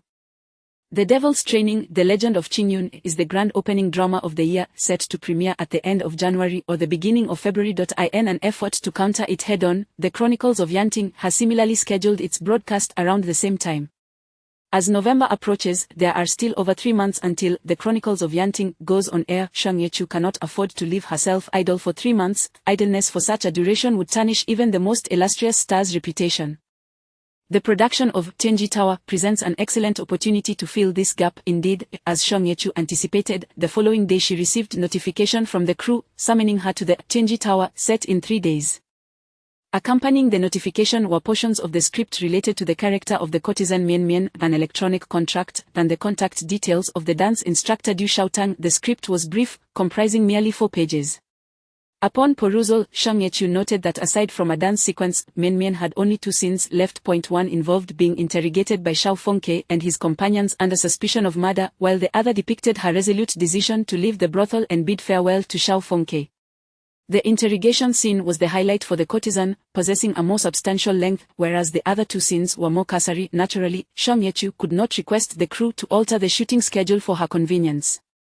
This meant that she had to salvage her dance skills, which had deteriorated alarmingly, within a mere 3 days. Even if Shang Yechu were the reincarnation of the legendary Asian dance king, mastering any dance to an acceptable standard in 3 days was an impossible feat.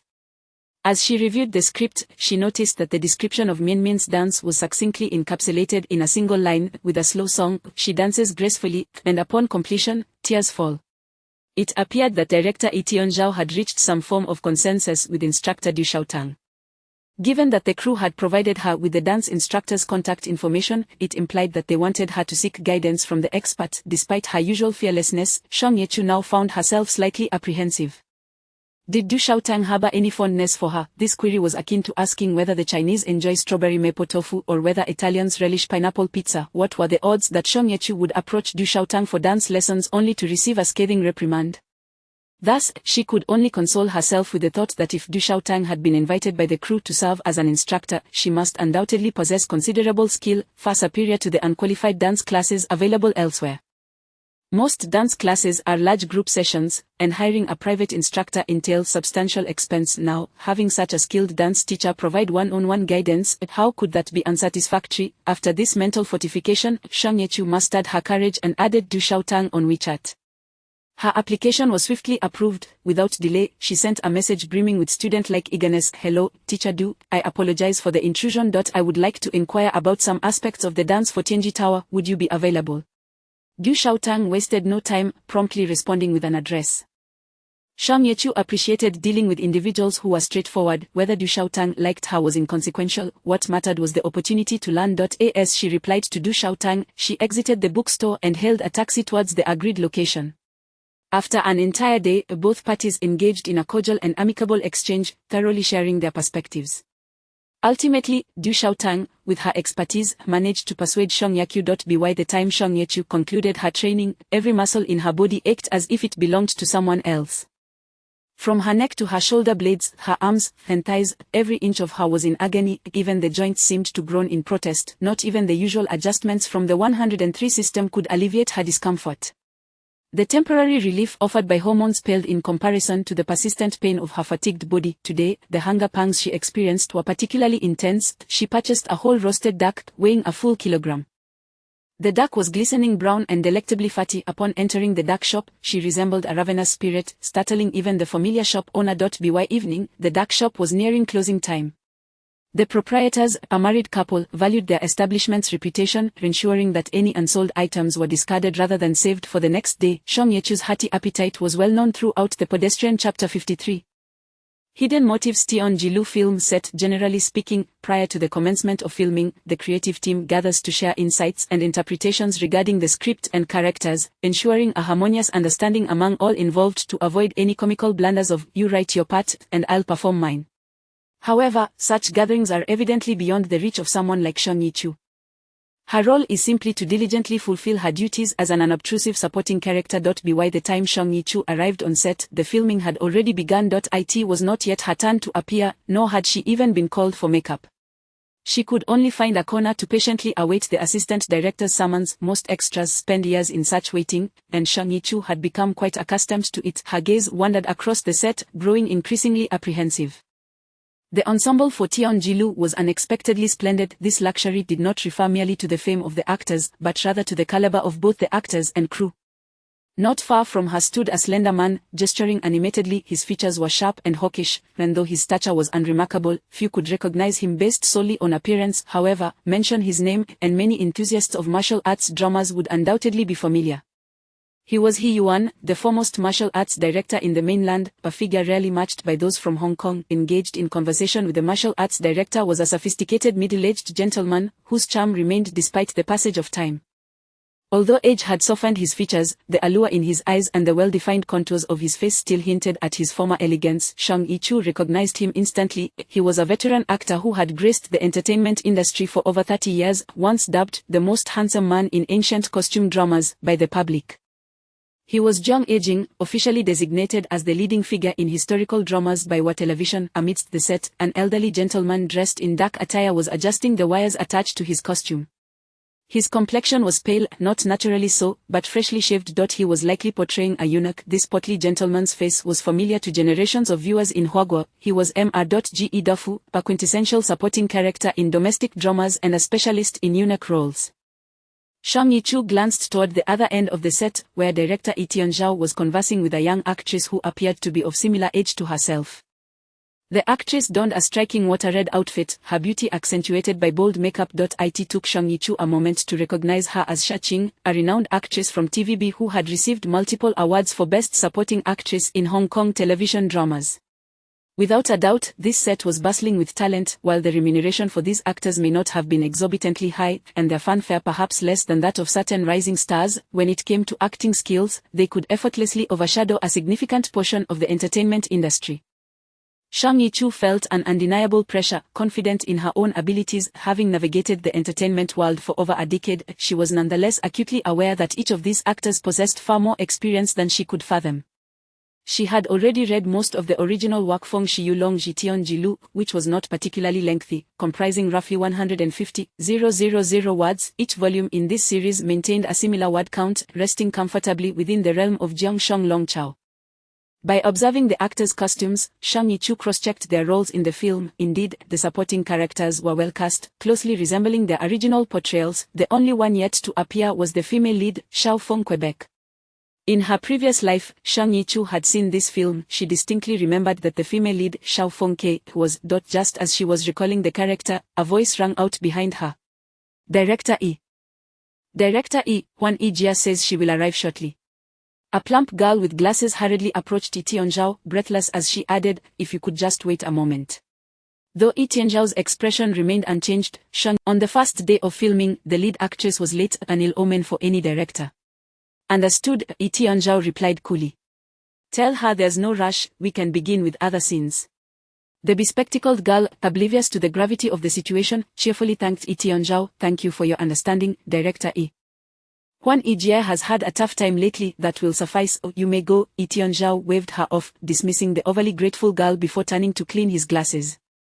Shang Yi-chu observed Yi Tianzhao's expression with keen interest. At that moment, she suddenly felt someone sit beside her. Turning her head, she discovered a tall young man who had quietly moved closer.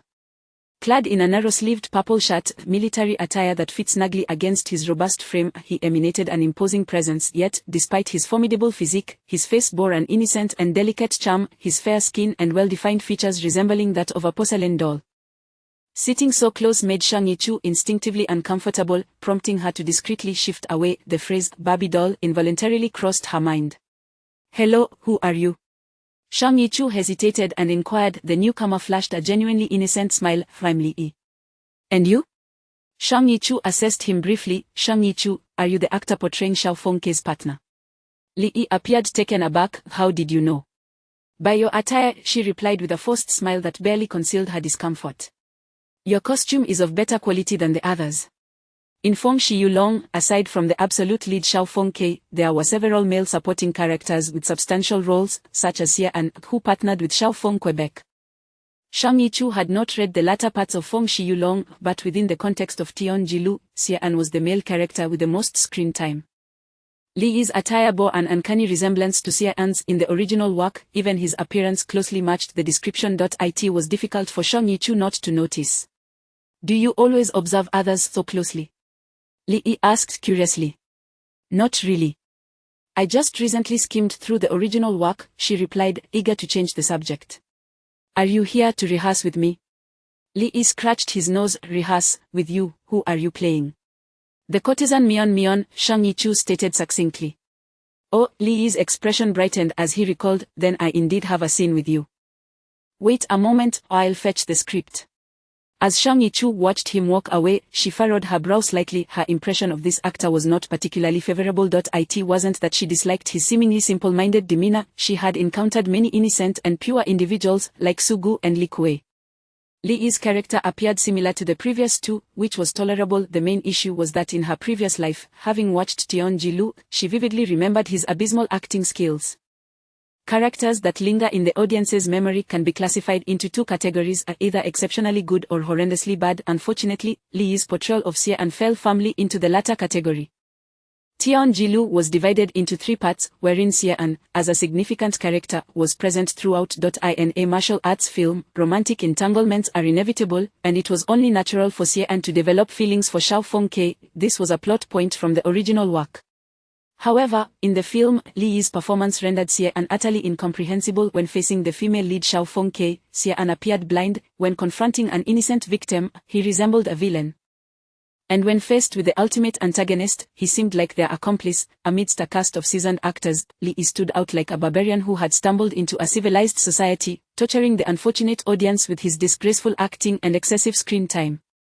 Even Shang Yi-chu, a mere passerby who would forget the film after a single viewing, found herself loathing his face and instinctively wanting to change the channel during his scenes. She recalled that online, the greatest blemish in this version of Tian Ji-lu was indeed the character of Xie, and many netizens labeled Li Yi as an addition to the cast and suggested that Tian Ji-lu should be retitled Xie An's Legend. In productions centered around a strong female lead, any excessive focus on the male characters is particularly frowned upon, especially when it is directed towards a poorly performed character. As for whether Li Yi truly was an addition to the cast, Shang Yi-chu maintained a reserved stance. After all, she was privy to certain insider information that others were not, yet there was no doubt in her mind that Li Yi was an inept actor. Now, upon witnessing the ensemble of Tian Ji-lu, Shang Yi-chu found herself puzzled by Yi Tianzhao's decision to hire Li Yi. Tian Ji-lu was funded by CHTV6, with all finances sourced from public funds, leaving capitalists entirely out of the equation. Li could not possibly be a privileged heir with financial backing to join the production. Furthermore, she had not heard of any star or director within the entertainment industry who possessed such striking features as Li Yi and could leverage connections to secure a role in war television. As Shang Yi-chu pondered these thoughts, Li Yi finally returned with his script in hand. He settled onto a small stool beside her, opened a page, and suddenly asked, "By the way, do you know why Teacher Young hasn't arrived yet? I was planning to rehearse with her." Shang Yi-chu paused, shaking her head. "If you don't know, then I certainly wouldn't." Li Yi responded with an "oh," and continued, "All right, just wait a moment, I need to review a bit." Shang Yi-chu observed that Li Yi's script was 3 or 4 times thicker than hers. Such was the privilege of a lead character. If it were Xiao Fengke's script, it would likely be even more substantial. Her thoughts drifted far afield. She had deceived Li Yi. She knew precisely where the actress portraying Xiao Fengke, Yang Hwan-yi, was. Moreover, she was aware that not only would Yang Hwan-yi be late today, but she would also likely be tardy or even absent on several more occasions during filming. Yang Hwan-yi was the highest-ranking actor in Tian Ji-lu. In a sense, her status even surpassed that of director Yi Tianzhao. This was because she was one of the few female action stars in the country. Having trained in martial arts from a young age and coming from a prestigious family, she had portrayed numerous heroines in martial arts dramas and female spies and assassins in action thrillers. Her leading role in Wolf Poison Flower Special Forces once garnered the highest viewership of the year. While she may not be deemed a superstar, she was certainly a formidable presence, not to be underestimated. Action stars are always in short supply, and female action stars even more so. Although stunt doubles can be employed, an actor performing their own stunts undoubtedly carries more prestige. For some of the younger generation's fans, not using a double and personally taking on the role is even something to boast about.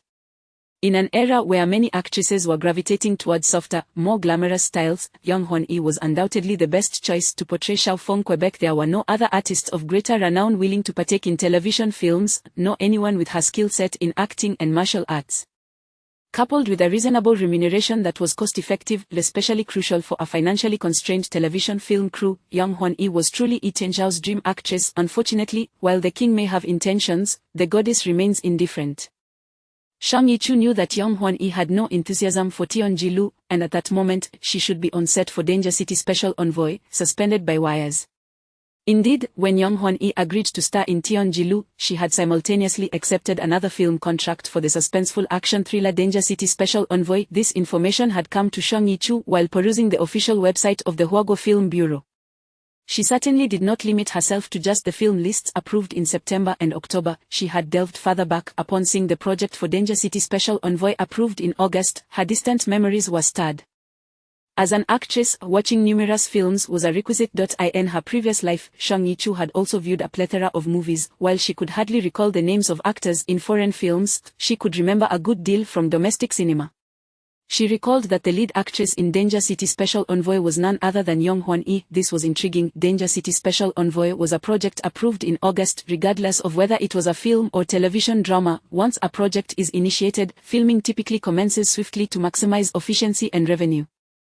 The absence of Danger City Special Envoy during the National Day release period indicated that it was aimed at the Spring Festival, excluding the 1 to 2 months required for promotion. The filming period for Danger City Special Envoy spanned from September to December, which conveniently coincided with the filming schedule for Teonjilu from October to December.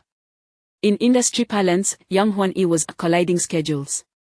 Moreover, the overlap was both thorough and seamless throughout the entire filming period of Teonjilu. Young Hwan-hee was destined to flit back and forth, potentially disrupting the entire crew's shooting schedule as they accommodated her personal timetable. This also elucidated why Fong Shi-yu-long contained 20 volumes, yet the film adapted only 3 parts. Clearly, the collaboration between director Lee and Ms. Young had faltered after the third installment. Song Ye-chu squinted thoughtfully. How might she expedite this unraveling? Chapter 54, Scene 1 of The Tower of Destiny. On the evening of August 5th, what were you doing? What was I doing? Song Ye-chu stifled a soft laugh, casting a flirtatious glance into the empty air before her. I am a courtesan. What do you suppose I would be doing at night? Unsurprisingly, Lee faltered once more. I'm sorry. Before Song Ye-chu could unleash her ire, Lee had already stood up, repeatedly murmuring, I'm sorry, I'm sorry, I'm sorry. Song Ye-chu took a deep breath. Another deep breath. She struggled to suppress the impulse to seize Lee's head and shake it vigorously, instead opting for a smile. Perhaps you should memorize your lines fast. Would that be acceptable? Song Ye-chu's flirtation was so exaggerated it nearly caused her eyelids to flip over. She had recited those lines so many times she was on the verge of regurgitation, yet Lee's mind was as stubborn as a block of elm wood. Song Ye-chu was tempted to flatten his face with a rolling pin or submerge his head in water. It was only at this moment that she began to harbor genuine admiration for actors like Chin Tianai. The torment of performing alongside a fool was akin to enduring the most grueling of tortures. Noticing the slight flash of anger on Song Ye-chu's face, Lee looked at her with pitiful eyes and asked, Are you angry? What else could it be? Did you truly believe that acting with you was a delightful affair? Song Ye-chu, suppressing her frustration, replied in a flat tone, It's nothing to be angry about. Hurry up. We haven't even gone through the lines once. Lee scrutinized Song Ye-chu for a moment, passed his lips, and was about to say something when suddenly, a voice filled with joy exclaimed, Hwan-hee Jie has arrived. After much anticipation, the leading actress of The Tower of Destiny finally made her grand entrance. Song Ye-chu turned her gaze to see a tall, striking figure striding confidently into the set. The newcomer possessed sun-kissed skin and a stunning visage, with long limbs and an exceptional physique. This was none other than Young Hwan-hee, the star of The Tower of Destiny. Young Hwan-hee, approximately 35 years of age, was at the pinnacle of her allure. Upon entering the set, she seemed to bring with her a refreshing breeze that captivated everyone's attention. Seeing Young Hwan-hee in the flesh, Song Ye-chu understood why Lee Tianzhao was willing to risk delays in the shooting schedule to have her as the lead. Had Song Ye-chu been casting for The Phoenix and the Dragon, she would likely have chosen someone just like her to portray Xiao Fengke. Song Ye-chu's gaze lingered on Young Hwan-hee as she compared her own attributes to those of the leading actress. After this assessment, it was no surprise, Young Hwan-hee emerged victorious, while Song Ye-chu found herself utterly defeated. From appearance to physique, and even to temperament, Young Hwan-hee outshone Song Ye-chu in every aspect. In terms of acting prowess, Song Ye-chu estimated they were evenly matched. However, Young Hwan-hee's prowess in action scenes was unmatched among female stars, immediately transforming that balance into a glaring disparity. The only domain where Song Ye-chu could claim superiority was her dedication to her craft, but then again, the entertainment industry has never been a realm where mere dedication guarantees success. Otherwise, the first to rise to stardom would surely be those martial arts instructors and stunt doubles from Baogang. This realization was undeniably disheartening, but attempting to wrest a role from such a formidable opponent was akin to chasing a mirage. Young Hwan-hee, in her haste, paid no heed to the likes of mere supporting actors such as Song Ye-chu and Lee Yi. Making a beeline for Lee Tian-zhao, she first offered an apology to Lee Tian-zhao, then glanced at her watch and hurriedly said, "Let's get started." With that, she swiftly entered the makeup room. The waiting makeup team immediately sprang into action, preparing her for her role. Suddenly, the set was abuzz with activity. Before long, Song Ye-chu was also ushered into the makeup room. Her costume had long been prepared, but her makeup could only be applied once Young Hwani had arrived. Too long a wait would ruin the makeup. Such was the power of a star. As the leading actress, Young Hwani indeed had her own private makeup room, yet she was far too busy, so busy that she didn't even have time to make her way to the solitary makeup room at the end of the corridor and instead walked directly into the shared makeup area with the other actors. By sheer coincidence, Song Ye-chu found herself seated right beside Young Hwani. As the makeup was being applied, Song Ye-chu had Young Hwani decisively instructing the makeup artist, "Shao Fengke is a heroine. She does not require heavy makeup, keep it as simple as possible." The makeup artist paused briefly, responding with a soft, affirmative murmur. As Song Ye-chu applied her blush, she heard the sound of paper rustling nearby. Stealing a glance, she saw Young Hwani perusing the script. Young Hwani's assistant quietly remarked, "We will be filming scene 1 of Act 3 shortly." Young Hwani flipped through the pages a couple of times before halting her movement, seemingly browsing through the script. Such behavior, akin to sewing a wedding gown while riding in a carriage, was not uncommon in the domestic entertainment industry, and Young Hwani showed no sign of being discreet about it. An actor who does not even know when to keep silent has no place in this industry. Once the makeup was complete, the scene was ready to commence filming. Chapter 55. The Courtesan, the Chenji Building, Underground Interrogation Room. The courtesan, clad in a moonlight blue silk nightgown and draped with a magnolia-hued outer robe, sat quietly upon a cold iron chair. Even in the depths of night, the interrogation room remained brilliantly illuminated. Her exquisite visage bore no discernible expression, save for her pair of glistening eyes that darted restlessly, conveying a sense of unease. Suddenly, the candlelight before her flickered. A pair of strikingly handsome young men entered. Both were attired in narrow-sleeved violet garments. The taller of the two stood to the left, while the slightly shorter one, possessing a more slender frame, occupied the right. The courtesan's gaze flitted between the two, ultimately settling on the gaunt young man's face, a playful smile gracing her lips. Her smile, unlike that of a virtuous maiden, was exceedingly soft and beautiful, each curve imbued with an alluring undertone. Had it been the usual patrons frequenting her establishment, they would have likely succumbed to her charms the moment they stepped through the door. Alas, this beguiling glance was destined to go unnoticed by the blind. The two young men remained unmoved by the courtesan's smile. The slender youth pulled out a chair and seated himself before her, while the taller one opted to stand directly behind him. The tall youth's imposing figure enveloped them both, exuding a sense of formidable pressure. "Mian Mian," the slender youth lightly tapped the table, "is that your name? Before inquiring about a lady's name, shouldn't you first introduce yourselves?" The courtesan extended a hand, resembling jade, and gently laid it upon the slender youth's hand, softly restraining his movements. The slender youth withdrew his hand nonchalantly. "I am Diwu, and he is Disan. Fifth, third." The courtesan covered her lips, letting out a soft chuckle. "I dare say, in my presence, you could easily be regarded as the first." Disan interjected impatiently, "What were you doing on the night of August 5th? "What was I doing?" The courtesan's eyes sparkled as she cast a meaningful glance at Disan. "I am a courtesan. What do you presume I would be doing at night? Cease with the theatrics." Disan's wrist flicked, and a blade gleamed ominously just inches from the courtesan's brow. "Disan," Diwu's voice cut through the tension. Disan's expression darkened, but he grudgingly sheathed his blade. A moment of silence enveloped the room. The courtesan, Disan, and Diwu stood in a tense stalemate under the bright candlelight.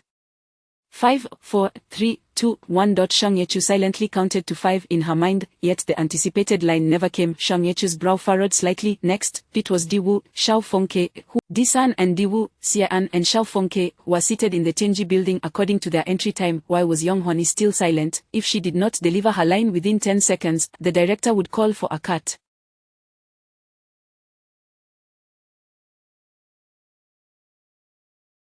Song Ye-chu felt a stir within her. The Chenji building was notably faithful to the source material in its adaptation, and this segment remained largely consistent with the original text. In this scene, Shao Fengke had the most dialogue. Had Young Hwani only skimmed the script for a few minutes, could she truly memorize all her lines in such a short span? Surely, she hadn't forgotten her lines. Song Ye-chu scrutinized Young Hwani's face, which remained composed, still wearing that icy demeanor, even with a hint of impatience. Shang Yechu concluded that Young Hwani had indeed forgotten her lines and intended to muddle through without calling for a cut. The courtesan cast a fleeting glance at the dagger at Xie An's waist, and suddenly, she gracefully rose. Her movements were so ethereal that it seemed as if she floated rather than stood. She drifted to Xie An's side, her delicate hand softly caressing the blade at his waist. She was so close that Xie An could feel the chill radiating from her. He instinctively stepped back, unsheathing his dagger with a fierce tone. "Are you seeking death?" The courtesan placed a hand upon her elegant neck, smiling alluringly. "Do you wish to sever my neck? If it were your blade, I would gladly lie beneath its edge." With that, she leaned towards Xie An as if devoid of bones. As her icy form approached, Xie An instinctively blocked her with the hilt of his dagger, keeping her at bay. "Oh!" the courtesan exclaimed softly, "You truly lack appreciation for delicate beauty." Xie An sheathed his dagger with a clang, icy resolve in his voice. "Then tell me, where were you tonight? What were you doing?" Shang Yechu's eyes narrowed suddenly. That was Young Hwani's line. It was evident that Li Yi had also recognized Young Hwani's lapse and had taken it upon himself to deliver the inquiry intended for the courtesan. However, how could Li Yi not remember his own lines yet manage to recite Young Hwani's? The shock and confusion lasted but a fleeting moment, and Shang Yechu's narrowed gaze seamlessly transitioned into a charming smile. "Tonight?" The courtesan raised a hand, extending an arm akin to a lotus root. "Are you blind, merely possessing a pair of eyes for show? I was peacefully asleep before your men seized me." "Enough, Di-san, put away your dagger," Xiao Fengke stated coldly. "Min Mian, return to your seat." The courtesan's rose-petal lips visibly pouted, seemingly lamenting the inability to tease the men before her a tad longer. Yet, she obediently floated back to her chair. Xiao Fengke rose to his feet. He leaned down, twirling a strand of the courtesan's hair that had fallen upon her shoulder, inhaling its scent delicately. The courtesan instinctively recoiled, yet upon realizing her own reaction, she halted, offering a seductive smile. "Fast, young master, this is hardly a place for such frivolities." Xiao Fengke gazed deeply into the courtesan's shimmering eyes. The pale hue of his irises met the depth of her dark pupils. Xiao Feng's face drew perilously close, his nose nearly grazing her cheek. He remained motionless, his gaze shifting toward the courtesan's temple, his warm breath washing over her porcelain-like visage. A flicker of alarm flashed in the courtesan's beautiful eyes. Suddenly, Xiao Fengke chuckled, leaning close to the courtesan's ear. His lips brushed her earlobe as he whispered, "Min Mian, might you enlighten me as to why you conceal your ear holes with ointment while you sleep?" The term ear holes referred to ear piercings. As he spoke, Xiao Feng's hand reached out, lightly pinching the courtesan's earlobe. This gesture was steeped in ambiguity, yet their expressions were as frigid as winter sand in that moment. The courtesan trembled. "Cut." Thank heavens, though Young Hwani had stumbled over her lines twice, Shang Yechu and Xie An had skillfully covered for her. Tianzhao appeared relatively satisfied, not calling for a retake, but merely instructing Shang Yechu to touch up her makeup. A moment later, close-ups were to be filmed. Young Hwani was busier than Shang Yechu. She had not only to retouch her makeup but also to revisit the script. There remained a lengthy segment of dialogue, and she could not afford to forget her lines again. Meanwhile, Li Yi stood dumbfounded in place, and Tianzhao approached him, patting his shoulder with a smile. "Your acting has improved, hasn't it? Those two moves with the blade were quite impressive." Li Yi awkwardly touched his dagger. "Honestly, I'm still not quite accustomed to it.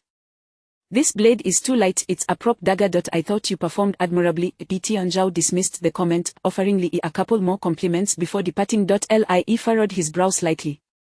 He truly wished to convey to Tianzhao that he hadn't been the one performing those scenes, or rather, it wasn't his own performance. Having never acted before, Li Yi found it challenging to articulate this sensation. It felt as though, whenever Shang Yechu stood before him, he effortlessly immersed himself into the scene, instinctively behaving in accordance with the character's traits. Even the lines flowed from his lips seamlessly, as if his mouth had a mind of its own.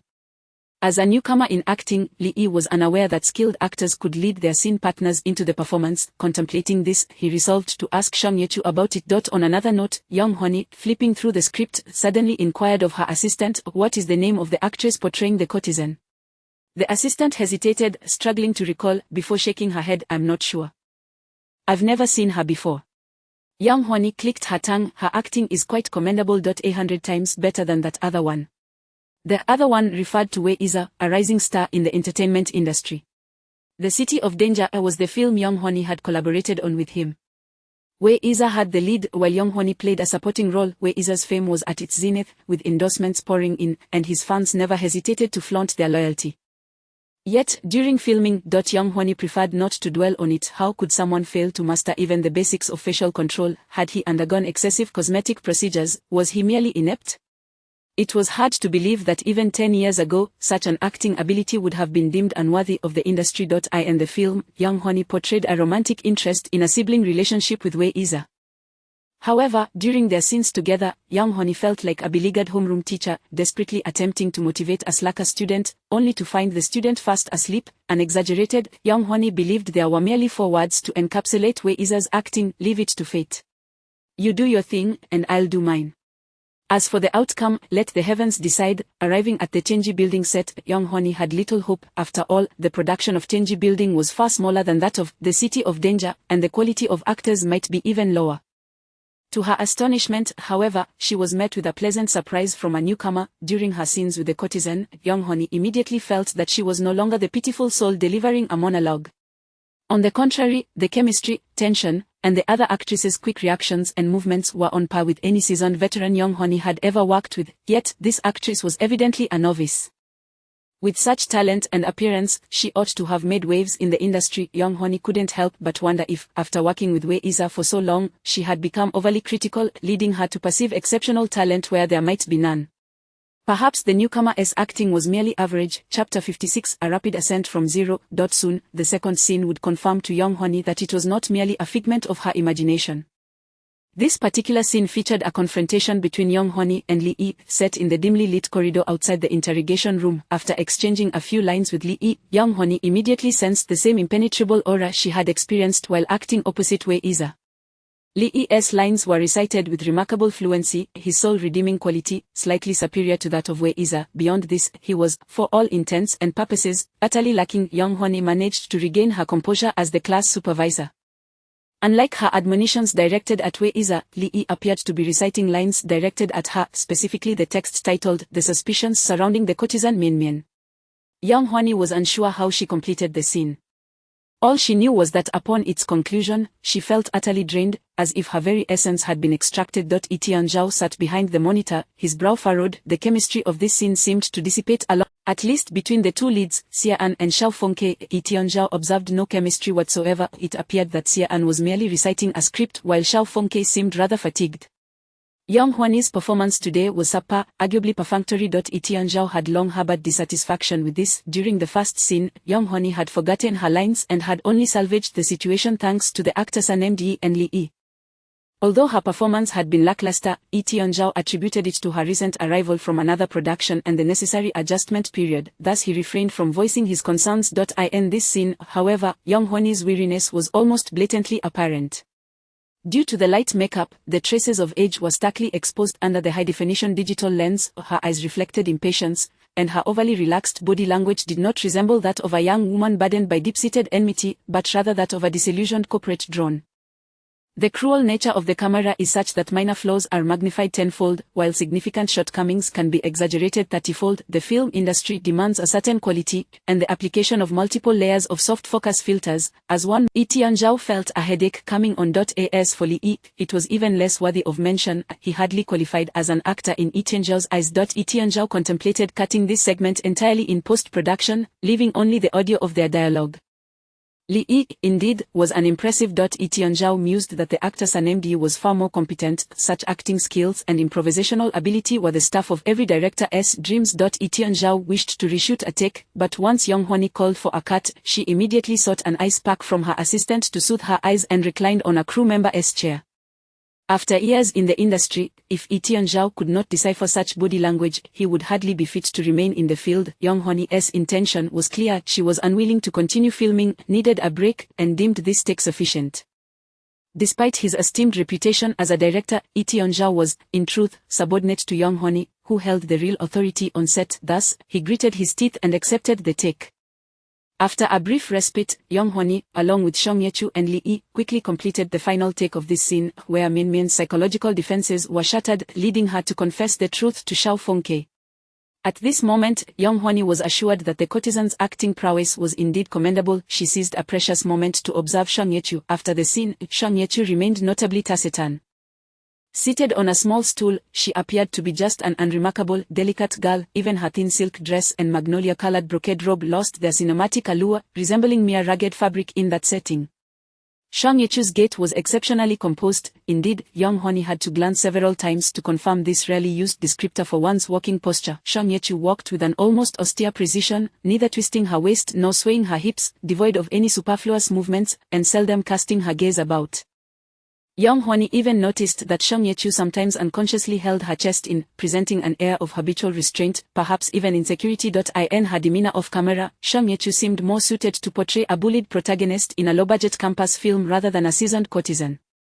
However, once in front of the camera, Shang Yechu's serious, composed, and cautious demeanor vanished entirely. On screen, her waist undulated like a water snake, given the slightest movements exuded an air of worldly allure.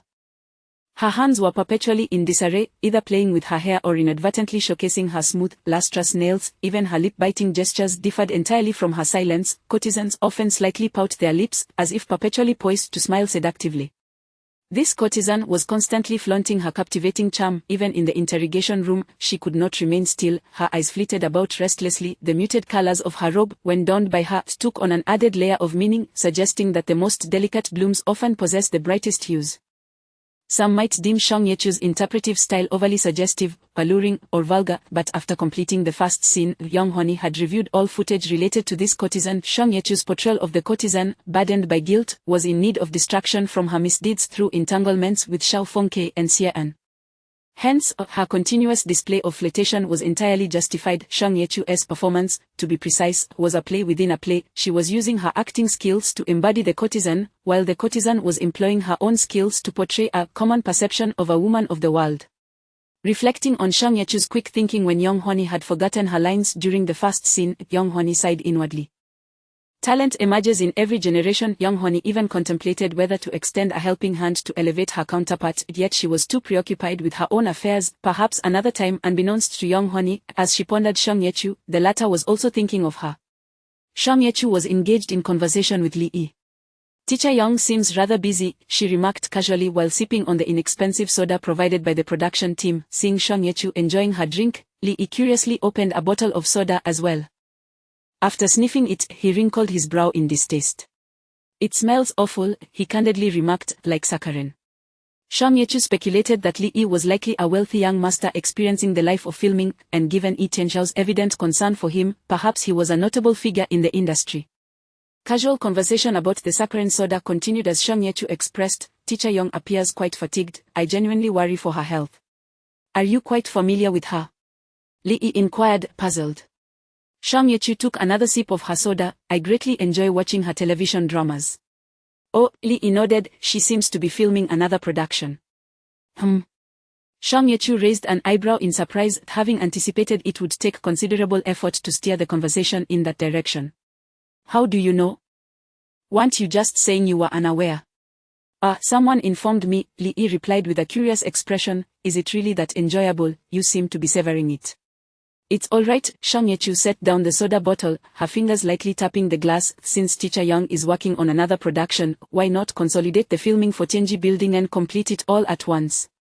That way it could free up more time." Li Yi, unperturbed, replied casually, "Because the script hasn't been finalized yet. The parts we're filming have been confirmed, but there are still many that are undecided. The original author, Jiangsheng Nongchao, is still holed up at home making revisions." Shang Yechu's fingers drumming on the bottle came to a halt, though Li Yi remained oblivious. "If we film everything in advance, and Jiangsheng Nongchao has to revise again, wouldn't that be counterproductive?" Li Yi ultimately succumbed to the allure of the cheap soda and took a small sip. "Wow, this is even worse than I imagined. How do you manage to drink this?" Shang Yechu finished her soda in one go, then smiled slightly, revealing 2 dimples. "Really, I'll fetch you a bottle of this flavor." With that, she rose and walked away. Li Yi gazed intently at Shang Yechu's retreating figure for a moment, something flickering in his beautiful eyes. Shang Yechu acquired a new SIM card. Fortunately, her 2013 model Renxing phone supported dual SIMs, and she reluctantly topped up with 200 yuan. Tapping into the Wi-Fi from the bookstore next door to Grandma Hu's bookshop, Shang Yechu registered a WeChat account with her new number and created a secondary Weibo account. After a few moments of contemplation, she changed both her WeChat and Weibo usernames to Lai Sanwu's Kue Kue Fongbao's True Love. Subsequently, Shang Yechu opened Weibo, searched around, then found a beautifully drawn fan art of Xiao Fengke, capturing a screenshot to set as the profile picture for both accounts. In her Weibo bio, she wrote "Frowny Face Xiao Feng's Eternal True Love, by Yue Guangsanu Forever, here on Weibo solely for Feng Bao, kindly rejecting any fans of the 85 movie or Little Feng supporters, no one can portray my vision of Feng Bao. Sanwo is the CP name for Xie An and Xiao Fengke, derived from their code names Disan and Diwu in Tianji Building. The collection of books in Grandma Hu's bookstore was extensive. Shang Yechu unearthed the complete set of Feng Shi Yulong, published in the 1980s, the complete set published in the new millennium, the meticulously revised commemorative edition from 2010, and the deluxe commemorative edition released in 2015. Shang Yechu spread her own blanket from the storeroom onto the ground and laid out these books, the 4 sets, arranged from oldest to newest, totaled 80 volumes, neatly displayed on the clean blanket, creating a stunning spectacle. Shang Yechu snapped numerous photos of the books from every angle using her Ranxing phone, and afterward, she opened Metushoshio to crop and refine the images. She trimmed excess edges to ensure no bookstore information was visible and added numerous filters and cute stickers to ensure a sufficiently kawaii aesthetic before meticulously selecting a 9-square grid to post in the Xiao Fengke fan community on Weibo. Newcomer announcement. Although I'm new to Weibo, I'm not a newbie in the fandom. I've loved Feng Bao since I was 5, and now it has been 20 years. The accompanying image featured the 80 volumes of Feng Shi Yulong in various editions.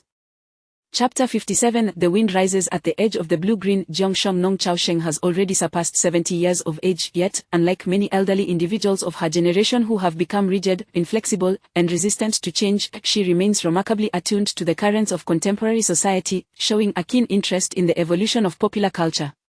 Each month, she acquires a selection of recently published books, engaging with them through meticulous reading, skimming, or casual perusal. Most authors of her contemporaries have either ceased writing, passed away, or faded into obscurity, becoming elusive figures. Jiangshang Nong Chaosheng, however, eschews such mystique. She maintains her own official website, forum, and fan club. Additionally, she personally manages a WeChat public account and a Weibo account. In her own words, she desires to converse with the younger generation. Martial arts fiction has aged, Jiangshang Nong Chaosheng often laments. The number of young enthusiasts for martial arts has dwindled, and both martial arts dramas and films have languished for years. The era of galloping steeds and boisterous revelry, of flashing blades and swift vengeance, seems increasingly distant. Her WeChat and Weibo accounts have become rather desolate, frequented only by a handful of familiar faces whom she has long recognized. The Phoenix Plays with the Dragon does not compare to other martial arts works. It has repeatedly been adapted, though the responses to each adaptation have been mixed. Nonetheless, the process of adaptation undeniably remains the most effective means of sustaining discussion surrounding the original novel. Having missed the golden age of martial arts adaptations time and again, it is only natural that the work has now fallen into obscurity. Despite this, Jiangshang Nong Chaosheng opens her WeChat and Weibo accounts daily with a sense of anticipation, eager to share snippets of her daily life with her readers. Recently, her enthusiasm for updating her accounts has intensified, for among her readership, a rather intriguing new friend has emerged. To trace back a few days on that particular day, upon accessing her WeChat backend to check for reader messages, she was astonished to discover over 100 new messages. What could this mean? Jiangshang Nong Chaosheng focused her gaze and couldn't help but chuckle. It turned out that 70 or 80 of these messages were sent by the same individual. The sender's avatar depicted a beautifully rendered girl, which Jiangshang Nong Chaosheng recognized as a fan art of Xiao Fengke, a character she had previously shared on Weibo. The WeChat nickname was equally amusing, but lengthy phrase reading, Ai San Wu Da Kue Kue Feng Bao Ben Ming. Having encountered several similar IDs, Jiangshang Nong Chaosheng recalled that such names are typically adopted by the youth. It appeared to be a new, eager reader reaching out to her. Curiosity piqued, she clicked into the chat window, only to be bombarded by an overwhelming amount of text. Scrolling upwards, she felt dizzy from the sheer volume of messages. Undoubtedly, this was a rather self-assured reader. The messages contained lengthy critiques of The Phoenix Plays with the Dragon, the Celestial Mechanism Tower, filled with an abundance of suggested revisions. The tone was exceedingly confident. The demeanor of a young girl mirrors the romantic figures in old tales of butterflies and mandarin ducks. Delete. Chapter 3 is equally flawed, excessively verbose. Delete entirely. Xie An is foolish. Had I been in his place, I would have noticed the clues 2 chapters prior. The deceased harbored an abnormal obsession with foot fetishes, and even while writing, he had to warm his hands on the small feet of his beloved concubine. What does he see in the graceful dancer Mion Mion?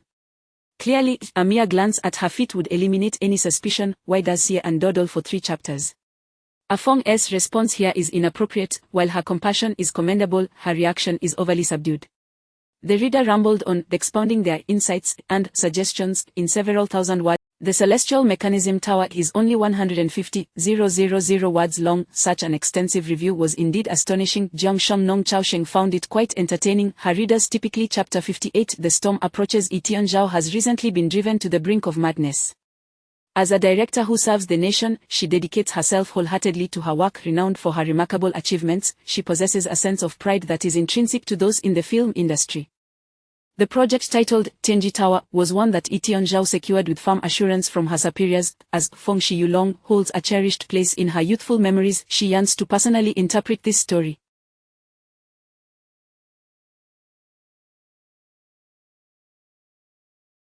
To this end, Etian Zhao tirelessly traverses the realm of casting, assembling a troupe of exceptionally skilled actors within the constraints of the budget. In a show of humility, she even leveraged her personal connections to persuade the celebrated actress Yang Honi to join the cast.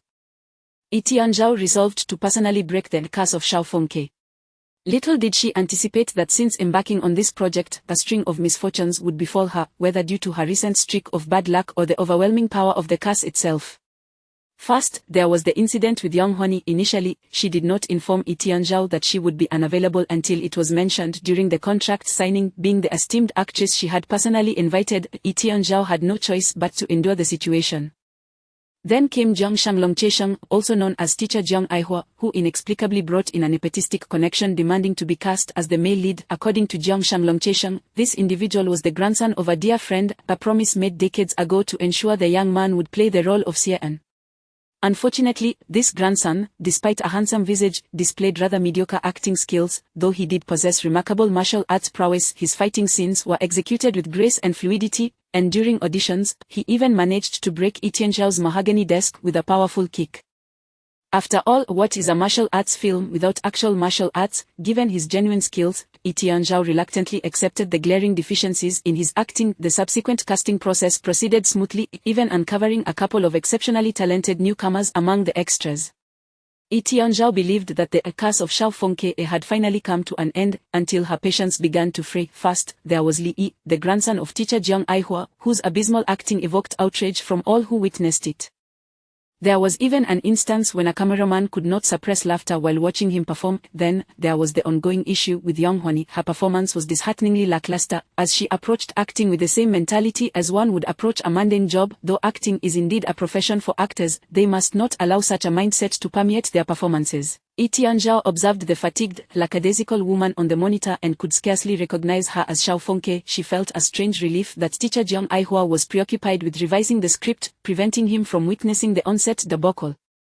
Otherwise, the 70-year-old might very well suffer a heart attack from the stress. To make matters worse, even her forte action scenes were being approached with a lack of seriousness by Yang Honi. The title, World City Envoy, makes it abundantly clear what type of film it is. As a suspenseful crime action film, the action component undoubtedly plays a significant role. Given Wei Yi's capabilities, he need not concern himself with this aspect. The responsibility for the action sequences fell squarely on Yang Honi's shoulders. To her, World City Envoy, the theatrical release, was leagues more prestigious than the television film, Tianji Tower. Were it not for the opportunity to collaborate with Huasha, she would have had no interest in this outdated script-turned-traditional martial arts film. Consequently, Yang Honi devoted nearly all her energies to World City Envoy, pouring her utmost effort into both dramatic and action sequences. Regardless of how many times the director called for retakes, she remained dutiful and diligent, reperforming without complaint. No matter how perilous the stunts or how challenging the choreography, Yang Honi insisted on executing them herself without the aid of a stunt double. Such dedication garnered her an outpouring of praise, with her team even preparing to engage in paid promotions during the publicity phase of World City Envoy. However, human energy is ultimately finite. By investing 90% of her focus into World City Envoy, only a meager 10% remained for Tianji Tower. After filming 3 action scenes for a World City Envoy, her stamina naturally waned upon returning to the set of Tianji Tower. Furthermore, if her experience in World City Envoy involved excess retakes, fatigue and restlessness could inadvertently seep into her performance for Tianji Tower. Though Lee Tianzhao did not witness Young Honi filming World City Envoy firsthand, the signs of her preoccupation were unmistakable. Lee Tianzhao's heart grew increasingly cold. Tianji Tower had become a regrettable endeavor, a tasteless morsel that one could neither savor nor discard. Her once passionate spirit was now submerged in exhaustion, and all she desired was to complete the remaining scenes and fulfill her obligations. It was at this moment that a storm erupted on Weibo. Who could explain to her why her comment section was suddenly inundated with hundreds of users pleading for her to restore the original Xiao Fengke? Director E. Please take care of a Feng. Bose. Accompanying these comments was a beautifully illustrated fan art of Xiao Fengke. Does Director E also like a Feng? Heart emoji, please treat a Feng well. Feng Long Tower connected to the sky, the rustling leaves send you my voice. Director E, you might want to check out this topic. There were even users who turned the affectionate art of AI Sanwu's Kutui Fengbao into a meme. Forever loving Xiao Fengke. JPG, to be frank, these comments appeared exceedingly delightful and charming. Yet, who could tell her why they sent shivers down her spine? Her private messages were equally bustling. Numerous book fans enthusiastically reached out to Lee Tianzhao, eager to engage in friendly discourse. Unlike Jiang Shanglongchesheng, who meticulously read each message, Lee Tianzhao was drenched in sweat. In 2016, fan circles had already established a rudimentary system for rights protection, yet the large-scale campaigns that emerged in subsequent years, with their practices of controlling comments, orchestrating votes, and distributing tasks, were still quite novel at this time. While top-tier celebrities might have been somewhat familiar with these tactics, fans of lesser-known figures had not yet adopted such strategies. Moreover, neither Jiang Shanglongchesheng nor Lee Tianzhao had ever been subjects of fan-driven rights protection. To be fair, Jiang Shanglongchesheng was a revered elder in the martial arts community, and few book fans or character enthusiasts would dare to challenge the original author. Lee Tianzhao, on the other hand, was a civil servant, holding a stable position at Huasha and protected by the government's umbrella. No matter how oblivious the fans of various celebrities might be, they lacked the audacity to confront Huasha. Neither had encountered such a spectacle before. Jiang Shanglongchesheng found it amusing, but Lee Tianzhao felt differently.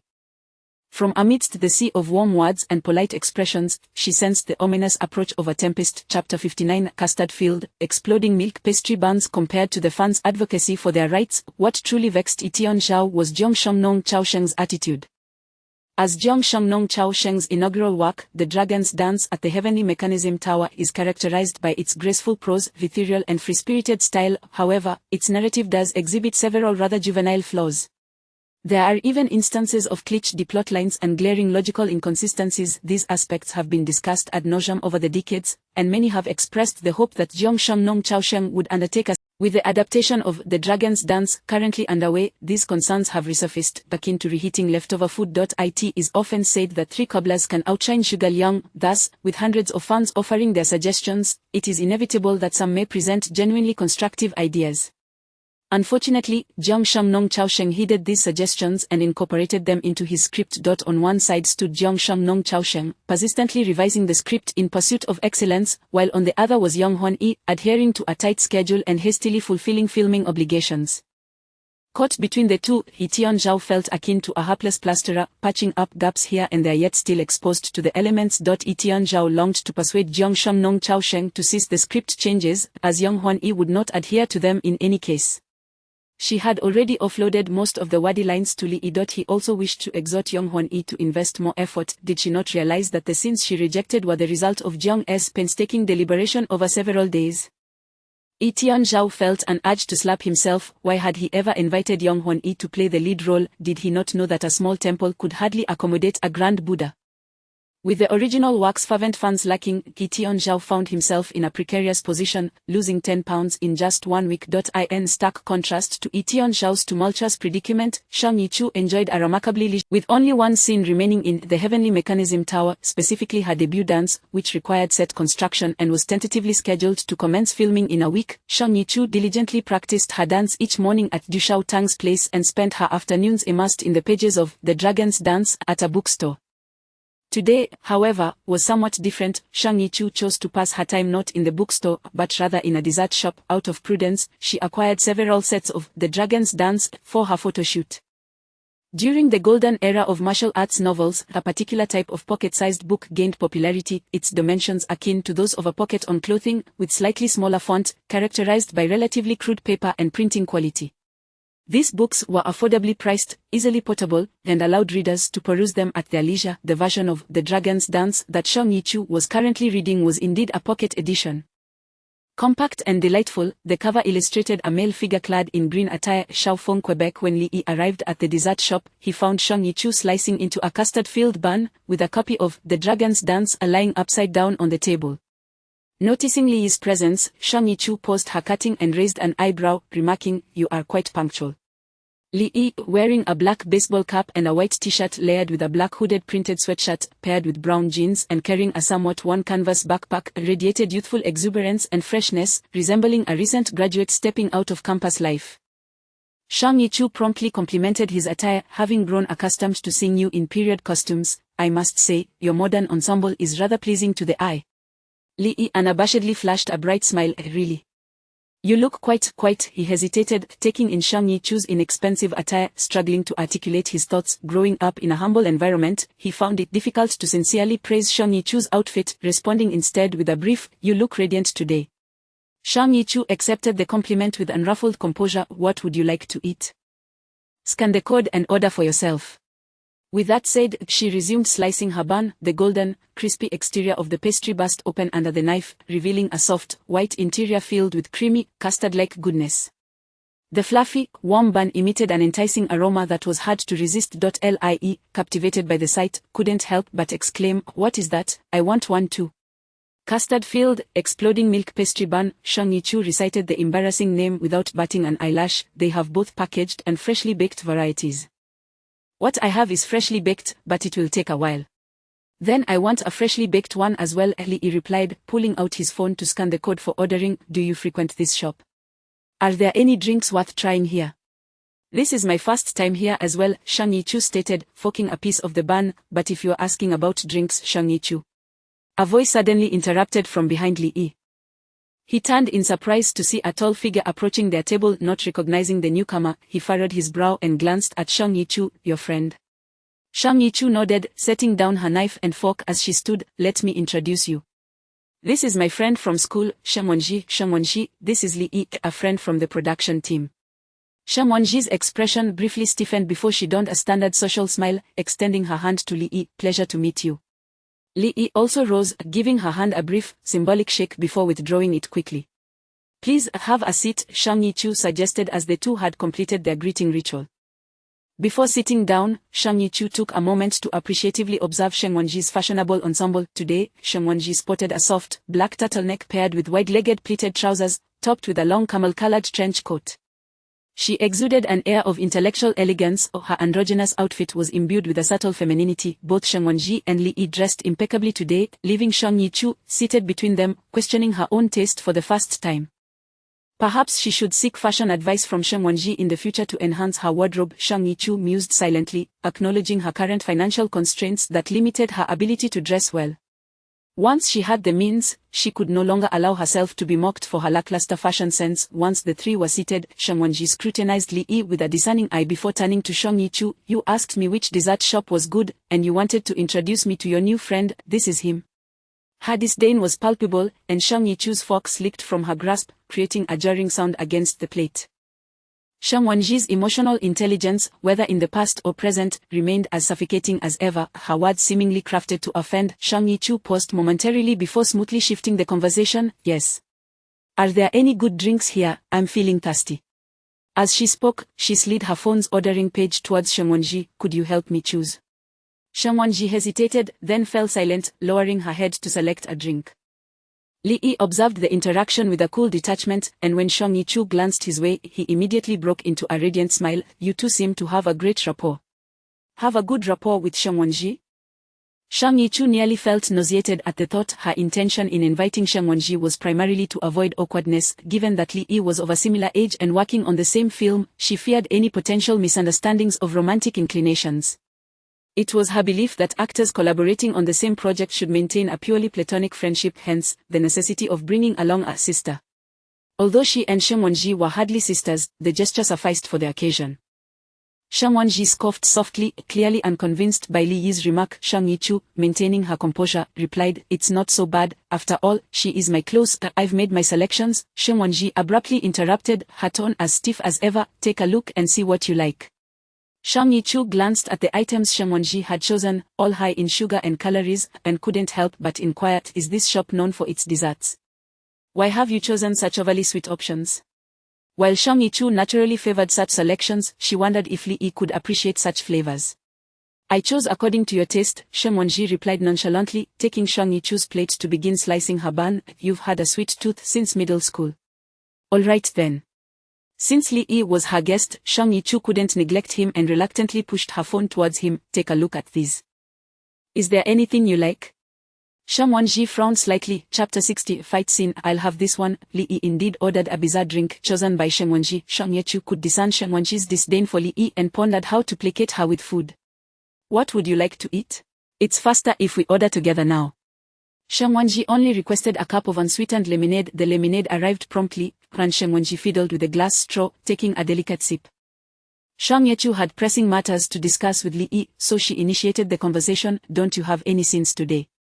"No." Li Yi rested his chin on his hand. "Most of my sins are with Teacher Yang. She doesn't have time today, so I find myself at leisure." "Oh," Shang Yichu trailed off, displaying a concerned expression. "By the way, does your arm still hurt?" Li Yi looked perplexed. "What arm?" Shang Wanji halted her sipping and turned to Shang Yichu. "What arm?" Shang Yichu lightly patted her elbow. "I saw you filming a fight scene the other day. You bumped this part against a tree trunk. The skin around the elbow is quite thin. Didn't you get hurt?" "Oh, so that's what you meant." Li Yi flashed a smile. "Just a bit of scraped skin. It doesn't hurt at all." Shang Wanji interjected. "What role does he play in the movie? A thug, a bodyguard?" "Neither, he's an assassin." Li Yi's smile was bright and unclouded, "the kind who can take out 4 skinny, weak men with a single punch." Shang Wanji's straw slipped, and she glanced at Li Yi. Shang Yichu, unwilling to waste time on trivial matters, seized the opportunity during their banter to tap her phone twice. Shang Wanji's phone lit up, and upon unlocking it, she saw a 5-word message. "Busy, don't butt in. Sender Zawaizi." Shang Wanji cast a glance at Li Yi, then lowered her head in silence. Shang Yichu continued to express concern for Li Yi's health. "Yesterday, during the fight scene, it seemed like your leg was bothering you. I noticed your gait was a bit off." "Oh." Li Yi was momentarily taken aback before he realized. "No, it's a specific leg technique. How should I put it? A prelude to a certain stepping style." "A leg technique? A stepping style?" Shang Yichu asked, intrigued. "Did you practice martial arts as a child?" Li Yi was unsure how to explain this to Shang Yichu, so he replied vaguely, "Yes, I practiced for many years." "No wonder your fight scenes are so fluid," Shang Yichu praised. "It's quite a sight. I am embarrassed to admit I tried to mimic some of your moves." "What did you mimic?" Li Yi asked, curiosity evident in his expression. "This," Shang Yichu said, extending a hand and using her fingers to emulate a kicking motion. "Whoosh, like this, it just flies out." To her surprise, Li Yi recognized the movement she imitated and shook his head. "I advise you not to mimic that move." "Oh. Why?" Shang Yichu teased. "A unique skill." "Not exactly." Li Yi's eyes and tone were entirely sincere. "It took me 5 years to master that move." Shang Yichu, who had just bitten into a piece of bread, nearly choked. Shang Wanji let out a laugh. "Do you find that amusing?" Li Yi raised an eyebrow. Shang Wanji was about to respond but was silenced by a warning glance from Shang Yichu, so she closed her mouth again. Li Yi, unfazed, remarked, "I've noticed for some time now that your physical condition isn't great. That move, if not mastered from childhood, can be quite harmful. You should refrain from doing it." Shang Yichu struggled to swallow the bread in her mouth. Just then, the toast and tea Li Yi ordered finally arrived. Li Yi picked up a knife and began to cut the bread, his expression intensely focused. Shang Yichu suddenly noticed a detail. Li Yi's hands were remarkably rough, contrasting starkly with his delicate features. Each finger bore calluses of varying sizes, shapes, and thicknesses. Even the palm that lifted the bread revealed a thin layer of callus. There was no doubt that Li Yi was a young master. His demeanor and speech confirmed this. Yet these hands. Shang Yichu's eyelids twitched. Her intention in inviting Li Yi out today was to subtly inquire about the nuances of fight scenes. Li Yi's fighting style was distinctly different from those she had learned or watched, clean, decisive, and devoid of any superfluous movements. Each punch, palm strike, and maneuver exuded a chilling aura of lethality. It could be said that while performing dramatic scenes, Li Yi resembled a wild man thrust into civilized society, yet in fight scenes, he surpassed even Xie An in ferocity. Shang Yechu aspired to portray Xiao Fengke, and naturally, she coveted Li Yi's skills. Li Yi's appearance resembled that of a pretty boy, and his demeanor was overly gentle and harmless. Shang Yechu had never considered him as someone who had practiced martial arts since childhood. Given his demeanor of a privileged young man and his connections, she naturally assumed he must have hired a professional martial arts instructor prior to filming to quickly acquire these skills. The cost of a one-on-one professional martial arts coach in the entertainment industry varies from hundreds of thousands to millions. Even if she sold herself, she could not afford it. Shang Yechu hoped to glean some insights from Li Yi. Even a word or two would be immensely beneficial for someone with no foundational knowledge like her. Before Young Honey dismounted, Shang Yechu could not afford to reveal even the slightest hint of envy toward the female lead position. Should anyone catch wind of her intentions, dire consequences would follow. Thus, she refrained from discussing fight scenes with Li Yi on set and instead arranged to meet him outside, broaching the subject casually as friends. However, upon observing Li Yi's hands and recalling his earlier statement of practicing for 5 years, Shang Yechu suddenly realized the grave error she had made. Who said pretty boys couldn't practice martial arts from a young age? Who said those with connections were necessarily inept? Who said the privileged class could only indulge in pleasure? At this moment, Shang Yechu deeply regretted not having paid more attention to Li Yi in the past. Yet again, who would stare at another person's hands during a conversation?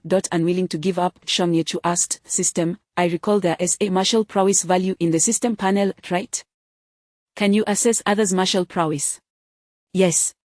"What is Li Yi's martial prowess?" 103 paused before responding. "The martial prowess of an average person typically fluctuates between 10 and 40. Eh? Shang Yechu was puzzled. Am I not average? Why do I have a 0? Your physical condition is poor, 103 explained. When your body is in better shape, not staying up late, maintaining a normal diet, and exercising adequately, your martial prowess has reached around 8 or 9 points. The reason you always see 0 is that those moments are exceedingly rare. Alright. Shang Yechu ceased to dwell on that issue. What about Li Yi? 103 continued. The person sitting next to you, Shang Wenxi, has a martial prowess of 50, which is quite impressive. Eh? Shang Yechu exclaimed. When did she start practicing martial arts? She had assumed Shang Wenxi was as mediocre as herself. Female action star Yang Huani has a martial prowess of approximately 65. Don't underestimate this figure. While action stars prioritize visual appeal, practicality is secondary. A score of 65 is sufficient for Yang Huani to excel in her field. Shang Yechu was not surprised. The fight scenes seen on screen were worlds apart from real-life combat. On screen, the choreography featured intricate maneuvers and fluid exchanges, while real-life fights often devolved into chaotic brawls. Such raw clashes would hardly attract an audience in film. Alright. Shang Yechu took a sip of her overly sweet cheese milk tea. After all this build-up, how far am I from reaching Li Yi's level in fight scenes? What is Li Yi's martial prowess? 103 fell silent. Speak. Shang Yechu insisted. I can handle the truth. 103 succinctly stated a number. 130. Shang Yechu, cough cough cough cough cough. Did you choke? Li Yi hurriedly stood up, intending to pat her back. Shang Yechu, amid her coughing, recoiled from Li Yi's imposing presence, fearing he might inadvertently harm her. Shang Wenxi shot Li Yi a glance and began aiding Shang Yechu. Why are you drinking so quickly? If you like it, just get a takeaway. Shang Yechu, still coughing and gasping for breath, waved her hand at Li Yi, struggling to say, sorry, Li Yi, cough, I'm not feeling well, I need to, I'll go with you, Li Yi immediately offered. No, I just need to wash my face in the restroom. Li Yi paused, awkwardly retracting his hand. Shang Yechu had lost interest in Li Yi, no longer wishing to waste time with this brute. The paths of their martial arts journeys were fundamentally different. She feared that trying to learn his methods might lead to her own demise. Shang Yechu intended to summon Shang Wenxi to the restroom and discuss how to discreetly dismiss Li Yi. She signaled to Shang Wenxi, will you come with me? Li Yi's face exhibited a strange expression. You two, together. Shang Wenxi's face stiffened, biting her straw. She squeezed out a few words, I'm not going. What a lack of awareness. Shang Yechu was left with no choice but to go to the restroom alone. After hastily washing her face, she stared at her reflection in the mirror, deep in thought. After a long while, 103 suddenly heard Shang Yechu say, System, can I take out a loan? Chapter 61. The Substitute Loan. With a mere hint, it was evident what Shang Yechu meant. Learning combat power. Precisely, Shang Yechu replied with a hint of anguish. Even if it's usury, borrowing 1 and repaying 3 would suffice. Unacceptable. 103 responded with icy detachment. Such a regulation does not exist. Shang Yechu's eyes flickered with intrigue. What if I were to find myself in peril?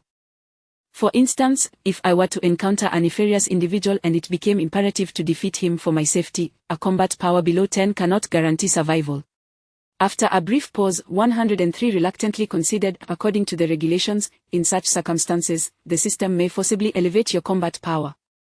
However, the scenario you describe is exceedingly rare and occurs with minimal probability. Shang Yechu's eyes sparkled with excitement as he chose to overlook the latter part of the statement. Forcibly elevated. As a gift. How can this be possible? 103 replied indifferently. Certainly, there will be dire consequences. Your body will remain feeble for an extended period, bedridden and unable to ingest even water or rice. Yet, at the same time, you must compensate for the enhanced strength within a month by replenishing it with 1.5 times your weight. Otherwise what? You will perish, or if not, you will be left with barely half a life. 103 articulated each word with precision. The system will forcibly drain your weight on the 31st day to make up for the deficiency. The tone was chilling and marked by an air of undeniable authority. Suppose you exchange for 70 points of strength at 1.5 times. That would equate to 105 kilograms. Even if you were to eat ceaselessly day and night, you could not possibly consume such an amount. This implies that by the 31st day, you would be drained of several dozen kilograms in a single breath, physically transforming into a mere husk. Shang Yechu, with a flick of her fingers in her mind, categorized this method into her list of alternatives. Through prolonged interaction, she had developed a profound understanding of the system, even uncovering certain tricks. For instance, although the system was termed the weight exchange system, its criteria for determining what constituted weight was exceedingly mechanical. Logically speaking, food only qualifies as part of an individual's weight once it has been converted into fat and muscle. Otherwise, it merely resides as undigested matter in the stomach. However, within the confines of the system, anything that entered Shang Yechu's stomach was immediately considered part of her weight. Upon exchange, the contents of her stomach would first be counted as surplus weight to be converted.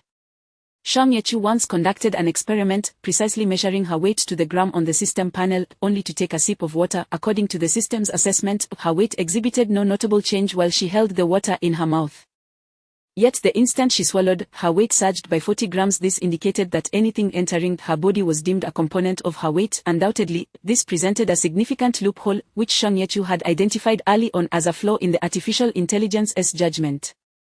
She even attempted to exploit this system by hastily exchanging the contents of her stomach after a meal, only to start feasting again immediately after her stomach emptied. In theory, with this method, she could continuously consume food like a perpetual motion machine, rapidly converting value in an unending cycle. However, theory often falters in practice. Firstly, physiologically, Shang Yechu's teeth and stomach could not sustain such a manner of eating. Prolonged chewing would leave her jaws aching, and the instant food entered her stomach. Secondly, psychologically, she quickly discovered that this method bred a rapid aversion to all food, even inducing a physiological repulsion. Reducing herself to a state of anorexia would be akin to sacrificing the hen for its eggs, prompting her to abandon the endeavor. Lastly, caution played a significant role in her considerations. Shang Yechu remained uncertain whether this judgment was a bug or a reasonable determination within the system's rules. If it were the latter, all would be well. If the former, her insatiable greed for endless consumption could lead to exposure of the anomaly, resulting in the bug being rectified by the system or some other entity, rendering her efforts futile. There is indeed a distinction between a single satisfying meal and a perpetual feast. Therefore, Shang Yechu deliberately limited her daily weight exchange to a range between 1 to 2 kilograms, a considerable amount, given that it is already deemed rapid for an average person to gain a pound in a day. At this moment, what Shang Yechu truly lacked was not merely strength points but the ability to execute compelling fight scenes. The filming of Tianji Tower had reached its conclusion, with casting for the second installment not commencing for at least a month. Assuming Shang Yechu began exchanging 2 points of strength daily from today, she could potentially accumulate over 60 points by the time a month passed, sufficient indeed. However, possessing strength without the flair for performance would merely result in her delivering lackluster punches on camera. Even if she were to shatter the arm and lens, neither Itianzhao nor the audience would acknowledge her efforts, merely attributing it to a fit of hysteria. With a sigh, Shang Yechu washed her face, finished the remaining food, and promptly concluded the gathering. Li Yi had become redundant, and Sheng Wenji had never been of any use. Spending time with these two was entirely a waste. Having discarded the worn-out, Shang Yechu set her sights on her next target. At the filming location of Tenji Tower, when Shang Yechu arrived, the crew was in the midst of shooting a scene where the owner of the Tenji Tower and Xiao Fengke engaged in combat. This segment was a flashback, recounting the moment when Xiao Fengke first arrived at the Tenji Tower and was tested on her martial skills by the owner. The owner, portrayed by the once-renowned period drama heartthrob Jiang Yijing, though no longer young, still exuded an undeniable charisma through his outstanding acting. Shang Yechu, of course, was not there to admire Jiang Yijing's performance but rather to study his fight choreography. Jiang Yijing's fighting style was in stark contrast to Li Yi's, graceful as a startled swan, agile as a leaping dragon, embodying a unique ethereal beauty. In terms of visual appeal, Jiang Yijing's fight scenes were indeed more captivating. However, given that the opponent's technique was honed over decades of experience, Shang Yechu feared she might not be able to replicate it, hence her initial approach to Li Yi. Martial arts director He Yuan was busy explaining the movements to Jiang Yijing and Yong Huanyai. In this scene, the two were required to leap from a rooftop into a bamboo grove, where they would engage in combat. With a tight shooting schedule, once the explanation concluded, the crew hurriedly set about harnessing Jiang Yijing and Yong Huani to wires. Yang Huani glanced at the crew member busy securing her harness and shot a meaningful look at her assistant. The assistant quickly understood, approaching Yi Tianzhao and whispering, "Director Yi, Yong Jia wants to use a stunt double for this scene." A stunt double? Yi Tianzhao frowned. This scene was scheduled to be filmed yesterday according to the original plan.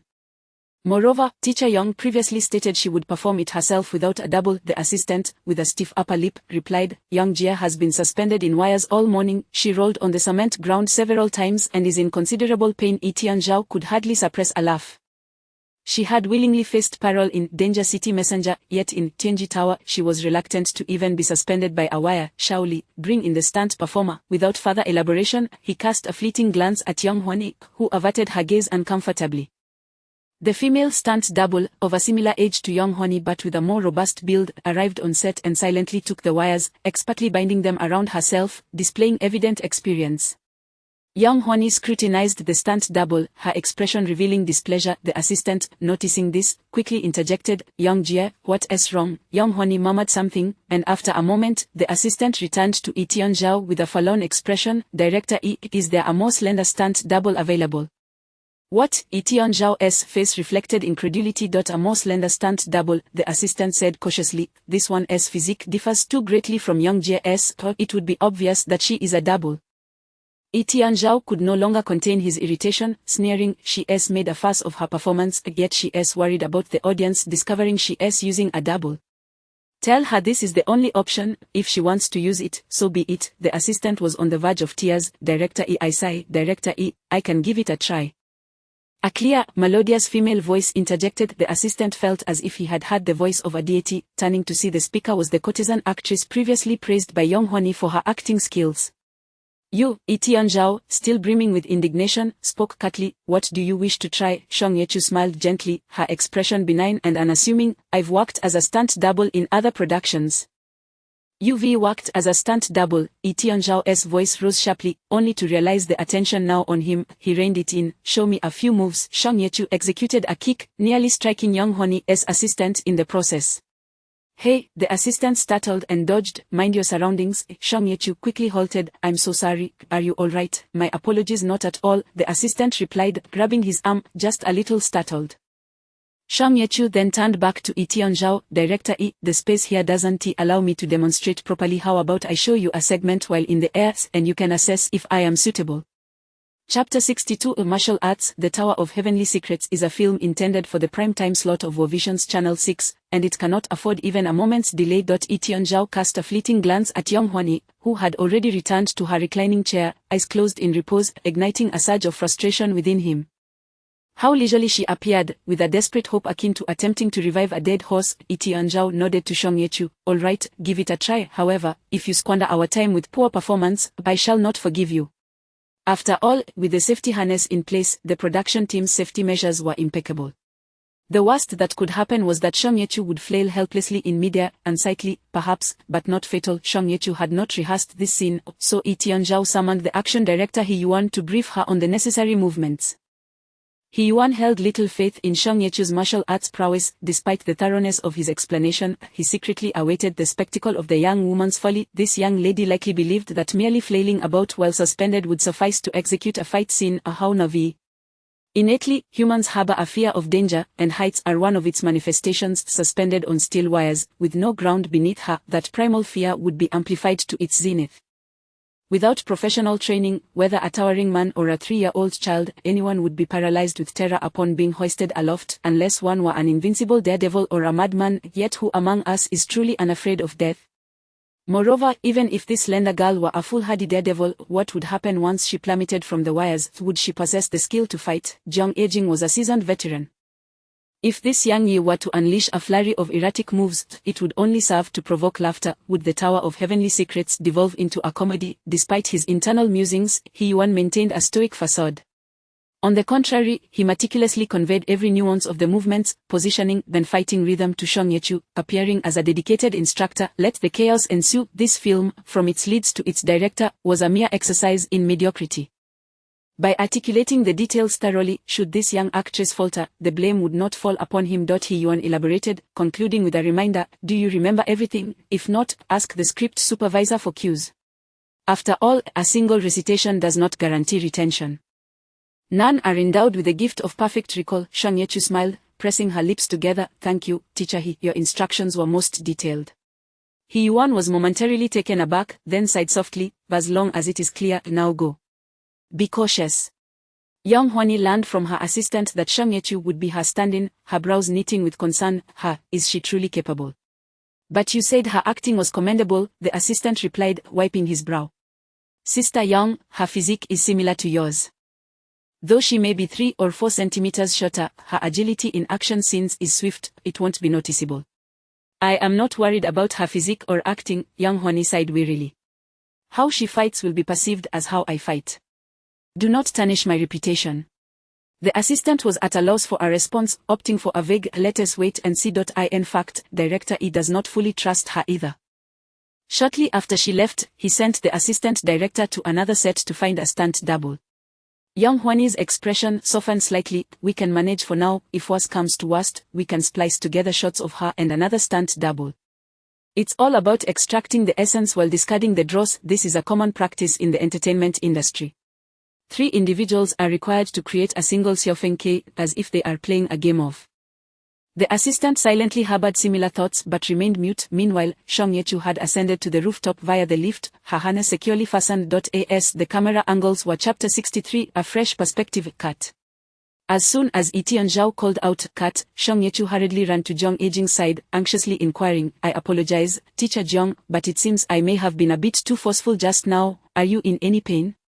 Jiang Ejing was momentarily taken aback, then burst into hearty laughter. Oh dear. If that's the case, I might just have to claim compensation from you. My old bones are aching all over. With Jiang Ejing's light-hearted response, Shang Yechu felt a wave of relief wash over her. Meanwhile, Etienne Zhao was fixated on the monitor, his eyes glued to the screen as he repeatedly dragged the progress bar back and forth, as if oiling a zipper. The martial arts director, He Yuan, stood behind Etienne Zhao in a daze, watching the footage with him. After a long while, Etienne Zhao exhaled deeply, stood up, and politely addressed He Yuan, Teacher He, your guidance was commendable. He Yuan replied in surprise, oh, my guidance. Indeed, it was. Just as the two were exchanging incredulous glances, the assistant director rushed over, panting, Director E, Brother Yuan, we've found a stunt double. However, it's not a woman, it's a rather petite man, with a physique similar to Sister Yang's. Do you think that will suffice? Etienne Zhao waved his hand dismissively. Yes, that's perfectly fine, just send him back from whence he came. Oh, what? The assistant director was momentarily stunned. Could it be that Sister Yang is willing to step in herself again? He Yuan interjected, that's not your concern. You've worked hard, let me treat you to drinks after work. Now, off you go. The assistant director left in a state of confusion, inwardly cursing the ever-changing decisions of Etienne Zhao and Yang Huani. Shang Yechu, having worked up a sweat, began searching for a towel to wipe her brow. Relieved to confirm that Jiang Ejing was unharmed, the production assistant approached her with a stack of warm towels in hand. Sister Yi, here. Shang Yechu looked at the assistant in surprise, taking a towel. Thank you. Don't mention it, the assistant replied with a beaming smile. Etian Zhao was the first to speak. Xiao Yi, you performed admirably.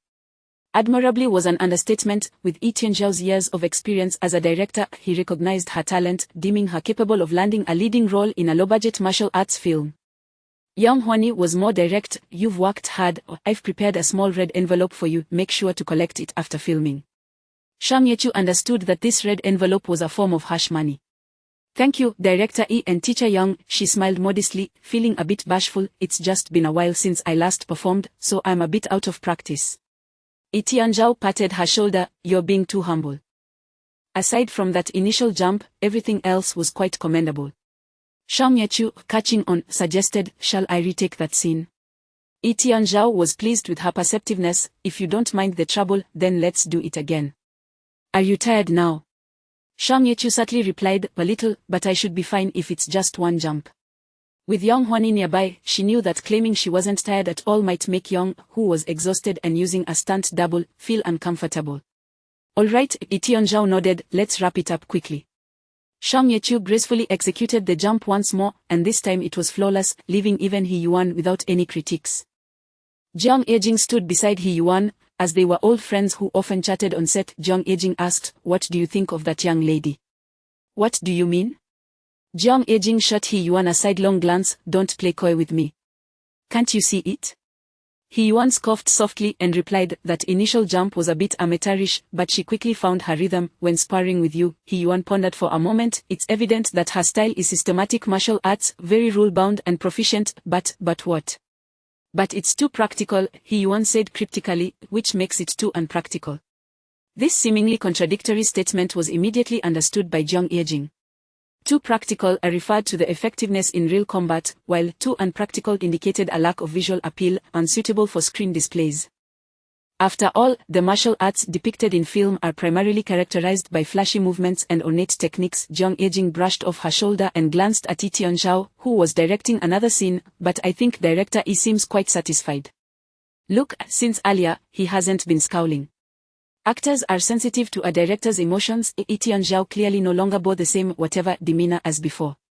That's because it's fitting, He Yuan mused, cracking his neck. Don't underestimate that girl. She has something special.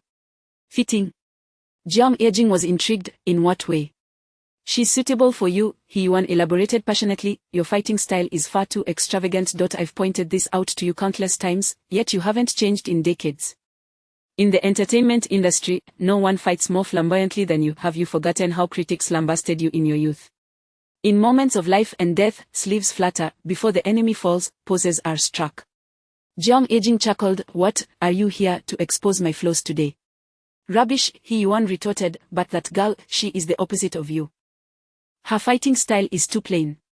Taken on its own, her moves lack visual appeal. However, when set against your style, the effect is vastly different. She can hold her own against your flamboyance. Jiang Yejing looked at He Yuan in astonishment. For this slippery old eel, such a statement was remarkably candid. Really? One is hard, one is soft, one is pragmatic, the other ostentatious, one is clean, the other ornate. He Yuan expressed, I may be a rough man and not articulate. To put it metaphorically, it's like a newly forged sword, gleaming bright as snow without any embellishments, but at the tip, it bears a single red petal. What else with the swords and flowers? Jiang Yejing laughed. I just find the fighting enjoyable. Is it really as good as you claim? The best isn't necessarily suitable, the suitable is what makes it the best, He Yuan lamented. If you don't believe me, check the monitor yourself. The visual tension is extraordinary. In my eyes, it can rival that iconic fight between you and Jing Shangfei in your youth. Wow, that's a lofty compliment. Jiang Yejing's eyes widened. Old Jing was the real deal. Believe it or not, that's up to you, He Yuan dismissed with a wave. Meanwhile, Etian Zhao was asking Shang Yechu if she would be interested in portraying a supporting role in the upcoming series. Talented and promising artists are always in high demand, and Etian Zhao certainly wouldn't let such a golden opportunity slip away. What about the villainous female lead in the second installment? You've seen Phoenix Plays with Dragon? Etian Zhao inquired. Shang Yechu nodded. I've seen it, but only the first few episodes. I haven't finished it yet. In the second installment, there's a villainous female lead. What do you think? This time, it's not a minor role but a genuine second female lead. Tianzhao scrolled through his phone. However, your image doesn't quite suit a villain. There's also the female constable in the third installment. Tianzhao was painting a grand picture for Shang Yechu, who eagerly chimed in, is it Tian Rushue, the female constable? That's my favorite character from Phoenix Plays with Dragon. You like Tian Rushue? Tianzhao chuckled, that character is indeed remarkable. Go back and review the scripts for both roles, and I'll notify you later. To Tianzhao, Shang Yechu possessed beauty, skill, and acting prowess. Her rise to fame was merely a matter of time. Establishing a good rapport now was a wise move, an unspoken investment. All right, thank you, Director E. Shang Yechu stood up. Shall I take my leave then? Wait, Tianzhao said, don't forget to collect your payment. You're not a martial artist, so your wages will be settled immediately. I won't forget, Shang Yechu playfully replied, today is indeed a day for the treasury to dispense funds. Chapter 64. A desire. Shang Yechu ambled towards the finance office, humming a light tune. To the casual observer, she appeared no different from usual, save for a slight flush on her cheeks. However, the physiological changes were unmistakable to 103. Slightly elevated blood pressure, increased heart rate and respiration, partial muscle contractions. 103 recited, are you feeling pleased with yourself? Shang Yechu remained silent, her hands forming tight fists before gradually relaxing. After repeating this several times, she finally spoke, not really, just a bit excited. Both sexuality and violence are intertwined with humanity's primal desires. The complex of desiring strength is inscribed in the very fabric of every individual. When such a longing suddenly presents an opportunity for fulfillment, the resulting sensations of pleasure, exhilaration, and satisfaction are beyond words. In the moment she acquired her newfound strength, Shang Yechu's heart raced uncontrollably, an overwhelming excitement coursing through her veins.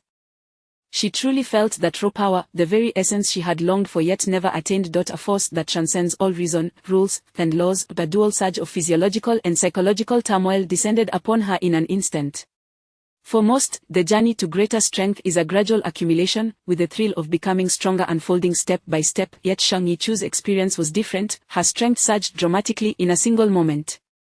A miser suddenly bestowed with a fortune would first test the gold with a bite to ascertain its authenticity. Similarly, what would a weakling do upon receiving immense power? Even those with no inclinations toward violence would likely find themselves compelled to strike a tree or rock, testing their newfound might.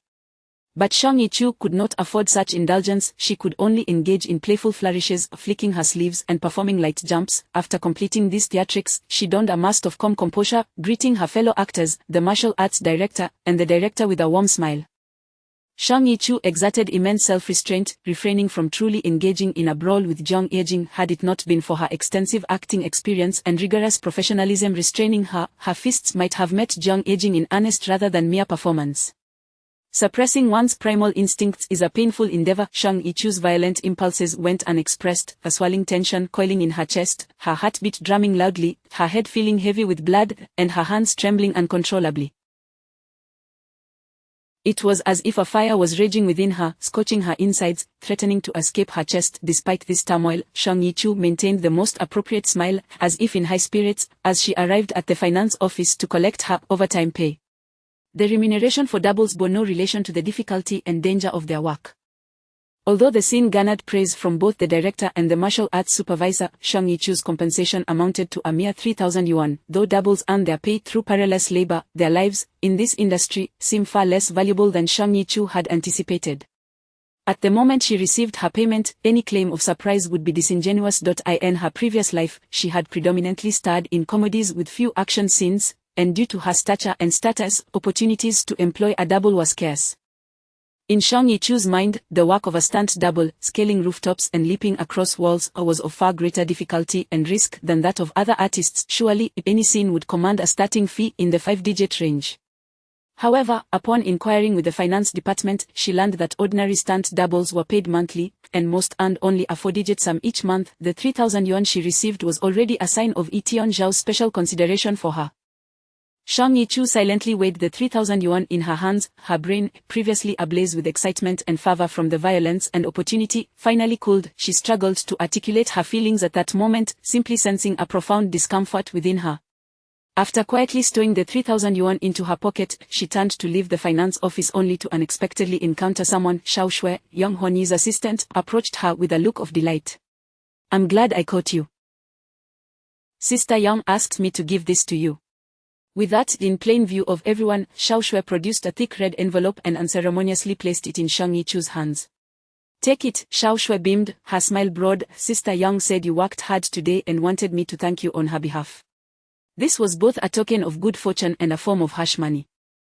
Upon accepting this red envelope, regardless of Shang Yichu's wishes, her contribution to the fight scene would henceforth belong entirely to Yonghwan Yi. Future interviews or fan inquiries, if anyone were to ask about that scene, Yonghwan Yi could confidently claim it as her own, while Shang Yichu would be left to maintain a silence, or even lie in complicity. Shang Yichu felt the weight of the envelope, forcing a smile as she remarked, "Sister Yang is truly generous, please convey my thanks to her." Xiao Shui, concerned that Shang Yichu, being a newcomer, might not grasp Yonghwan Yi's intent, reiterated, "You performed beautifully, and it reflects well on Sister Yang. This is what you deserve." Xiao Shui lowered her voice, "It's even higher than a professional stunt double's monthly wage." Shang Yichu's lips curled into a slight smirk, initially intending to respond with casual pleasantries. She suddenly felt her enthusiasm waning upon hearing those words. "Rest assured, Sister Yang. I've been in this industry for quite some time, I won't speak out of turn," Shang Yichu said, lowering her gaze, her smile as insipid and hollow as plain water. "Thank you." Xiao Shui paused, taken aback.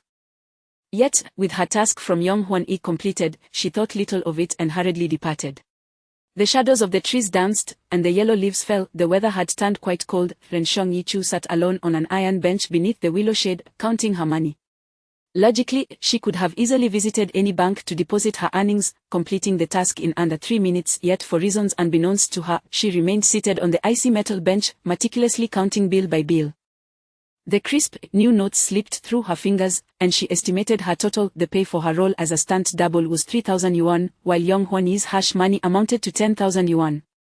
Shang Yichu stuffed her own earnings alongside Yonghwan Yi's fee into the red envelope, then placed it atop the bench. The white-painted iron bench bore the striking contrast of the bright red envelope, standing out starkly against the chill.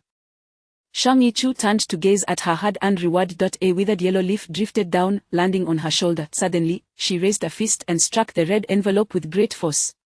With a single blow, the thick stack of paper remained undisturbed, while the skin on her knuckles reddened from the impact. Thud, thud, thud. Shang Yichu continued to unleash a series of precise blows upon that stack of expensive paper, her knuckle joints scraped raw. The scene was undeniably absurd, hysterically so. 103 observed in silence for some time before reluctantly grasping the essence of Shang Yichu's actions. She was venting. As for the nature of her venting, whether it was frustration at her unfulfilled ambitions, anger, or simply a raw yearning for violence, 103 could not ascertain. This individual appeared so insignificant, laughable, and contemptible, resorting to such a pitiful outlet to express her ugly desires and irrational emotions in a secluded corner. After delivering a few punches, Shang Yichu exhaled deeply, gingerly retrieving the red envelope and tucking it back into her pocket. "I'm leaving," she announced, though it was unclear to whom she spoke. Primitive, uncontrolled, even comical, 103 mused silently. Somehow, thoughts of Shang Yichu's daring lips resurfaced in her mind. So laughable, so pitiable, so infuriating, yet also somewhat tragic. Chapter 65. Preparation. As the clock struck midnight, the hands of time having just passed the 12th hour, Shang Yichu collapsed within the confines of the bookstore, as if all her very bones had been extracted. Fortunately, the establishment was devoid of patrons at that hour, otherwise, an urgent call for medical assistance would surely have been warranted. Her body felt utterly enervated, limbs heavy with fatigue, and a dizzying haze clouded her vision. Even the roots of her teeth were beset by a sour taste. Each gift from fate comes with a hidden price, and Shang Yichu had compelled the system to bestow upon her a formidable 70 points of martial prowess. Now, it was time for her to settle the debt. Due to the significant fluctuations in your martial value, obtaining an accurate measurement proves challenging, 103 coldly declared. Therefore, the initial martial value will be calculated based on the human average, which stands at the midpoint of 10 to 40 points, 25 points. Cocooned in a thick electric blanket and layers of comforter, Shang Yichu found herself struggling to part her lips, intending to utter a word of gratitude. Yet, only a faint breath escaped her.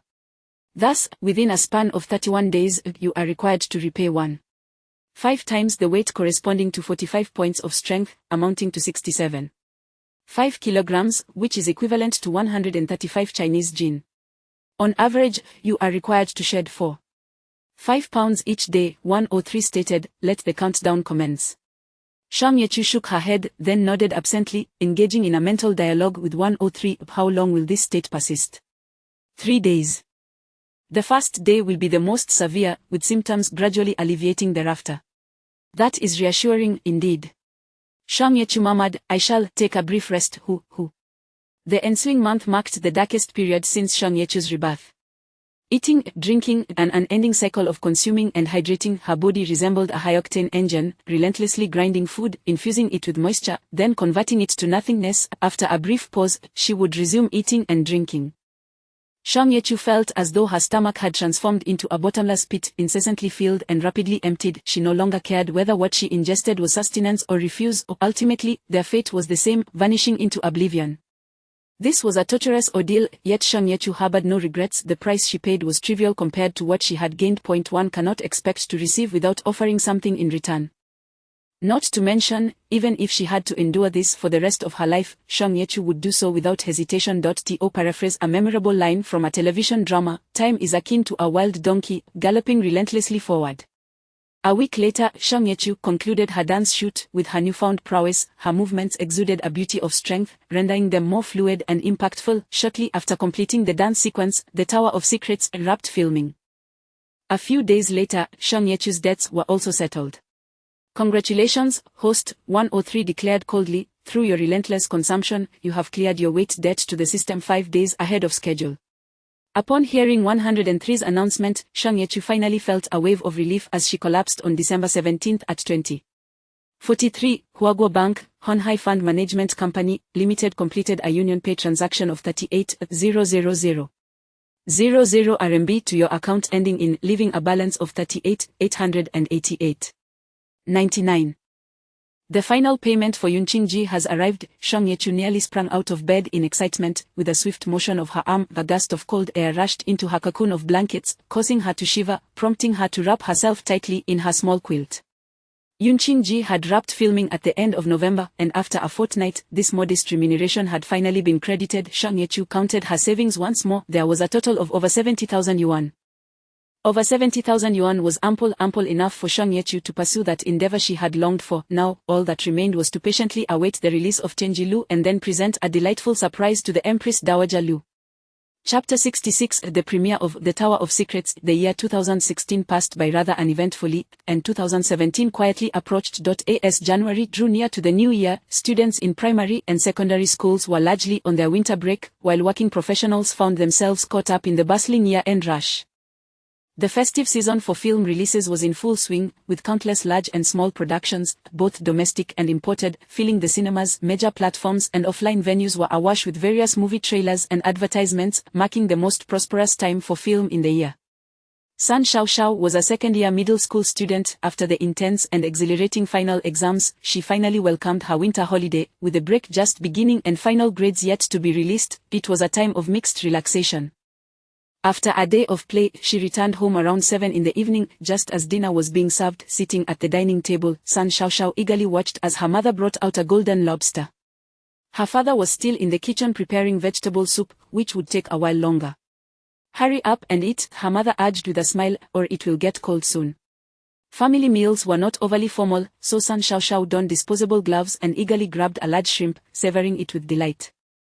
Her mother switched on the LCD television, which was broadcasting the evening news. However, the family was not particularly fond of the news, and her mother quickly changed the channel.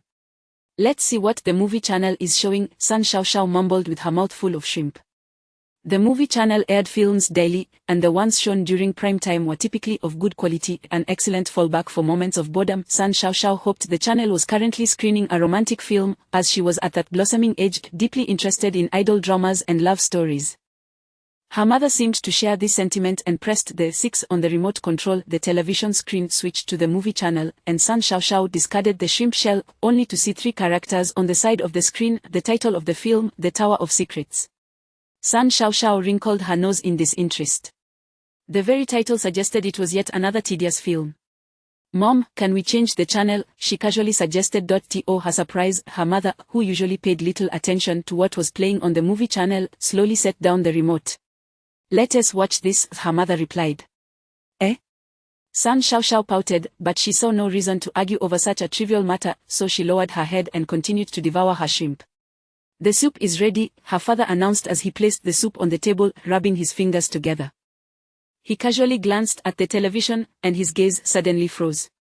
The Tower of Secrets, isn't that the one written by that, what's his name, the little-known author?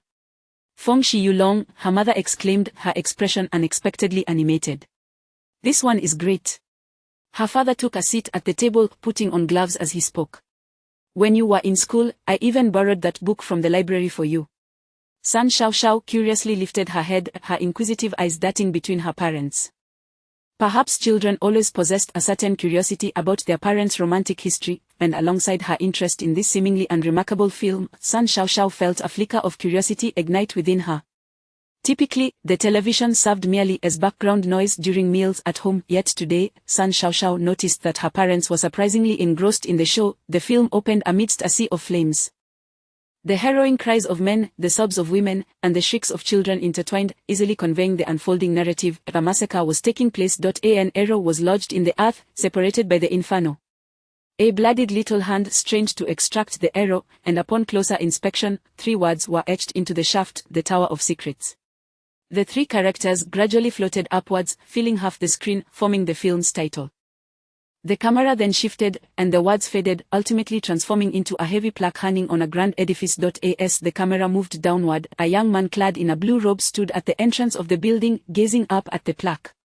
He was handsome, with a solemn demeanor, and his eyes bore the weight of worldly wisdom. San Xiaoxiao heard her mother exclaim, "Isn't that young honey? Is she playing Xiao Fengke? Mom, who is Xiao Fengke? Is she the protagonist of this film?" San Xiaoxiao inquired, intrigued. Her mother nodded, her eyes glued to the screen. "Yes, her martial arts are impressive, you'll see soon." A martial arts film? That sounded even more tedious. San Xiaoxiao held no interest in fights and violence. Her father teased, "She is your mother's idol, and my dream lady, ow." Her mother playfully tapped him on the head with her chopsticks, not hitting too hard, yet her father exaggeratedly yelped, "Your mother is abusing me, ow." "Stop yelling and watch the TV," her mother admonished, "we can't hear what they're saying."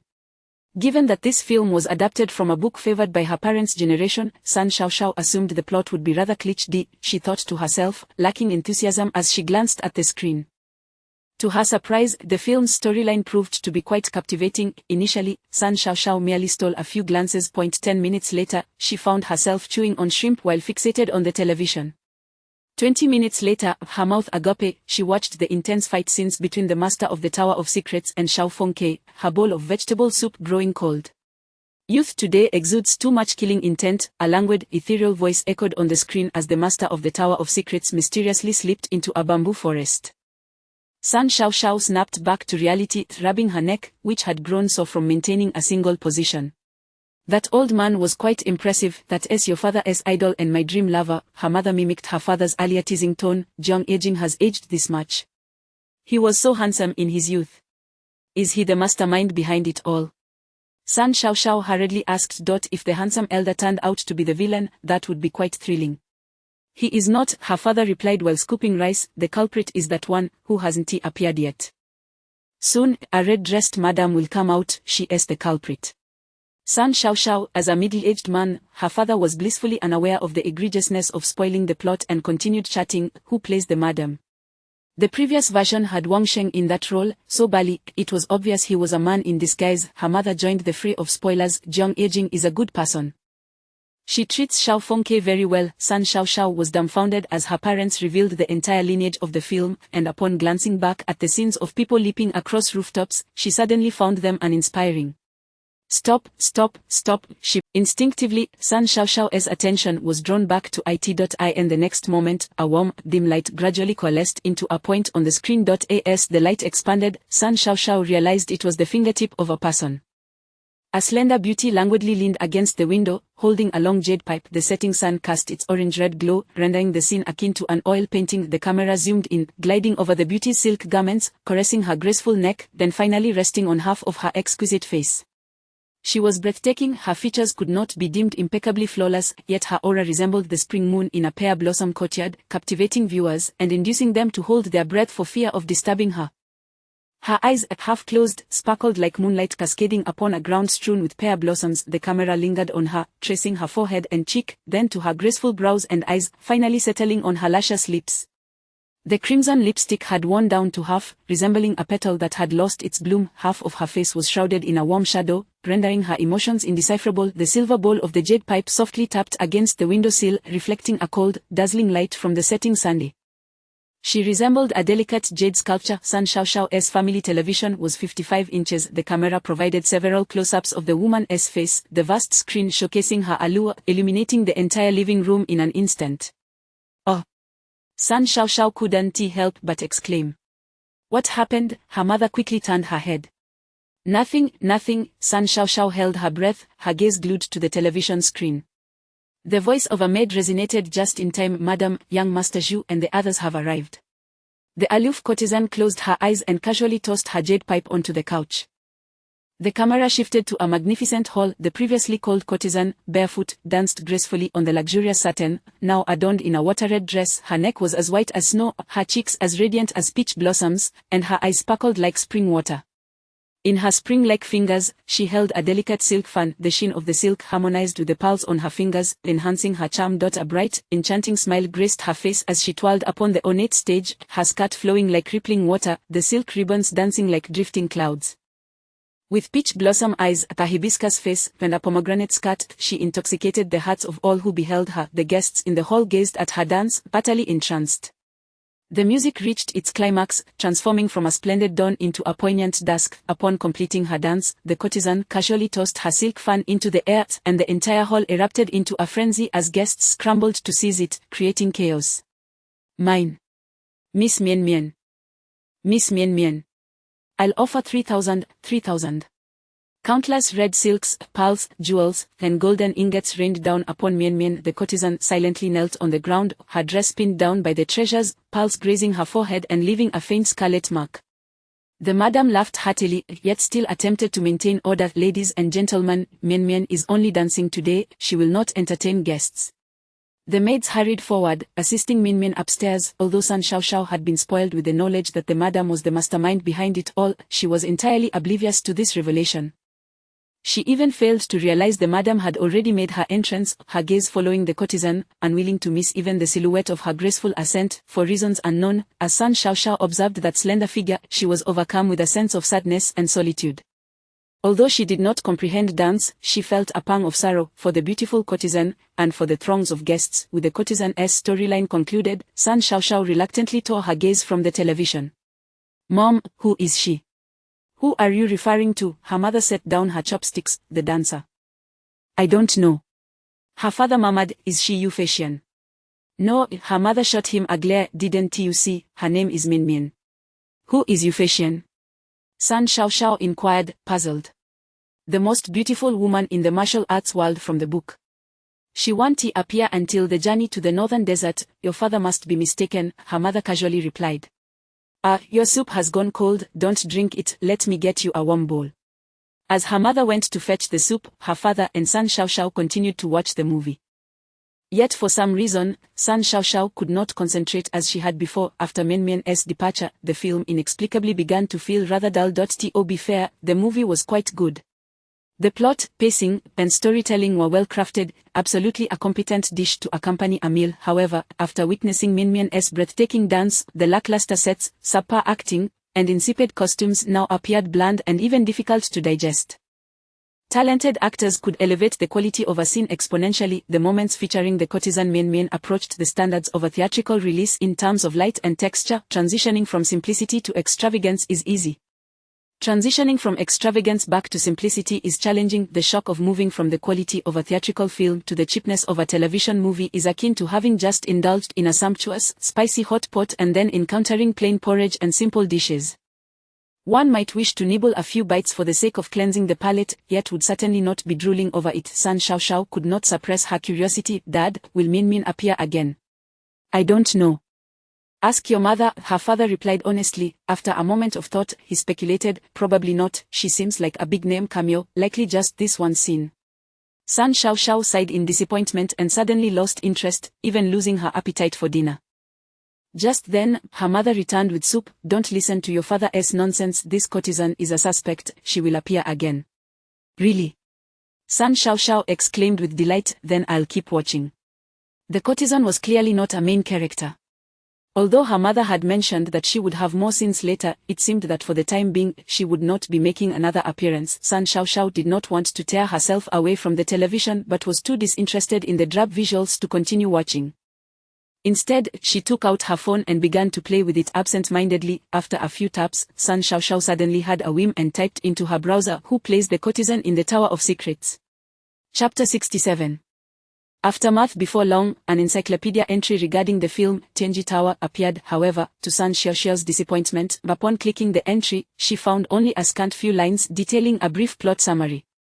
The cast list featured merely a handful of names: the director Yi Tionzhao, the screenwriter Jiang Nongchao, the lead actor Yang Hone, and supporting roles played by Li It-gu Dafu, Jiang Ejing, among others. Notably absent was the name of the courtesan, whom Sun Xiaoxiao had been eagerly anticipating. This absence only served to pique Sun Xiaoxiao's curiosity further. Hadn't her father mentioned that a big star made a cameo? Why, then, was there no mention of them? Had she simply stumbled upon this information in a matter of moments, she might have forgotten it after a cursory glance. Yet, the barren search results ignited within her a fierce competitive spirit. Young people often exhibit inexplicable tenacity over trivial matters. Some might scour half the internet seeking a childhood picture book, others may post bounties across platforms to unearth the name of a long-lost childhood snack. And still others might dive into various forums and threads to rediscover an obscure, forgotten television drama. To some, such pursuits may seem like a frivolous waste of time, yet, for those engaged in them, these seemingly insignificant quests hold profound meaning. For Sun Xiaoxiao, her current fixation was to uncover the identity of that enigmatic courtesan. After fruitless searches through the encyclopedia, she stubbornly ventured into searches for keywords like Tianji Tower cameo, Tianji Tower big star, and Fengxi Yulong courtesan, attempting various combinations, yet to no avail. Though the search results were plentiful, they were either references to the infamous Millennium drama that had notoriously flopped with 6 big names, or advertisements from reading websites, or even some cosplays.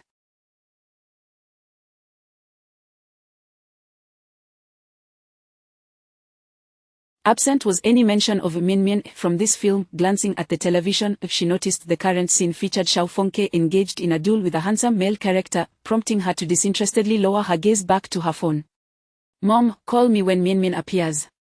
"All right," her mother readily agreed, then muttered, "Why does this Xian always have such a big, awkward face?" Awkward face referred to a zucchini, a long, bulbous vegetable.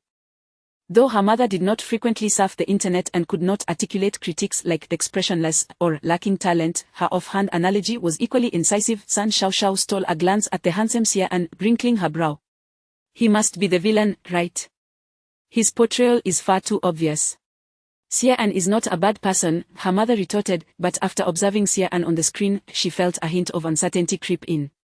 "Well, he isn't in the book, so they shouldn't mess it up in the movie, right? Xian is quite handsome," her father interjected. "Everyone in this film is quite good-looking." Sun Xiaoxiao returned her focus to her search for the courtesan's information. What was the use of good looks when his glaringly poor acting diminished his charm, his face practically screaming villainy? Undeterred, Sun Xiaoxiao continued to search the browser with keywords like Fengxi Yulong Tianji Tower Huasha Channel 6, initially holding little hope. To her surprise, this time, a result from just 5 minutes prior popped up. "Is everyone watching Tianji Tower on CHTV6?" Adapted from Jiang Nongchao's Fengxi Yulong series, Part 1. Sun Xiaoxiao's spirits soared as she eagerly clicked on the search result. Upon entering, she finally grasped the full context of the post. "After tea and meals, is everyone watching Tianji Tower on CHTV6?"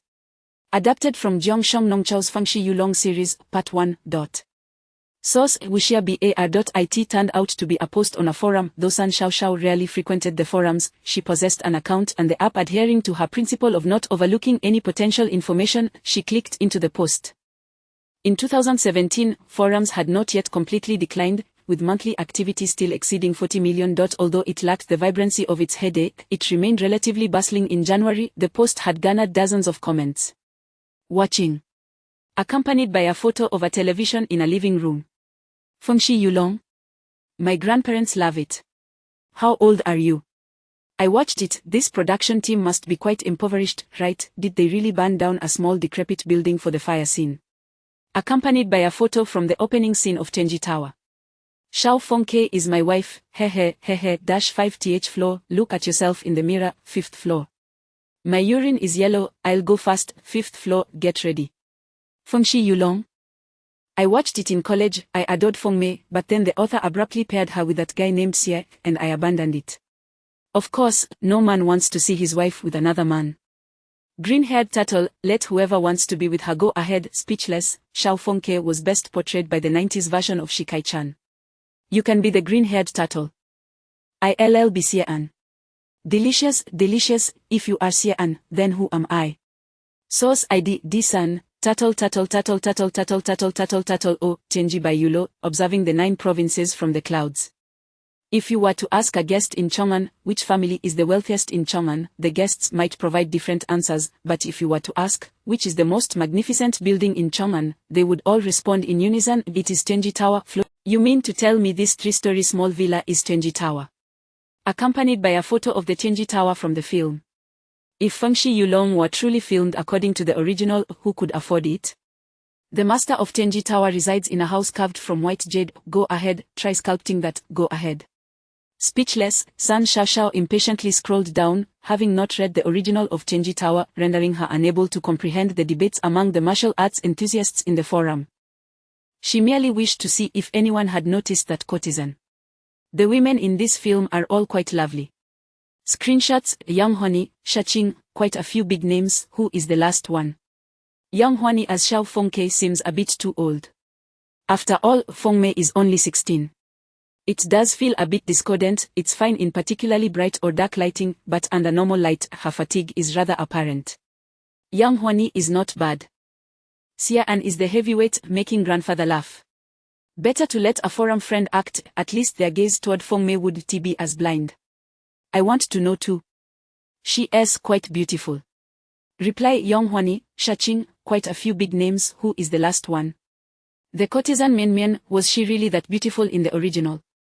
Absolutely delicious, but I don't recognize her. Looking at this picture, she seems about average, similar to Yang Huani. You know nothing. When she moves, she is stunning, exuding an extraordinary temperament. Stop it, those who boast about temperament are just average women, sweating. Did you even watch the movie? I haven't.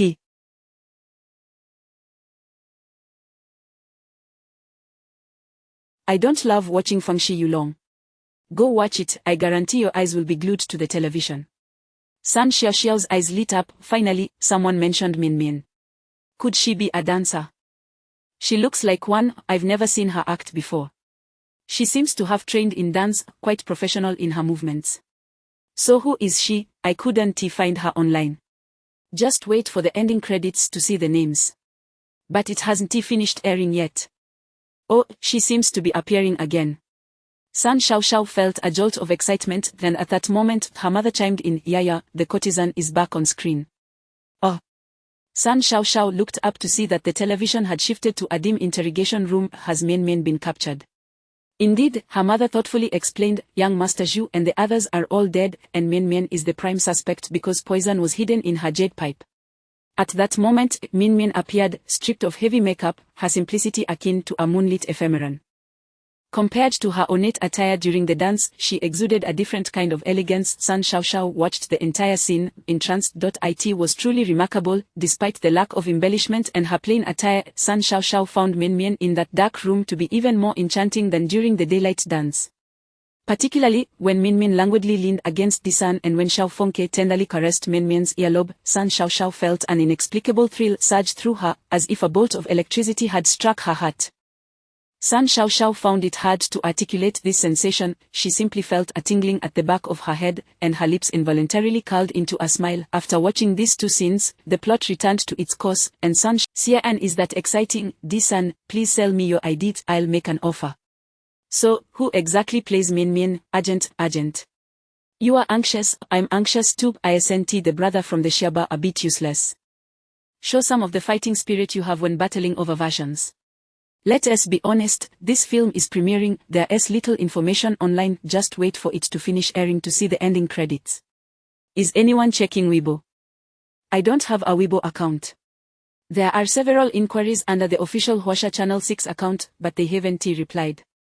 Crying, what a coincidence, I just came from Jewel, where they're also asking who plays this courtesan. You actually have a Jewel account.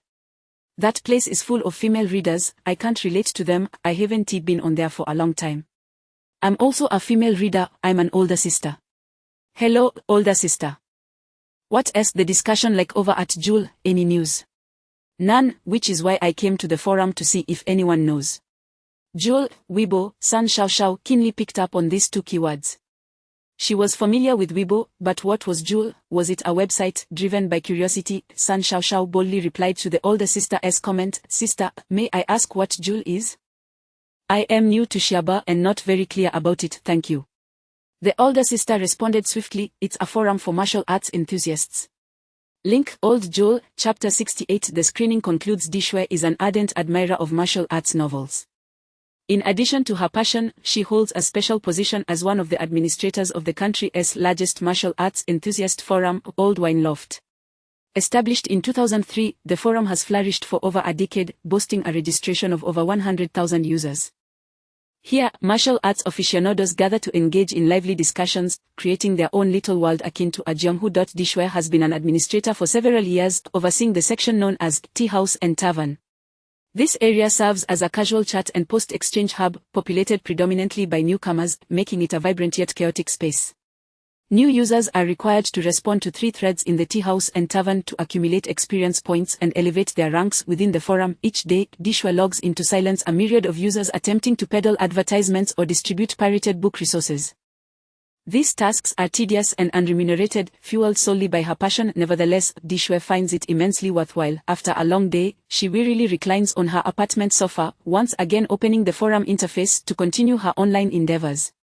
Today, the Tea House and Tavern seems particularly bustling, filled with numerous new faces at levels 0 and 1. These fledgling accounts chatter incessantly, clumsily flooding the section with posts. A cursory glance reveals a staggering 5 pages of new threads, double the usual amount.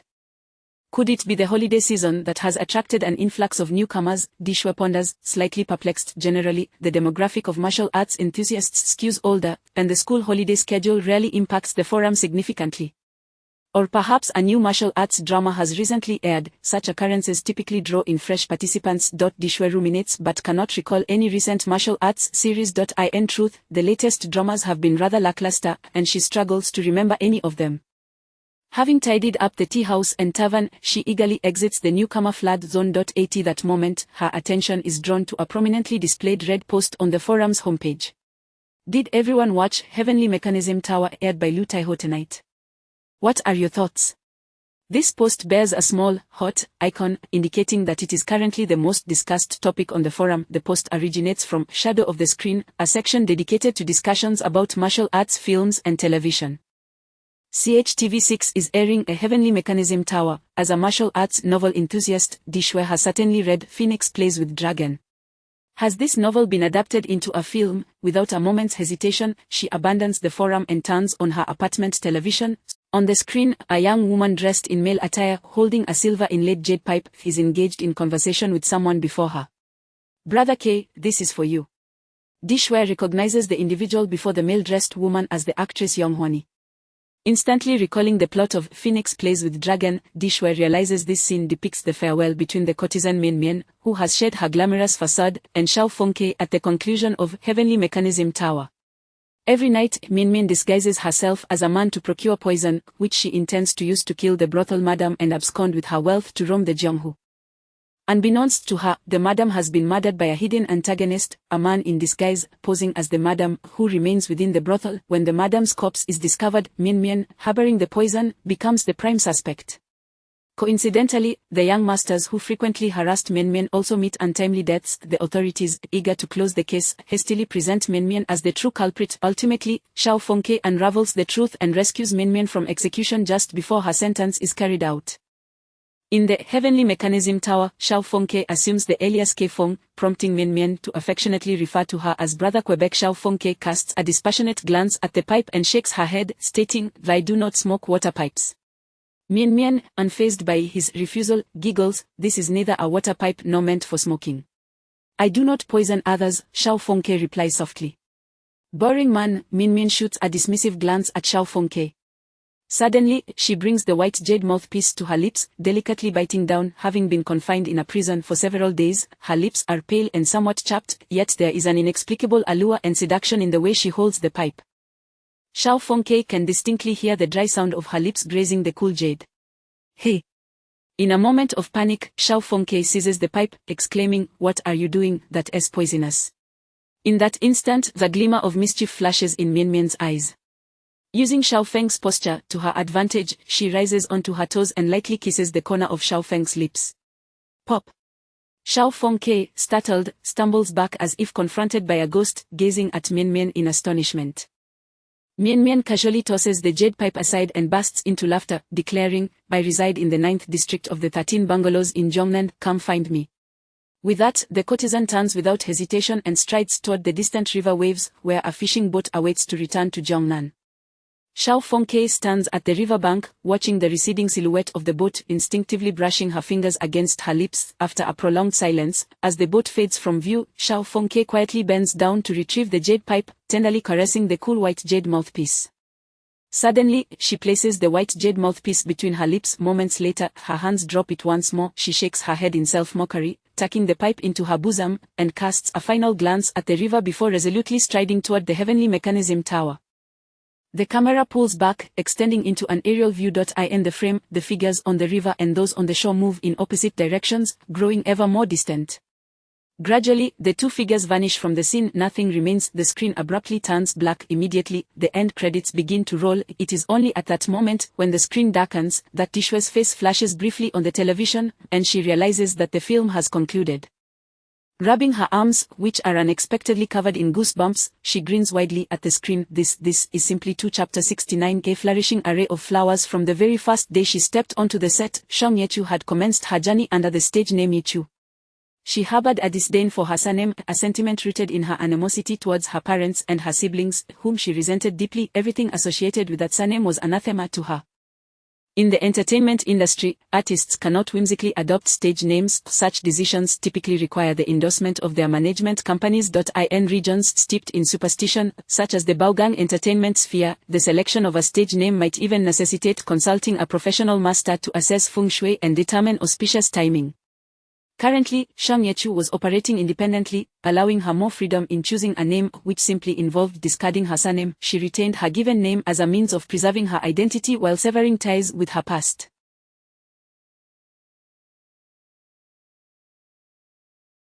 While filming for Yun Qingji, Lu Hong, a seasoned screenwriter and old acquaintance of Zheng Bohan, took it upon himself to cast a fortune for her stage name. Screenwriters are often well-read and possess a wealth of knowledge, frequently dabbling in an array of esoteric subjects to fuel their creativity. Lu Hong had previously penned a script involving diviners, thus he was more versed in matters of fortune-telling and name selection than most. On an idle day, after finishing her scenes, the crew found themselves with some leisure time, prompting Lu Hong to offer a fortune reading for Shang Yechu. She vividly recalled the moment. "Yichu," Lu Hong muttered incantations and calculations. "Mountain and earth," the hexagram indicates a favorable disposition. Shang Yechu was skeptical of. They are rational and strategic, yet somewhat suspicious and fond of wealth. In familial matters, they may lack support from relatives and must establish their own households. Personally, they exhibit a stubborn nature that may lead to digestive ailments, a dire omen. As for romantic entanglements, they may harbor unreciprocated affections or memories that linger painfully. Quick-witted and exceptionally intelligent, they may struggle to resonate with others, yet, through trials and tribulations, they will ultimately achieve great success and earn widespread acclaim. Lu Hong's words were delivered with an eloquence that left Shang Yechu blinking in surprise, to which she responded with a playful grin. "You truly possess a wealth of knowledge. I must confess, I find it rather difficult to comprehend."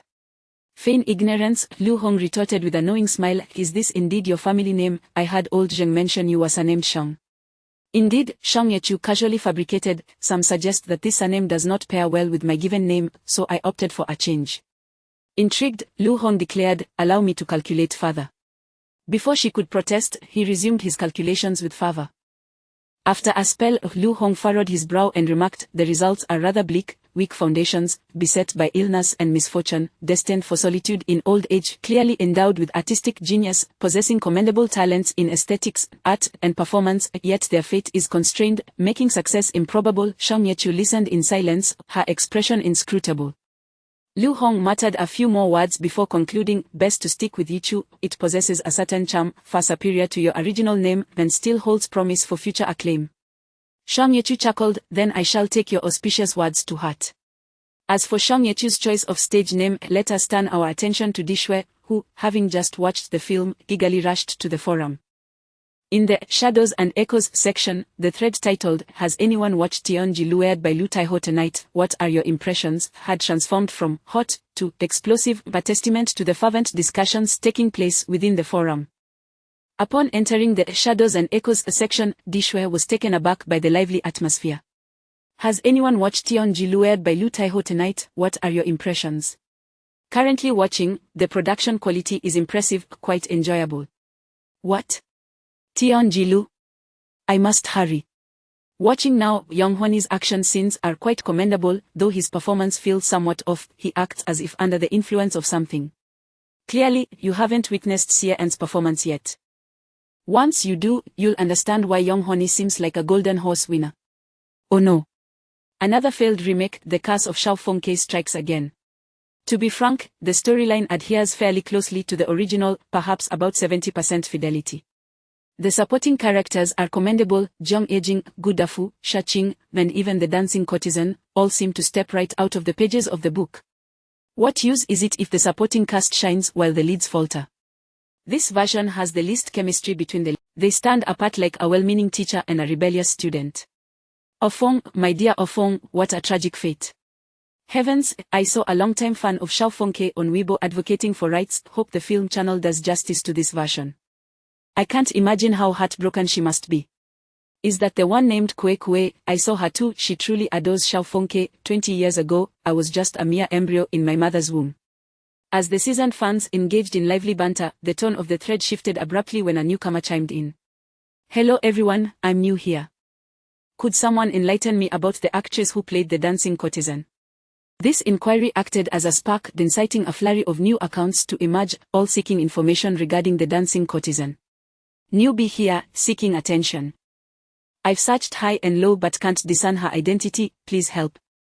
Praying hands, may I inquire if this section permits fanfiction? I've just penned a short piece about Shao Fengke and Mion and I'm unsure where to post it. Wow, such speed. Show me." Screaming, the newcomers' chatter created a chaotic buzz, swiftly propelling the thread to new heights. Fortunately, the veterans of the forum were accommodating, willingly answering the queries of these newcomers, facilitating a pleasant exchange.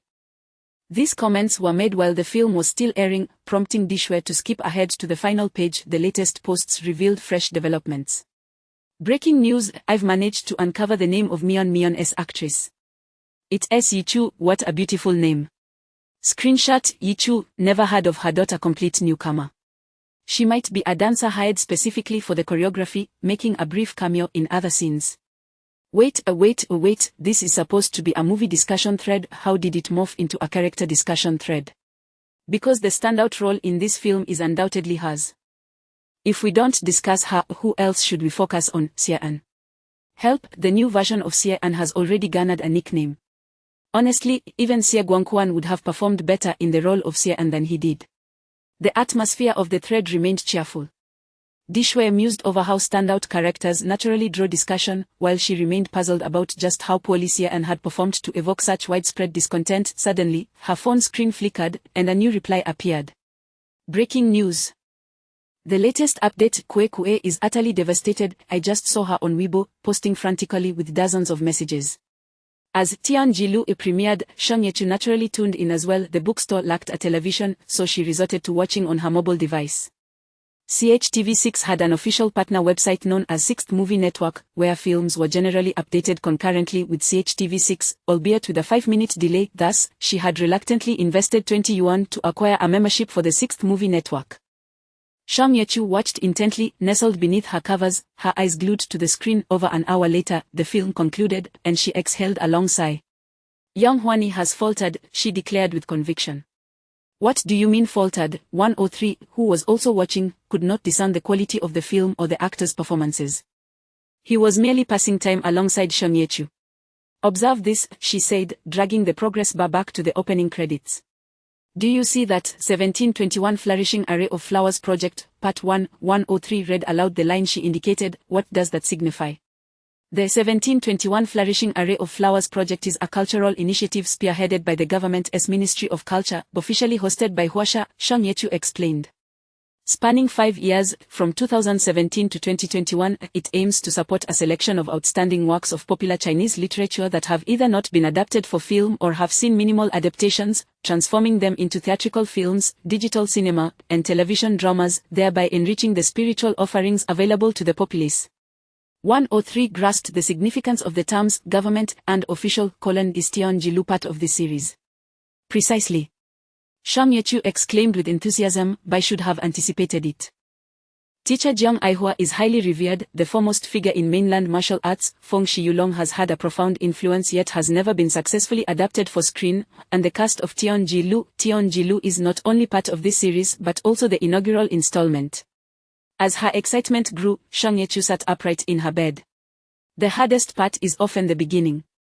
Knowing Huasha's style, they likely intended for Yi Tianzhao to set a solid precedent for this series. Who could have predicted Yang Huani would produce such a lackluster performance?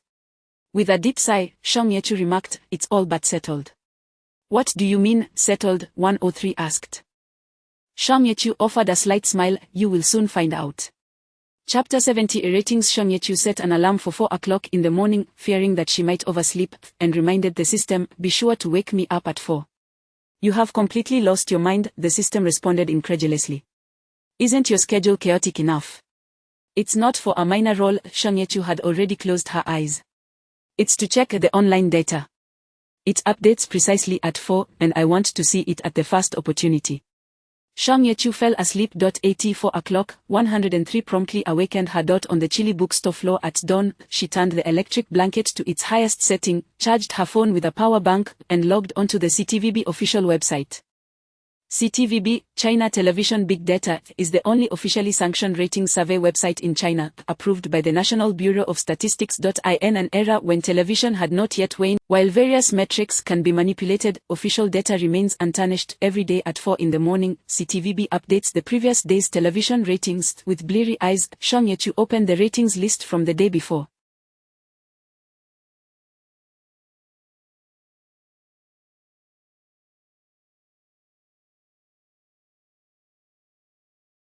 The CTVB ratings list is rather intricate, as the measurement methods for movies, television dramas, and variety shows differ significantly. For instance, while television dramas require the calculation of average ratings per episode, such an algorithm is evidently unnecessary for films that only last 1 or 2 hours. Shang Yechu swiftly navigated the interface and discovered the ratings for Tianji Tower. From the previous night, the viewership rating stands at 184, securing the third position during the same time slot, with a market share of 5%.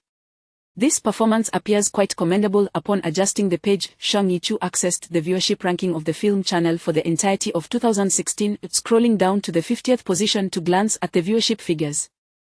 In 2016, the film that ranked 50 on the movie channel boasted a viewership rating of 188, placing it third in its time slot, with a market share of 5.9%. The performance of The Pavilion of Destiny was relatively commendable, managing to secure a satisfactory share. However, the ambitious aspirations of the 1721 flourishing project for a resounding success and a promising start to the new year were evidently far from realization. What was intended to be a triumphant launch turned into a muted affair, and the anticipated opening read became a lackluster experience, leaving the aspirations of a refreshing new year far behind last year's 50th place. Having assessed the viewership ratings, Shang Yechu felt a sense of clarity and proceeded to open Weibo. This time, she switched to another account, changing her ID to Everyday with MMI, and followed Yang Huani's fan community. The Weibo fan community had only been established in June 2016, and Yang Huani's community was relatively new, with a limited number of members. Nevertheless, the studio had already joined, and some devoted fans were present. Shang Yechu browsed the highlighted posts section, diligently saving the meticulously edited images and materials released by Yang Huani's studio and fans. She preserved at least 100 high-quality images, and after completing this task, 103 could no longer contain himself and remarked, "So, are you planning to be a devoted fan of Yang Huani for 20 years? Yang Huani hasn't even been in the industry for 20 years, Shang Yechu replied, rubbing her frost-bitten fingers. "By the way, system, isn't it time for you to fulfill another role?" "What role?" 103 asked, fully aware of Shang Yechu's ulterior motives yet still engaging in the conversation. "Depends on the situation." Shang Yechu exhaled warmth onto her fingers and said, "Can you hide my IP and create a virtual account for me?" "Essentially, to prevent others from tracing me online." Such tasks were trivial for 103, he could accomplish them effortlessly without expending any energy, relying solely on his computational power. For 103, fulfilling Shang Yechu's request was akin to asking a mathematics PhD to solve simple addition and subtraction problems. Certainly. However, if you intend to engage in telecommunications fraud, that's out of the question. Telecommunications fraud won't become popular for several years, Shang Yechu chuckled. That's splendid, it saves me a considerable sum. Although Shang Yechu could hire someone to handle such matters, the cost was beyond her means. She had no desire to borrow money from Sugu or Zheng Bohan, exhausting the little goodwill she had. With 103's assistants being both efficient and economical, Shang Yechu felt relieved. How long will it take? She inquired. I need it within 3 days. One day. Shang Yechu exclaimed, surprised by the efficiency. 1 millisecond. How many do you need? I've just created 1,000 virtual IPs and electronic accounts. However, you must manage these accounts yourself, and they are all dummy accounts with no funds. That will suffice, thank you so much, Shang Yechu expressed sincerely. Are you tired? Do you need to rest for a while? Compared to the mental exhaustion I endure daily while watching you cause chaos, the fatigue from doing these tasks is negligible. Understanding the hint, Shang Yechu chose to remain silent. The following morning, she ventured to a mobile phone store on a pedestrian street, sweet-talked the owner, and rented a second-hand, off-brand laptop. Purchasing one was out of the question. Every penny Shang Yechu possessed was precious, so renting was the only viable option. The owner, Mr.Lu, typically did not offer computer rentals, but he made an exception for Shang Yechu out of respect for Grandma who, with the laptop and charger in hand, Shang Yechu sought a decent internet CF, spending lavishly to book a VIP room for the entire day. Her intent was clearly to make significant progress, sparking 103's curiosity. He closely monitored her every move, eager to uncover her plans. Shang Yechu first glanced at the positioning of the surveillance cameras in the room, ensuring they could not capture her computer screen. Then, she activated the CAF's computer, her rented tablet, and her own phone. Subsequently, she downloaded a desktop version of Metushioshio on the CAF's computer. 103 was taken aback. Are you planning to take selfies with the computer? Without lifting her gaze, Shang Yechu replied, I don't know how to use Photoshop. It's rather complicated. The features of Metushioshio are sufficient. After launching Metushioshio, she connected her rented laptop to the CAF's Wi-Fi, began watching The Pavilion of Destiny, and captured. Finally, she opened her phone, accessed a reading app, and simultaneously watched the movie while reading the original novel, Phoenix in the Dragon's Dance, occasionally pausing to make comparisons. Shang Yechu toiled for a full 4 hours, and when she finally lifted her head, it was already noon, her stomach growling with hunger. She rubbed her forehead, which had begun to ache from prolonged screen time, and administered 2 drops of eye medication before descending to purchase a large quantity of bread and milk. Given her previous month of restrictive eating, she now felt nauseated at the sight of greasy, heavy foods and could only manage to consume soft bread and refreshing milk. As she soaked the bread in milk, she pondered how to compose her short essay. Chapter 71 Insignificant Preparations. The account, Shangyan Time Machine, a prominent Weibo influencer with over 100,000 followers, primarily shares stunning images of celebrities on the platform regardless of whether they are new or established stars, and irrespective of their popularity. Shangyan Time Machine publishes any submissions from fans or her own interests. The images she shares include both her edited versions and those submitted by fans. In the latter case, she credits the creators and includes a note regarding removal upon request. As a significant influencer, Shangyan Time Machine wields considerable influence. Generally, celebrity fans are delighted to see her post positive content about their idols. Although photo editors may be displeased with her reposting, they often refrain from voicing complaints out of affection for their idols, especially when she acknowledges the original source. Today, Shangyan Time Machine received a submission, or more accurately, a commercial collaboration proposal. The collaborating party, using the profile of the female star Young Hwani, had a blank homepage but offered a generous sum of 2,000 yuan for Shangyan Time Machine to post a positive endorsement of Young Hwani. The content to be promoted included finely edited images of Young Hwani from the recently aired film, Tenji Building. If the images were animated, they should consist of no less than 9 frames. If they were stills, each must be formatted as a triptych. The collaborators stipulated that Shangyan Time Machine must keep the partnership confidential and present the endorsement as if it were an organic fan post. Given that her engagement rates for likes, shares, and comments were not particularly high, this offer was considered quite sincere. The collaborators initially paid 30% of the fee as a deposit, with the remaining balance promised upon completion of the post. Naturally, Shangyan Time Machine agreed to the collaboration. After all, Young Honey was not a controversial figure, and posting a few images posed no risk. The collaborators even provided a caption, at 35, Young Honey, time never defeats a beauty. This simple phrase posed no issues. It was a phrase commonly used among fans of celebrities over 30-5. It seemed merely a devoted fan's humble suggestion. Shangyan Time Machine inquired, when should this Weibo post be published? The compensation for these influencers ranged from 1,000 to 5,000 yuan, with some required to edit the images themselves while others received them directly from the collaborators. The captions were also provided by the collaborating party. The highest paid influencer, boasting 500,000 followers, was offered behind-the-scenes footage to praise Young Honey. Even the smallest grasshopper is still a piece of meat, and the influencer happily accepted the deal. On the other end of the internet, Shang Yechu was rapidly typing away at her computer, utilizing 2 PCs, 10 browsers, and numerous alternate accounts to negotiate with these influencers.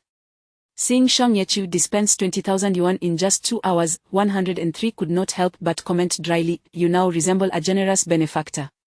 "Not too bad," Shang Yechu replied, her fingers flying over the keyboard.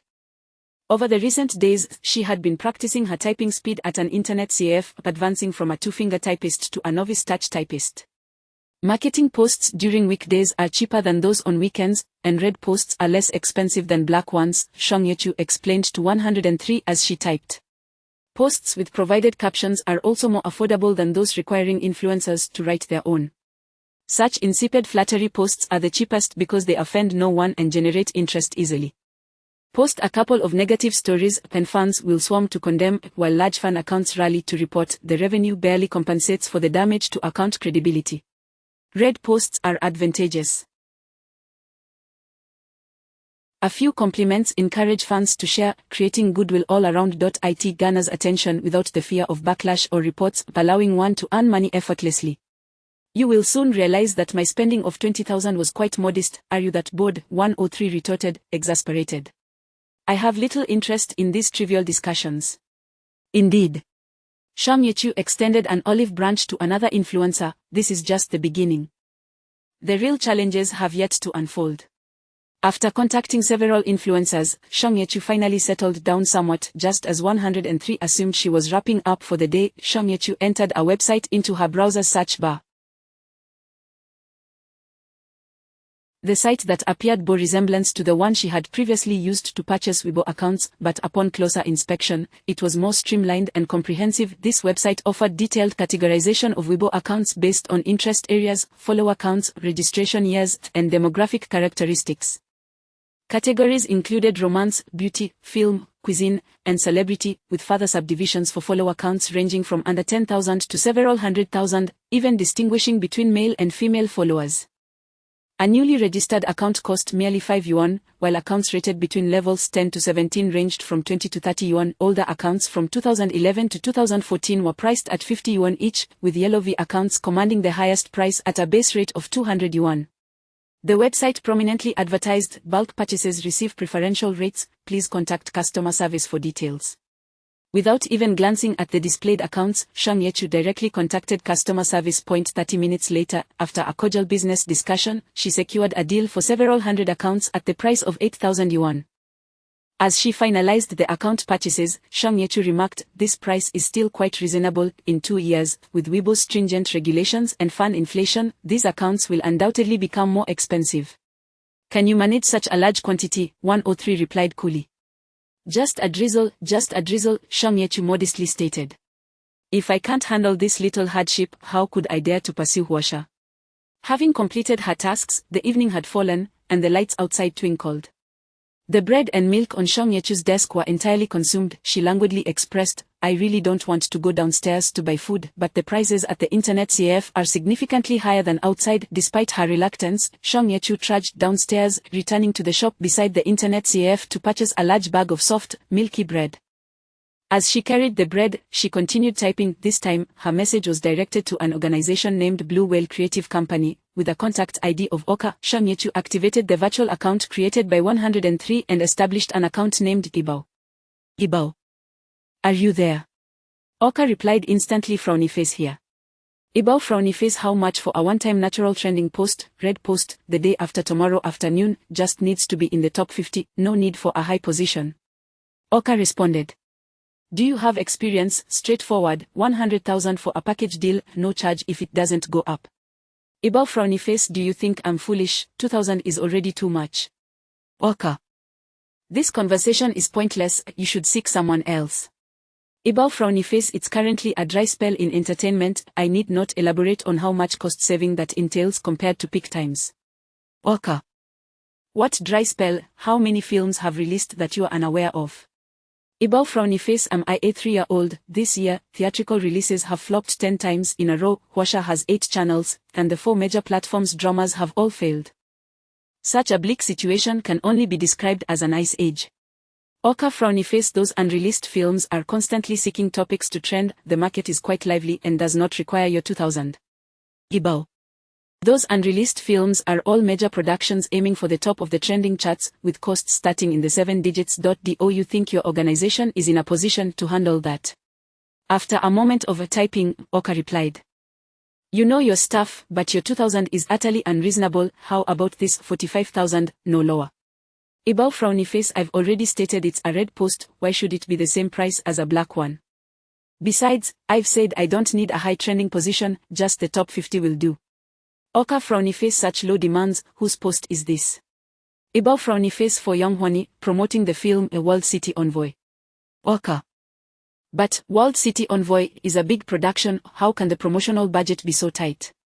Ibao frowny face. The bulk of the promotional budget is allocated to the male lead, Wei Iza. Young Hwani is merely a supporting role, with costs not even reaching 1/20th of the leads.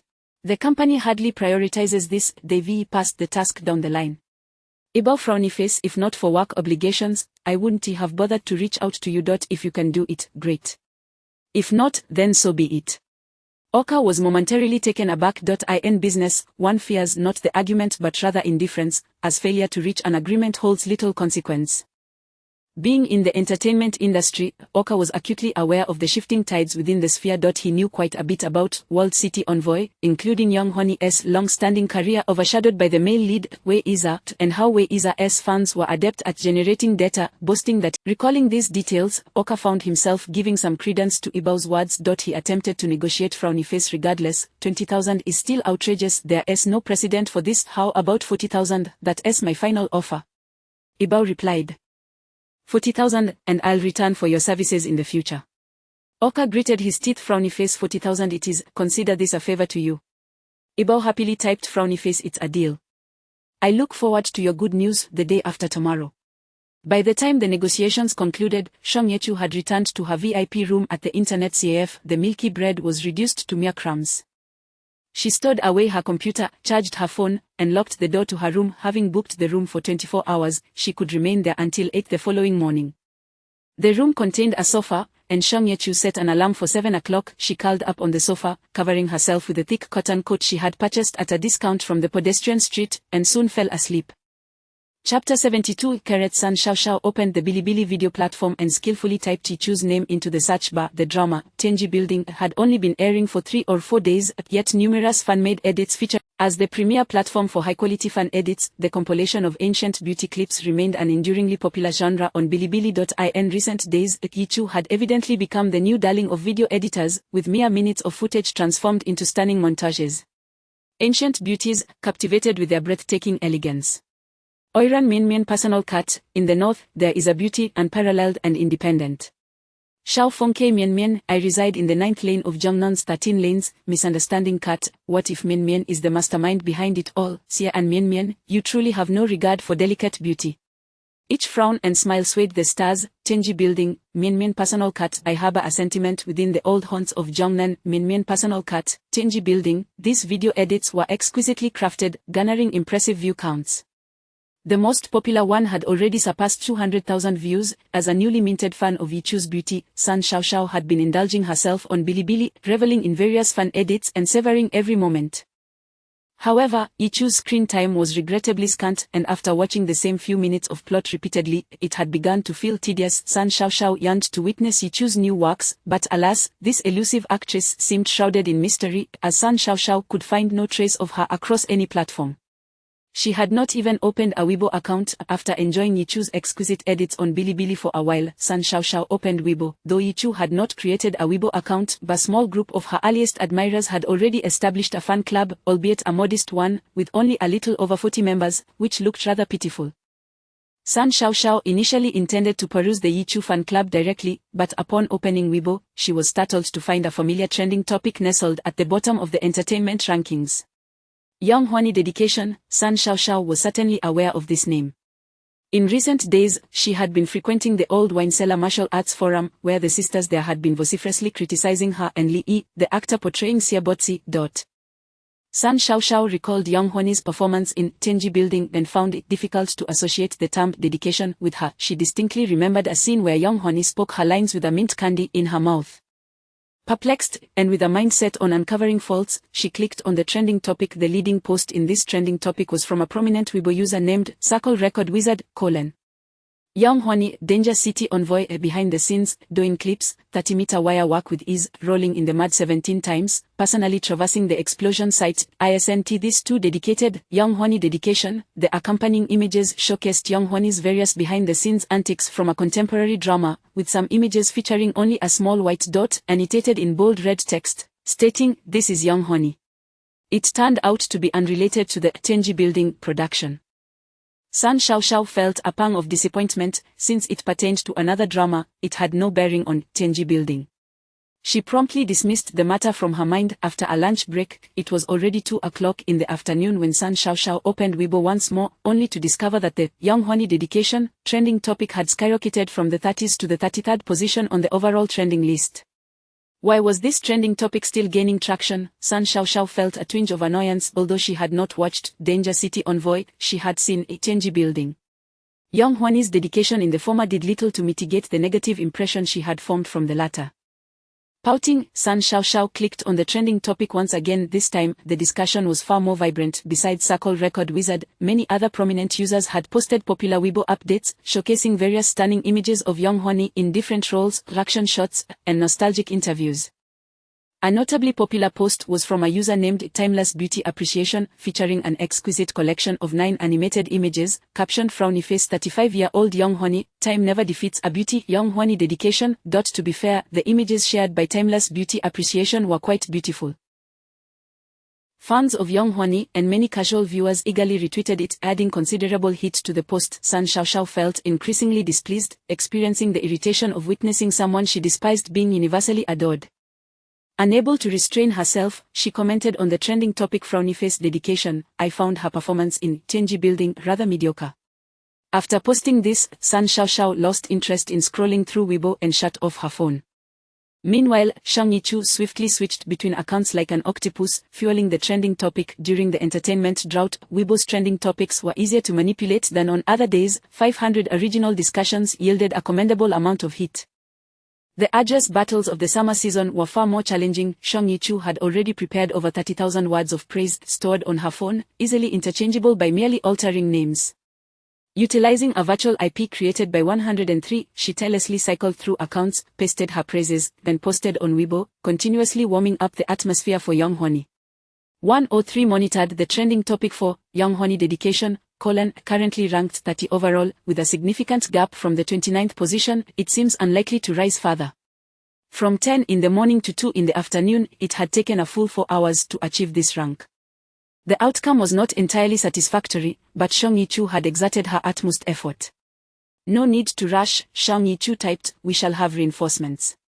Reinforcements. 103 could not fathom how someone of Shang Yichu's stature and connections could enlist help for this endeavor. At 2:15 in the afternoon, just as Shang Yichu's painstakingly pushed trending topic slipped from 30th to 32nd place, a wave of mysterious newcomers suddenly made their entrance.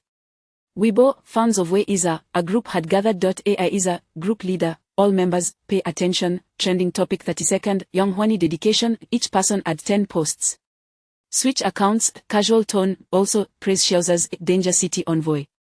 Seasoning, Wei Iza's fan name, babies, go and boost the trending topic.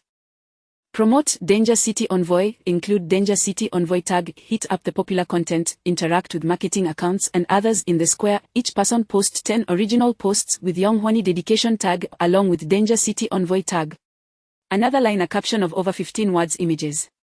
Must be stills from Danger City Envoy. Must be stills from Danger City Envoy. Must be stills from Danger City Envoy. Everyone must post at least 10 times, utilize all resources, and remember to include the Danger City Envoy poster. If there are no images of Young Honey, go to Timeless Beauty Appreciation Circle Record Wizard. Did you admire beauty today for Weibo storage? Do not think that if it's not Showza's trending topic, you don't need to work hard. Young Honey's hit is Showza's hit. Showza is the leading man in Danger City Envoy, and the box office should be attributed to him. Every passerby we attract now is a future achievement for Showza. Let us start immediately. Strive to push the topic into the top 5 before the evening peak. As the top-tier fan of Young Honey, Weiza's fans were naturally far more influential than the 400,000-strong trending topic-boosting agency. Soon, hundreds of seasoning fans flooded the trending square, causing Young Honey dedication to leap from the 30s to the 10th position. 103 watched in astonishment as the topic surged upward like it had been given a stimulant. Observing the rising ranking, Shang Yichu stretched lazily and applied 2 drops of eye drops. In terms of technology and cunning, I cannot match you, but when it comes to understanding the internal entertainment industry, you cannot surpass me. The square was filled with praises for Young Honey's dedication, and Shang Yichu murmured, "Next, the real heavyweights will take the stage." Heavyweights. After the topic secured its place at the 9th rank, a new batch of accounts entered the fray. These accounts were rich in content, each portraying themselves as casual passers-by. Their account weights were also substantial, with nearly every post trending in real time. Though the content was monotonous, and many of the posts had plagiarized Shang Yichu's writings, yet who cared about that in trending topics? Young Honey is truly dedicated, my childhood goddess.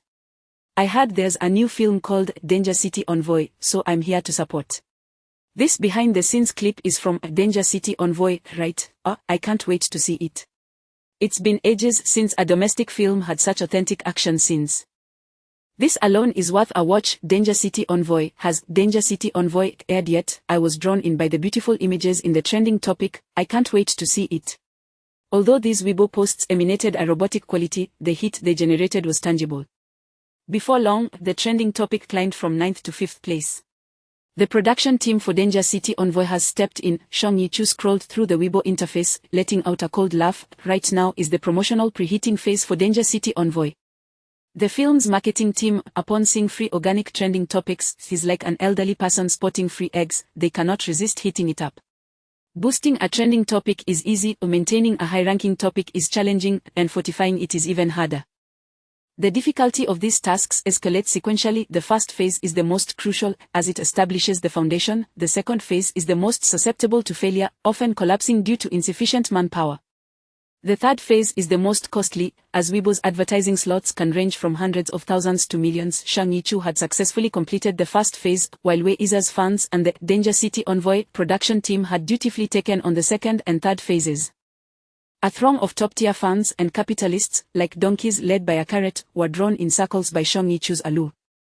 Alright, Shang Yichu observed the trending topic's steady rise with satisfaction. Now, it's my turn to take the stage. Chapter 73.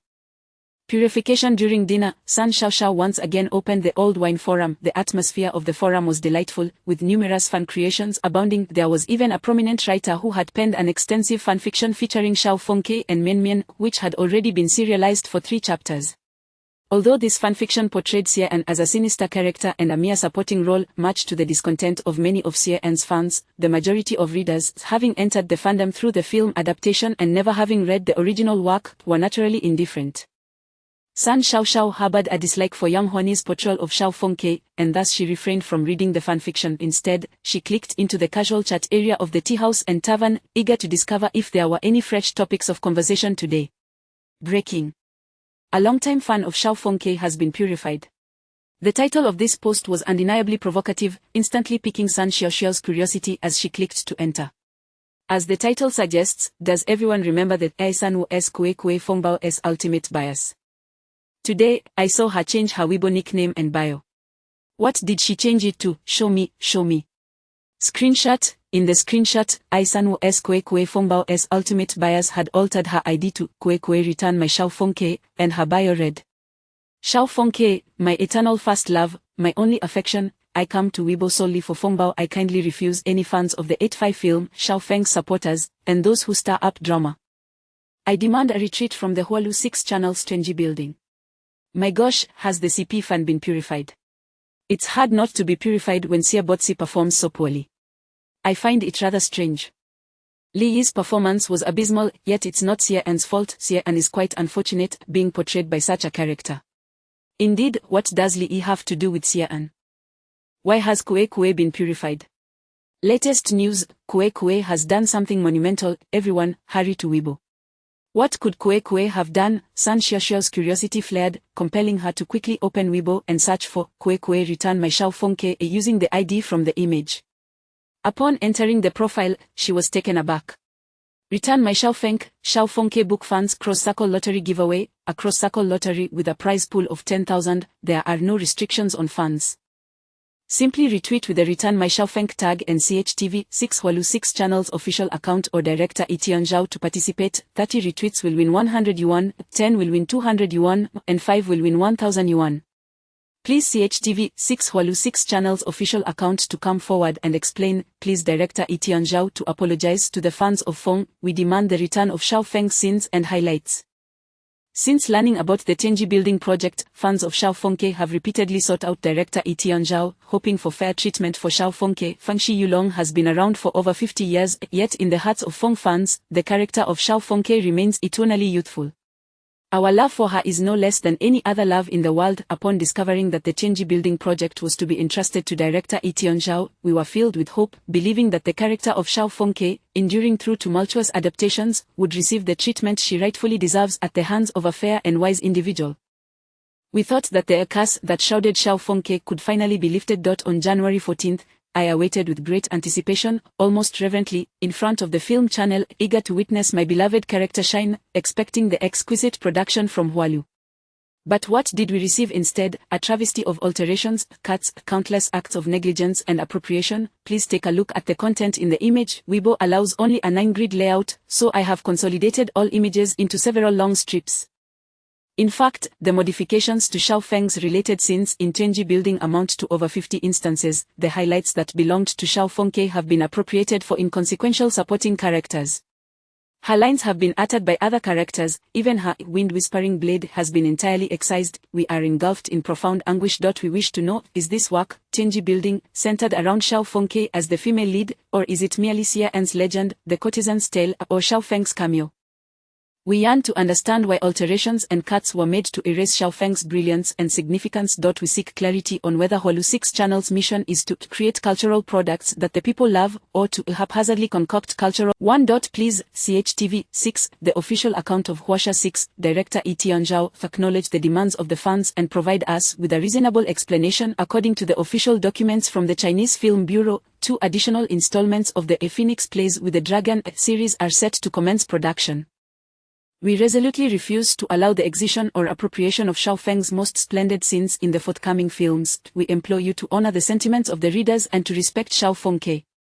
We are uncertain what the outcome of this advocacy will be. The power of her fans is regrettably minuscule, insufficient to contend with towering giants, yet we shall not surrender. For her, for the 16 years of Xiaofengke, for my 2 decades, and for the countless readers who have cherished Phoenix Plays with the Dragon for 50 years. In conclusion, let me borrow a line from Ofeng to encapsulate this desperate plea for justice. If one cannot attain victory in every battle, then let it be 100 deaths without regret. Chapter 74. Turmoil. Having perused the lengthy text, Sun Xiaoxiao admitted to being profoundly moved beneath the extensive discourse regarding the lottery. 9 meticulously crafted infographics. These infographics were executed with great care. The upper section featured stills from the movie, while the lower half contained excerpts from the original work, meticulously contrasting the discrepancies between the film and its source material. In addition, specific differences were highlighted in red, rendering the information comprehensible even to those unfamiliar with the original novel, Feng Shi Yulong. The final image showcased a screenshot of the notarized lottery prize of 10,000 yuan. This lottery post on Weibo evidently reflected considerable effort. Even Sun Xiaoxiao, who had neither read the original novel nor harbored any affection for Xiaofengke, found herself engulfed in a profound sense of indignation and helplessness after reading the entire post.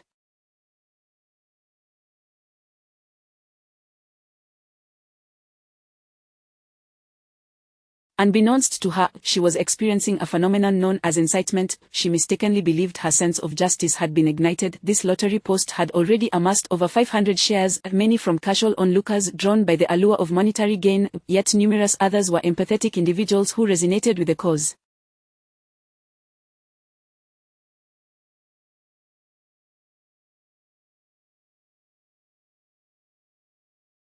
Xiao Feng's official account had also shared the lottery post, prompting a flurry of loyal fans in the comments section to increase their contributions, some offering tangible rewards while others pledged cash. The anger of an individual can wane swiftly, yet the fury of a collective is enduring, akin to a noxious fog lingering in the atmosphere. San Xiao joined in on the sharing, accompanying it with a comment, "Though I do not favor Xiao Fengke in the film, I support the fans in their pursuit of rights. The journey has been exceedingly arduous." On the other end of the internet connection, Shang Yechu observed the continuously rising number of shares and gently rubbed her temples. A prize pool of 10,000 yuan. Are you using Yonghwani's hash money to fund this lottery? Indeed, Shang Yechu replied with a light hum, the wool comes from the sheep. Shang Yechu's usual sharpness was evident, and 103, no longer fixated on this issue, inquired, are you running low on funds? Hiring influencers, buying trending topics, purchasing accounts, and now this lottery, you're facing a financial deficit. Alas, it seems I must continue to play minor roles, Shang Yechu lamented, with a deficit of over 10,000. I need to score some significant roles to recuperate. Fortunately, the draw is set for a month from now. Shang Yechu leaned on the table, there is still time to hustle. As long as life endures, so must the minor roles. During this period leading up to the new year, the film studio still had many opportunities available. With her striking looks and acting experience, Shang Yechu was not particularly worried about acquiring scripts. Just as 103 was about to converse with Shang Yechu, she suddenly noticed a number of fans bearing Yonghwani's avatar sharing the lottery post, leaving her perplexed. Isn't this post intended to undermine Yonghwani? Why are her fans sharing it? Since meeting Shang Yechu, 103 had ceased to claim an understanding of humanity. What manner of beings were they? Hey, as a system, do not unconsciously adopt a godlike perspective, Shang Yechu replied wearily, scrolling through notifications in the Extra Roles group chat. This post is evidently about advocating for Yonghwani's rights. 103 instinctively reread Shang Yechu's lottery post, growing increasingly alarmed. After reading it thrice, she could no longer maintain her icy demeanor. You truly are, truly. 103 was at a loss for words. How could someone like Shang Yechu exist? She schemed against Yonghwani, and yet Yonghwani's fans were counting the money for her. From beginning to end, Shang Yechu's lottery post did not attack Yonghwani herself, nor did it utter a single disparaging remark about her.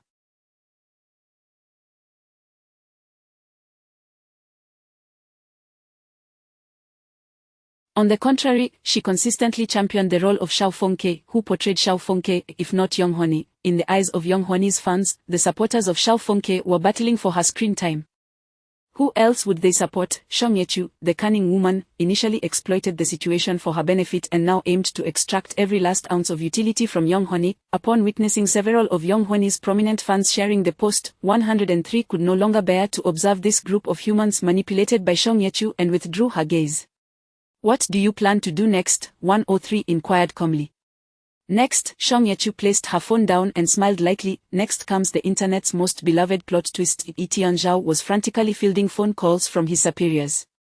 The 17-2100 Flowers Blooming project was Huasha's pride and accomplishment, and Tenji Tower, as the vanguard of this series, had only garnered mediocre ratings, leading to a slight dissatisfaction from the leadership. Now, with the supporters of Xiao Fengke advocating for their rights at Huasha's doorstep, the station's dignity was in tatters, leaving the leadership with a plethora of legal troubles. As the Gregorian year began and the lunar year drew to a close, no fresh prospects had materialized, yet they were inundated with new troubles. The comment and retweet sections of Huasha's 6th channel had been overrun by the sorrowful and enraged supporters of Xiao Fengke, casual onlookers reveling in the lottery, and even a small contingent of other fanbases previously wronged by the channel, all laying siege to the comments.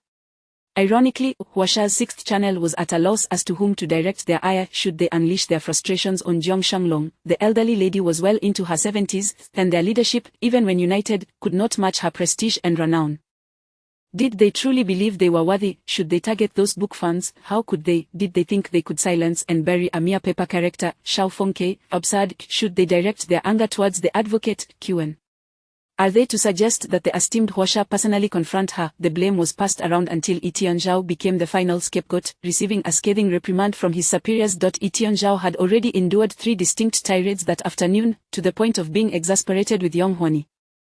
In a moment of sheer frustration, he even inquired whether he could abandon the project altogether and cease production on the Feng Shi Yulong series. The response from his superior was a vehement tirade: "This is a national project. You think you can just walk away? Perhaps you should take over the Ministry of Culture instead. The Feng Shi Yulong series has achieved sales in over 20 countries. If you have failed to deliver, that reflects your incompetence, not the project's worth. Who was it that assured me, pounding their chest, to claim this project? Have you lost your mind? Employ any means necessary to resolve this public relations crisis, the sooner, the better. Quickly appease those book fans. Instruct them not to stir up trouble in the official Weibo comments. See if we can reach out to teacher Jiang Aihua, perhaps she could come forth to placate the fans." In his mind, Lee Tianzhao berated his superiors 1,000 times over. Who could possibly placate them? How could they be appeased? The fans were driven to the brink of wanting to consume her. Lee Tianzhao opened Weibo, intending to check the comment section of Hwasha's 6th channel, only to suddenly notice a trending topic on the hot search list. Yang Huani's role being stifled. Chapter 75 intrigued the fans of Wei Iza, propelled the topic, Yang Huani diligence, to the 9th position on the overall trending list, prompting the production team of The Messenger of the Dangerous City to intensify their efforts, catapulting this entry into the top 5 of the hot search rankings. Such a splendid opportunity, if not seized for promotional purposes, would indeed be a pity. The official Weibo account of The Messenger of the Dangerous City promptly released a series of materials showcasing Yang Huani, extolling her dedication in various ways.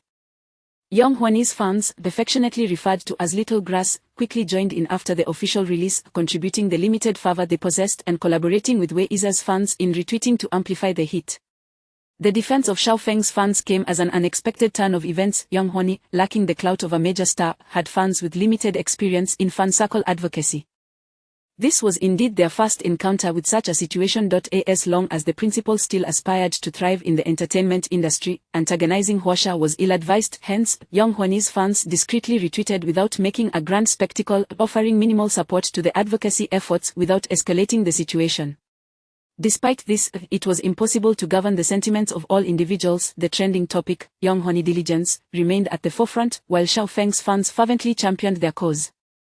A lottery prize of 10,000 yuan, even years later, would not be a trifling sum, and in early 2017, it was a considerable gesture. Within a mere 2 hours, this lottery Weibo post garnered over 10,000 retweets. On one side lay Yang Huani's unwavering spirit in the face of adversity, and on the other, Hwasha's extensive edits to Xiao Feng's scenes, essentially, Yang Huani's scenes, creating a stark contrast that evoked sympathy from many passers-by towards Yang Huani. While the Little Grass sisters could manage their own not to speak out of turn, they could not restrain the impassioned voices of righteous bystanders. 2 hours after the lottery post emerged, comments on Hwasha's latest Weibo post exceeded 2,000. CHTV 6 Hwasha's official Weibo noted, "A little child, do not be greedy. Once the Laba festival passes, it will be New Year. Little Lu has already begun preparing Laba congee. Has everyone made congee today?" The comment section was vibrant. "Xiao Xia, make sure to drink it while it's hot. This is your beheading congee. Do, the general, little child, do not be greedy. Once the Laba festival passes, it will be New Year. Little Lu, do not cry. Tampering with the script makes you a fool. Kue, please restore Xiao Feng's brilliance and scenes without compensation. Do not continue to alter the original scenes. Please provide an explanation to the devoted readers of Feng Shi Yulong, who have cherished this work for over 50 years. We demand the fairness that should be accorded by the official channels. Feng K. Long Lu, I am at a loss for words. I am truly disappointed. I have adored Feng Shi Yulong since I was 15, and now it has been 15 years. I never imagined that a Feng would be treated in such a manner. Daily pizza consumer, a mere bystander, yet I have followed you for over 2 years. Although I am not fond of Xiao Feng K, what you have done this time is indeed disheartening. Phoenix flying to the tower. Do you still remember your promise to the audience? The film channel will not add scenes, will not cut scenes, will not engage in favoritism, will respect the original authors, and will respect our audience friends. Creating films that our audience loves is our foremost duty. Can you truly stand by that? Sanwoo, please, let someone else place here and, begging you, how can one have such an insatiable appetite for adding scenes while performing poorly? My little phoenix, take your time to fly. I cried for a long time after watching the film. You made me so angry. The noble bystander, little Lu, please be more mindful.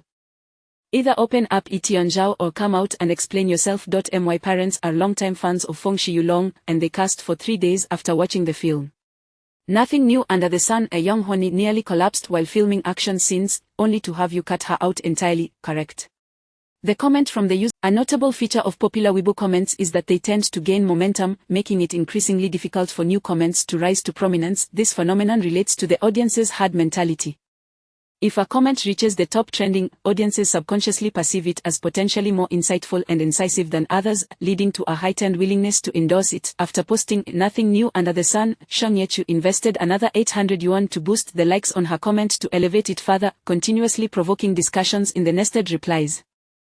Indeed, this comment soon soared to popularity, confronting Hosha's official Weibo account directly. What shall we do next? 103 inquired. Expose Yonghoni's script cutting. Shang Yechu rubbed her neck and uttered a single word. Wait. Wait for whom? Shang Yechu replied, wait for half an hour. If the person I have in mind does not act within that time, I shall take matters into my own hands. 103 fell silent for a moment and remarked, the intrigue among humans, the mutual persecution and plotting, is truly fascinating. This is not persecution, Shang Yechu chuckled coldly, her tone more mechanical than 103's. The stunt woman under Hiyuan, Cheng Wuxia, Yonghoni's dedicated female stunt double, has jumped down from high buildings over a dozen times and has soaked in the icy waters 10 times throughout December. Do you know why? Because Yonghoni forgot her lines and was in poor condition, leading to multiple NGs.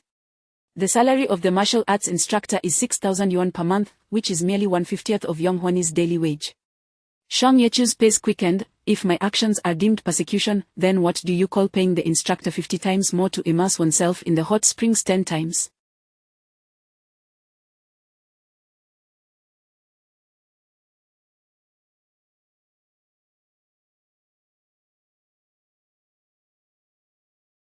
What about offering the equivalent of a common person's half a lifetime's salary to present a stand-in for an audience with a viewership of merely 1.8?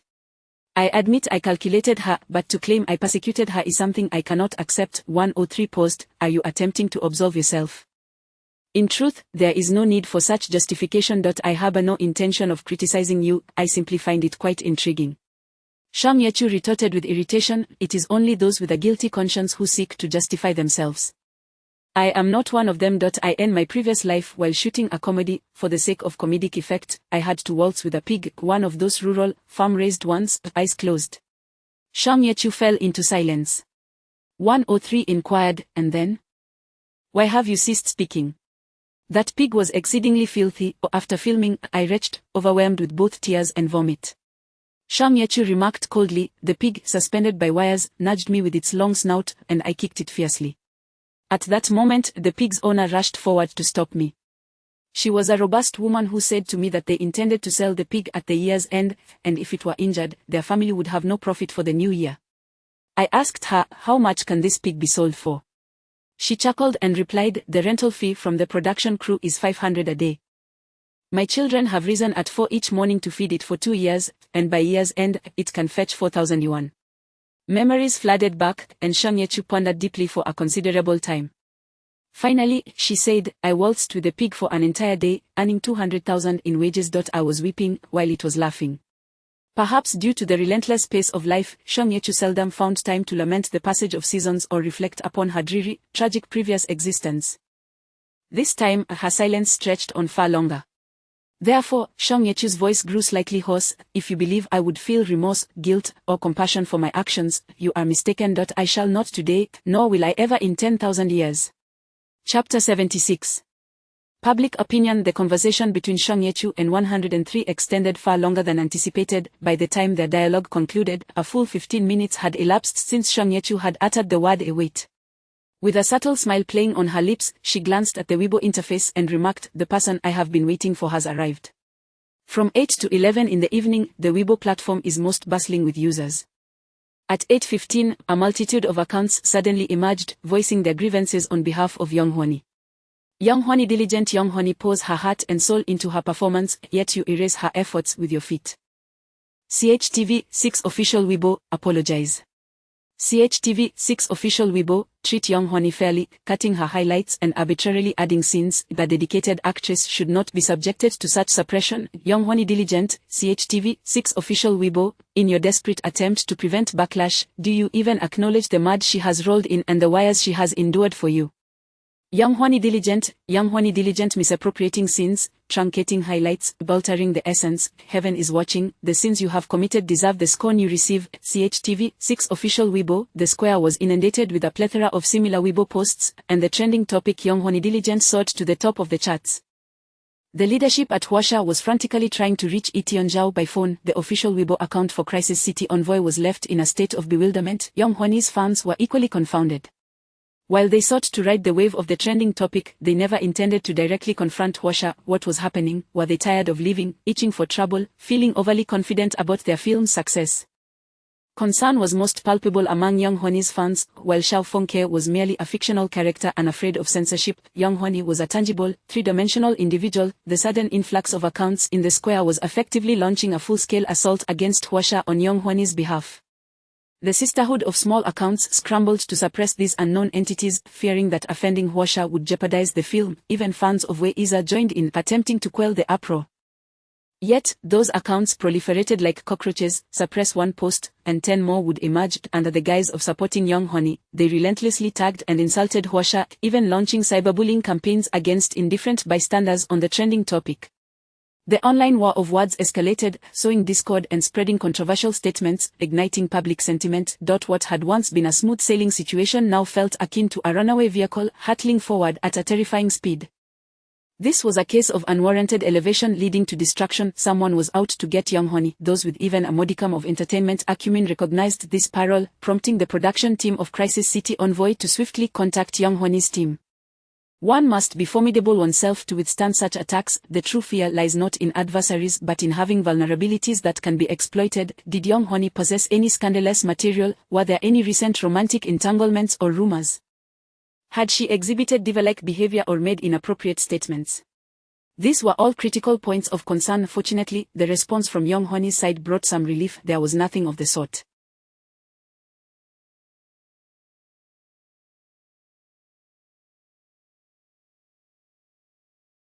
The production team sighed in relief. As long as Young Honi remained unblemished, they need not fear any machinations against her. Even if they had offended Hwasha, they could shift the blame onto the trolls.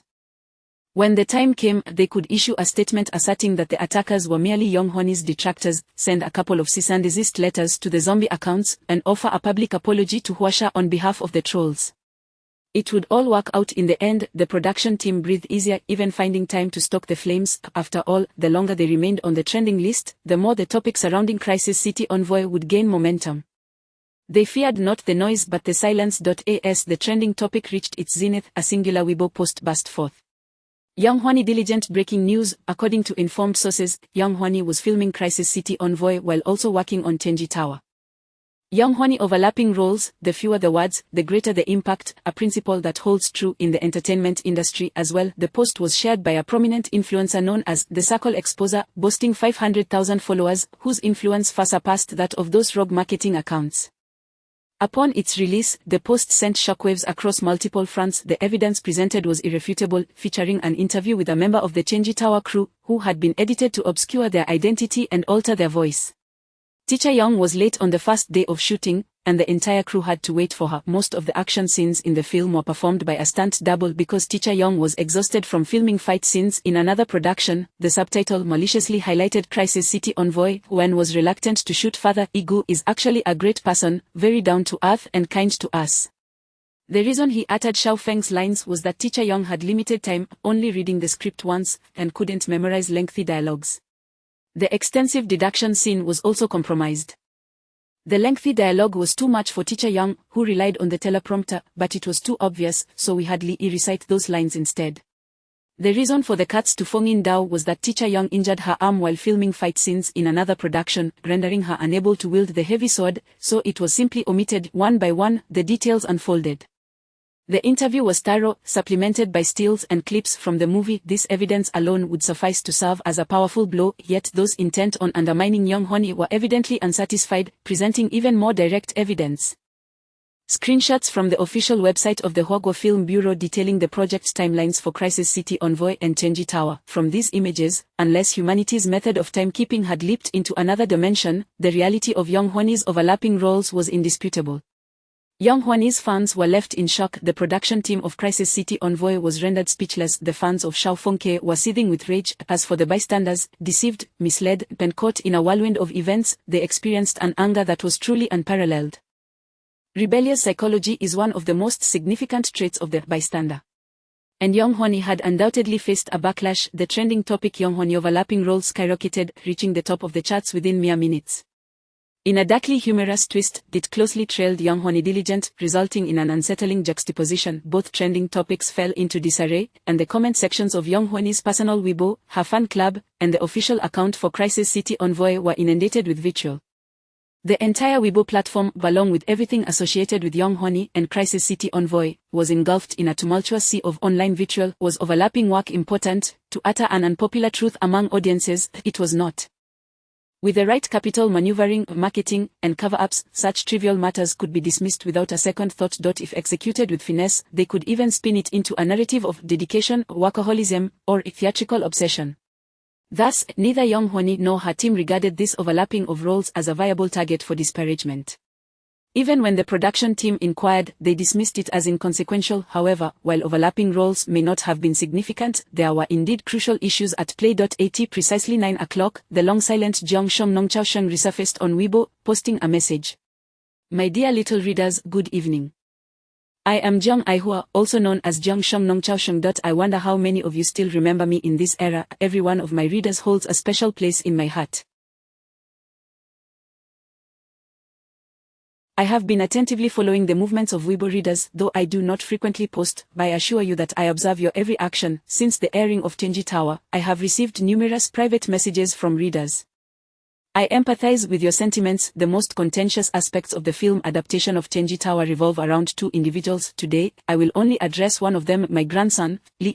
I have also watched Chenji Tower, and to be frank, this wretched boy's performance was quite poor, so poor that it nearly landed this old body of mine in the hospital.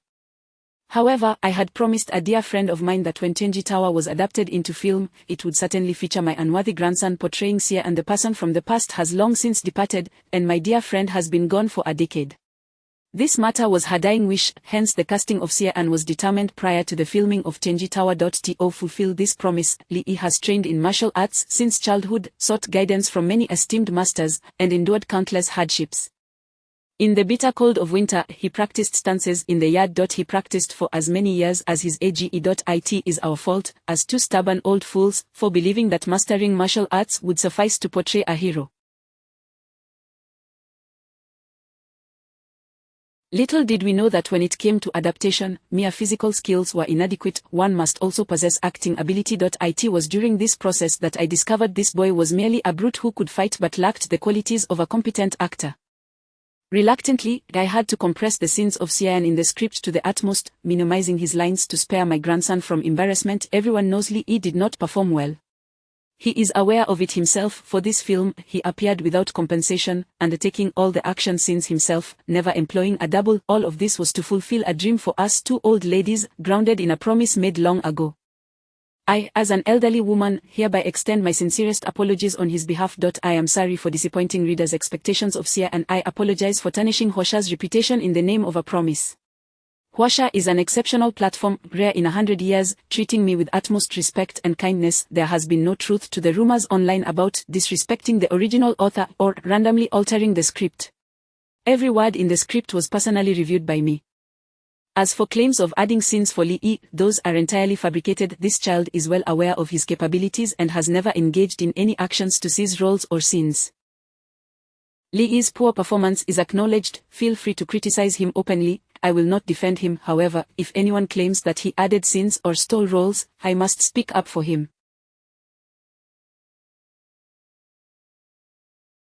Lee is my grandson, but Fengke is my friend of 50 years. I would never harm my old friend for the sake of my grandson. I hereby release the original script for readers to peruse, as a means of providing an explanation.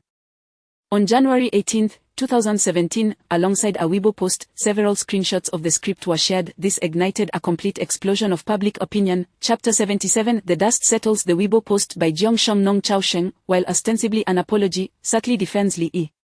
The elderly lady's choice is entirely understandable. On one hand, she is dealing with an unfamiliar actor, and on the other, it involves the grandson of her close friend. Jeong Shong Nong Chao Sheng is no Saint Mary. He cannot let Lee Yi take the fall for Young Hwan Yee's misdeeds. However, at this critical juncture, such an act undoubtedly drags Young Hwan Yee into the mire. At this moment, the public discourse resembles a hot frying pan that has simmered for too long. A single drop of water would cause it to evaporate instantly, while a drop of oil would ignite a raging inferno. The accolades received during times of glory would pale in comparison to the backlash when the fire is stoked. The evidence against Young Hwan Yee is irrefutably compelling. Her team has little room for rebuttal. In times like these, the most prudent approach is to remain calm. After a period of cooling public sentiment, a humble apology on Weibo could be issued. Both Young Hwan Yee and her team had intended to proceed in this manner, but time was not on their side. 9:30, the official Weibo account of CHTV-6 reposted Jeong Shong Nong Chao Sheng's message. CHTV-6 reposted from, "We are grateful for Teacher Jeong's righteous words. The truth of right and wrong lies in the hearts of the people." CHTV-6 film channel welcomes reasonable suggestions and criticisms from our viewers. However, we urge our audience not to dismiss the hard work of all CHTV staff due to the unprofessionalism of a few artists. P.S. Lee Yi has been working diligently, and we look forward to seeing your growth in the sequel, Little Six, at 9:40. CHTV-6 frowny face. Dear viewers, we sincerely apologize for the disturbance. We have noted that our self-produced film, Tiongui Tower, has sparked extensive discussion since its release, and we wish to make a brief statement. Due to scheduling conflicts with the artists, the quality of Tiongui Tower has suffered, causing distress to both new and long-time fans of the series. We deeply regret this. The collaborating artists and their agencies have yet to issue an effective statement, resulting in the ongoing escalation of public sentiment. The film channel remains committed to providing our audience. Therefore, we regret to announce that, effective immediately, we will cease all collaborations with the relevant artists. Future partnerships will be approached with greater caution regarding the artists' professionalism and schedules. Rest assured, the story of Xiao Fengke continues, and a new series will soon be launched. We strive to deliver an even better viewing experience and a more suitable cast for Xiao Fengke. Our sincerest apologies once again. With this, the dust has settled. Young Hwan Yee is finished. To be precise, her acting career continues, but any future collaboration with CHTV or even special themed projects will forever be out of her reach. CHTV's swift actions, akin to a hawk swooping down on its prey, took everyone by surprise. Young Hwan Yee's team's apology statement had yet to be drafted, and the funds for promoting Wei Cheng Teisha had not even been approved. The reason why 6 Empress Dowager is called 6 Empress Dowager, Shang Yi-chu turned over and rubbed her sore waist, is precisely because she is decisive and never drags her feet, nor does she ever suffer indignities. Young Hwan Yee's mistakes are twofold. Shang Yi-chu gulped down a bag of hot milk, feeling her stomach settle. First, she shows a blatant disregard for the audience. Those who do not value the audience will inevitably face repercussions. It's merely a question of when. Shang Yi-chu languidly remarked at a dollop of milk froth still lingering by her lips. She thought the stale audience of Feng Shiyu long didn't count, then now they will teach her a lesson. The second mistake is that she does not regard CHTV with the respect it deserves. The effects of this oversight were immediate. Certain things possess a dignity that should not be provoked. Shang Yi-chu approached the bookshelf, selecting a book for the evening's reading. Young Hwan Yee aspires to follow the path of popularity, seeking to transition into a film star, gradually losing respect for CHTV. How amusing. When 6 Empress Dowager filmed tribute pieces, a multitude of stars with 8-figure salaries scrambled to cameo for free, even willing to pay to grab a moment in the spotlight. Is it that they have too much money to burn? I find another matter far more intriguing. 103 interjected, who is truly behind the exposure of Young Hwan Yee's on-set misdeeds? You certainly don't have the funds to hire a 5 million strong marketing team. Shang Yi-chu casually extracted a bilingual edition of Wuthering Heights from the shelf, remarking, to bring down an opponent, one must not only study the opponent but also their adversaries. Shang Yi-chu settled back into her chair, stating, the film Wei Cheng Teisha is a holiday release. You should check which other holiday films are being released simultaneously. Over 100, 103 replied flatly. Shang Yi-chu resigned herself to abandoning the riddles. There's another film, 11 District Detective, which shares the same genre as Wei Cheng Tisha, a crime, suspense, then martial arts film. 103 immediately grasped the implication of Shang Yi-chu's words. Is it the film's production team that is pulling the strings? Otherwise, who could it be? Shang Yi-chu flipped through the pages of her book. The competition in the entertainment industry is ruthless, and the battle for box office success requires sharp wits. Remove your accent, and perhaps we can communicate more effectively. Very well. 11 District Detective stars Shen Yun-fan, a rising actor alongside Wei Yizhe. Their paths are quite similar. Both are delicate, effeminate heartthrobs with 20 million fans, both lacking in acting skills and relying on their predecessors to elevate their status. Shang Yi-chu shrugged. Colleagues are rivals. These two, whose careers have collided from the start, are indeed bitter enemies. Now that they are both filming the same type of movie, released during the holiday season, the animosity runs deep. What a primal hatred for one another. Shang Yi-chu recited. The fans of Wei Yizhe and Shen Yun-fan have clashed openly and covertly on numerous occasions, resulting in some truly bloody skirmishes. At this juncture, Shang Yi-chu paused. Didn't you also witness these entertainment news pieces? How do you seem so oblivious? 103 could not directly confess that he found such trivial matters to be rather tedious, so he wisely maintained his silence. Shang Yi-chu lowered her head, her tone leisurely. Now, I have handed Young Hwan-yi, the lead actress, with such a significant flaw, into the hands of 11 District Detective and Shen Yun-fan's team. If they cannot capitalize on this, then such a waste of a team might as well line up to jump into the river. While Young Hwan-yi may not be a top-tier actress, she is undeniably a solid second-tier star with her own allure. Now that she has been officially branded as an unprofessional artist, she is but a step away from disgrace. The production team for Wei Cheng Tisha would be remiss to tarnish their own reputation by associating with CHTV. Thus, it follows that the promotional efforts for Wei Cheng Tisha now rest solely on the shoulders of Wei Yizhe, a talent with dubious box office appeal. Those outside the industry may be unaware of his limitations, but insiders are all too well informed. Wei Cheng Tisha is left gasping for air, and its audience has now gravitated toward the 11 District Detective. Shang Yi-chu concluded, opportunities are reserved for the prepared. The production team for 11 District Detective and Shen Yun-fan's team will undoubtedly keep a close watch on Wei Yizhe and Young Hwan-yi's team. See, this has proven to be quite useful. Shang Yi-chu mused, they are the true victors. Chapter 78. The clear autumn moonlight. The grand performance has come to an end, yet the tribulations for Yi Tianzhao have only just begun. On Young Hwan's side, she has already been replaced by Huasha, leaving Yi Tianzhao with no opportunity to voice his concerns. In the realm of film series, a mid-production cast change is a cardinal sin. Moreover, it is the leading lady that has been replaced. Following this wave of fan outrage and rights advocacy, the already substantial faction of Xiao Feng's fans has grown even more formidable. The fan club for Xiao Fengke has surged from a mere 4,000 to an astounding 20,000. The new generation of fans, known as Feathers, alongside the veteran admirers, Fangmi, vigilantly monitor Yi Tianzhao's Weibo, prompting him to temporarily enable protective measures. The pressure from the leadership has intensified. The Tianji building has ignited public discourse, capturing the attention of various sectors of society. For the 17-2100 Flowers Blooming project, this is both a blessing and a burden.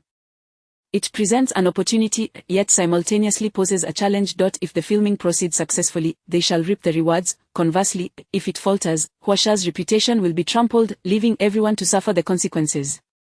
Time is of the essence, with the second installment of Feng Shi Yulong required to commence production within a month. Yi Tianzhao has exhausted all his connections, reaching out to numerous actresses, yet the outcome has been uniformly negative, each one politely declining. Television films lack the box office returns that can be leveraged as tangible achievements. Thus, artists with any semblance of stature will not regard this as a primary choice. The timeline is too constricted, and few artists possess suitable availability. Furthermore, not everyone is capable of embodying Xiao Fengke. Employing a delicate and demure actress to perform the poignant swordplay would yield inferior results compared to Young Hwan. Yi Tianzhao has no desire to face a second wave of criticism. To distill the situation, the artists deemed desirable by Yi Tianzhao and Huasha are not interested in this film. Conversely, those willing to engage with the project are overlooked by Yi Tianzhao and Huasha. An additional critical factor is that Young Hwan has already starred in the first installment of The Tianji Building. While it cannot be claimed that it set a benchmark of excellence, if the subsequent talent cannot even surpass Young Hwan, would that not plunge both themselves and Huasha into disgrace? However, Young Hwan is among the few second-tier female action stars in the country. If even she cannot satisfy the ravenous fans of the original work, what chance do others have of exceeding her prowess? Should the performance falter, it could very well elevate Young Hwani's status even further. Is taking on this film a sign of seeking greater challenges in life, an indication that one has not faced enough scorn, or perhaps a desire to invigorate a tepid comment section on Weibo with hundreds or thousands of fervent fans? Under the influence of these various factors, the Feng Shiyulong intellectual property has transformed from a coveted gem into a dismal failure, plummeting from a cultural initiative to a botched project. Tianzhao is in such a state of agitation that a few strands of his hair have turned white. If he is anxious, his superiors are even more frantic. The 17-2100 flowers blooming project cannot be entrusted to a single individual. Alongside the leadership, there are dozens of competitors vying for control of this initiative, a third of whom, like Tianzhao's superiors, are dedicated to television and film projects. The adapted works are grounded in outstanding popular literature, thus, the quality is generally commendable. Following the airing of The Chenji Building, the film channel continues to broadcast a new television film each evening as part of the 100 Flowers Blooming project, most of which have achieved respectable ratings.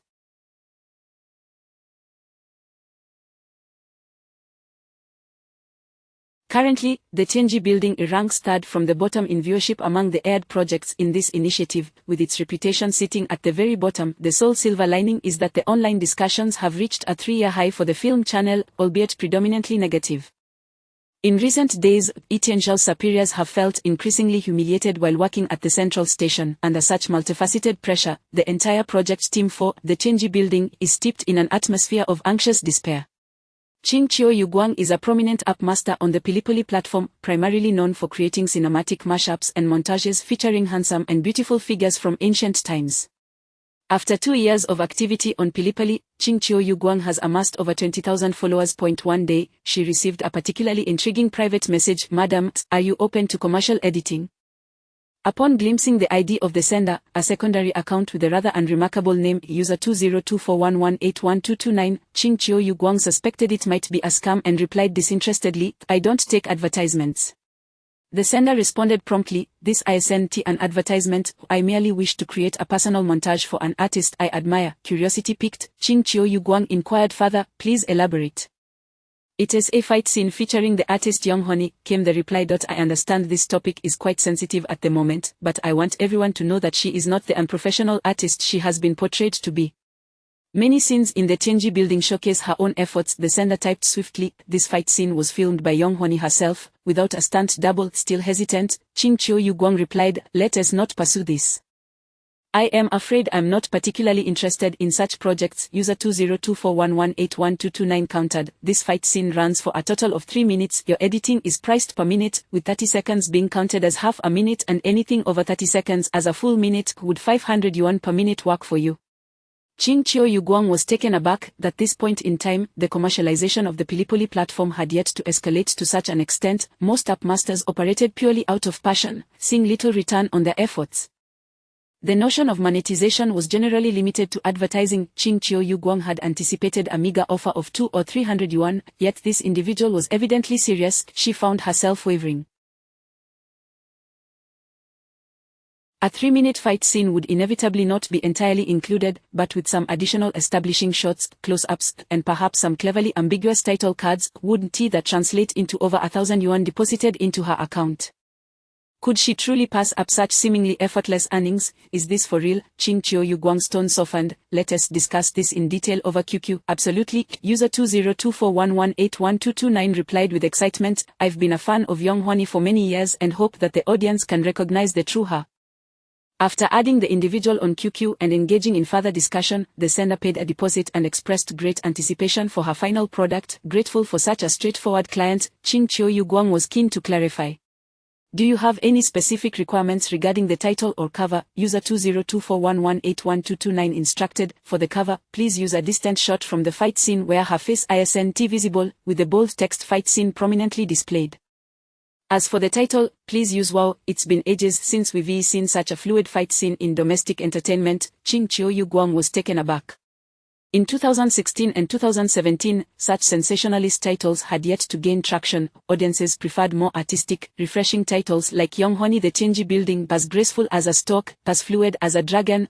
With difficulty, Ching Chiu Guang ventured, must it really be such a title? User 20241181229 replied, I've heard this is the latest trend, the client is king, the client is everything.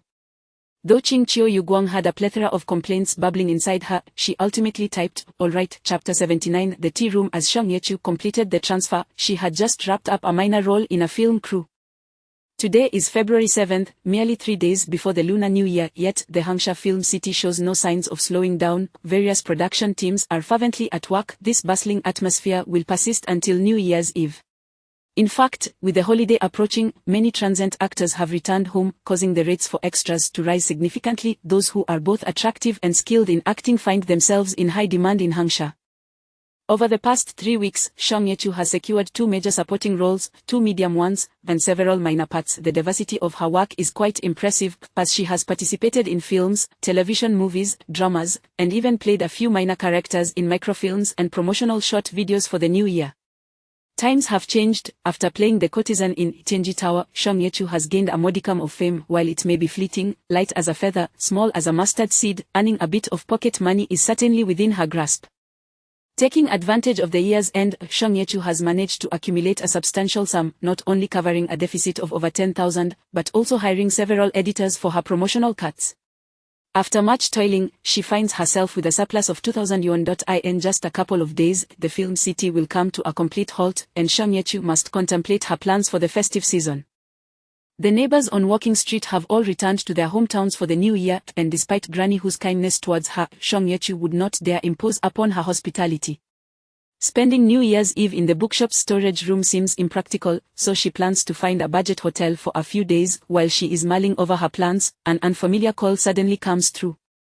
Answering the phone, she politely inquires, "Hello, who is this?"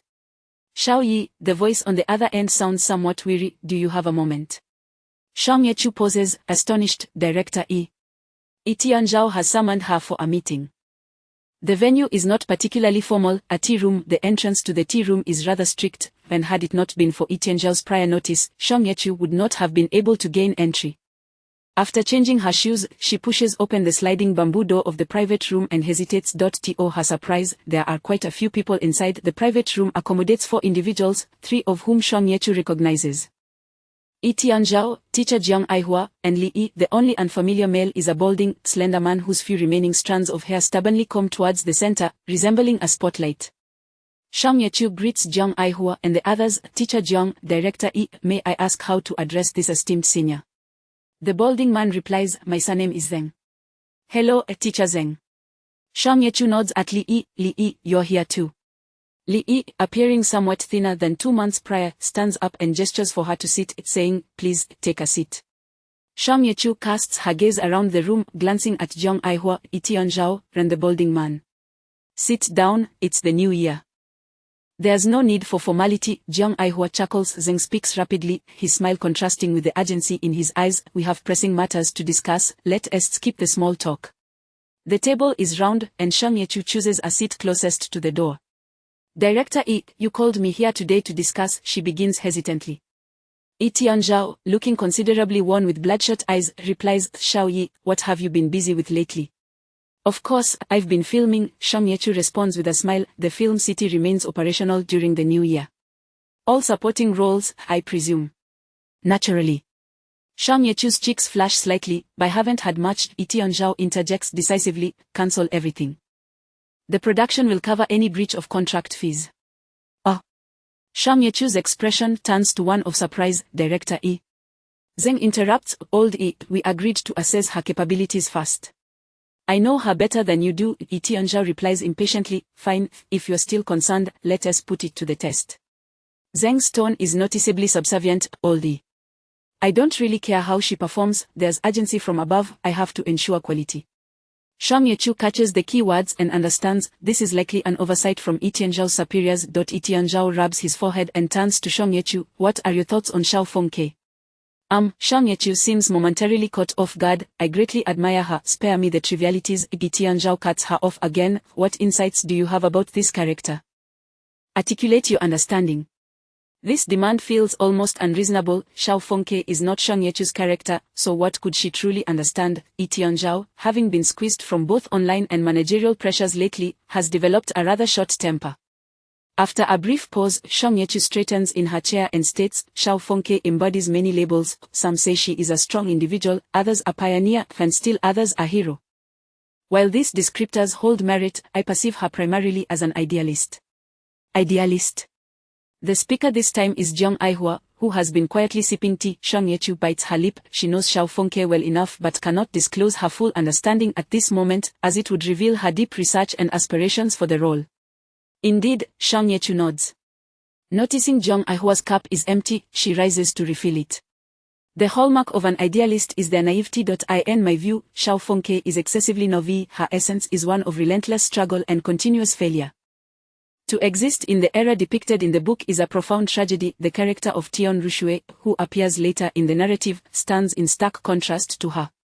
She is a realist, her essence caught in the tension and compromise between ideals and reality. Shang Yechu cannot afford to appear overly knowledgeable about Xiao Fengke, as that would raise suspicion.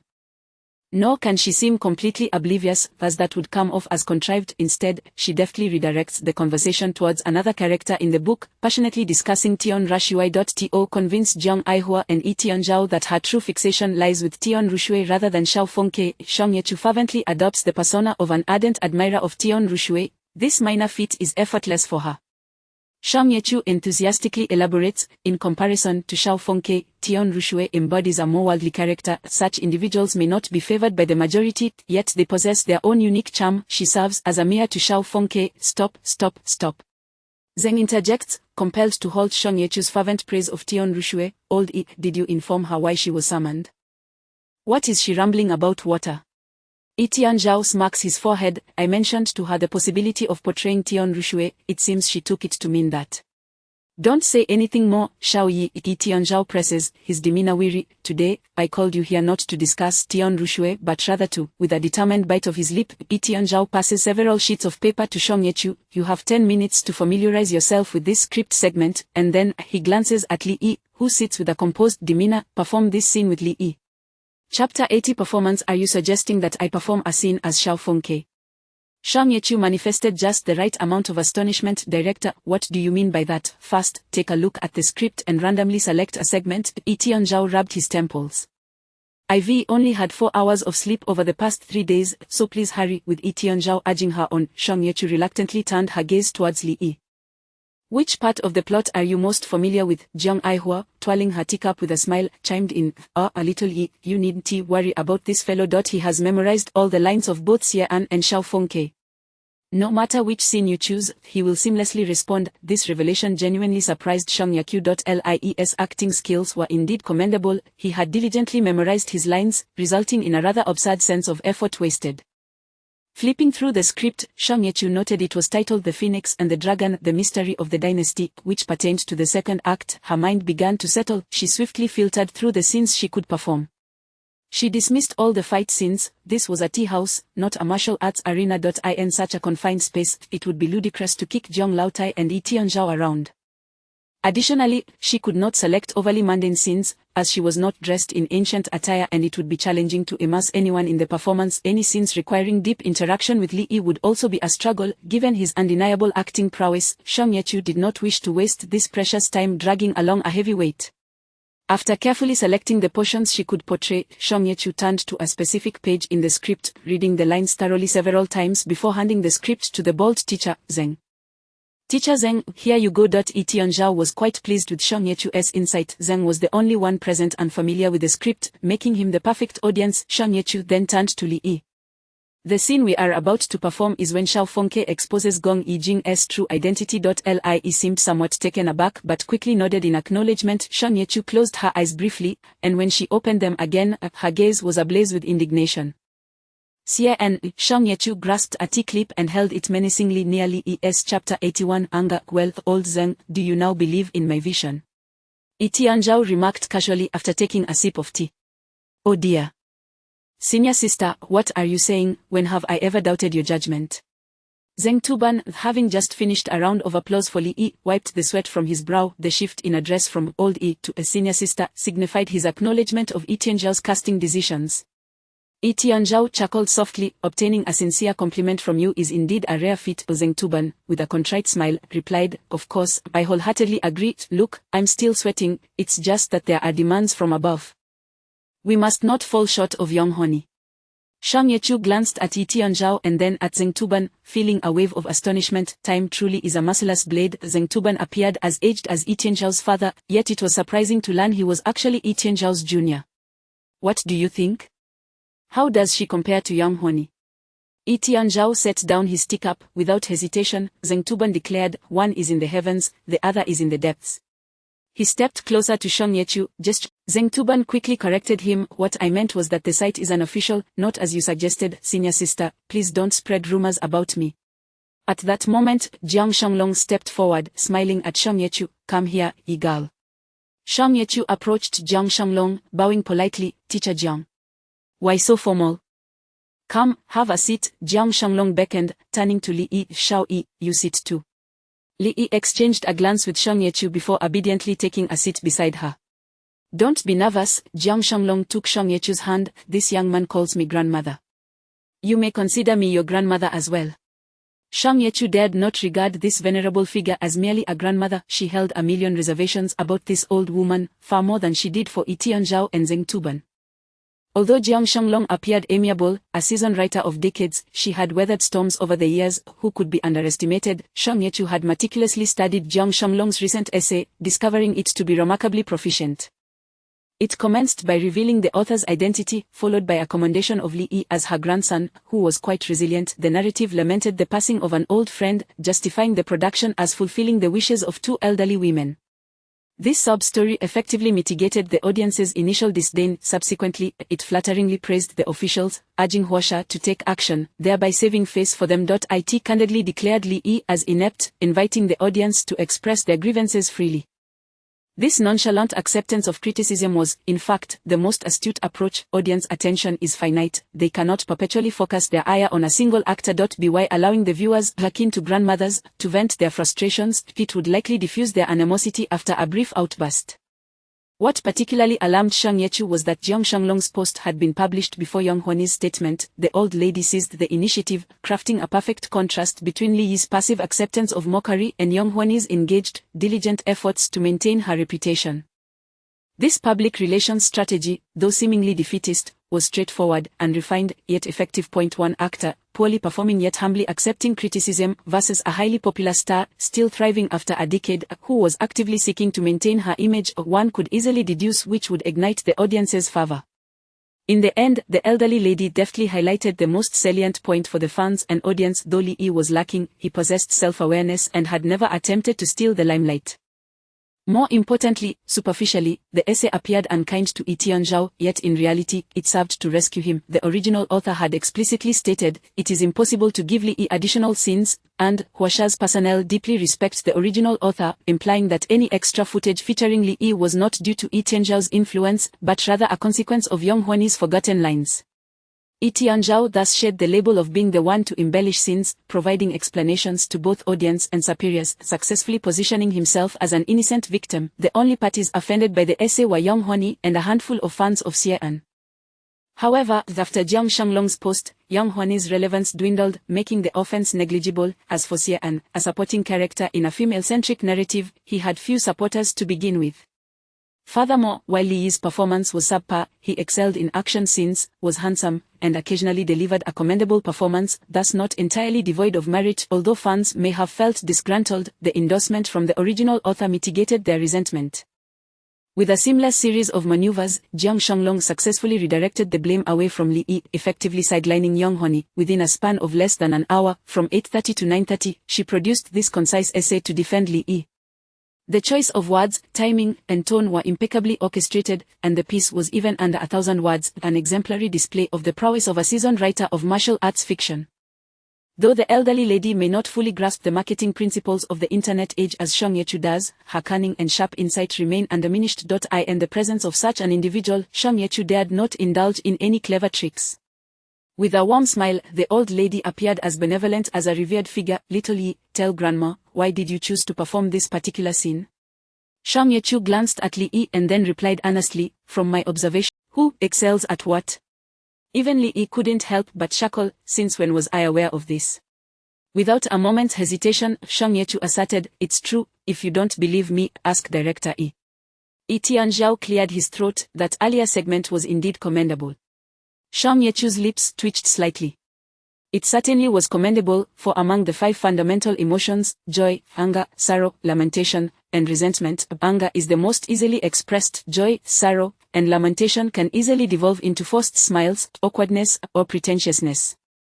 Anger, however, manifests unmistakably through furrowed brows and pursed lips, making it evident to any observer that one is displeased. Whether it is aesthetically pleasing is another discussion, but the emotion of anger is undeniably present. To attain a desired outcome, one must not only analyze the adversary but also scrutinize one's allies. Li was poised to become that unreliable teammate. Shang Yechu had observed Li Yi's performances. He could not be accused of lacking dedication. In fact, he was overly committed. It was clear he aspired to portray the character Xie An honestly, thus he often exerted himself excessively. He laughed with fervor, expressed anger with intensity, showcased his rebellious spirit with zeal, and demonstrated his disdain for Xiao Fengke with fervency. Since in the first installment, Xie An and Xiao Fengke were adversaries, Li Yi consistently portrayed a profound dislike for Xiao Fengke, which resulted in his perpetually displeased expression.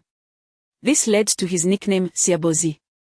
This was the rationale behind Shang Yechu's choice of this particular scene. In the narrative, Xie An feigned anger while participating in a theatrical performance to capture a thief. Thus, portraying anger with a bit of exaggeration would not be out of place and would not seem incongruous. Chapter 82 Decision O. Jiang Shanglong's interest was piqued. You perform, yet you ponder not what you excel at, but rather what Li Yi excels in? Why is that? Shang Yechu nodded. Because teacher Jiang seems to place great importance on Li Yi. Jiang Aihua was slightly taken aback by Shang Yechu's candor. You wish to consider my feelings. Indeed, Shang Yechu's expression remained composed as she turned to Yi Tianzhao and gave a slight nod. After all, the prerequisite for playing Xiao Fengke is to act alongside Li Yi, is it not? Feigning ignorance when one ought to is tiresome. Yi Tianzhao was not surprised that Shang Yechu understood his intentions, especially since he had already handed over the script. Anyone with a semblance of sense could perceive what Yi Tianzhao aimed to do. What puzzled him was how Shang Yechu discerned Li Yi's role as the Dark Protector. How did you know? Jiang Aihua was astonished by the girl's honesty and perceptiveness. Shang Yechu lowered her head. If the intention was merely to select Xiao Fengke, there would be no need to involve Xie An. Furthermore, I've occasionally been browsing Weibo these past few days. Some truths need not be crystal clear. Jiang Aihua nodded, swallowing her teacup. Indeed, I will not permit a repeat of what happened to Yang Huane with Li Yi. As she spoke, Jiang Laotai's gaze sharpened, revealing a hint of ruthlessness that belied her amiable facade. Shang Yechu glanced at Li Yi and whispered, I have acted alongside Li Yi before, and I know he excels at portraying anger. In scenes of rage, our collaboration would be even more effective. A faint blush crept onto Shang Yechu's cheeks as she murmured, I thought that if we worked well together, my opportunities might increase. Lies vary by the individual. One may speak half-truths before Yi Tianzhao, but before Jiang Shanglong, one must at least convey a 9/10 truth.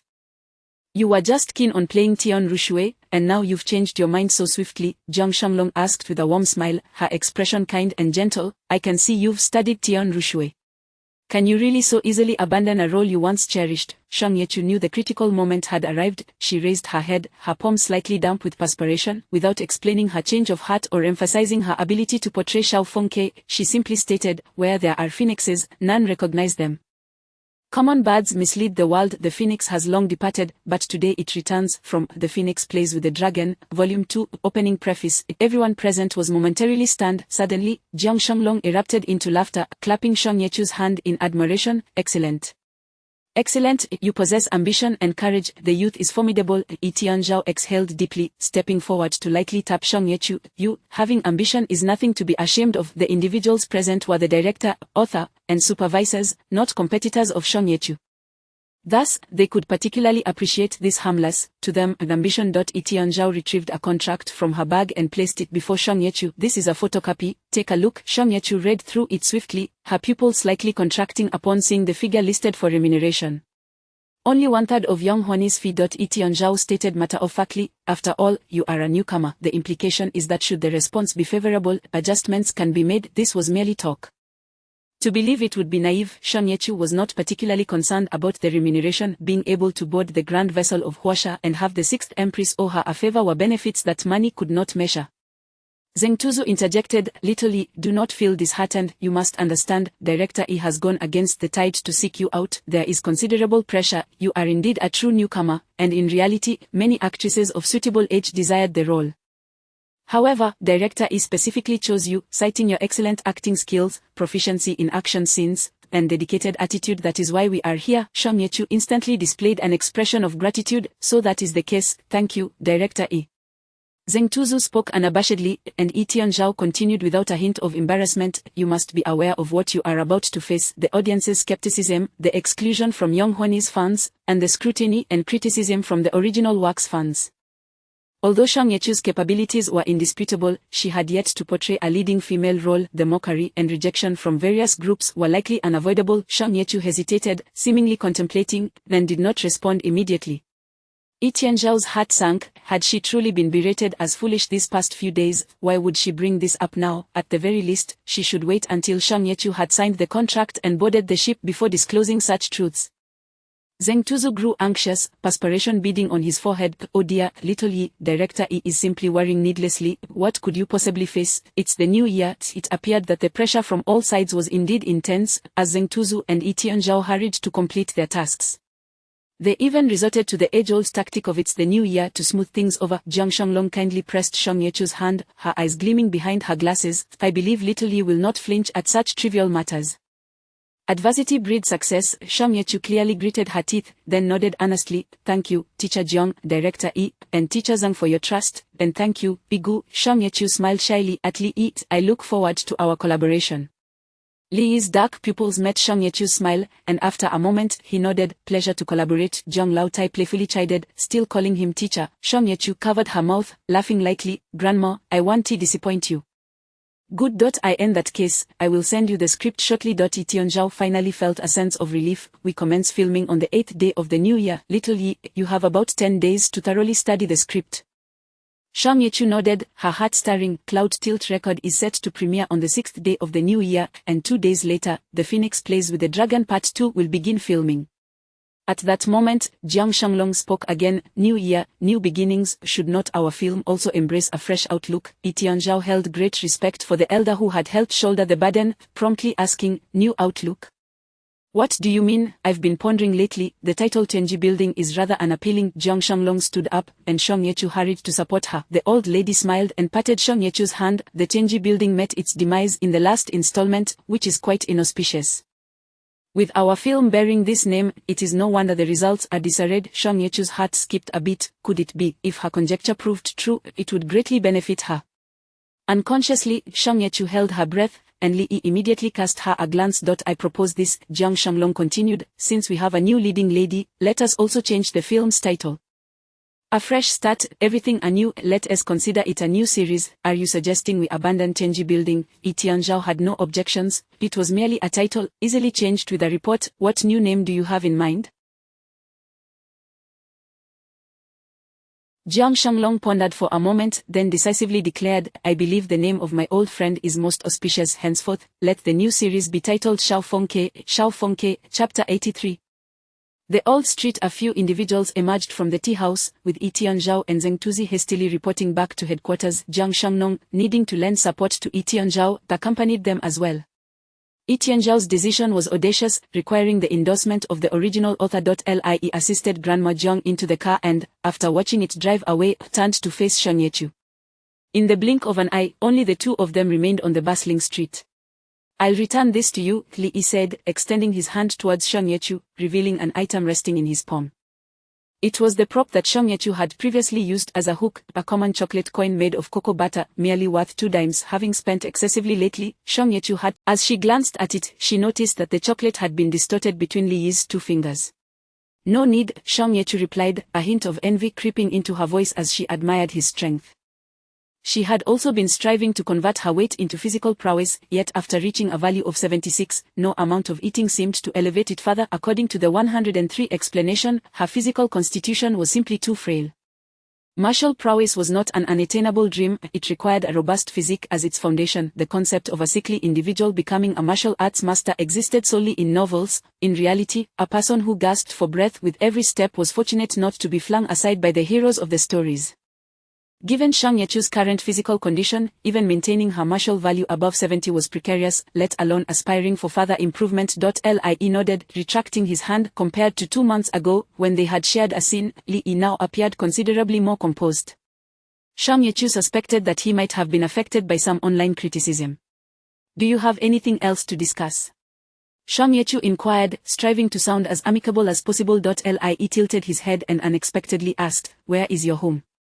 Shang Yechu smiled. "Are you planning to pay me a New Year's visit?" "Yes and no," Li replied gently. "Grandma said I should interact more with you to learn acting." Shang Yechu paused, unsure how to respond to that statement. Should she say, "I have no home," or "I don't want to teach you"? Although both were truthful, they seemed inappropriate for the moment. Shang Yechu shook her head and said, "I need to find a new place to rent by the end of the year. I'll let you know on WeChat once I've settled." Li nodded. "All right. I'll come to find you after the new year." With their conversation reaching its conclusion, Shang Yechu waved goodbye. "It's a deal, then I shall take my leave." Li reciprocated with a polite wave, "Goodbye." In no time, Shang Yechu's figure vanished into the throngs of the street, while Li slipped his hand into his pocket and slowly peeled away the gold foil from the chocolate. He placed the distorted chocolate into his mouth. The cheap, sweet, and illusory aroma of cocoa flooded his senses, resembling the texture of a candle. He swallowed the chocolate, his expression obscured by the sunlight. Upon entering the bookstore, Shang Yechu spotted Grandma Hu dusting the shelves with a feather duster. "Yeezy, back already?" Grandma Hu exclaimed, turning to smile at Shang Yechu. "Have you begun your New Year's vacation?" "Grandma, do you possess eyes on the back of your head?" Shang Yechu replied cheerfully, picking up another feather duster to assist Grandma Hu. "You are a big star now. I can smell your stardom from 10 miles away." Grandma Hu teased. Even someone as resilient as Shang Yechu felt her face flush crimson. "Grandma, please lower your voice." Upon learning that Shang Yechu had played a prominent role in Itenji Tower, in Grandma Hu's simple perspective, the more extravagant the attire, the greater the role. She had boasted about it throughout the pedestrian street. Not only that, but she had also rallied the entire community to watch Tianji Tower on its premiere day. Recently, folks of all ages in the pedestrian street had been praising Shang Yechu as a superstar, glorifying her brief appearance as if she were an ethereal being, causing her immense embarrassment. Whenever Shang Yechu had the uncles, aunts, grandpas, and grandmas from the pedestrian street praising her as a big star, she felt like jumping up in frustration. All right, are you shy now?" Grandma Hu resumed dusting a row of books. "Then I won't say it anymore. By the way, Yeezy, I'll be closing the store for the new year," Grandma Hu continued briskly while cleaning. "The bookstore is yours. You can stay here if you wish, or if you prefer, find a nice hotel to stay at. Just remember to lock the door for me." At the mention of this topic, Shang Yechu suddenly fell silent. With the feather duster sweeping meticulously across the shelves, she quietly said, "Grandma, what?" Grandma Hu didn't quite catch that. "What happened?" Shang Yechu raised her voice, "I won't be living in the bookstore anymore. I've rented a place outside." The declaration was loud and resolute, as if she were affirming a significant decision. Grandma Hu was taken aback for a moment, then slowly set down the feather duster. "Oh. So, you're not living here anymore?" The elderly woman's tone softened. "That's a good thing. This place is too small and shabby, and winter is simply too cold." "Good thing," she said cheerfully. "The rent in our city is exorbitant. Being able to rent means you are earning money." Shang Yechu tightened her grip on the feather duster's handle, turning her back to Grandma Hu as she said, "I will visit the pedestrian street often to see you and everyone. Now that you're a big star, will you still come back here?" Grandma Hu couldn't help but question. While she didn't comprehend what it meant to be a star, she had the impression that such individuals were far removed from ordinary folk. "Of course I will," Shang Yechu replied with honest laughter. "It's just that I will be quite busy and won't be able to come often." "You child, one moment you say you will come frequently, the next you say you won't be able to. You're speaking in circles," Grandma Hu chuckled. "Well, I suppose it's all up to your convenience."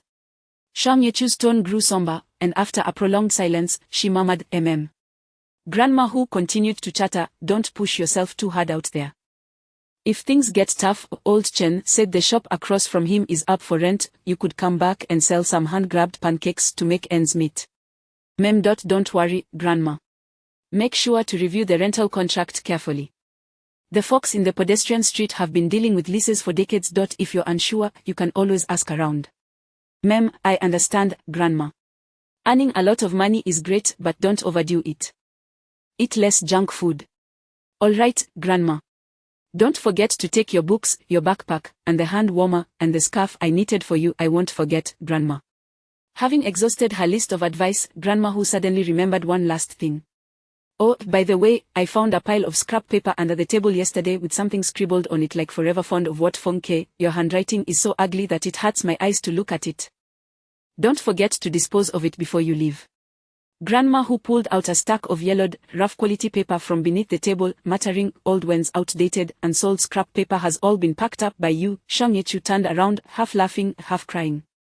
Grandma, please don't expose my past. I will throw it away shortly. Grandma Who looked around, realizing she had said all that needed to be said, and found nothing more to contribute. As she observed Shang Yechu's delicate, pale face and the corners of her mouth slightly turned down, Grandma Who was suddenly struck by an indescribable melancholy and heartache. This feeling was fleeting, almost making her believe her old heart condition had resurfaced. Grandma Who stepped forward, gently patting Shang Yechu's shoulder. After a moment, she said, I knew you would leave eventually.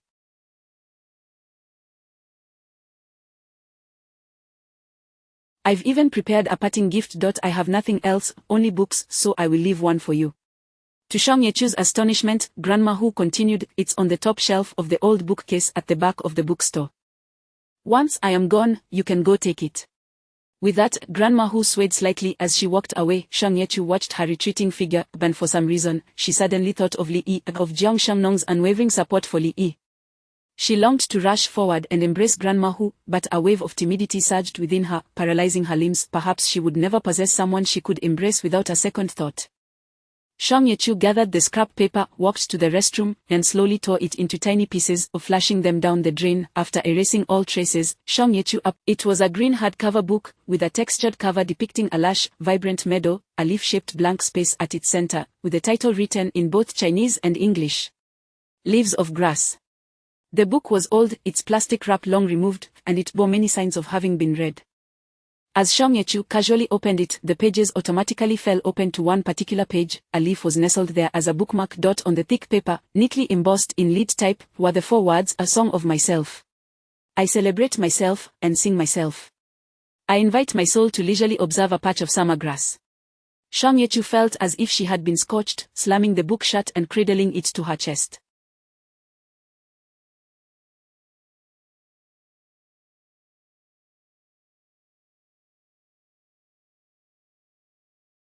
Half an hour later, Shang Yechu, dragging a large suitcase and carrying an old backpack, stepped out of the bookstore amidst the clattering sounds. She locked the bookstore door and walked onto the pedestrian street. As the new year approached, most of the neighbors had left, only a few shops remained open. Seeing Shang Yechu dragging her suitcase, the neighbors called out, Little Yi, are you leaving? Yizi, going home for the new year. Oh dear, Yizi, your suitcase is so big. What have you packed? When she reached the mobile phone store, Boss Lu was preparing to close up. Spotting Shang Yechu, he eagerly waved her over. Yizi, come here. Boss Lu pulled a lemon yellow phone case from the shelf. The case was made of soft silicone, pliable and thick, adorned with a chubby chick holding a gold coin. Yizi, look at this. Boss Lu exclaimed, beaming. Rich chicken, the year of the rooster is just around the corner. This is perfect. Shang Yechu laughed helplessly. Aunt Lu, doesn't this cost 30 or 50? The landlord's family has no surplus to buy phone cases. Boss Lu replied, oh, this case is for your old wrenching model. Who would still buy it? It's purely a stock error. I'll give it to you for 5 yuan, just 5 yuan. Shang Yechu took the chubby lemon yellow phone case and walked to the street corner, where Uncle Ku and Aunt Meng's couple shop was also preparing to close. Despite Shang Yechu's protests, the couple insisted on stuffing a golden, greasy roast duck into her hands. This is the last duck of the year. Aunt Meng called out. Little Yi, once you become a big star, you must advertise for our shop. Shang Yechu could only smile in resignation. With a chicken in her left hand and a duck in her right, she struggled to exit the pedestrian street. Standing at the street corner, Shang Yechu turned back for a moment, gazing at the sign of the pedestrian street. The words, Happy Commercial Street, glimmered with a golden hue in the winter evening, as if gilded in gold. Chapter 84. 8 days. Shang Yechu found a modest inn, securing a single room. The cost of 60 yuan per day was indeed painful to the wallet, especially during the festive season when hotel prices soared. Even this humble establishment had raised its rates by 20%. Before Shang Yechu could even unpack her suitcase, she received a WeChat message. Shang Wanji, frowny face, are you there? Shang Yechu set down her suitcase and replied with 2 characters, frowny face. Yes, what is up? Shang Wanji responded swiftly. Are you going home for the new year this year, or staying here? Shang Yechu sent her a photo of the frowny face staying at the inn. Shang Wanji's typing indicator flickered for a considerable time. How can you spend the new year at an inn? Send me your location, and I'll come pick you up.